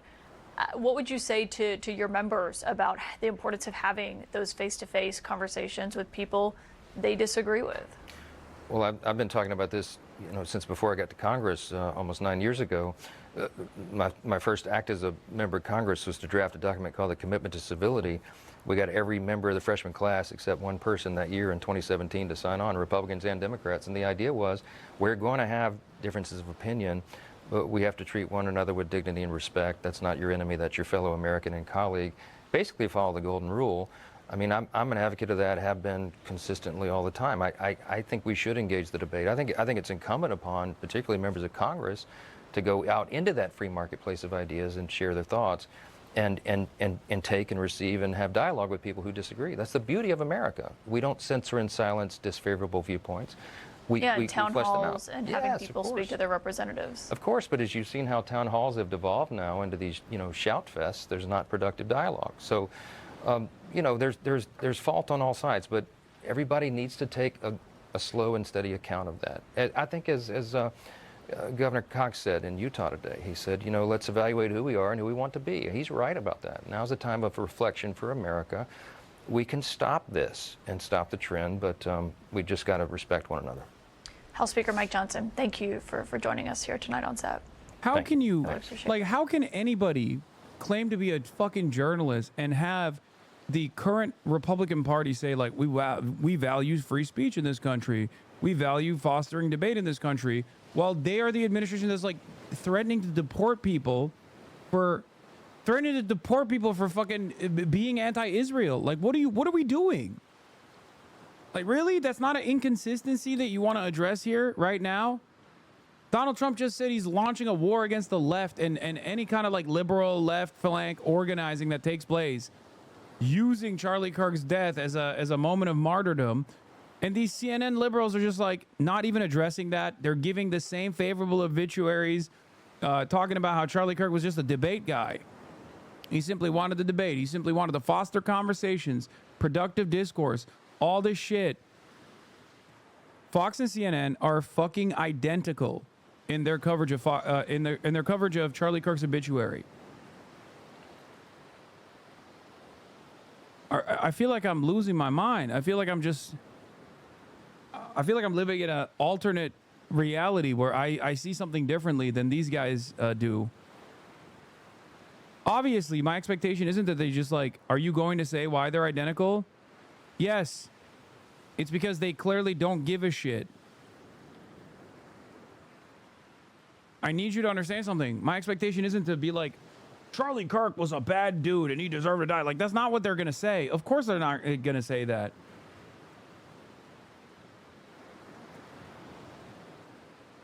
But Brian Stelter's assessment here is literally identical to Fox News. Okay? Charlie Kirk was a hugely successful political field organizer, TikTok influencer, radio host, nonprofit leader, and public speaker, all rolled up into one telegenic figure. Charlie Kirk pioneered a new model for conservative political advocacy, merging multi-platform media commentary with in-person gatherings and get-out-the-vote drives, earning the envy of his rivals on the left. Here's our first take on his impact.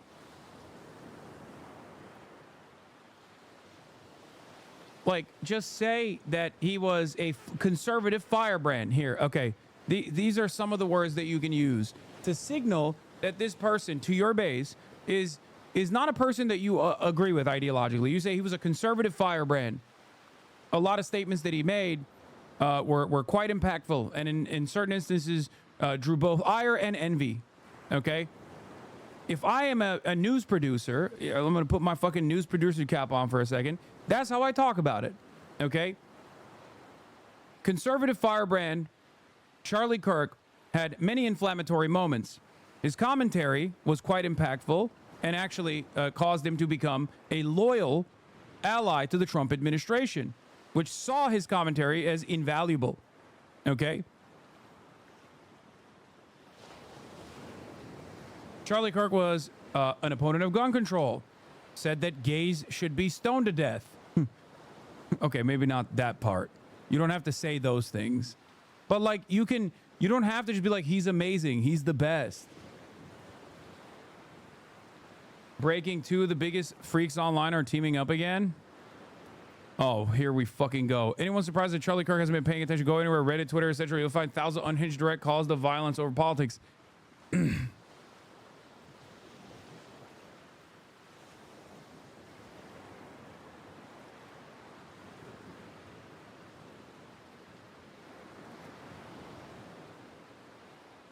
I'm gonna get fucking killed, dude. I swear to God. Holy shit.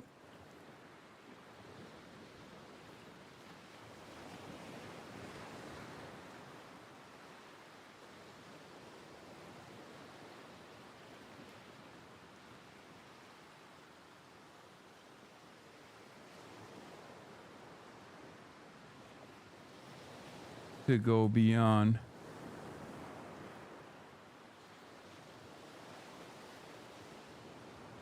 the political violence.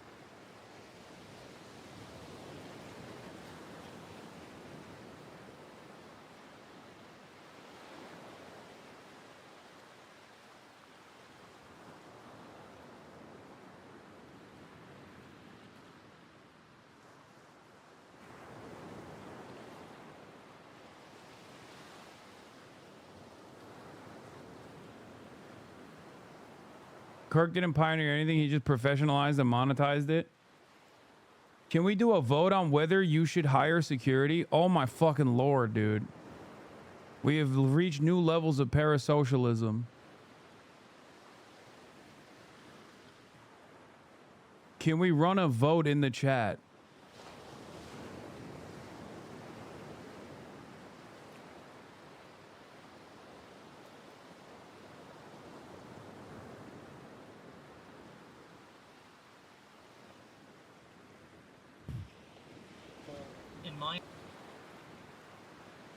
Wait, what is this? Is this Asmongold's new take on political violence? And giving this asymmetrical, in my opinion, advantage to left-wing people to fully and with complete freedom practice genuine terrorism on a daily. Dude, he's such a pussy. Just say you want me to be fucking killed, okay? What is this? What is this wishy-washy like, oh, the left gets to do terrorism and the left is defended for doing terrorism and they should actually experience the violence themselves. That's what he's trying to say. And then, you know, congratulate each other about how moral and how good they are for doing it, because something bad that happened in Palestine or something bad that Donald Trump did 3 years ago. This is just Twitch partner streamer, by the way. Simply a response. This is what's going to happen. And so, and I think that that's probably what it's going to take for these left-wing people to realize what a bad idea what they've been doing is.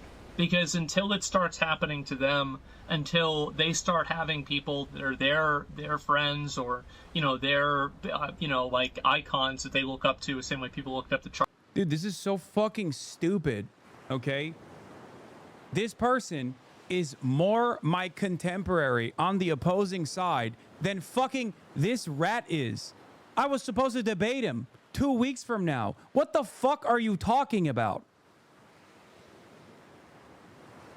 I've known this person for longer than I've known Asmongold. He has abhorrent views, okay? And I despise his views. But he's over here using the death of a dude I was supposed to debate 2 weeks from now to fucking call for violence in the pussiest way possible, without naming names here too, because he doesn't want to get banned. He doesn't want to go that far because he already experienced that.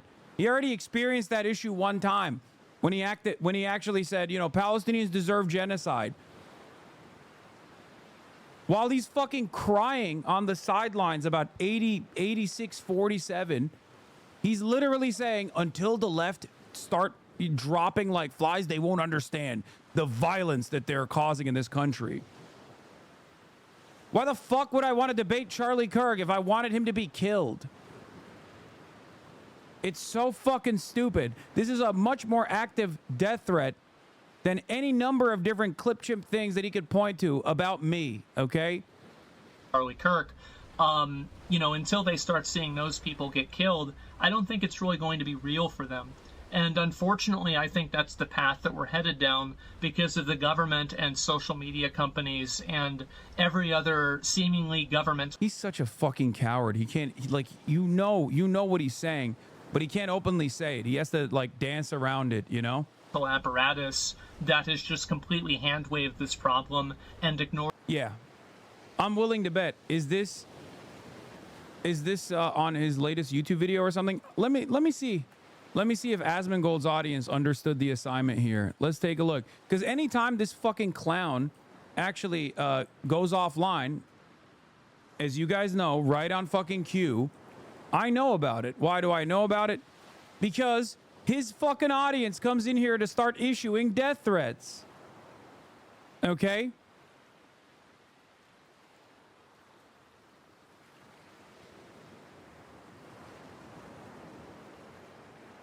They kill us while calling us violent. He hasn't streamed in a week. I know. That's why I haven't been getting as many fucking death threats.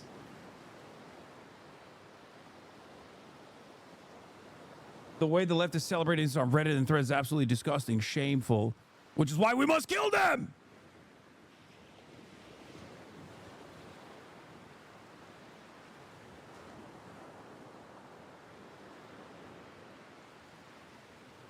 People are so fucking stupid in the way that they analyze the situation. They're so horny to fucking disparage. They're so horny to just be like, oh yeah, fuck this guy. Hasan deserves worse or whatever the fuck. They're so cowardly in their commentary and their rhetoric. Why would I advocate for violence to take place against a person that I'm supposed to be sitting next to in a public event? Well, like, it doesn't make any sense. It's also outside of my advocacy in general. It's not something that I advocate for anyway. But it's crazy that it doesn't even make sense from the perspective of just self-interest. It doesn't even make sense from self-interest.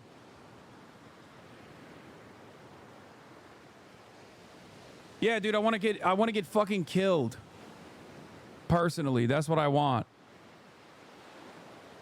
Oh my God.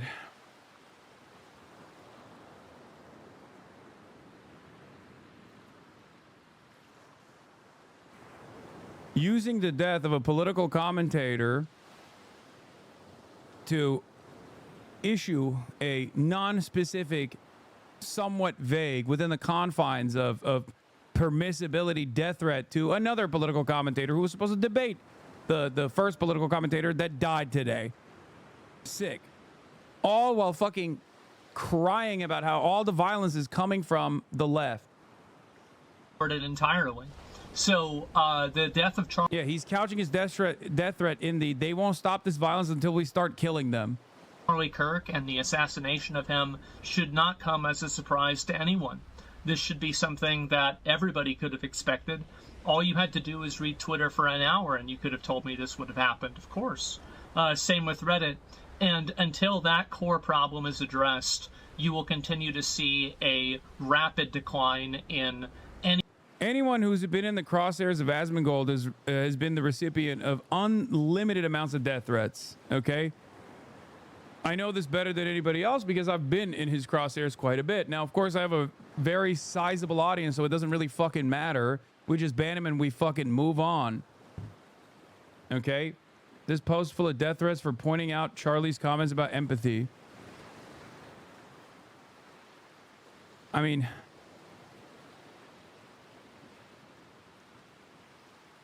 any type of social discourse, and I'm actually kind of afraid to see what's going to happen next, because yeah, he doesn't have to worry about it because he doesn't do anything outside. He never leaves his fucking house. I do. I go out in public all the fucking time.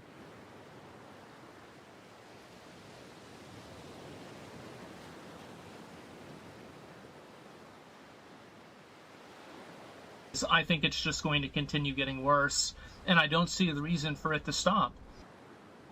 Yeah, until the left has a couple of their content creators killed, will the violence not stop? Meanwhile, the violence, is it coming from the left? Nobody knows. We don't know. Overwhelming majority of the violence is coming from the right. Are there instances where there is a left ideologically aligned shooter, attempted assassin? Certainly, okay? America's a very violent nation. It's bipartisan, that violence.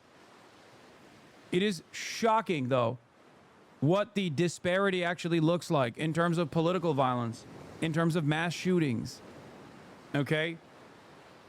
And we don't even know anything about this fucking instance regardless. And yet, here is Asmongold posturing about how this is actually a direct byproduct of the violent rhetoric. Now, if, for example, liberals and leftists saying Charlie Kirk is a Nazi, is violent rhetoric, what is it when you call me a terrorist? 1,000,000 times over. Every single fucking day. Every single day. What is it when you demand the government actually deport me? What is it when you demand the government actually arrest me? Every single fucking day. It's not even deplatforming at this point. He just literally cries and demands that the government actually take action. Over and over again. Well, that's patriotism, I guess.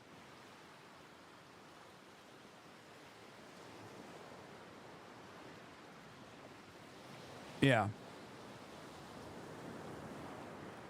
Anyone trying to play the blame game when a shooting happens and says which side the shooter was on is fucking R-word. Read their comments, their manifesto. They're not left-wing or right-wing. No, they were. They were a Nazi. So, of course, it came out and was like, this is apolitical.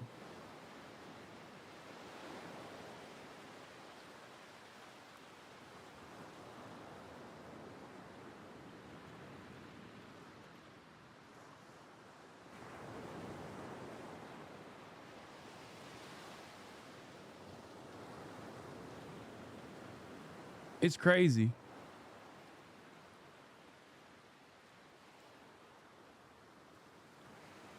Oh. The shooter today had a manifesto? No, that was the prior week's mass shooting. I agree with what you said, except that this is 90% left and 10% right in terms of violence. It's pretty even down the middle. The left side is just more recent. Saying it's mostly those who are just flat out wrong. I love this guy. This guy's like, listen, it's 50-50. It's not. It literally is not. Look at it. Look at the actual numbers and you'll realize it is not 50-50 at all.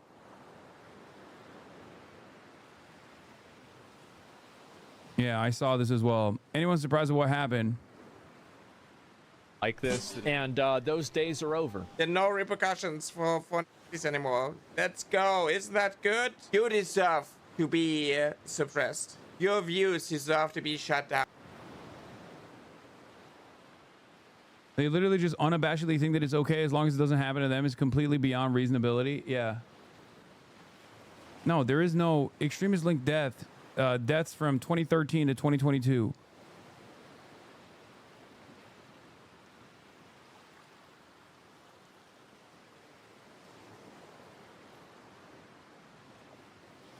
It's not even a question.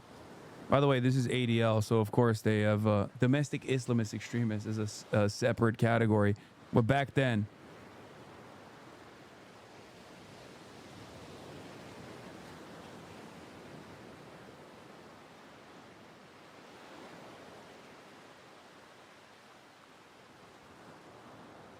every time there is a mass shooting, they immediately go trans. There are unironically people who think like trans people are overrepresented in mass shootings. That's how crazy it is. Isn't that wild?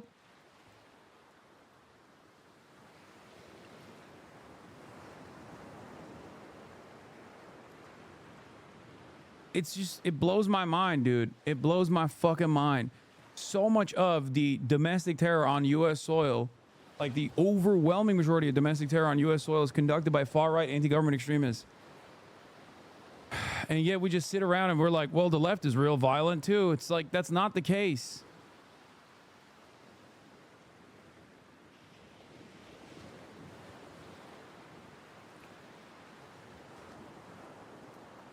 Ay, ay, ay. Yeah, that's what Charlie Kirk was unironically arguing about in his final breath, literally.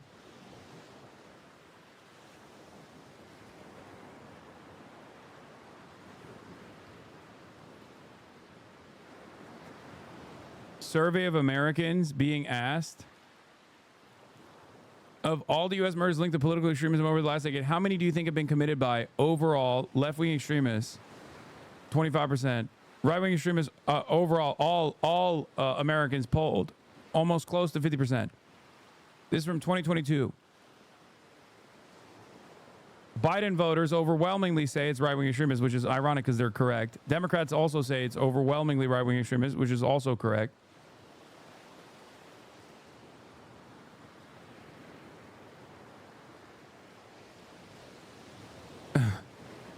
Trump voters believe Republicans don't even reach the 50% Not even 50% of Republicans think that most of the murders, U.S. murders linked to political extremism over the last decade are from left-wing extremists, except for Trump voters. I wonder why. Almost all versus more than half.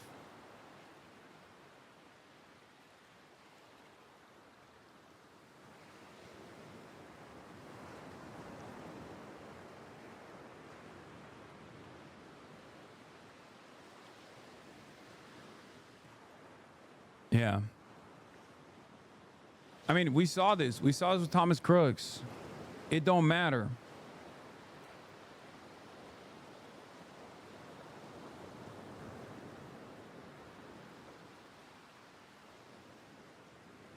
It don't matter. Dude was a registered Republican. They're like, nope, that's a blue-haired libtard. That's right. He was blue-haired. Registered Republican. Wearing wearing the gear. What is this? What the fuck is this? Hold on. This is start to finish the most Conor O'Malley video I've ever seen. It's your boy out on TikTok. There was just a gunshot at Charlie Kirk. We're in Utah. There's a gunfire. This is not a joke. Hey, let's go. Hey, let's go. Hey, let's go. It's your boy Elder TikTok. There was just a gunfire in Utah. This is not a drill. There is a gunfire in Utah. Shots fired here in Utah. This is not a joke. Charlie Kirk, Elder TikTok, Mormon Central, Utah. There was a gun that just fired off here at Charlie Kirk. I am not playing with y'all. Hey, make sure you go to church on Sunday. Read the Book of Mormon. This is not a drill. I'm not playing with y'all. Hey, Jesus is Lord. Jesus will protect you. Jesus is your savior, bro. I'm not even lying. Make sure you subscribe to Elder TikTok on Instagram.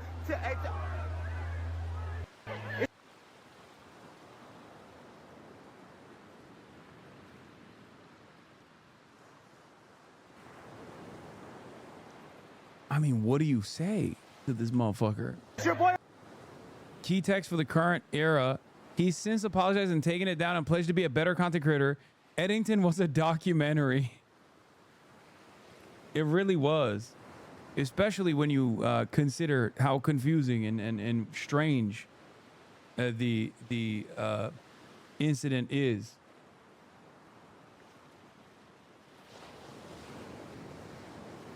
Bro, clout chasing in the immediate aftermath of an assassination like this is... I guess it's expected. I don't know. I guess it's not like unexpected when you think about it.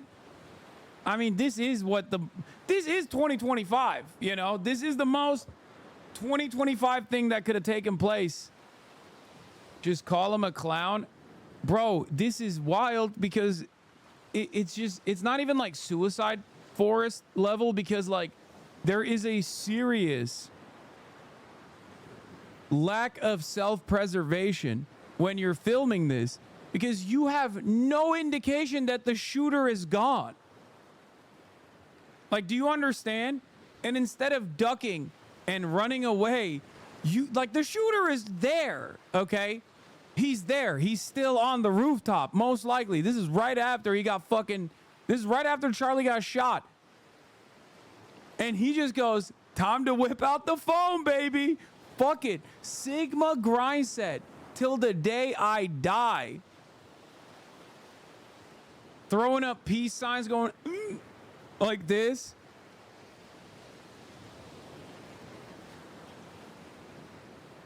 You ain't never seen a real content creator demonstrate Sigma grind set, okay? You ain't never seen one like this. This is the guy who did it. Perfect cover. To be fair, I would assume it was targeted and nobody else would get shot. That's a crazy assumption to have, man. I'm sorry. That is a crazy assumption to have. What are you guys talking about? He also plugged his TikTok like 18 times.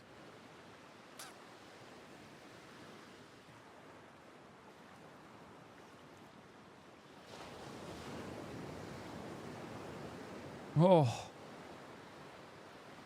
But speaking of, you know, the greatest Everyone. obituary of all time, the one that really takes the cake here. Rabbi Shmuley, ladies and gentlemen. A lot of people were writing obituaries to Charlie Kirk. Rabbi Shmuley was doing something different. I'm just going to let this video speak for itself. It's odd to have to make this comment from a hospital where I am right now, but I know Charlie Kirk extremely well. We've been friends for more than a decade. Thank God I was involved in bringing Turning Point closer to Israel. I spoke for Turning Point so many times. Introduced Charlie to many pro-Israel supporters, benefactors. This is such a tragedy, his shooting. And I want to tell you, as we pray for he's 31 years old, and he's a father and a husband. As we pray, and a phenomenal friend to the Jewish people in Israel, as we pray for his complete recovery in his life, and we should all be praying, I have to say I'm not in any way surprised or shocked. The culture of demonization, especially of pro-Israel activists, and he's so pro-Israel on campus, it's become lethal. And I live with lethal threats every day of my life, and it shocks my wife and my children and all the people around me, and it's become sick. And you'll say to me, okay, but the guy who shot him, we don't know why. Yeah, we don't, but we do know that it's the pro-Israel activism and activists who get the most threats, and from these disgusting anti-Semitic sickos. Yes, it's also demonization of conservative activists and MAGA and all that, of course. But Israel is the top of that list. And remember, like even with President Trump, the number one country trying to assassinate him is Iran. Not because of trans stuff or anything, but because of Trump's incredible support for Israel and how he took out Qasem Soleimani. So I pray for Charlie Kirk, and all of you should pray. My show is going to be dedicated to him today and his recovery. Watch it soon, God willing. I've spoken to my friend many times. I'm in shock and praying for his recovery. Help protect Rabbi Shmuley. GoFundMe. I'm sorry. If someone were to write this in a writer's room at a comedy trope, at a comedy team at like SNL or whatever, okay? A rabbi who plugs his own GoFundMe while using the death of a friend to promote his show, you would understandably get fired for anti-Semitism. Okay? That would be, they would be like, that's insane. What the fuck are you? This is like a Nick Mullen bit. That is crazy. That is a crazy thing to do. Why is Rabbi Shmuley like this? I don't understand.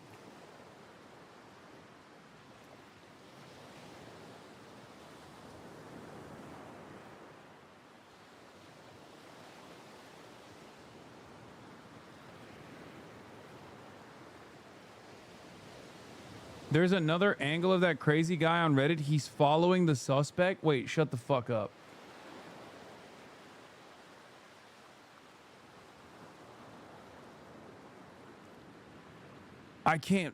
Dude, what a crazy.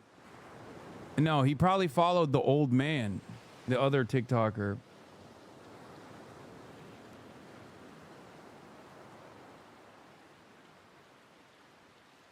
It's got 7 donations. Oh my God, a chatter looked at it. It's got 7 donations for $691, and one of the donations is $500 on its own.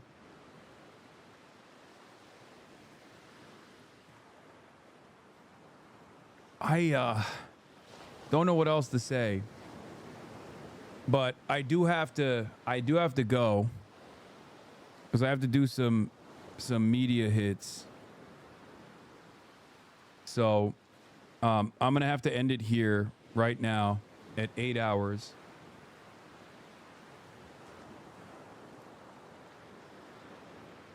I'm not gonna do it live, I don't think, but yeah, I'll be back tomorrow. Be safe. Be kind to one another. Free Palestine. What can I say? What a fucking insane day. Jesus Christ, dude.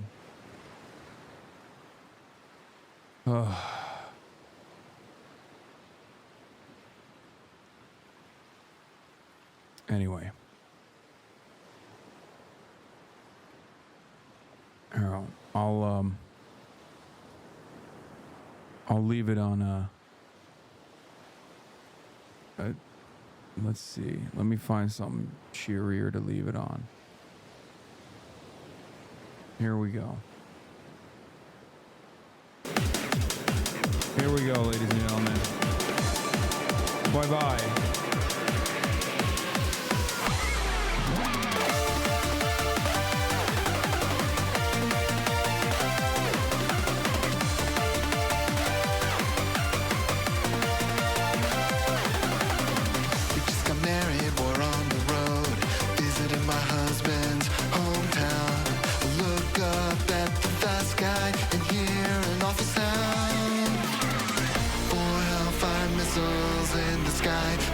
My life flash before my eyes, but at least there's one huge plus. We know that the bomber was a gay woman, drone pilot, hashtag girl boss. A gay woman, drone pilot, hashtag girl boss.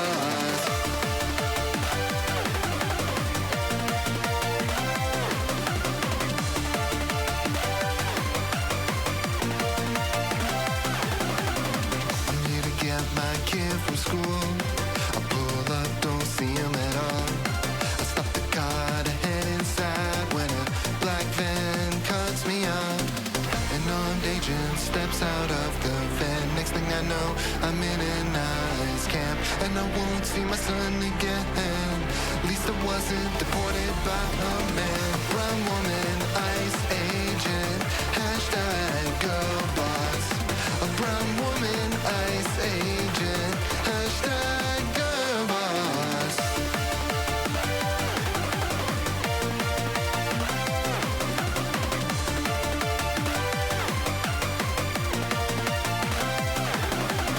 I got laid off by a woman CEO. Oh yeah, it was hashtag woke. Israel destroyed my olive farm to build a settlement.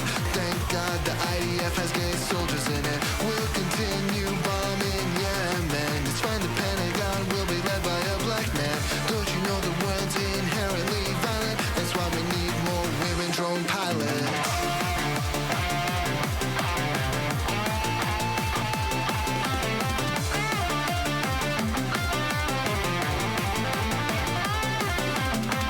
Someone murdered a white family in the year 1983.